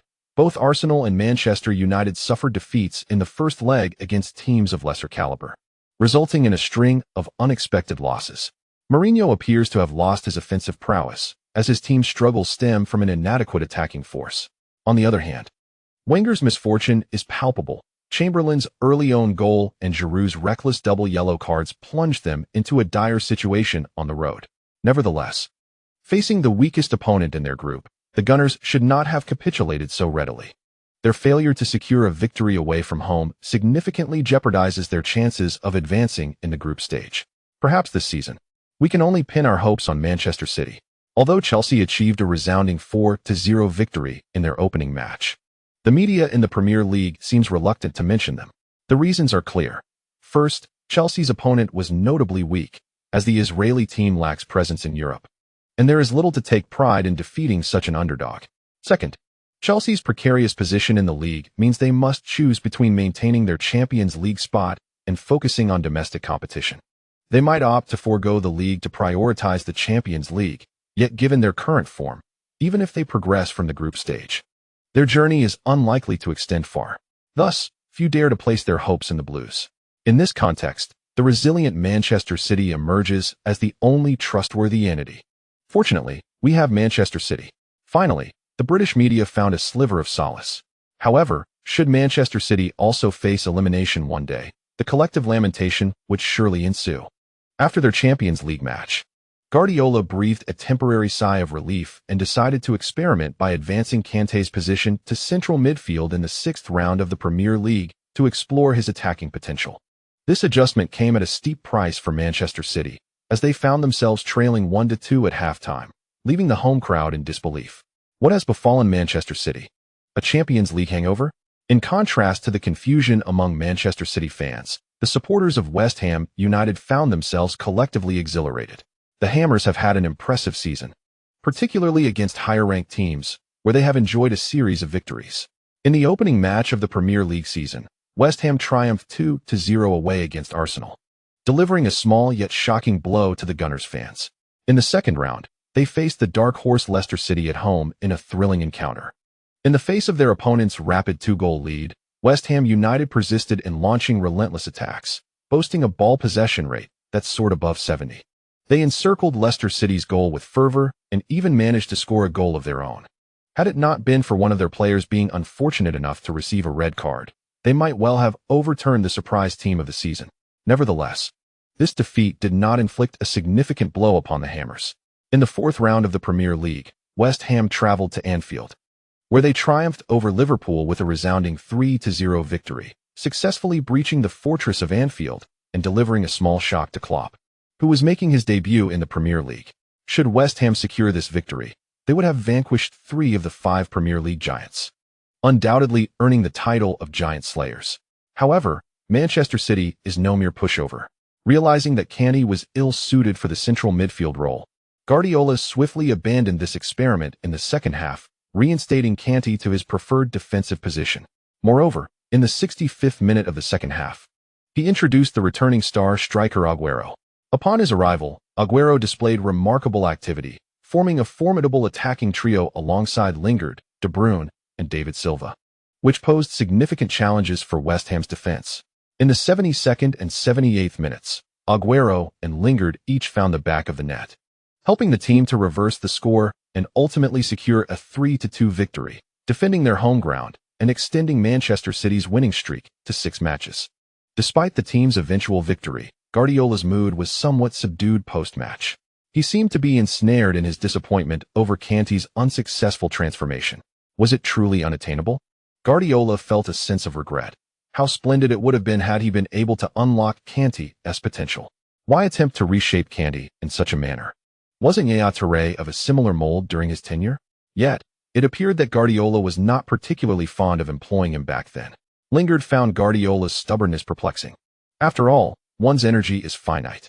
If Kanté excels in defense, why not allow him to leverage his strengths instead of forcing him into roles that do not suit him? Chapter 85. What does it mean to strike at the heart? Poor Kane. Indeed, you are quite right. Guardiola recognized that he had fallen into a trap, overly fixated on versatility, which may not always be advantageous. Some players may lack all-around skills but possess remarkable strengths, such as De Bruyne's passing or Kanté's defending. With these attributes, they can firmly establish themselves on the field and even ascend to legendary status, becoming cherished by fans. Conversely, some well-rounded players may fade into obscurity due to their lack of distinguishing characteristics. Having grasped this concept, Guardiola finally relinquished his stubbornness and abandoned his plans for Kanté's transformation. This brought a sigh of relief from Kanté himself, who had also struggled to adapt to the role of central midfielder, playing awkwardly and nearly costing the team a match. Should the team suffer defeat as a result, Kanté would be consumed by guilt. The reasons compelling Guardiola to abandon his antics, aside from Lin Quan's persuasion, include a significant factor. They are set to face a formidable opponent, Tottenham Hotspur, on their home turf. Although Spurs may merely be a plaything in the eyes of Manchester City supporters, having often been subjected to staggering scorelines by City in recent seasons, Guardiola does not underestimate them. On the contrary, he perceives a rapid enhancement in their capabilities, particularly with Harry Kane's ascension, which poses a considerable threat to their front line. If Manchester City continues to adopt a dismissive attitude as they visit White Hart Lane, they risk incurring substantial consequences. Nevertheless, despite Guardiola's preparations, Kane's performance on the field astonishes him. Goal. The scorer is Tottenham's forward, Harry Kane.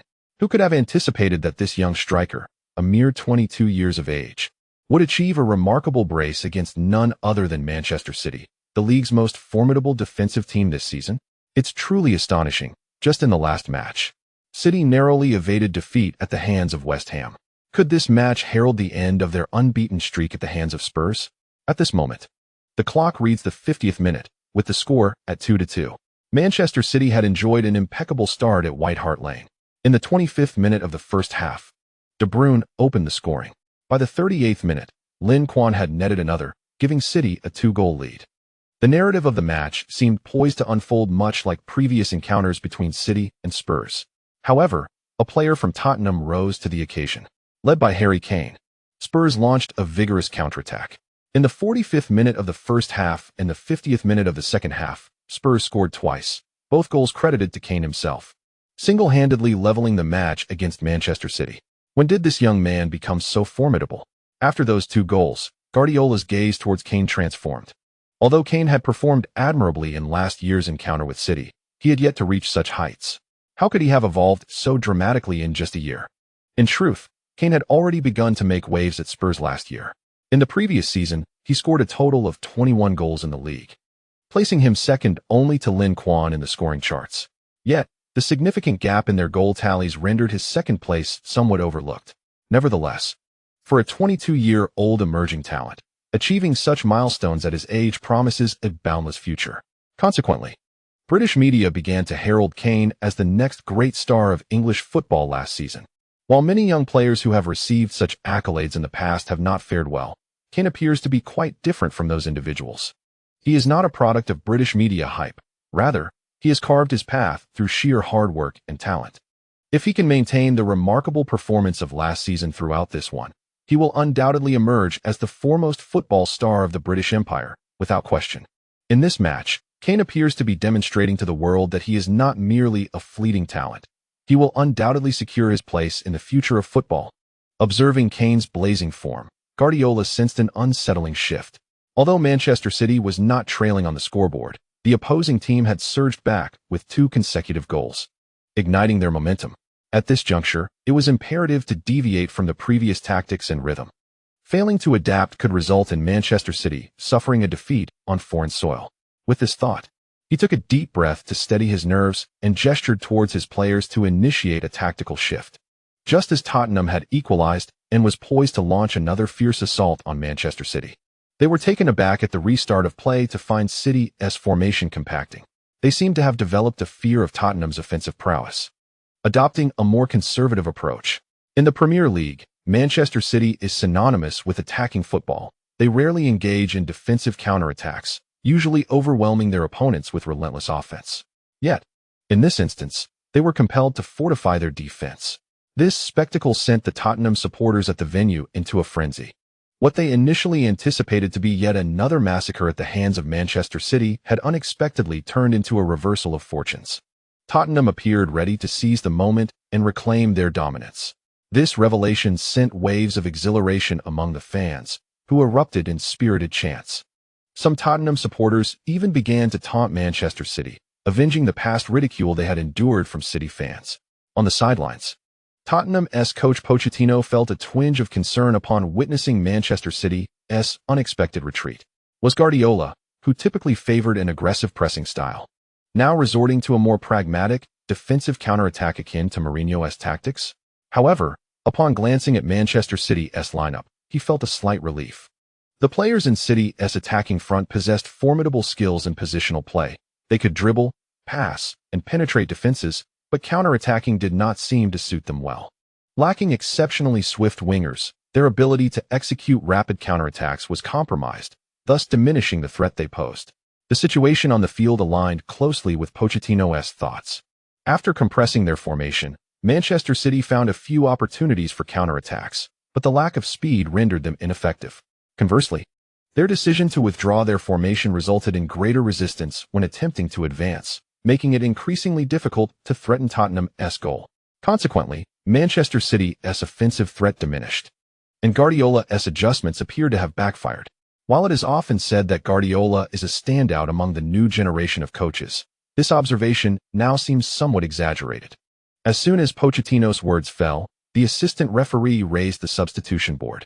Manchester City was the first to make personnel adjustments, introducing Son Heung-min in place of David Silva. This substitution rendered Pochettino somewhat restless. Son Heung-min was a player Tottenham had previously set their sights on and intended to recruit, known for his remarkable speed. Guardiola's decision to bring him on indicated a recognition of Manchester City's lack of pace on the flanks, perhaps hoping to exploit this to change the dynamic of the match. If that were the case, Tottenham might find themselves in a precarious situation. The Tottenham supporters in attendance reacted to Guardiola's substitution with a chorus of boos, perceiving it as a provocation. They were acutely aware of the summer transfer saga, having heard from media reports that this player, who was about to enter the fray for Manchester City, should have been donning the Tottenham jersey but was instead pilfered by City. Had Tottenham succeeded in acquiring him during the summer window, he could have formed a formidable attacking partnership with Kane, significantly enhancing their offensive capabilities. This season, Tottenham might have even contended for a Champions League spot or dared to challenge for the title. Regrettably, that transaction fell through. Son Heung-min, undeterred by the jeers from the crowd, recalled that Tottenham had indeed made an offer for him. However, with Manchester City as an option, he would undoubtedly prioritize them. The allure of joining a club with such illustrious players was irresistible. While awaiting his introduction, Son glanced up at the scoreboard, noting that there was still less than 60 minutes on the clock, a considerably earlier substitution than usual. This excited him. More time meant more opportunities to showcase his talents. Moreover, the team's tactics at this juncture were perfectly suited to his strengths. In training matches, whenever this strategy was employed, his teammates would instinctively seek him out. leveraging his speed to breach the opposition's defense. With this in mind, Son could not help but cast a determined gaze towards Tottenham's goal. Once on the pitch, the threat of Manchester City's counterattack escalated dramatically, with De Bruyne supplying passes, Aguero providing support, and Lin Quan drawing defenders' attention to create space. Tottenham found it nearly impossible to contain him. In the 72nd minute, after receiving a pass from a teammate, Son embarked on a furious run down the wing. Aguero and Lin Quan formed a triangular formation, surging towards Tottenham's goal. The sheer force of this counterattack sent shivers through the Tottenham supporters in the stands, leaving them unsettled. The momentum of Manchester City's counterattack shifted significantly with Son's presence on the field. Tottenham's defenders faced a dilemma. Lin Quan and Aguero were established stars, top-tier players who could not be ignored. Consequently, fewer resources were available to intercept Son Heung-min. Additionally, as he advanced down the wing, only a single fullback was left to contend with him. However, the Tottenham fullbacks, having advanced to assist in the attack, failed to retreat in time, leaving Son Heung-min unmarked in the opponent's half. In a disadvantageous 2-on-3 situation, the Spurs players opted to fall back into the penalty area to tightly defend against Lin Quan and Aguero. Consequently, they could only afford to neglect Son Heung-min. Initially, he intended to deliver a pass, but upon observing the opposing defense's setup, he swiftly abandoned the notion of crossing and surged towards the penalty area with the ball. If they do not come to me, I shall take the initiative to seek them out. After all, we must leverage our numerical superiority. Clever. Son Heung-min's decision earned him an approving nod from Guardiola. It was indeed a sagacious choice. Had he adhered to the original plan of crossing, the likelihood of the ball being intercepted was considerable. Yet, by cutting in with the ball, his options expanded significantly, allowing for both passing and shooting, while the defense would be drawn into disarray due to his presence. In that eventuality, whether Son Heung-min seized the opportunity to shoot himself or relayed the ball to the more proficient Aguero or Lin Quan, the potential for a goal was high. The defensive players were a beat slow, and only after Son Heung-min charged into the penalty area did they attempt to close him down. At that moment, he was already poised, ready to strike. Bang! With a thunderous sound, Son Heung-min unleashed a powerful shot, sending the ball hurtling directly toward the goal. The Tottenham goalkeeper, having primarily positioned himself to guard against Lin Quan and Aguero, was unable to parry Son Heung-min's strike. The ball whistled into the net. 32. And Manchester City regained the lead. The hero of this goal was none other than their summer acquisition, Son Heung-min. Boo! The crowd erupted in discontent, as Spurs fans were truly on the verge of breaking down. A previously promising situation had been dismantled by a player who should have been representing Tottenham. A double blow that left them feeling utterly despondent. In the executive box at White Hart Lane, Chairman Levy nearly choked on his own frustration. Manchester City was indeed despicable. How could they allow this player to perform at White Hart Lane, and worse, to become the key figure who dashed Tottenham's hopes and effectively ended the match? What a heart-wrenching blow. Goodness, was this a solo effort? From his own half, he dashed forward, penetrating the opponent's penalty area and finishing with aplomb. The speed, the explosiveness, and the precision of that final strike made it seem as if Manchester City had struck gold. Such a player for merely €30 million feels like an incredible bargain. Indeed, compared to the signing of Mangala last summer, this is a tremendous profit. I believe that with this goal, Son Heung-min is bound to gain fame in the Premier League. Yes, there is no doubt that this goal should be among the top 5 of the week. Poor Kane, who toiled tirelessly throughout the match, ultimately faced defeat.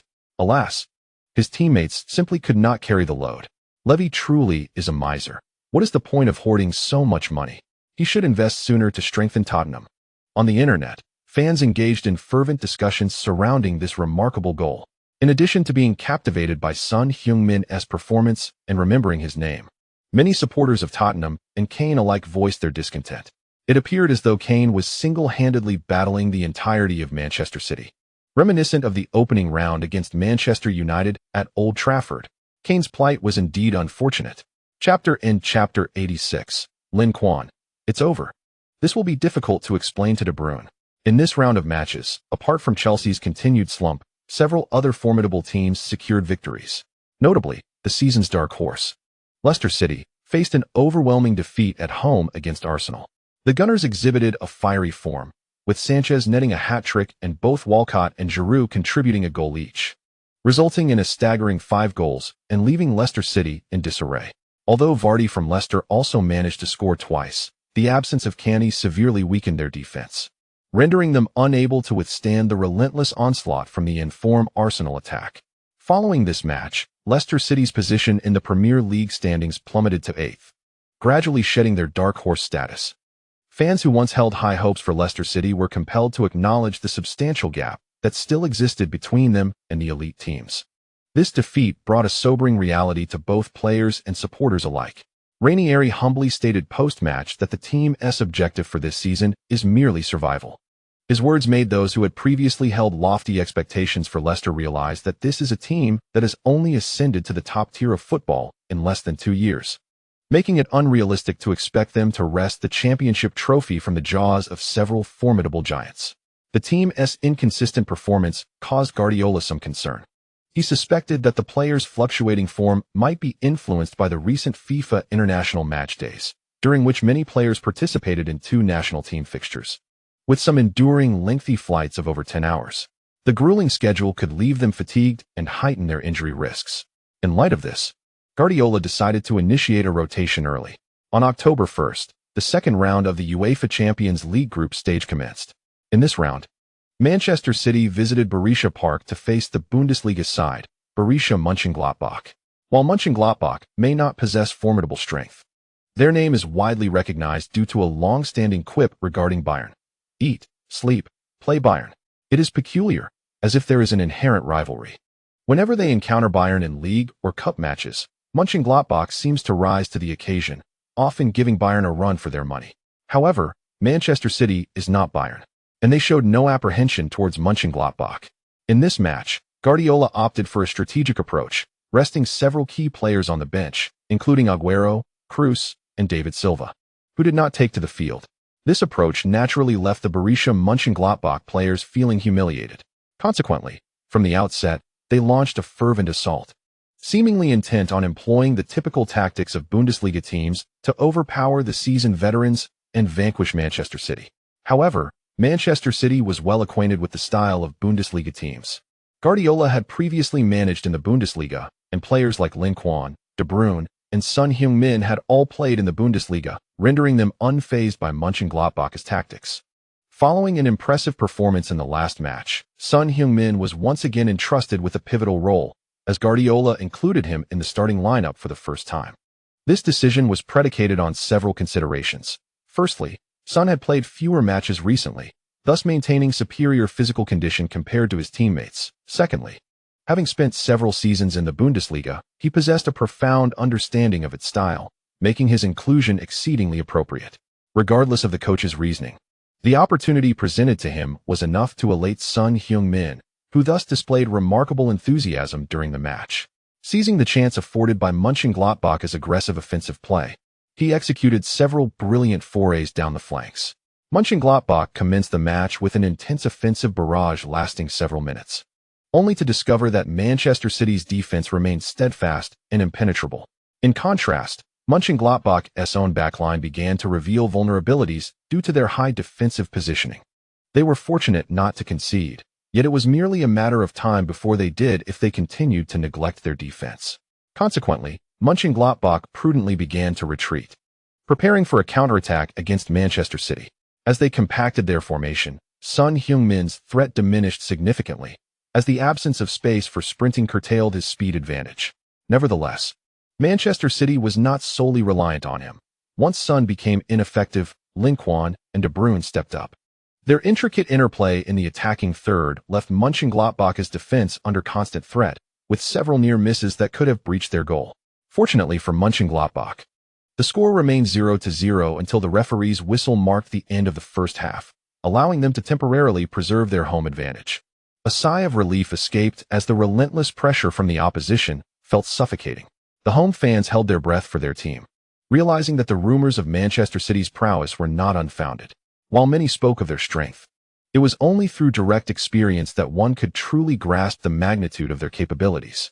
After 45 minutes of contest, they finally understood. Manchester City was indeed formidable, far beyond their capacity to contend with. No longer aspiring for victory, they resolved to defend their home turf, accepting a draw as a satisfactory outcome. With this mindset, they set up a defensive blockade as the second half commenced. Upon witnessing the defensive setup, Guardiola momentarily froze, his expression one of disbelief. Was this truly the Mönchengladbach he once knew? The teams he faced during his tenure at Bayern were never like this. The opposing team resolutely adopted a defensive stance, significantly complicating Manchester City's offensive efforts. Breaking through a dense defense is a universal conundrum. Even the strongest teams find themselves beleaguered when faced with an opponent solely intent on defense. Manchester City explored every conceivable strategy, set pieces, long-range shots, and various tactics, yet the goal of Borussia Mönchengladbach remained steadfast and unyielding. Pep Guardiola began to scratch his head, unperturbed by the ambition of his adversaries. Manchester City's ability to capitalize on opportunities is formidable. Whenever the opponent transitions to attack, they can exploit the gaps in defense, catching the opposition off guard. What they dread is a situation like the present, where the adversary exhibits no ambition, content merely to secure a single point. On the pitch, after Manchester City's relentless assault for over 10 minutes yielded no results, the ball found its way to Lin Quan's feet. He did not hastily initiate an offensive play, but instead passed back to a teammate before retreating to regain possession, seemingly aiming to control the rhythm of the game. The continuous barrage had drained the stamina of both teams, and as Manchester City appeared to momentarily pause their attack, the players of Borussia Mönchengladbach collectively exhaled, seizing the opportunity to push slightly forward, thereby re-establishing the elasticity of their defensive formation. This choice was not misguided, however. It was precisely the outcome Lin Quan sought to achieve. Upon noticing the Borussia players spread out, Lin Quan abruptly shifted from his leisurely dribble to an accelerated pace, charging once more toward the opponent's penalty area. The players of Borussia were taken aback. Another attack? Before they could ponder further, Lin Quan deftly maneuvered past one defender and advanced to the edge of the penalty area. Time was of the essence. Borussia's defensive midfielder, Zakaria, rushed towards Lin Quan, but his fervent lunge was too forceful. Lin Quan adeptly utilized a change of pace to evade him effortlessly. Zakaria, unwilling to allow Lin Quan to slip by so easily, was compelled to commit a tactical foul, bringing him down to the ground. The referee's whistle sounded promptly, issuing Zakaria a yellow card and awarding Lin Quan a well-placed free kick. Observing the location of the foul, Borussia's coach couldn't suppress his apprehension. This position was perilously dangerous. Yet, the previous play was a dilemma. Whether to allow Lin Quan to advance unimpeded could have resulted in a direct shot on goal. Although the foul granted a perilous free kick, it at least prevented a direct scoring opportunity for the opponent. The question lingered as to how Manchester City would handle this free kick. Would they opt for a tactical play or a direct strike? With curiosity brewing, Manchester City's number 10 approached the ball at the set piece. The Borussia fans in attendance felt a wave of anxiety wash over them. This was a master of free kicks, having scored numerous set pieces in both League and Champions League matches. Whether it be a knuckleball, a dipping shot, or an S-shaped free kick, he excelled at them all. For Borussia's goalkeeper, Sommer, this presented a significant challenge. He too felt a twinge of nervousness. Having heard tales of Lin Quan's prowess with free kicks, even esteemed predecessors like Neuer and Buffon had fallen victim to this player's direct strikes. Could he withstand the impending test? What is destined to come will always arrive. Lin Quan glanced at the upper left corner of the goal, took a few steps back, and then accelerated into his run, sending the ball soaring directly into the coveted corner of the net. Upon witnessing the trajectory of the ball, Sommer was taken aback. He had noticed the opponent's earlier gaze but dismissed it as a mere ruse to mislead his judgment.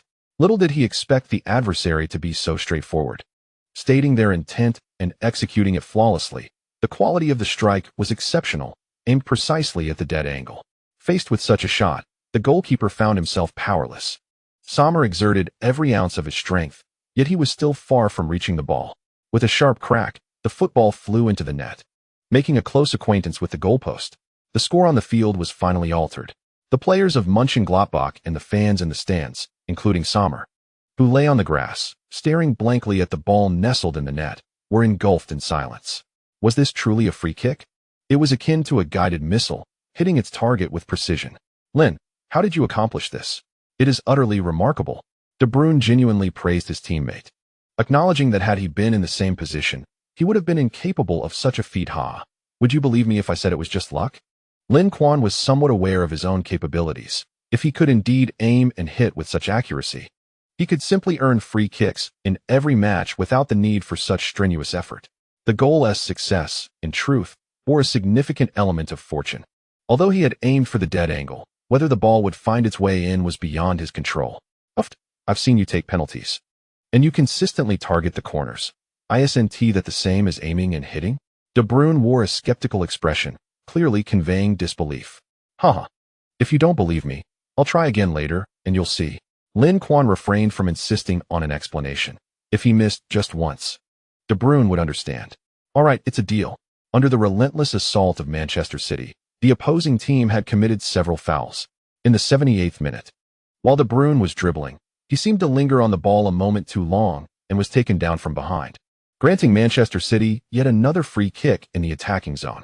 Hey, why didn't you dodge earlier? Lin Quan hurried over to check on De Bruyne, who lay on the ground.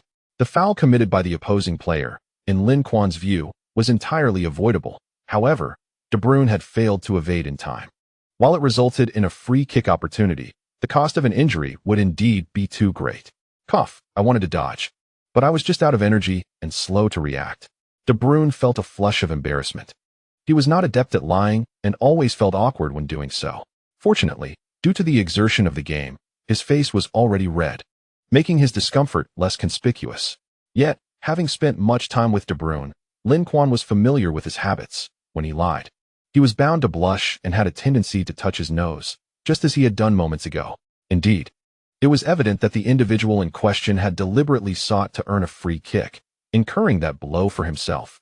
He wished to convey to De Bruyne that such risks were entirely unnecessary, for with Lin Quan's remarkable ability to draw fouls, securing a free kick was far from a daunting task. Moreover, Lin Quan possessed an innate resilience to injuries, exhibiting a fearless demeanor. Conversely, De Bruyne lacked such a gift. Should he inadvertently sustain an injury, the repercussions could be dire, potentially jeopardizing his entire career. The very thought of the opponent risking injury on his behalf stirred a profound sense of gratitude within Lin Quan. Hence, he resolved to seize the opportunity that De Bruyne had procured for him, determined not to let him down. As Lin Quan prepared to take the free kick once more, the goalkeeper Sommer began to feel a sense of trepidation. He glanced at the blind spots of both sides of the goal, uncertain of which direction his adversary would choose to strike. However, if Lin Quan truly aimed for the corners of the net, it seemed that no matter the direction, Sommer would be unable to thwart it, unless he moved preemptively. Yet such a maneuver could compel Lin Quan to alter his aim, causing Sommer to miscalculate. Ultimately, he opted to stand in the center, leaving his fate to chance. Having previously aimed for the upper left corner of the goal with success, Lin Quan replicated that trajectory once again. This free kick was nearly a mirror image of the last, with the ball's flight path astonishingly similar. Another one? Sommer was taken aback, a sense of foreboding washing over him. With a swift motion, Lin Quan's intuition proved correct. A sinking feeling enveloped Lin Quan. This was a predicament he could not explain to De Bruyne. Thus concluded this chapter. Chapter 87. Wenger is aging. It is time to retire. As Lin Quan had anticipated, De Bruyne's gaze towards him had shifted entirely. The expression on De Bruyne's face inexplicably reminded Lin Quan of a line from a Stephen Chow film. Chong Wei, you said you couldn't fight.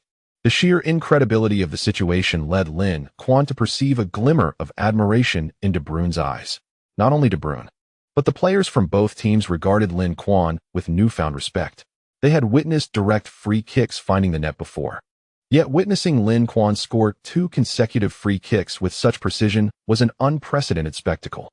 Crucially, both of Lin Quan's free kicks were of the kind that left the goalkeeper utterly helpless, rendering any attempt at a save futile. Such artistry in free kick execution was nothing short of divine, surpassing even that of the illustrious Juninho. Lin Quan's 2 free kick goals significantly impacted the morale of the Gladbach players. In the ensuing match, they appeared constrained, gripped by an overwhelming fear of conceding another free kick to Manchester City. The scoreline remained at 2-0 until the final whistle. Ultimately, Manchester City triumphed away from home with a 2-0 victory, securing their 2nd consecutive win. Meanwhile, in the match between Juventus and Sevilla, Morata continued his brilliant form from the previous game, scoring once more to lead his team to a 2-0 triumph over their opponents. Thus, Manchester City with a consecutive pair of victories, has ascended to the pinnacle of Group D, presenting a promising outlook for progression. Conversely, Borussia Mönchengladbach has suffered 2 consecutive defeats, rendering their hopes of advancement exceedingly bleak.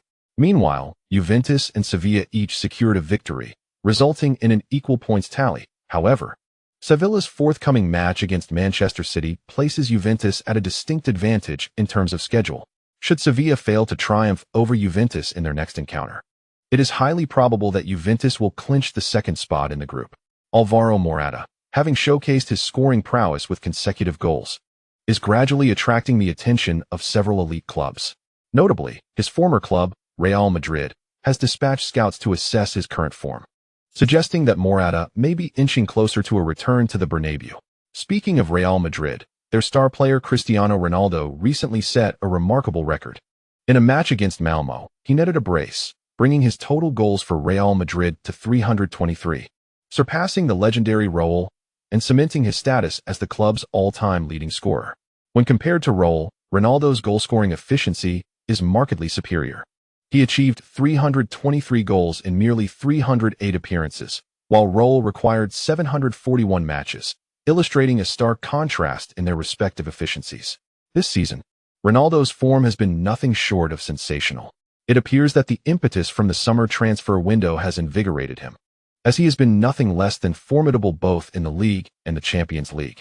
In the recently concluded third round of La Liga, Ronaldo delivered a stunning performance against Espanyol, scoring 5 goals in a single match, leaving the audience in awe.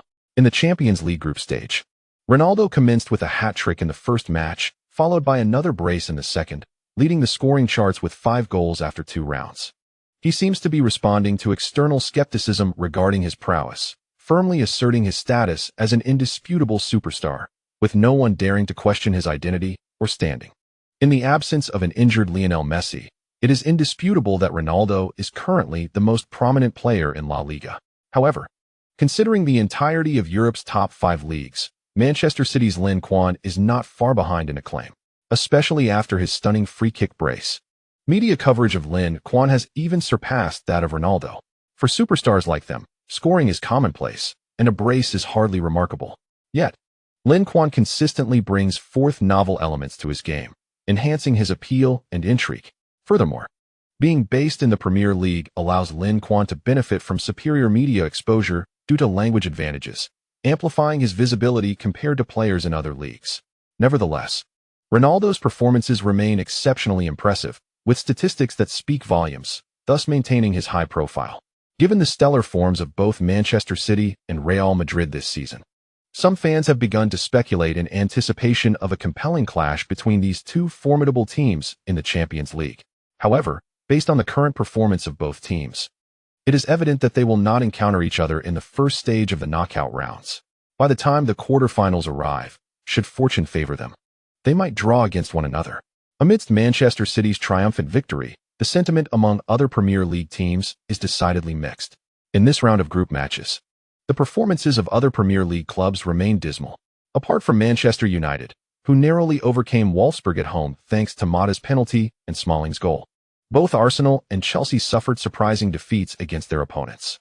While Chelsea's away loss of 1-2 to the Portuguese powerhouse Porto can be somewhat justified, Arsenal's unexpected defeat at home, 2-3 to the relatively weaker Olympiacos, is rather shocking. It is worth noting that Arsenal had already faced an upset in their first group match against the weakest team, Dinamo Zagreb, and now they have succumbed to another team of mediocre strength. Their next adversary is Bayern Munich, the strongest team in their group, which suggests that Arsenal may well face a 3rd consecutive defeat. More alarmingly, after hosting Bayern at home, they must then travel to face them again, raising the grim possibility of a 4th consecutive loss. A 3-match losing streak would already set a dismal record for Arsenal, and a 4th would undoubtedly place them in a position of disgrace. Following this match, criticism of Wenger has begun to surface. Certain media outlets and fan organizations contend that the Frenchman's tactical philosophy is outdated and conservative, failing to keep pace with the evolving landscape of modern football. Coupled with his lackluster in-game management and inactivity during the summer transfer window, these factors have culminated in Arsenal's dual collapse in both League and Champions League play this season. It seems that the time has come for Wenger to retire, His continued presence at Arsenal may not bode well for either the club or himself. At 66 years of age, he is indeed no longer young. If his coaching record were commendable, he might warrant a few more years. However, under his stewardship, the Gunners appear to be teetering on the brink, causing great concern among their supporters. Alas, had there been less reluctance in spending during the summer transfer window and a greater willingness to acquire star players, the current predicament might have been averted. It remains uncertain whether Wenger is simply reluctant to part with funds or if, as rumored, Arsenal's owner is a miser, withholding financial support for player acquisitions. Regardless, the verifiable truth remains that Arsenal made no signings during the summer transfer period. Consequently, as the team grapples with consecutive defeats, the fans most frequently lament their failed transfer policy, persistently attempting to project an image of strength by claiming that the finest players are already within the squad, while neglecting to bolster the team can hardly facilitate any progress. Furthermore, it is evident that Wenger's methodology has become somewhat archaic. Any team familiar with Arsenal knows exactly how to counteract their style. Wenger is not particularly adept at on-the-spot management and adjustments. His decisions often come too late, and the effectiveness of his modifications leaves much to be desired, further exacerbating Arsenal's shortcomings. Although exiting the Champions League group stage is not an insurmountable blow for Arsenal, given their current capabilities, even if they were to progress beyond the group stage, encountering a top team from another group in the knockout rounds would likely result in defeat. However, what leaves Arsenal's supporters feeling disheartened, even despairing, is the absence of hope they perceive in this current squad. Other elite clubs are actively making moves. Irrespective of the outcomes, at least they are engaged in some form of action. Yet Arsenal remains stagnant, an utterly dismal situation. Similarly, Manchester United fans find themselves in a state of confusion. They had hoped that hiring a renowned coach like Mourinho would steer the team back on course. During the early part of the season, when they achieved 2 consecutive victories, the fans were optimistic. Yet now, the team struggles in the Champions League, faltering against relatively weaker opponents, gradually sapping their confidence. It seems that the glory days of Manchester United are still a distant memory, far from reclaiming their former dominance. In comparison to their neighbors, Manchester City, the current Manchester United lags significantly behind. Manchester United is a club with a rich legacy. Had it not been for the team's poor performance in recent years, their supporters would undoubtedly expect far more than their current standing. Even when they temper their expectations, they find it challenging to reach their aspirations, which is disheartening and bewildering. As for Chelsea fans, they have seemingly surrendered to their plight. Given Chelsea's current league standings, they have resigned themselves to the situation. In an apparent response to this disillusionment, Chelsea returned home from an away game only to suffer a decisive 1-3 defeat against Southampton. Following this match, Chelsea's record for the first 8 rounds stands at 2 wins, 2 draws, and 4 losses, accumulating a mere 8 points, placing them at a precarious 16th position, just a step away from the relegation zone. No one could have anticipated that a team which led the Premier League table last season, contending fiercely with Manchester City for the title until the final moments, would experience such a rapid decline this season.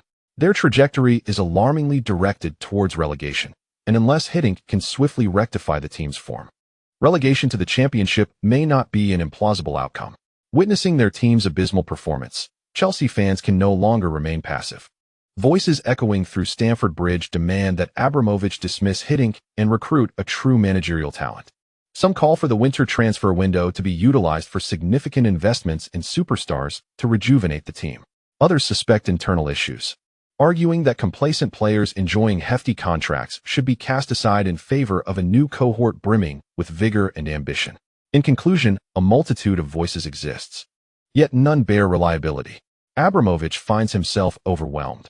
He once believed that Chelsea's foundation was robust enough that any coach could lead without faltering, emboldening him to sever ties with Mourinho. However, reality dealt him a harsh blow, revealing that circumstances diverged from his expectations. Chelsea now resembles a gravely ill patient, beyond remedy. The players are engulfed in collective confusion, lacking the spirit to compete on the pitch, while chaos reigns in the dressing room. Hiddink is struggling to manage the players and maintain order within the squad.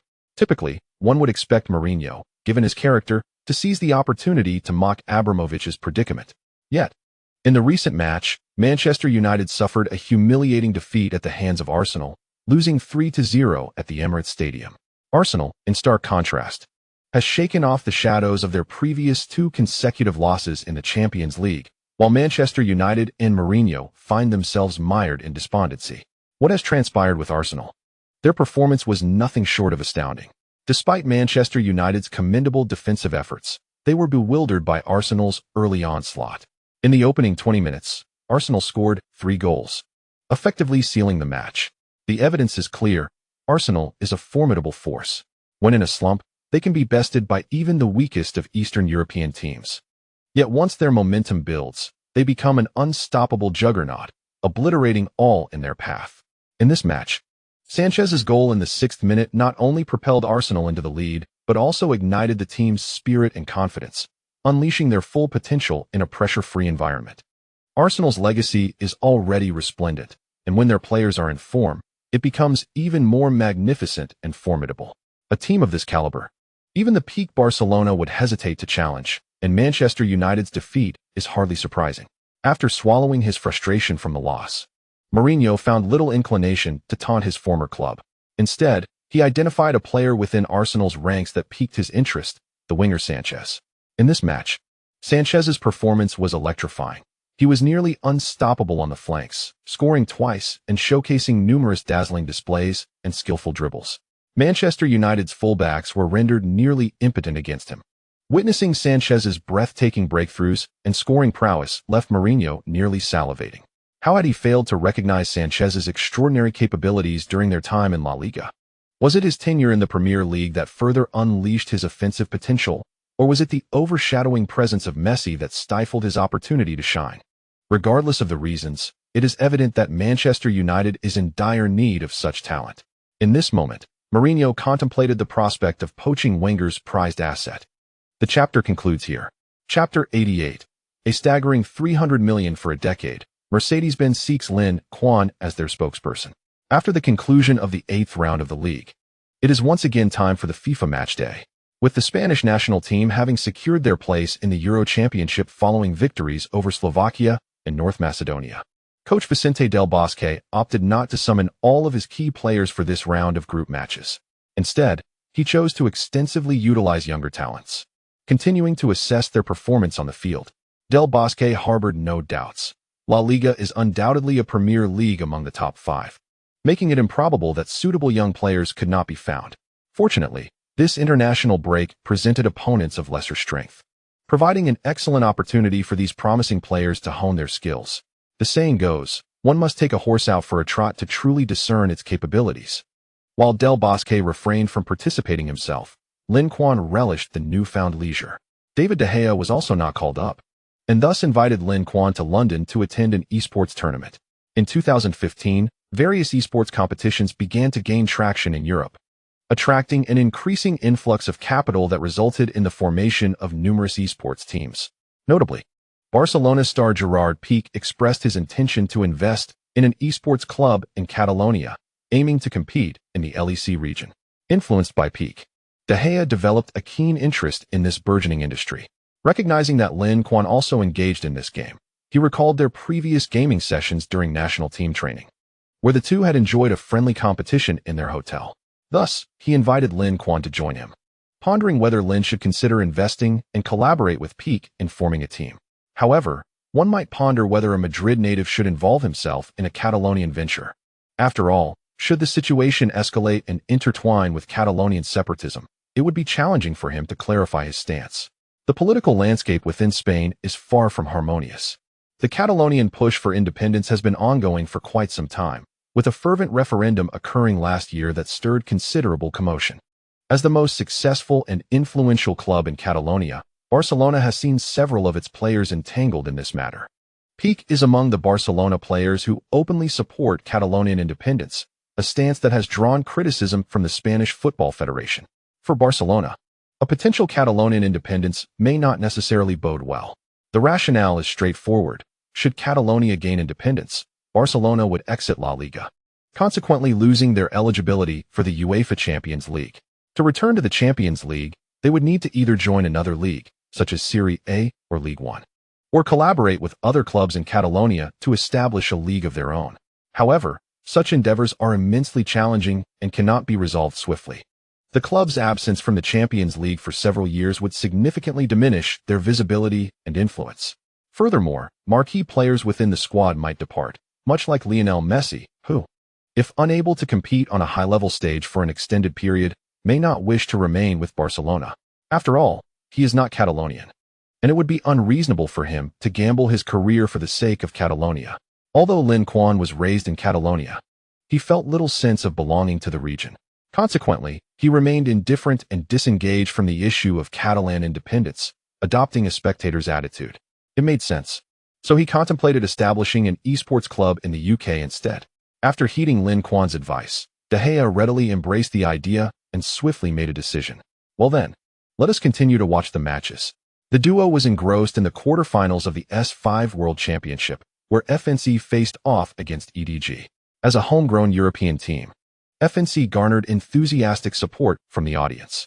Their performance was deserving of the applause and cheers, as they decisively defeated LPL's second seed with a 3-0 scoreline. The atmosphere was electric, particularly when FNC advanced to the semifinals, igniting a crescendo of applause and cheers. De Gea expressed his excitement, saying, "I had heard that the teams from East Asia were formidable, but it seems that might not be entirely accurate." Lin Quan smirked. While East Asian teams were indeed strong, it was primarily the LCK that excelled. The current LPL was still shrouded in the darkness before dawn, with unimpressive records in international competitions. It would not be until S8 and S9 that they would truly rise to prominence, achieving the remarkable feat of 3 championships in 4 years. However, Lin Quan had never been particularly fond of Koreans, and thus he refrained from lauding their teams. He did not disclose to De Gea that FNC, who had eliminated EDG with a score of 3-0, was subsequently swept aside in the semifinals by a Korean team with the same scoreline. After watching the match, Lin Quan excused himself under the pretext of returning to training, leaving early rather than staying to watch further. He was already aware of the results of this year's World Championship, finding little of interest. As for investing in an esports team, he did not blindly follow the trend. While the sector was promising, its future remained uncertain, with only a few truly reaping substantial rewards. If he had the funds, he would prefer to invest in emerging internet enterprises, such as Tesla. Although Tesla's stock price was already high, Lin Quan recognized that it still had room for growth. Furthermore, with the gradual promotion and development of electric vehicles, its potential for expansion was immense. Such factors would drive capital investment and speculation, positioning it as the apple of the automotive industry, with its market value soaring. However, as more companies entered the new energy sector, Tesla would inevitably face fierce competition from Chinese enterprises, leading to a gradual decline in its stock price and the eventual shattering of its myth.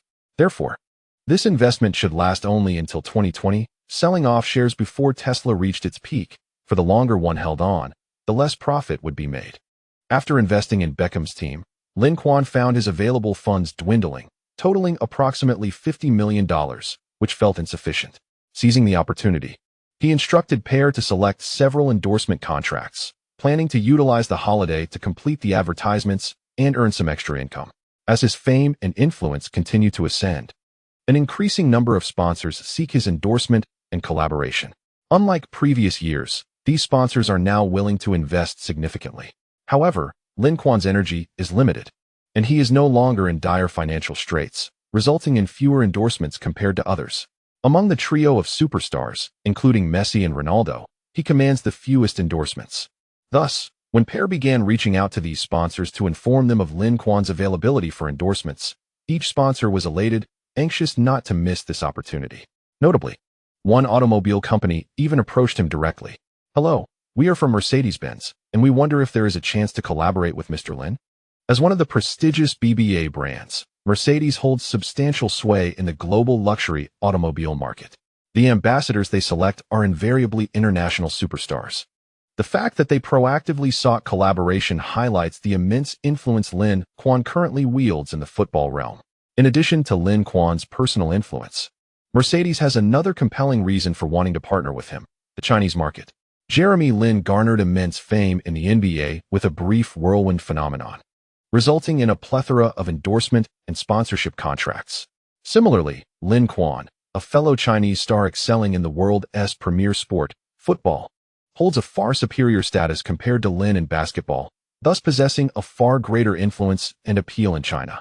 Consequently, Mercedes' choice to enlist Lin Quan as their ambassador would significantly aid their efforts in penetrating the Chinese market.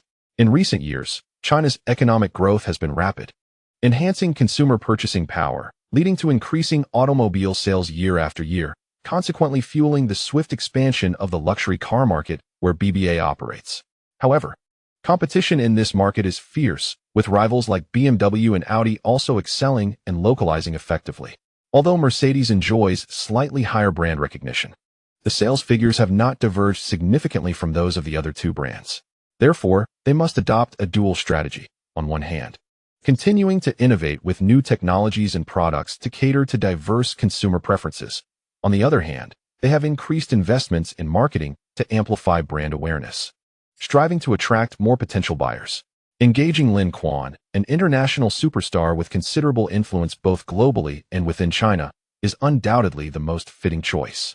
It is akin to spending a single coin to accomplish two objectives: securing an ambassador for the Chinese market while simultaneously addressing international representation.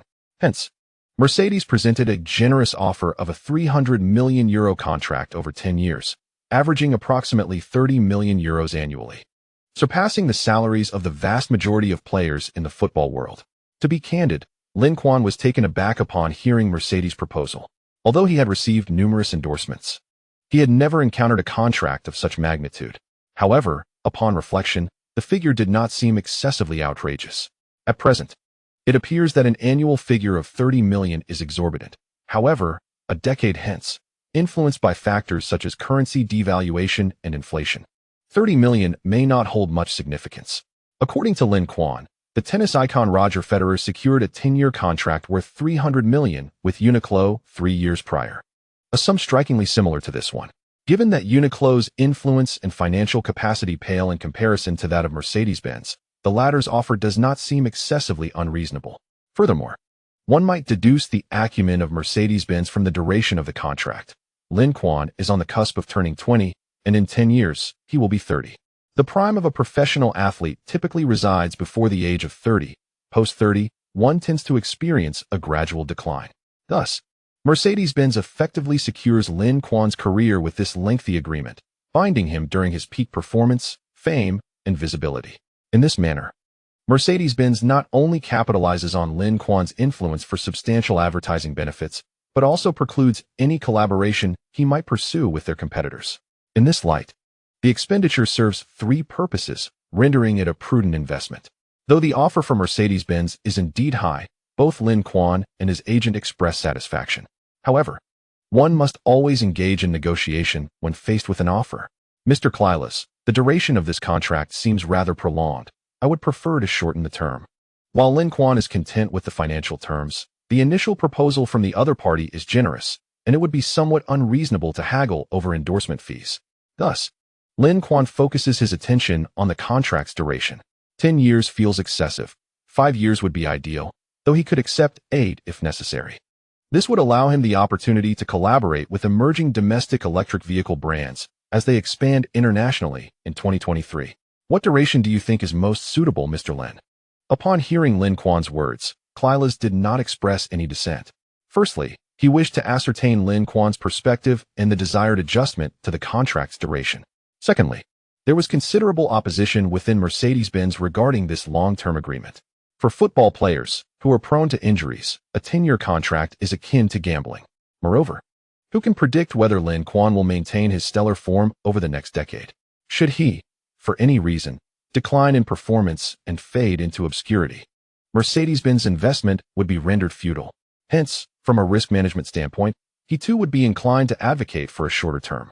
Nevertheless, the $300 million deal was personally sanctioned by Mr. Dieter, the CEO of Mercedes-Benz, making it difficult for him to voice outright opposition. However, if the player himself were to disagree, it would provide a convenient opportunity to align with that perspective. 5 years. Then, of course, the financial terms can be halved. Lin Quan adopted a stance of apparent fairness, unwilling to take undue advantage. Klilas felt a slight twitch at the corner of his eye, unable to suppress a mental retort. Fairness? If the duration of the contract is halved, then it would be only reasonable for the contract amount to be reduced by at least 70%. In a mere 5 years, inflation should not be so severe. An annual sum of 30 million appears excessively high. Although for a colossal corporation like Mercedes-Benz, such an amount is not beyond their means, comparisons can be rather disheartening. The endorsement fees they allocate to luminaries such as Federer, Schwarzenegger, and Beckham are considerably less than this figure, making it unjustifiable to incur such a loss. Regrettably, for a 5-year term, the contract value might realistically dwindle to merely 30% of the original price. Thus, 30% of 30 million amounts to 9 million. An annual fee of 9 million renders such an endorsement contract rather unappealing to Lin Quan. Presently, he endorses Head Shoulders shampoo for 4 million annually. Even on a short-term contract of merely 2 years, a 5-year agreement for an automobile product with a unit price of 9 million is a mere fantasy. It is worth noting that back in 2011, Lina received an endorsement fee of 4 million from Mercedes, which was already 4 years ago. An annual sum of 9 million is simply too low. Lin Quan shook his head, declining Chrysler's proposal, stating he would only agree to a 3-year contract at most. Anything beyond that was out of the question. How about this? Let us both make concessions, Mr. Chrysler. As the negotiations threatened to reach an impasse, Pereira interjected timely. Oh, what do you mean by concessions? Quite simple. You shorten the contract duration by 2 years, and we reduce our asking price by 100 million. An 8-year contract for 200 million. What do you think? Pereira's suggestion piqued Chrysler's interest. An 8-year contract for 200 million translates to approximately 25 million per year, substantially less than the previous 30 million annually. Moreover, 8 years is not significantly shorter than 10 years. The duration is ample, and the associated risks are considerably diminished. This contract is one he can accept. With a nod, he replied, then let us proceed with a fruitful collaboration. End of chapter 89. Establishing a management company and preemptively recruiting Haaland and Mbappe. Upon signing Lin Quan, Mercedes-Benz promptly sent out invitations to journalists from leading global media outlets and various celebrities, preparing to hold a press conference at their headquarters to announce this development to the world.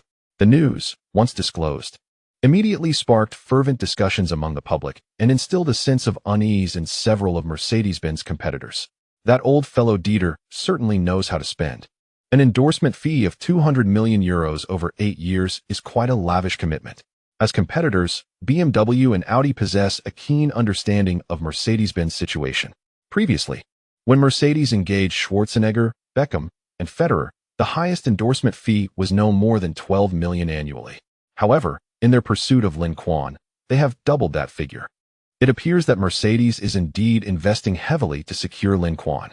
Yet, from Audi and BMW's perspective, this expenditure is utterly justified. Not to mention Lin Quan's influence across Europe and even globally, his prominence in China alone could significantly enhance Mercedes-Benz standing, further widening the gap between it and its competitors. In order to prevent being outpaced by Mercedes-Benz, both BMW and Audi must invest heavily in hiring local Chinese superstars. However, these stars lack international appeal. Their influence confined to the domestic sphere. Compared to the global superstar Lin Quan, the cost-effectiveness of such investments is questionable. Furthermore, there are currently no phenomenon-level sports stars in China, and the rapid turnover of entertainment celebrities necessitates frequent changes in endorsements. Yet, none of these issues pertain to Lin Quan. As long as he remains active on European fields, exposure will be abundant.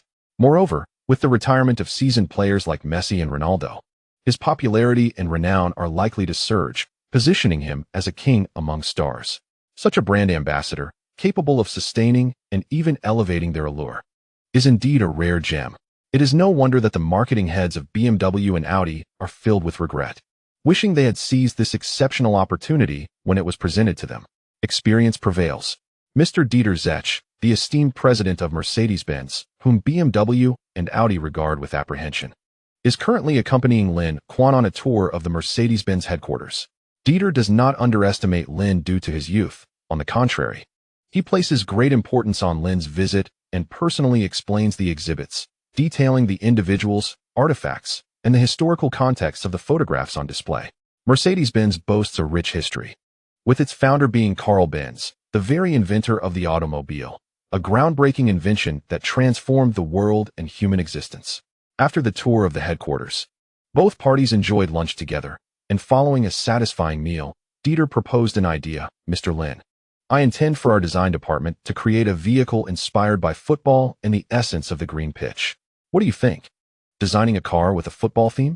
The earnestness in Dieter's demeanor suggests he is not jesting. Lin is aware that such ventures are not out of the realm of possibility after Roger Federer's retirement, given his long-standing collaboration with Mercedes-Benz. The company designed a car reflective of tennis style, with Federer himself reportedly involved in the design process. Lin, though lacking knowledge in automotive design, is open to the idea if the opportunity presents itself. After all, who would refuse a gift? Several top-tier basketball stars have exclusive signature sneakers designed by dedicated sports brands, allowing them to earn a percentage from sales. This sum is not trivial, thus such contracts are reserved for genuine superstars. In comparison to the several hundred or thousand yuan sneakers, a vehicle worth hundreds of thousands is significantly more valuable. Therefore, even with lower sales volumes, the profit share remains substantial. Thus, both parties agreed to sign an additional contract regarding the new vehicle beyond the original agreement. In this contract, Mercedes has offered a revenue share of 10, nearly double that of the typical sneaker endorsement. Naturally, Lin Quan understands that no fortune falls from the sky. While the enticing prospect drawn by Dieter is indeed alluring, the realization of this monetary promise hinges entirely on the sales performance of the vehicle. Should the car fail to sell, even the most exquisite pie remains unpalatable. Overall, Lin Quan is quite satisfied with this visit to the Mercedes headquarters. The sincerity exhibited by the counterpart is commendable. To mitigate the impact on Lin Quan's work and personal life, apart from participating in a few annual commercial events, Mercedes will consult with Lin Quan regarding other engagements. If he chooses to attend, he may do so. If he prefers not to, there is no pressure from their side. Of course, as a sponsor of many events, some commercial activities are beneficial for the players themselves.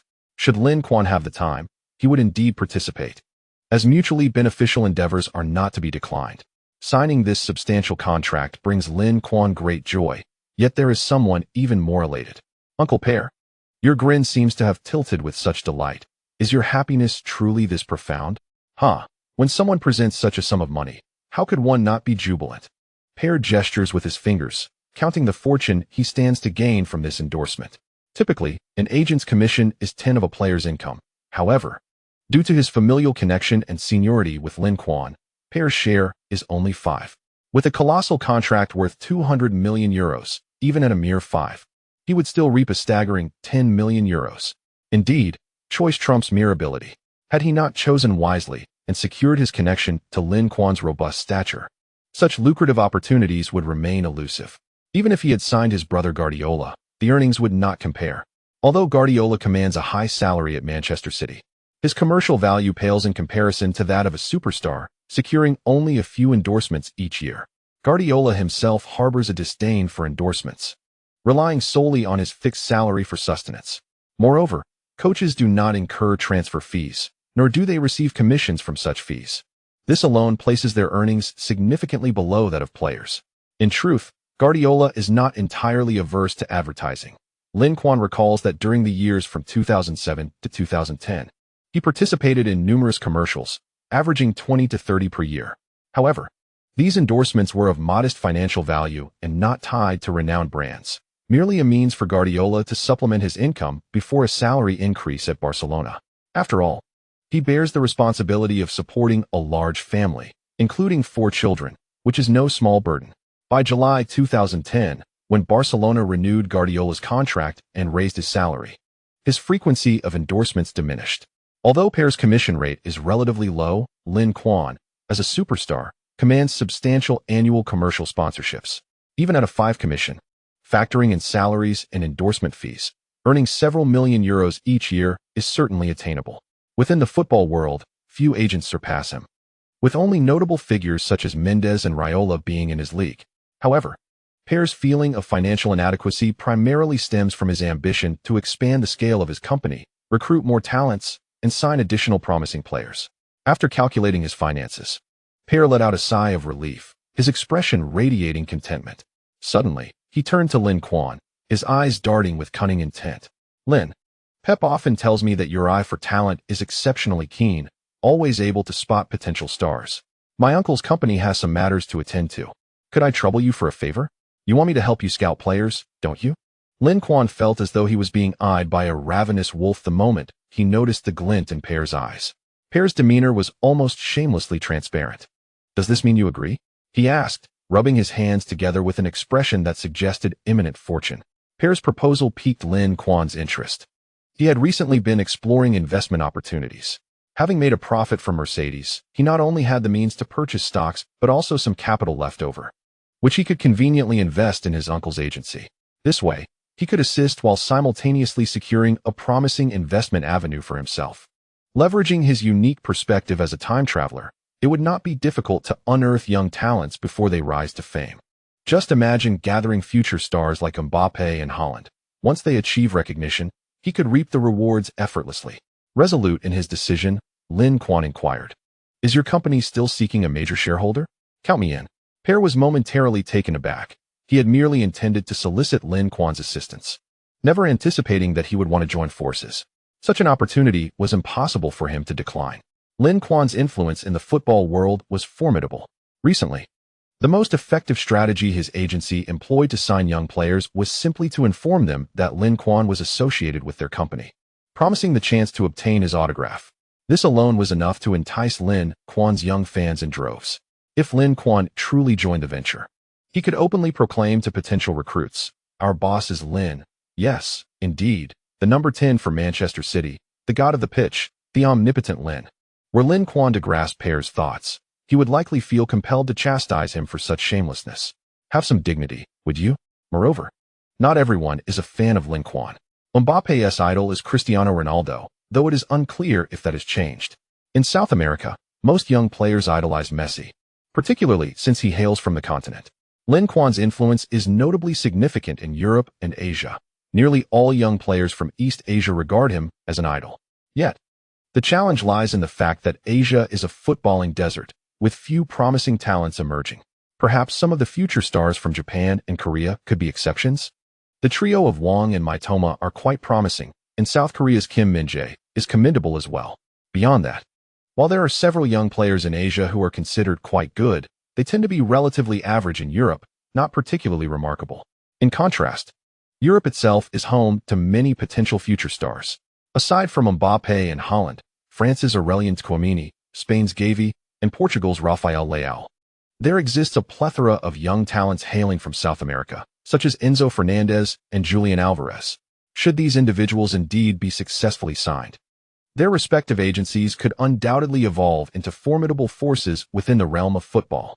While Pear may be unaware of this potential, he wholeheartedly endorses Lin Quan's decision to join his agency. Consequently, Lin Quan invested an additional $10 million, acquiring a 50% stake in the company, resulting in an equal shareholding between the uncle and nephew. After this substantial investment, Lin Quan found himself entirely devoid of funds.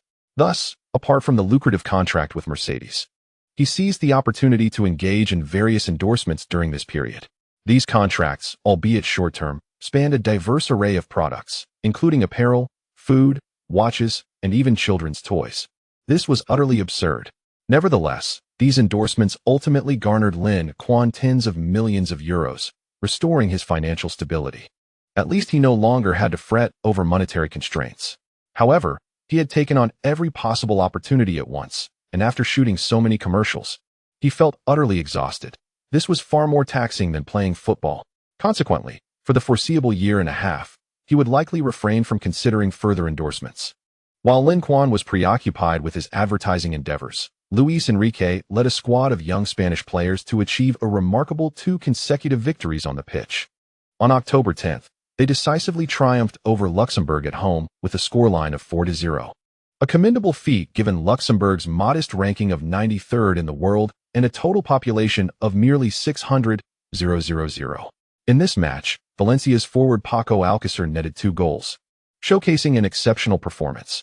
Alvaro Morata continued his stellar form from the Champions League, coming off the bench to score and provide an assist, further enhancing the team's success. Just before the final whistle, Santi Cazorla added another goal, solidifying the score at 4-0. If the first match was a comfortable victory for Spain, the second encounter against the formidable Ukrainian side revealed their vulnerabilities. Ukraine's football team ranks within the top 30 globally, Such teams are far from being pushovers, even in Europe. Confronted with such an opponent, the inexperience of Spain's youthful squad became evident. Their performance was disappointing, as they lost control of the game in the first half, possessing a lower ball possession percentage than their adversaries. Just when it seemed Spain was on the verge of defeat, a handball in the penalty area gifted them a penalty kick. However, to everyone's astonishment, Paco sent the ball soaring into the heavens, returning the favor of the gift bestowed upon them. Witnessing this, coach Luis Enrique felt a surge of frustration. The veteran was nearly beside himself with exasperation. Paco, who had just begun to earn Enrique's trust following the match against Luxembourg, had committed such a grave error. The young man's mental fortitude was indeed far inferior to that of Lin Quan. He had never seen Lin Quan miss a penalty kick, not even once. This fellow squandered the national team's first penalty. What an impressive feat. After missing the penalty, Paco was nearly beside himself with frustration. The penalty should have been taken by the on-field captain, Fabregas, but Cesc, believing the coach was fostering young talent and considering Paco's commendable performance in the previous match, graciously relinquished the opportunity. Little did they anticipate that this would lead to trouble. Indeed, not everyone is Lin Quan. In earlier years, penalty kicks for the Spanish team were taken in rotation. If anyone missed, a different player would take the next one. Ultimately, all penalty kicks were entrusted to Lin Quan, not due to any privilege he held, but because he never missed once it was his turn. Thus, Lin Quan naturally became Spain's primary penalty taker. As long as he was on the pitch, no one dared to contest his right to take the penalties. This, in turn, deprived other players of opportunities to practice their penalty-taking skills, consequently diminishing their capabilities. Cesc's decision to allow Paco the chance stemmed not only from a desire to support a newcomer, but also from his own belief that he hadn't taken a penalty in quite some time and lacked confidence. Unfortunately, Paco also missed his attempt. Now, following this penalty miss, Paco would undoubtedly face harsh criticism from fans and the media. For a newcomer, this was exceedingly harsh. Chapter 90. Lin Quan acts justly. Holland and Son pay a visit as expected after the match concluded just the day before. The media had been lauding Paco as Valencia's next Villa. However, they quickly turned on him, mercilessly criticizing his dismal performance and penalty miss. They say the media is fickle, but such a drastic shift in opinion within a single day is quite ludicrous. Poor Paco. He had never experienced anything like this. Just a day prior, he had reveled in the media's praise, even feeling elated at rumors of Barcelona sending scouts to evaluate him, seemingly interested in acquiring him during the winter transfer window. Yet, after just one match, the entire world's perception of him had transformed. Paco is innocent. What player has never missed a penalty? Even the likes of Messi and Ronaldo have missed their fair share. Although it is indeed peculiar to miss on the very first attempt, it is understandable when one is thrust into such a situation without prior preparation. Regrettably, the media's standards for him were exceedingly harsh. Had he been a player from another country, he might not have faced such severe backlash. However, it is unfortunate that Paco hails from Spain. Spain, a two-time European Championship and World Cup champion, has been the reigning title holder in two of the most prestigious international tournaments and dominated the football scene for 4 consecutive years. Therefore, the players of the Spanish national team naturally receive more attention than those from other teams, and the standards by which they are judged are considerably higher. Paco is merely 22 years old and still quite young. Although he is a newcomer to the national team, he has already showcased 2 seasons of remarkable performances at the club level. As early as 2010, at the tender age of 17, he had already represented Valencia's first team. During the 2012 to 2013 season, Paco was loaned to Getafe, where he made 24 appearances and scored 4 goals. Given that he was only 19 years old at the time and spent most of his time as a substitute, these statistics are quite commendable. In the 2013 to 2014 season, Paco returned to Valencia and was afforded ample playing time, resulting in an explosive increase in his performance metrics. Over the course of the season, he played 37 matches and netted 14 goals. Even without considering his youth, these figures would classify him as a leading scorer for a mid-tier team. What is even more impressive is his consistent form, distinguishing him from those fleeting talents that often emerge. In the 2014 to 2015 season, Paco maintained his previous season's level of performance, making 36 appearances for Valencia and scoring another 14 goals. For a young player barely in his 20s, Achieving such statistics in one of the top 5 leagues undeniably marks him as Spain's star of tomorrow. Yet, this burgeoning talent has been harshly criticized by the media, as though there exists a plethora of domestic players with greater prowess ready to take his place. Of course, when measured against the championship-winning squads of recent years, there is indeed a discernible gap in skill and talent between Paco's generation and the seasoned veterans. However, Spain cannot perpetually produce geniuses. The golden generation will eventually fade. Regardless of their abilities, Paco's cohort must be utilized, especially since there are no superior alternatives available.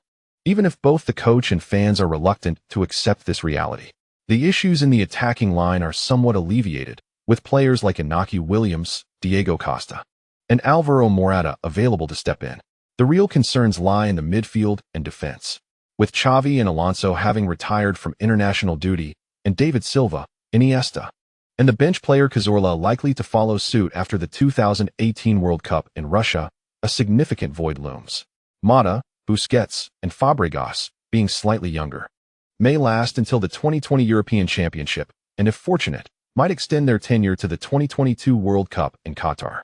However, by then, they will all be over the age of 34 and will undoubtedly depart from the national team. Spain's midfield is poised for decline. Among the newcomers, Koke from Atletico Madrid and Thiago from Bayern Munich offer some hope. Additionally, young prospects like Asensio and Rodri should mature in the coming years. Nevertheless, the chasm in quality compared to their illustrious predecessors is significant, and it is unlikely that midfield maestros akin to Iniesta and Xavi will emerge from this new generation. The absence of a formidable midfield will undoubtedly diminish the efficacy of the possession-based tactics that have characterized their success. However, the Spaniards seem to lack a sense of urgency regarding this matter. The vast majority of fans and media remain entrenched in the glorious past of Spain, believing that the Spanish dynasty can endure indefinitely. This situation was initially unrelated to Lin Quan. However, after the national team's match concluded, a reporter unexpectedly approached him to inquire about this issue, leaving Lin Quan momentarily speechless. Lin, what are your thoughts on Spain's forward Paco missing a penalty in the European Championship qualifiers? Lin Quan regarded the reporter with a serious gaze, seemingly intent on remembering which media outlet had sent this provocateur, so he could maintain his distance in the future. Although Paco is older than Lin Quan, within the national team, he is considered Lin Quan's junior. Lin Quan had no past grievances with him and no reason to unjustly criticize him on behalf of the reporter. Thus, Lin Quan spoke some words of fairness. It is not particularly unusual for a player to miss a penalty. I believe we should not dismiss a player's entire performance based on such an incident. The reporter persisted, but according to the post-match ratings, Paco's score was the lowest in the match, only 59. Lin Quan cast another deep glance at the reporter and replied, Paco performed quite well in the previous match. Players are human. Fluctuations in form are entirely normal. There are numerous factors that can hinder a player's performance, including personal condition, team tactics, the opponent's strategies, and other external influences. I believe we cannot draw conclusions about a person based on just 1 or 2 matches. The reporter, eager for a sensational story, left in disappointment. He had intended to leverage Lin Quan's fame and influence to create a major headline, already envisioning a title, yet Lin Quan did not afford him that opportunity. Although he did not achieve his goal, the interview with Lin Quan still warranted coverage. For the mere mention of his name would effectively capture the attention of fans and subsequently enhance their newspaper sales. Following the publication of this article, Lin Quan's influence indeed sparked discussions among fans, leading many to regain their composure. Indeed, Lin's assertions were quite accurate. Even players like Messi and Ronaldo experience periods of poor form and fail to score. We must not be overly critical of a young player. Rather, we should grant him sufficient understanding and room for growth. After all, not every player emerges at their peak like Lin, who continues to surpass records. Lin's emergence has spoiled our expectations, leading us to believe that Spain could continuously produce such exceptional talent. Yet this is not reflective of objective reality. Even La Masia, which has birthed countless top-tier stars, has been relatively silent in recent years, indicating the difficulty in producing genius players. It seems that not only will Barcelona struggle to regain its former glory, but the Spanish national team may also find it challenging to return to its peak. The pinnacle of Spain is, in fact, closely intertwined with the zenith of Barcelona. After all, the Spanish national team was built upon the foundation of Barcelona. and it should have naturally declined following Barcelona's downturn after 2013. However, due to Lin Quan's remarkable rise, Spain managed to prolong its success for a time. However formidable Lin Quan's personal abilities may be, he cannot reverse the reality of the entire team descending into disarray. After all, the players are gradually aging, and their declining performance is an objective law that cannot be altered by mere human will. Although the Spanish team remains formidable, with few rivals in the footballing world, this does not imply that such a state can persist indefinitely. Spanish fans must brace themselves psychologically, for their prowess will inevitably diminish over time. And perhaps one day they will be supplanted from the pinnacle of world football by other nations. When that time arrives, the reign of Spain may well come to a close. Lin Gu, thank you for lending your voice.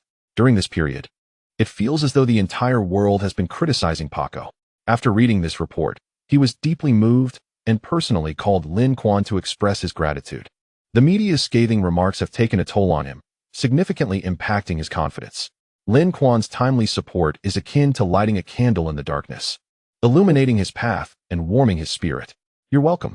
The media thrives on sensationalism, fabricating various headlines and exaggerating stories. It's their common practice. Do not take their reports too seriously. Focus on training and performing well in matches. In truth, Paco bears some resemblance to Villa. Both are not particularly tall, but possess remarkable speed, agile positioning, and a keen instinct for goal scoring. However, his fundamental skills, particularly in shooting, are considerably lacking. He likely does not even possess 70% of Villa's prowess. If he could diligently hone his shooting skills, his ability to capitalize on opportunities would undoubtedly improve significantly. This is an area where he could learn from Benzema, who has shown tremendous improvement in his shooting over the past 2 seasons. Despite Benzema's popularity and status at Real Madrid being eclipsed by 2 other prominent figures, his statistics are commendable, especially in terms of goals scored. In the past 2 seasons, he has netted over 25 goals each season. His performance this season has been nothing short of astonishing. In the first 8 rounds of La Liga, Benzema has already scored 8 goals, averaging 1 per match, showcasing remarkable efficiency. It is precisely due to Benzema's evident progress in recent seasons that Real Madrid's president, Florentino Perez, felt confident selling Cristiano Ronaldo. He believes that with Benzema, Bale, Rodriguez, and Isco among the ranks, the team's attacking strength would not diminish significantly in Ronaldo's absence. Upon hearing Lin Quan's advice, Paco nodded earnestly. All right, Lin Gu, I will watch your highlight reel and strive to learn your tricks. On the other end of the line, Lin Quan's lips twitched slightly. Was this a rather awkward attempt at flattery? How could it be so stiff? After ending the call, Lin Quan changed into his training attire and prepared to head out. However, as he opened the door, he was greeted by the sight of a middle-aged man accompanied by a 15 or 16-year-old boy. May I ask who you are looking for? Lin Quan inquired curiously, noticing the boy's gesture as he raised his hand to press the doorbell. He scrutinized the youth closely, feeling an odd sense of familiarity, yet unable to place him at that moment. With a chuckle, I initially intended to inquire whether this was the residence of Coach Guardiola, but upon seeing you, I realized that question could be dismissed. The middle-aged man, upon encountering Lin Quan, introduced himself with a warm smile. I am Alfinga Haaland, and this is my son, Erling Haaland. We have come specifically to pay a visit to Coach Guardiola. Upon hearing the self-introduction, Lin Quan suddenly comprehended the situation. No wonder that boy seemed somewhat familiar. He is indeed the embodiment of Majin Buu. The thought of Haaland's immense future fame, coupled with the rumors of his penchant for devouring children, compelled Lin Quan to steal a few more glances at him. Unexpectedly, at that moment, Haaland was also curiously observing him, bemused by how Lin Quan appeared to be only slightly older, yet exuded such prowess. The two exchanged intense looks for several seconds before Lin Quan ultimately averted his gaze, wary that should he continue staring, he might inadvertently utter a phrase from Northeast dialect. What are you staring at? Noticing his son's unabashed gaze upon Lin Quan, old Haaland promptly admonished, Erling, you must show respect when encountering your elders. Do not hesitate to greet him. Haaland flashed a grin that, while radiant, bore an unsettling undertone. At this moment, his appearance was not as abstract as it would later become, yet his smile bore an uncanny resemblance. If previously Lin Quan had difficulty solidifying his identity based solely on appearance, now, with the boy's smile and laughter, he could unequivocally confirm that he was indeed Haaland. Hello. I am Erling Haaland, 15 years old, and I too am a forward. In the future, I shall surely surpass you. Upon hearing his son's audacious self-introduction, Old Holland felt a mix of pride and chagrin. This audacious boy had commendable ambition, yet it was ill-advised to make such declarations in front of the current best player. Didn't he consider the implications? Did he still wish to join Manchester City's training camp? Offending Lin Quan would undoubtedly jeopardize that opportunity. Fortunately, Lin Quan appeared unfazed. In fact, after hearing Holland's words, he erupted into laughter. What are you laughing at? Are you mocking me? Holland's expression soured, his face flushing red as he perceived a slight in Lin Quan's mirth. His previous words, though a reflection of his genuine aspirations, required considerable courage to articulate. Haha, not at all. Lin Quan mused upon envisioning Holland's future exploits of effortlessly outmaneuvering defenders, scoring extraordinary goals, and subsequently being led astray by De Bruyne into celebratory antics at a neighborhood level. I merely recalled something joyous. What joyous thing? Holland, with an innocent demeanor, took Lin Quan's assurance at face value, shifting his curiosity towards what could be the source of Lin Quan's delight. Clearing his throat, Lin Quan redirected the conversation. Let us not dwell on that. You are here to see my father, are you not? He should be at the club now. Let me escort you there. Lin Quan had no desire to spoil the surprise, so he deftly changed the subject. There is no need to trouble yourself. I am well aware of the club's location and can manage to get there on my own. Old Holland would not dare to impose upon Lin Quan to guide them. After all, he has been a long-standing member of Manchester City and is quite familiar with the training camp. Following the injury inflicted by Keane, he spent his final years merely clocking in at the Manchester training facility, exhausting his contract before retiring. You may not be aware, but the club has relocated its training base. Thus, you might find it challenging to locate anyone at the old site. Therefore, it would be best to accompany me. Old Holland is not regarded as a club legend, having returned infrequently after retirement, and his connection to Manchester City is somewhat tenuous. In contrast, players like Sun Jihai, who served the club for a significant duration, are considered legends, being a Chinese player with the backing of the Chinese market. He has garnered the club's attention and is often invited back for various events. Chapter 91. Holland's admiration and Manchester City's astonishing dominance in Europe. Guardiola was taken aback by the visit from Old Holland. However, upon learning that he intended to bring his son to seek opportunities with his former club, he graciously offered to personally escort them to the youth training camp. After a session of trials, Guardiola held a high opinion of young Holland. Though merely 15 years of age, he possessed a tall and robust physique, with a keen sense for goal scoring, a promising prospect for a center forward. Unlike typical forwards, however, his speed and agility set him apart, rendering him anything but cumbersome. Although his technical skills were somewhat lacking, these could certainly be honed if he were to dedicate himself to rigorous training. Guardiola and Manchester City would undoubtedly invest their efforts in developing his talents. If necessary, Lin Quan could provide him with additional coaching to enhance his shooting skills. Given his stature, speed, strength, and physicality, if he were to fully cultivate his shooting abilities, Guardiola believed he would undoubtedly emerge as a top-tier star. Guardiola was thoroughly impressed with young Holland and signed him on the spot. At 15, Manchester City initially offered him a 3-year youth training contract, with plans to secure a professional contract once he turned 18. Generally, the remuneration for youth players across various clubs tends to be modest. However, Manchester City is notably generous, offering their youth players contracts with weekly wages reaching up to 7,000. While this pales in comparison to professional players' salaries, it is nearly the ceiling for youth players under 18. Holland was offered a weekly wage of 5,000, indicating Guardiola's considerable regard for him. Both father and son were immensely satisfied with the terms presented by Manchester City, having resided in the UK for an extended period. They were aware that the average salary in the country hovers around 2,000 per month. Young Holland's earnings exceeded the average wage by more than tenfold. What could there possibly be to complain about? Furthermore, given Guardiola's esteem for Holland, it is certain that upon reaching adulthood, he would be eligible for a more lucrative and advantageous professional contract. Thus, the elder Holland joyfully affixed his signature on the contract for his son. Following the completion of the contract, Guardiola personally guided the father and son through the club, introducing them to the various facilities of the new training ground. The elder Holland had long heard of the transformative changes at Manchester City since the Abu Dhabi consortium took over. Yet witnessing the current state of the training facility left him utterly astonished. What grand investments the owner Mansour has made. In the past, Manchester City would never have enjoyed such privileges. During his tenure with the club, it was impoverished and languished in the lower tiers, even facing relegation in 2001 due to lackluster performance. Now, Manchester City no longer has to fret over the specter of relegation.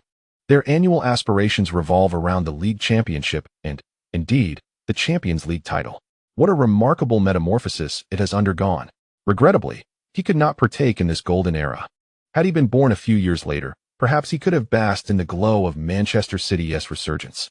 However, upon reflection, he was acutely aware of his own abilities. Had the club truly risen to prominence, it was unlikely that Guardiola and the club's hierarchy would have taken notice of someone of his caliber. Thus, the notion of fate is not to be forced. The unfulfilled regrets of his own journey would be left to the younger generation to achieve. Young Haaland has been a fan of Manchester City since childhood, and now, joining the club's youth academy to follow in the footsteps of his father's battles is an exhilarating prospect for him.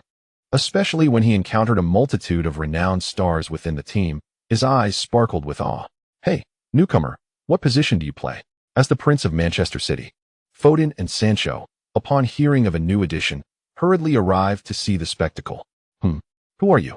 Haaland's fierce gaze swept over them, instantly halting Foden and Sancho, who had intended to assert dominance and recruit the newcomer. What a fearsome appearance. What a robust physique. Foden and Sancho exchanged glances, each reflecting a sense of apprehension in their eyes. Regardless of the newcomer's skills, his physique and height suggested that should a confrontation arise, the two of them combined might still fall short against him. "I'm Foden, I play in midfield, and this is Sancho, a right winger for the U17 team." "U17? Haaland inquired with a puzzled glance at the two. They appeared to be no older than 15 or 16. "Of course, I'm also part of the U17 squad. The U15 kids are no match for us, so the coach promoted us to U17, Foden proudly declared, puffing out his chest. Upon hearing their introductions, Haaland realized their potential seemed quite promising, and their ages were comparable to his own. More importantly, their positions on the field could greatly assist him as a forward. It would be essential to cultivate a good rapport with them. In doing so, he could seize more opportunities on the pitch and score more goals. Haaland possesses a commendable character and remarkable social skills. Upon their initial meeting, he effortlessly forged a connection with both Foden and Sancho through a few casual exchanges. Although Sancho, born in March, is the eldest of the trio, and Haaland, born in July, is the youngest, the latter quickly ascended to a position of unofficial leadership among them. Poor Foden and Sancho, who initially aimed to recruit a younger companion, found themselves unexpectedly subordinate to another. Haaland did not immediately enter the U17 team. Instead, he began his journey in the U15 squad for his age group. However, after showcasing extraordinary performances that left opponents in despair, he was swiftly promoted to the U17 team by the youth coaches. Foden and Sancho soon realized they had been outmaneuvered and were bewildered by how they had unwittingly accepted this young prodigy as their leader. In the blink of an eye, Haaland advanced to the U17 level, and it was rumored that he dominated the U15 matches, leaving defenders and goalkeepers in tears. Truly, he exemplified the prowess of a formidable leader. Lin Quan took a keen interest in Haaland and would occasionally carve out time to observe his matches. Upon witnessing the first-team captain in the stands, the three young talents were invigorated, displaying their utmost efforts on the pitch. Together, they formed an indomitable attacking trident for Manchester City, with Foden on the left, Sancho on the right, and Haaland at the center. This trio proved to be an unbeatable force in the U17 arena, with few teams able to withstand their onslaught. Over time, it became evident that Manchester City's youth academy had birthed three exceptional talents. As word spread, various clubs began sending scouts to assess the trio, hoping to lure them away. Although poaching from Manchester City is notoriously challenging due to their wealth, success, and positive atmosphere, it is not entirely impossible. Many youth players may find their abilities temporarily insufficient for first-team appearances and yearn for more playing time. Consequently, they might opt for loans or transfers to other clubs in search of opportunities. Such occurrences are not uncommon in football, with many promising academy players finding themselves elsewhere. Naturally, if the trio's talent and potential prove to be exceedingly exceptional, the difficulty of enticing them away would significantly increase, and Guardiola, along with Manchester City, would likely be reluctant to part with them. As their fame burgeoned, the attendance of fans at matches grew as well. Following the first-team games, those with ample time would often take a keen interest in watching the young players compete. These matches are typically free, and even when charged, ticket prices remain modest, costing little. For die-hard Manchester City fans, witnessing these young stars, who may one day etch glorious chapters in the club's history, develop before their eyes brings an unparalleled sense of fulfillment, akin to playing a player development game. As Holland and other young talents wreak havoc on the U17 stage, Manchester City's first team continues to dominate the league with an impressive display. In the 8th round of the Premier League, Manchester City decisively triumphed over Newcastle United with a score of 6-1 at home. In the subsequent 9th round, they once again showcased their prowess by sweeping Bournemouth with a score of 5-1. With a staggering total of 11 goals scored across these two matches, Manchester City has instilled fear in the hearts of all competing teams. What is even more terrifying is the remarkable distribution of these goals, achieved by 7 different players. Lin Quan netted 3 goals, Aguero and David Silva each contributed 2, while De Bruyne, Kroos, Kanté, and Nasri each added 1 to the tally. If previous seasons saw Manchester City's offense heavily reliant on Lin Quan, this season reveals a significant transformation. Under Guardiola's guidance, the attacking system has grown increasingly sophisticated and powerful, exhibiting a remarkable ability to score from multiple avenues. Every player involved in the attack possesses the capability to find the back of the net, rendering them nearly impossible to defend against. Mid to lower-tier teams that fail to keep pace with Manchester City's passing rhythm are easily torn apart once a gap appears. A lethal strike from City is swift to follow. On October 22nd, the 3rd round of the Champions League group stage commenced. Riding on their recent victories, Manchester City prepared to host the defending Europa League champions, Sevilla. The two teams had previously clashed at the season's onset during the UEFA Super Cup, where Sevilla demonstrated commendable tenacity and resilience, causing considerable trouble for Manchester City. Although City emerged victorious, they remained wary of their opponents' capabilities. Furthermore, Sevilla had recently secured a notable victory against Barcelona in La Liga, further underscoring their formidable strength. This was no ordinary team to be underestimated. Determined not to repeat the fate of Barcelona, Manchester City approached the match with utmost seriousness. The coaching staff meticulously analyzed Sevilla's tactical strategies and devised targeted plans. To ensure victory, Guardiola fielded his strongest lineup, showcasing both respect and consideration for their opponents. However, this meticulous preparation elicited a bitter smile from Sevilla's coach. They considered themselves an ordinary team, fortunate to have clinched a few Europa League titles, and questioned the necessity of such elaborate arrangements against a team of Manchester City's caliber, especially on their home turf. Alas, witnessing Manchester City's thorough preparations and their refusal to offer any opportunities, Sevilla's coach felt a profound sense of foreboding. This match would indeed be a formidable challenge. As anticipated, Manchester City exhibited the terrifying dominance of a European champion, leaving Sevilla utterly defenseless. Throughout the match, City maintained an astonishing 87 possession, registering 37 shots, 11 of which were on target, resulting in 4 goals. In stark contrast, Sevilla managed a mere 13 possession, rarely touching the ball, and recorded only 2 shots, with a paltry 5 incursions into City's 30-meter zone. Fortunate are the Manchester City fans who had the pleasure of witnessing this exhilarating match in their own backyard, each one reveling in the sheer thrill of the game. Such a spirited contest left them invigorated. Our Manchester City is truly formidable. Among the spectators were not only ordinary fans, but also young players from the City Academy. Witnessing the dazzling performances of the first team's renowned stars on the pitch, these youngsters were utterly electrified, cheering passionately for their favorite players. As the 78th minute approached, when Lin Quan, amidst a multitude of opponents, deftly maneuvered to score, the atmosphere reached a crescendo. Incredible, brother Lin. What a stunning goal. The young players were wide-eyed in amazement, pondering whether such feats were truly achievable by mere mortals. I've made up my mind. I shall become the next Lin Quan, declared Foden with fervor. Positioned closest to Lin Quan on the field, his playing style bore resemblance, and Guardiola had previously praised him, drawing parallels between him and Lin Quan. This compliment was regarded by Foden as a validation from the head coach, emboldening him to claim the title of Lin Quan too. However, Sancho interjected. Brother Lin is a right winger, and so am I. I am his rightful heir. Nonsense. Brother Lin can play multiple positions in the front, besides being a winger. He can also excel as an attacking midfielder and a second striker. I can play those roles, can you? Foden retorted, hands on hips, exuding an air of superiority. As tensions rose between them, Haaland swiftly stepped in as a peacemaker. All right, let us not quarrel. What does it matter how we label ourselves? We must instead focus on rigorous training to showcase our best performances on the pitch, and then we shall see how the fans and football experts evaluate us. Upon reflection, both acknowledged the wisdom in his words. No matter how much they boasted, without external validation, it would all be in vain. Neither regarded Haaland as a rival, as his stature clearly distinguished him from the likes of Lin Quan, especially since he played as a center forward, a different position altogether. Yet, unbeknownst to them, after witnessing this match, Haaland silently vowed to one day catch up to, and even surpass, his illustrious predecessor, Lin Quan. The clash between Manchester City and Sevilla sent ripples through the footballing world. Having witnessed this match, not only Sevilla fans, but supporters across Europe were left in a cold sweat. How formidable is Manchester City?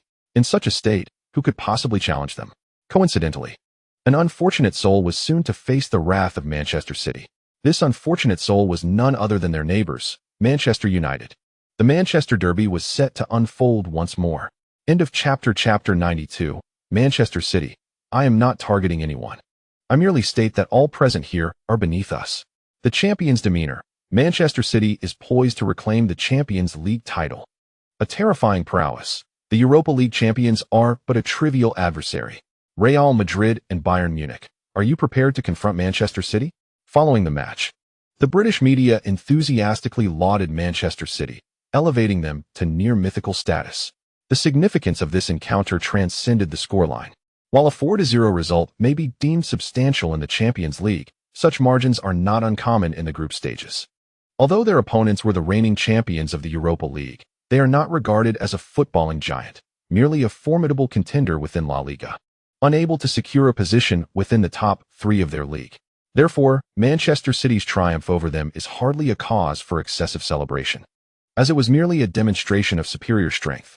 What the media truly praised was the unwavering confidence and regal composure emanating from Guardiola's squad. The players exhibited remarkable poise on the pitch, playing with an enviable ease that allowed them to fully express their capabilities. Manchester City's inherent strength is already formidable, and coupled with Guardiola's tactics and the players' current form, defeating them is an exceedingly daunting task. Few teams in the footballing world can rival them, perhaps only Real Madrid. Bayern Munich and Atletico Madrid possess a glimmer of hope for victory. However, from the British perspective, unless these teams perform exceptionally beyond their usual standards, their chances of overcoming such a Manchester City side are slim, likely not exceeding 40%. As for other teams, Paris Saint-Germain, Juventus, Manchester United, or Chelsea, they are simply not on the same tier as Manchester City, their inherent abilities lagging significantly behind. Even if they were to experience an extraordinary performance, victory remains uncertain. Thus, it would be wiser for them to temper their ambitions. In their fervent praise, the British media has inadvertently belittled teams from other leagues, provoking swift backlash from international media outlets. Bild stated, while Manchester City is undoubtedly powerful, football is unpredictable, and anything can happen on the field. Moreover, under the guidance of Hanks this season, Bayern Munich's prowess has grown even more formidable compared to last season, as evidenced by their 12 consecutive victories in both the league and the Champions League. As one of the 2 teams in the top 5 leagues still maintaining a winning streak, Bayern possesses the capability to challenge Manchester City. Despite having stepped away from football for a year and a half, the seasoned coach Hanks has lost none of his acumen. Upon returning to the Allianz Arena, he has seamlessly integrated his tactics with those Guardiola left behind at Bayern, crafting a more efficient and aggressive style of play that has rendered Bayern nearly unstoppable in both the league and the Champions League. In the recently concluded 3rd round of the Champions League group stage, Bayern faced Arsenal at the Emirates Stadium, overcoming an early 2-goal deficit to achieve a stunning 5-2 victory, thereby handing the Gunners their 3rd consecutive defeat. This team not only boasts a more formidable attacking force, but has also enhanced their tenacity and resilience. They thrive under pressure, with stronger opponents igniting their competitive spirit. Furthermore, Bayern is well acquainted with both Lin and Guardiola, making them the most likely candidates to challenge Manchester City successfully. Aside from Bayern's display of dissent, Real Madrid's mouthpiece, Marca, swiftly published a rebuttal. This season, both in the league and the Champions League, Real Madrid remains undefeated. Under Zidane's guidance, the team is steadily regaining its form, with players such as Benzema, Rodrigo, Cristiano Ronaldo, and Bale returning to their peak performance, particularly Ronaldo, whose displays in both the league and Champions League rival those of Lin Quan, even surpassing him at times. Considering Manchester City has secured 2 consecutive Champions League titles, the players' yearning for glory cannot compare to that of Real Madrid's squad. The aspirations and fervor for the club's 10th Champions League trophy are sentiments that the Manchester contingent cannot fathom.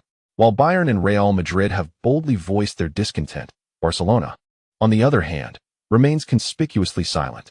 This summer, Neymar's departure dealt a significant blow to Barca, compounded by a wave of injuries within the team, leaving them beleaguered. Most critically, their linchpin, Messi, has also succumbed to injury.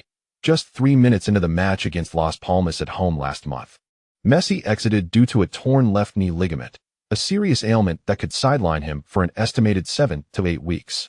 Messi's absence severely diminishes Barcelona's strength, leaving only the solitary Suarez to shoulder the burden.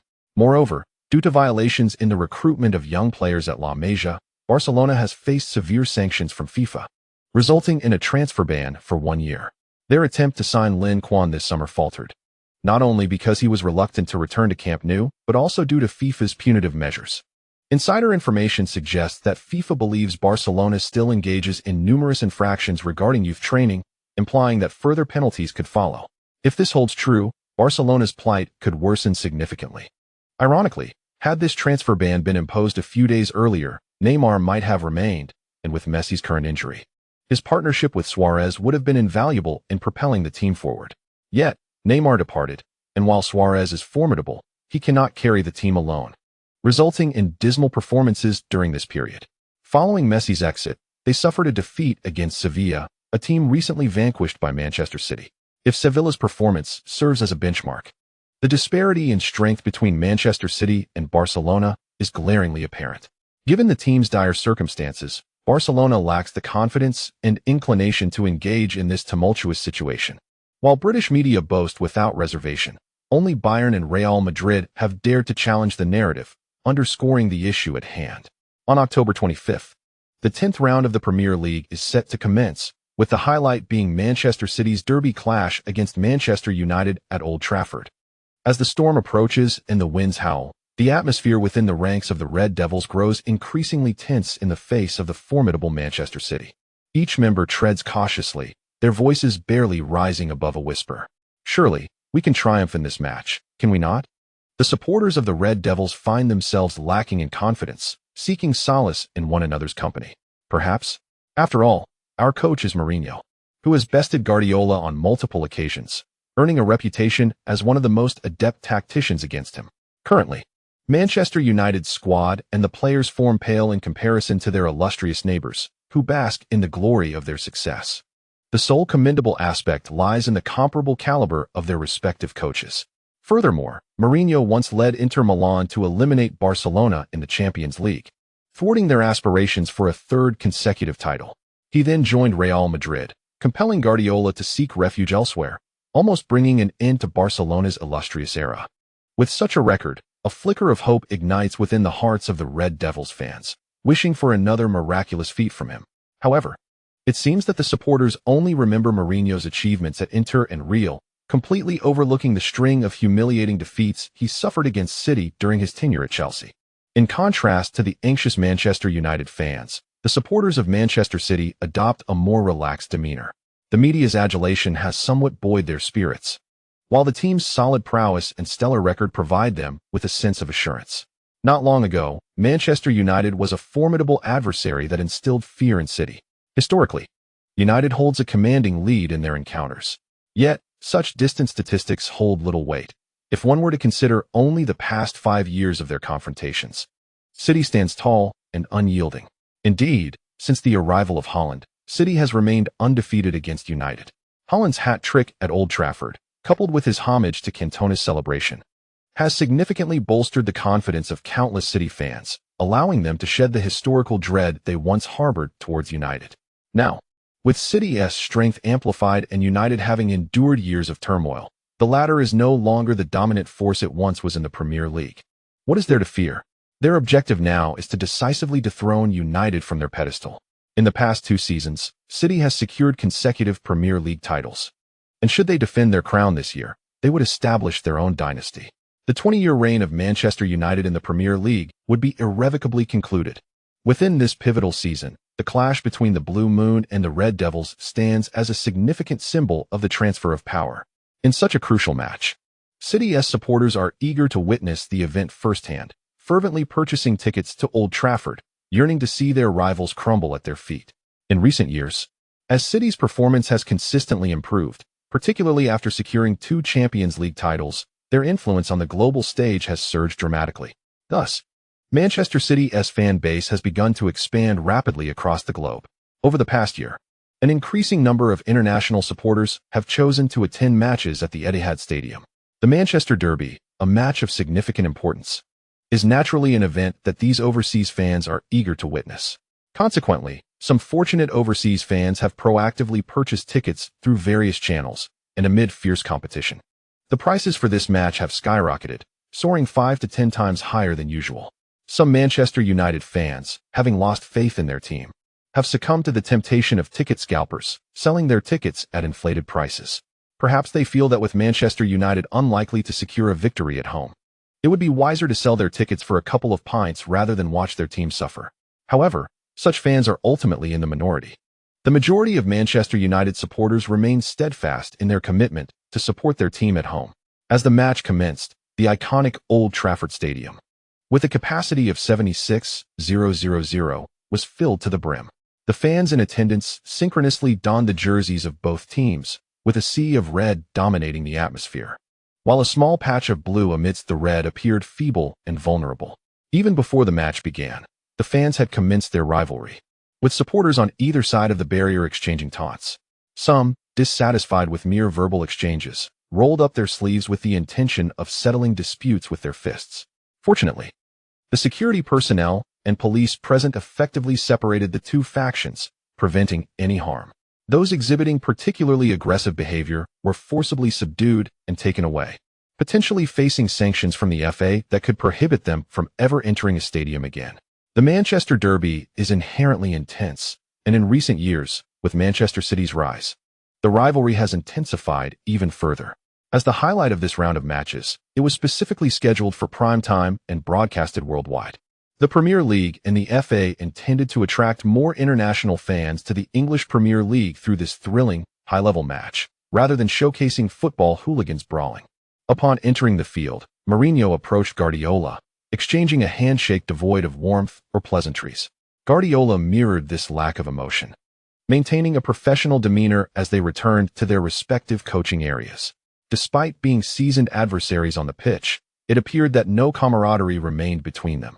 In fact, they had been close friends during their earlier years together at Barcelona, but this friendship dissolved when their paths diverged. In the eyes of the media and fans, these 2 figures represent polar opposites.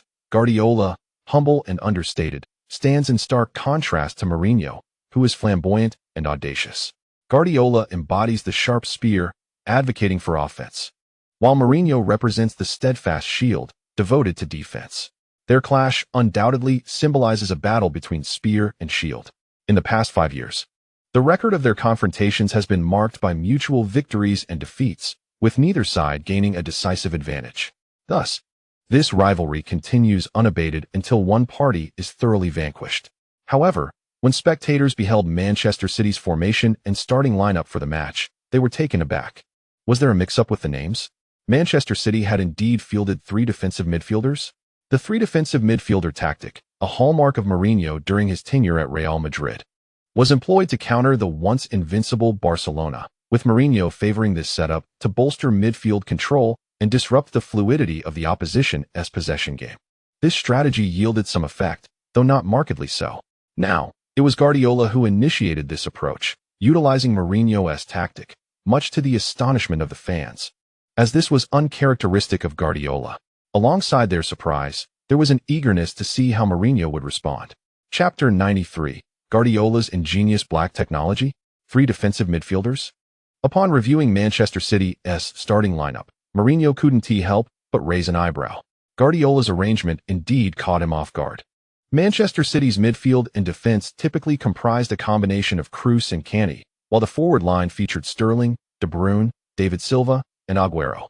With the addition of a defensive midfielder to the back line, it was inevitable that one player from the front line would be withdrawn. But who would that be? The answer was Aguero. The formation appeared peculiar, seemingly a 4-3-3, yet this 3 did not represent 2 wingers and a center forward, but rather 2 attacking midfielders and a free-roaming player. What kind of formation was this? Mourinho admitted he was perplexed, having never witnessed such an arrangement. Without a forward at the front, who would the attacking midfielders deliver the ball to?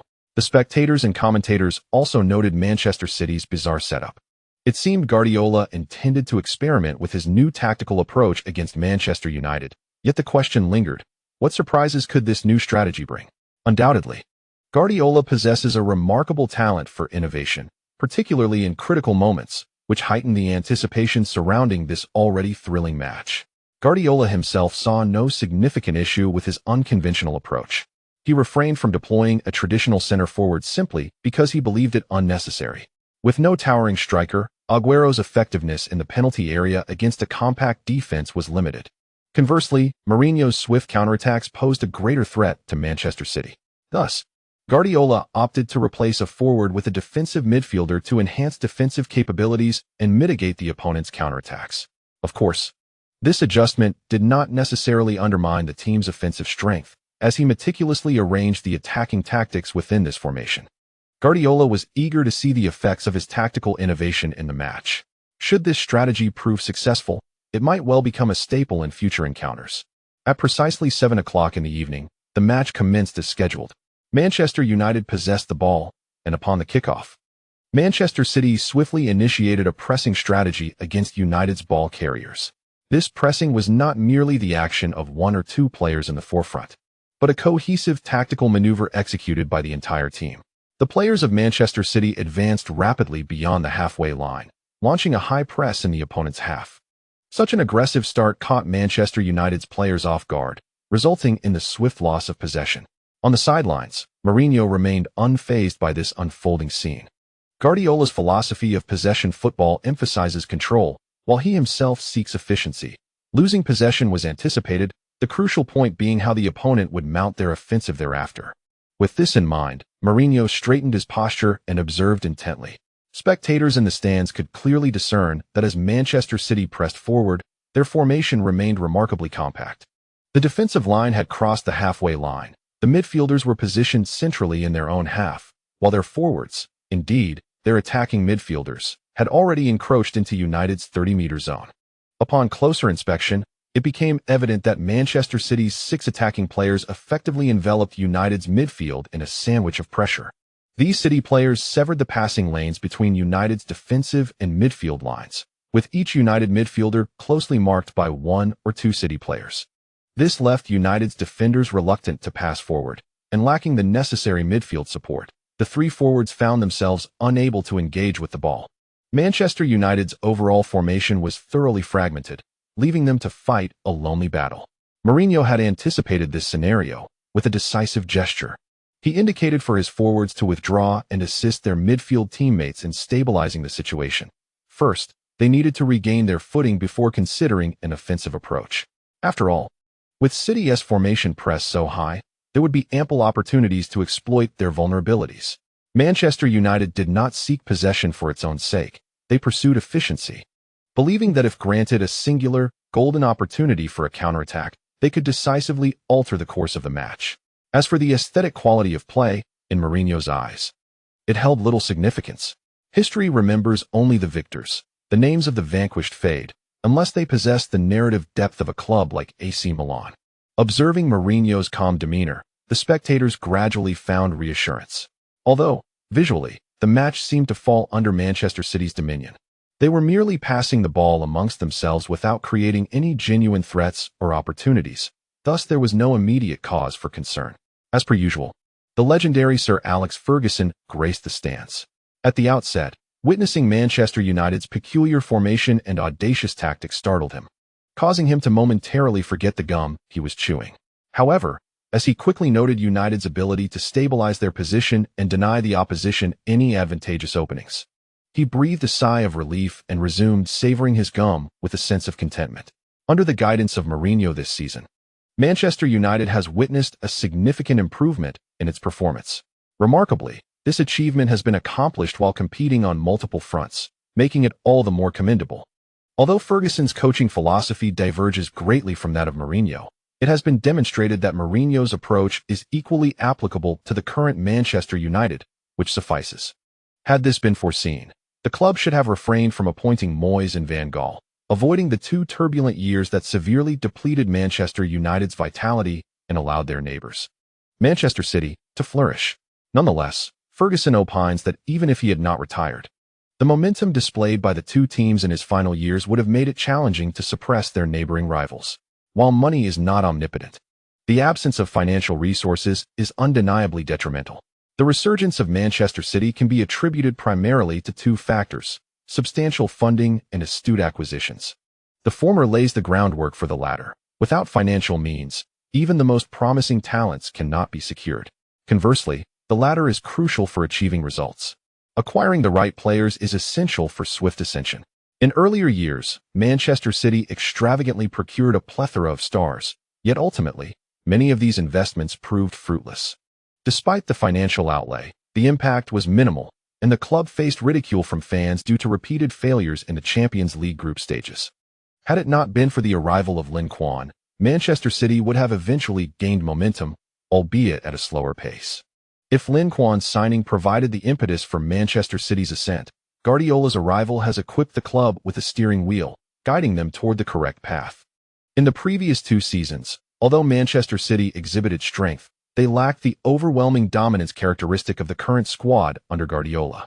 Pellegrini's Manchester City displayed moments of brilliance but also periods of inconsistency, as defensive frailties forced forwards like Lin Quan to exert themselves excessively in scoring. However, under Guardiola's stewardship, all three lines of Manchester City have been meticulously refined. Presently, both their offensive and defensive capabilities are regarded as top-tier within the 5 major leagues. This season, Manchester City has conceded remarkably few goals, with several young defenders experiencing rapid growth, particularly the Dutchman Van Dijk, as he accumulates match experience and continues to develop. Van Dijk increasingly embodies the qualities of a commanding presence, boasting a remarkably high success rate in one-on-one defensive situations, with few forwards able to breach his defenses. Owing to his outstanding performances at Manchester City, he has not only earned a spot in the latest national team roster for the Netherlands, but has also firmly established himself as a key player, becoming the backbone of the Dutch defense. According to the latest market valuation data from Transfermarkt, Van Dijk's market value has surged from $6 million upon joining Manchester City to $50 million. It is widely acknowledged that for young players, if other teams wish to acquire them, they must offer at least 15 times the market value as determined by Transfermarkt. In other words, should a team wish to lure Van Dijk away from Manchester City at this juncture, the bid must reach a staggering $75 million. Should such a figure be realized, it would unequivocally shatter the record for the highest transfer fee paid for a defender. Naturally, given Guardiola's profound appreciation for Van Dijk, it is highly unlikely that Manchester City would permit his departure, even if a team were willing to invest such a substantial sum. Aside from Van Dijk, Sir Ferguson's envy is also directed towards two other young talents in Manchester City's defensive lineup, Rudiger and Kimmich. Particularly Kimmich, despite his youth, possesses an extraordinary talent that leaves Sir Ferguson astounded. With an exceptional footballing intelligence, remarkable mobility, solid fundamentals, and formidable mental attributes, coupled with Guardiola's meticulous guidance, it is only a matter of time before he emerges as a world-class midfielder. In stark contrast, the players within Ferguson's own squad, such as Martial, Fellaini, and Herrera, seem to pale in comparison to their counterparts in midfield. Yet, Manchester United is not devoid of midfield prowess. Mata is indeed a formidable player. However, his shortcomings are glaring. His physicality is lacking, his mobility is diminished, and his ball control is subpar. In his earlier years at Valencia, his explosive speed allowed him to evade defenders, but with age and injuries contributing to a decline in his explosiveness, Mata's ability to dribble past opponents has waned, resulting in a scarcity of his once spectacular performances. In this match, Manchester City has implemented a high-pressing tactic, and confronted with the relentless onslaught from City players. Mata struggles to maintain possession, making his teammates hesitant to pass to him. Without the ball, Mata becomes virtually ineffective, fading into obscurity.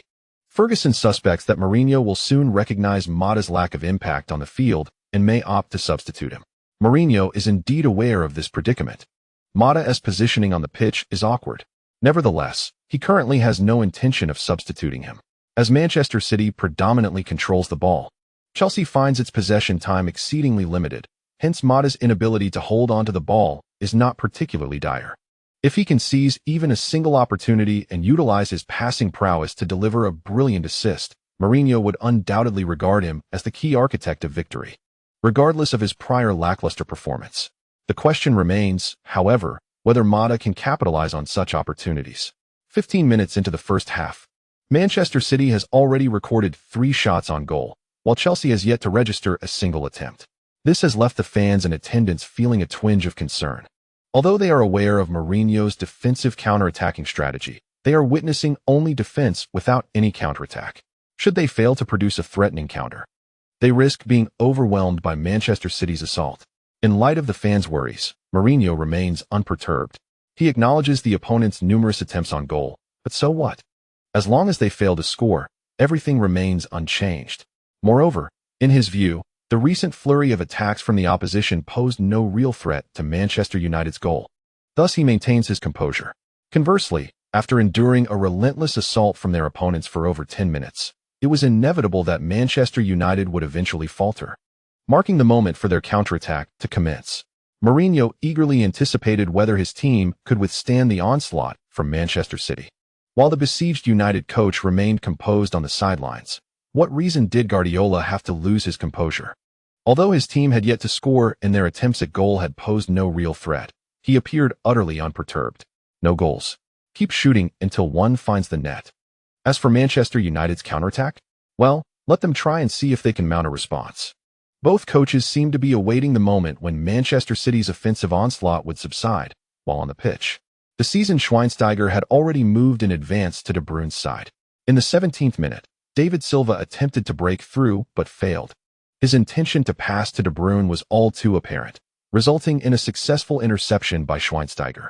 Upon gaining possession, he immediately lifted his head to seek out teammates in the attacking front, ready to deliver a pass. However, he soon felt the weight of concern as the passing lanes appeared to be effectively blocked by the opposition's defensive midfielder. A direct pass to the forwards would likely fall into an offside trap. This was a challenging predicament. In that fleeting moment of hesitation, De Bruyne launched an immediate counterpress, with Lin Quan rushing towards him. Left with no choice, Schweinsteiger could only pass the ball to Mata, who was closer. Mata possessed a broader field of vision than Schweinsteiger and spotted an opportunity to advance the ball. Yet, just as he prepared to make the pass, Lin Quan positioned himself right in front of him. Having witnessed Lin Quan's prowess during their time with the national team, Mata understood that this individual was not only formidable in attack, but also possessed commendable defensive skills among forwards. Thus, he dared not linger, quickly directing the ball forward to Martial. Martial, with his remarkable speed and adeptness at cutting in from the flanks, posed a significant threat if the ball reached him. However, matters were not so straightforward. Mata's technical ability shone through as he made an accurate pass that found Martial's feet.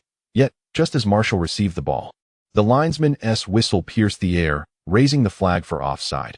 He had fallen into Manchester City's offside trap. End of chapter. Chapter 94. The entire strategy revolved around Lin Quan. Martial had anticipated his run just a fraction too early. It was Mata's pass that was slightly delayed. I believe this was an intentional offside trap crafted by Manchester City's defense, waiting solely for Martial. Fans held differing opinions regarding Martial's offside, yet all felt a sense of regret. Since the commencement of the match, Manchester United had seen little possession and even fewer opportunities to attack. That recent counterattack appeared to be a golden opportunity, but regrettably, they failed to capitalize on it. This failed counterattack not only thwarted their momentum, but also heightened Manchester City's vigilance, making future attempts to succeed increasingly difficult. The concerns of the fans are indeed justified, and Mourinho shares such apprehensions, instinctively shifting in his seat to find a more comfortable position. On the field, after Manchester United's counterattack faltered, Manchester City made minimal adjustments. adhering to their previous tactics with methodical passing, positioning, attacking, and shooting. The rhythm of the match once again fell under Manchester City's command, reminiscent of the game's initial moments. However, unlike before, this time, City's offensive strategies had diversified. De Bruyne, David Silva, and Lin Quan frequently exchanged positions, stretching Manchester United's defensive line. The advantage of such positional interchange lies in its potential to disorient defenders, leaving them unsure of whom to mark. Their original positioning could form an impregnable defense, yet through these cross movements, they could manipulate defensive players, widening the gaps between them and creating artificial spaces for Lin Quan and David Silva, masters of short-range breakthroughs and dribbling, to seize opportunities. If the opposing defenders lack awareness or concentration, they are prone to such errors. The strength of possession football resides in its ability to exploit constant passing, pulling and maneuvering the opponent's defensive line into making mistakes, thus seizing the moment to deliver a decisive strike. The players of Manchester United are acutely aware of this. They are not unfamiliar with possession-based football and understand this attacking approach well. Yet, even with this knowledge, their bodies may struggle to keep pace with the rhythm of their opponents. In the 22nd minute of the first half, Lin Quan once again exchanged positions with David Silva, using the latter's cover to subtly nudge the ball sideways before suddenly accelerating towards United's defender, Smalling, as Smalling prepared to press. Intending to apply pressure on Lin Quan and David Silva, he was caught off guard by their proactive approach. Startled, Smalling quickly halted his advance, attempting to thwart Lin Quan's breakthrough with both hands and feet, but Lin Quan's first step had already landed on the edge of the penalty area, with the referee nearby. Smalling dared not make any overtly aggressive moves. Thus, his actions served merely a symbolic purpose, failing to impede Lin Quan. He successfully penetrated the penalty area.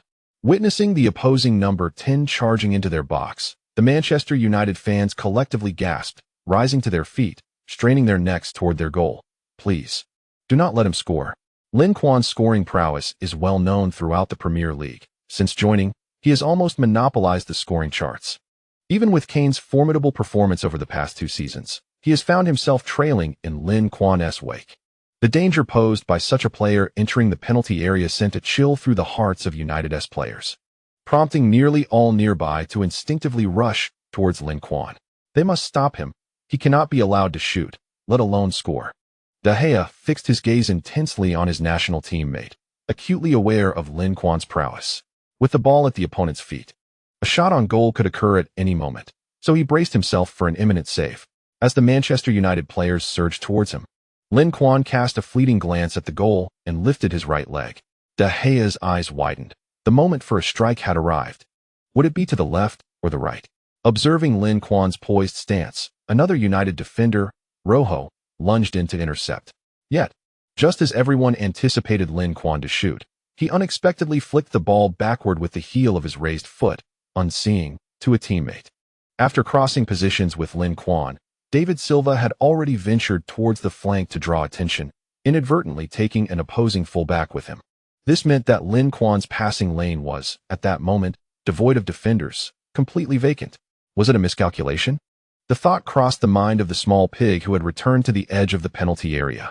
Just as this thought formed, a blue figure darted past him like a bolt of lightning, delivering a powerful strike to the ball. With a resounding crack, the football soared towards the Manchester United goal like a cannonball. De Gea, having been momentarily deceived by Lin Quan's feigned pass, was just a beat too slow to react to the ensuing shot. With a swish, the ball found its mark in the net, establishing a connection with the goal. After more than 20 minutes of relentless effort, Manchester City finally breached their opponent's defenses. The score transformed to 1-0, with the scorer being Toni Kroos. Upon scoring, Kroos spread his arms wide, his face beaming with joy as he joyfully sprinted across the pitch. The sensation of scoring at Old Trafford was indeed exhilarating. It was no wonder Lin Quan exhibited such fervor when facing Manchester United. Kroos's goal compelled Mourinho to his feet, as Lin Quan executed the backheel pass to Kroos. He sprang up from the coaching bench. A late run from the defensive midfielder to shoot? He had been deceived. The absence of a forward in the lineup had been a ruse. While it appeared that Manchester City lacked a striker, Lin Quan effectively filled that role. Though not a conventional center forward, he performed similarly, capable of dribbling, passing, shooting, and serving as an offensive pivot for the team. Remarkably, Lin Quan operated outside the traditional forward line, allowing him to evade physical confrontations with defenders, thus enjoying ample space for attack while conserving energy. Although he recognized Lin Quan's significance to Manchester City as the offensive linchpin, he had not anticipated Guardiola's audacity in devising a strategy almost entirely centered around Lin Quan. Did he not fear that Lin Quan might falter or underperform? Guardiola, with a beaming smile, extended his applause to Chris and the players involved in the recent offensive play. This tactical approach was indeed meticulously crafted for Lin Quan, advancing upon the original no-striker formation. He yearned to discover the limits of Lin Quan's capabilities. Could he shoulder the expectations he had set for him and the weight of the entire team's responsibilities? As it stands, Lin Quan's performance has proven to be entirely trustworthy, even surpassing Guardiola's anticipations. One wonders what surprises this young talent may unveil in the upcoming matches. The reason behind Guardiola's strategic deployment in this match was to execute his consistent strategy of stability in the league. While outsiders might presume he employs clever tactics during crucial encounters, this time it was anything but mere theatrics. His choice of 3 defensive midfielders clearly indicated his intent to deny Manchester United any opportunities. This trio was specifically designated to completely neutralize United's midfield, preventing them from launching counterattacks, and the cleverly designed offside traps were also tailored to support this objective. However, relying solely on defense would not secure victory. At best, it would result in a draw. Winning the match ultimately hinged on the forward's ability to score. After removing the primary striker, Guardiola was uncertain whether the offensive structure of Manchester City could maintain its efficacy, particularly against the opponent's dense defense. Yet now, he no longer worried about this dilemma. With the scoreline trailing, Manchester United would find it difficult to continue their defensive posture. At that point, his arrangement of 3 defensive midfielders would truly come into play. He was eager to observe how Manchester United would orchestrate effective attacks under the formidable midfield control wielded by Manchester City. Mourinho was also grappling with this challenge, as the opposing 3 defensive midfielder system was indeed formidable to a fault. While Kroos was manageable, the real concern lay with Kanté and Fernandinho, both of whom were defensive midfielders. How could they breach their interceptions? Falling behind had transformed the atmosphere at Old Trafford, diminishing the cheers of encouragement significantly. The morale of both Manchester United fans and players had taken a substantial hit. Another defeat would mark their 6th consecutive loss to Manchester City. Consequently, upon the resumption of play, there was no need for Mourinho to incite his players to action. They immediately launched into a fervent offensive. Witnessing their team finally abandon their defensive shell and proactively instigate an attack, the spirits of the fans began to lift slightly, and they resumed their loud cheers to rally the players. There is only a standing death for the Red Devils, never a kneeling life for Manchester United. Had the Red Devils not been in such poor form previously, the fans would have long since protested Mourinho's strategy of defensive withdrawal at Old Trafford. At that moment, seeing the Red Devils players launch a fierce attack at home, reminiscent of the legendary Sir Ferguson's teams, countless fans felt their excitement surge. This was the essence of Manchester United. This was the team they cherished. No comeback. No true Red Devils. What does trailing by a single goal signify? They have witnessed countless scenarios of trailing by multiple goals only to stage a comeback. Manchester United holds the record for the most comebacks in Premier League history. Executing a remarkable turnaround seems to be the Red Devils' forte. For the slow-starting Red Devils, falling behind at the outset merely indicates that they have yet to fully find their rhythm. Once they awaken the tenacity and courage inherent in adversity, the opponent's lead becomes insignificant in their eyes. However, it appears that the fans of the Red Devils have forgotten that the team currently gracing Old Trafford is not the same one they once knew. Indeed, they have mounted a counterattack, and their momentum has been formidable. Yet, they cannot even breach the midfield of Manchester City. As Manchester United initiated their offensive, Kanté emerged as the most luminous figure on the pitch. With his exceptional stamina and remarkable interception instincts, he became an insurmountable obstacle for the United players, preventing them from advancing even a step. Countless United players, including Mata, Schweinsteiger, Herrera, and Schneiderlin, have fallen before Kanté, to the extent that upon sighting him, they would prefer to take a detour. Kanté has undeniably transformed into a nightmare for all midfielders. His formidable interception and tackling abilities have afforded Manchester City numerous opportunities for counterattacks. When Manchester United's formation was tightly compacted, their offensive threats struggled to materialize. However, When the opposition chose to advance, the stage for City's attacking front expanded significantly. In the 38th minute, after Kanté intercepted the ball, he deftly passed it to De Bruyne, who then executed a wide-ranging switch to the opposite flank. David Silva received the ball, cut inside to draw the attention of the goalkeeper and defenders, and subsequently delivered a pass to Lin Quan, who surged into the box. With a composed finish, Lin Quan slotted the ball to the right side of the net, leaving De Gea to futilely dive and watch the ball roll into his goal once more. The jubilant chants of the Red Devils fans were abruptly interrupted by this unexpected goal. A brief silence enveloped the stadium, followed by a chorus of boos and curses. The Manchester United supporters were incensed, questioning why it was the opponents who scored and not their own team. Despite launching their own offensive, it was Manchester City that breached their defense and found the net, leaving countless Red Devils fans disheartened. Don't panic, it's just a minor setback, merely 2 goals. Trust our players, they will surely fight back. Some consoled their companions, recalling that the Red Devils have faced greater adversities before. 2 goals are nothing to worry about. Yet, this time, the number of those echoing their sentiments was significantly diminished. For a club of Manchester United's stature, trailing by 2 goals does indeed present an opportunity, especially with ample time remaining in the match.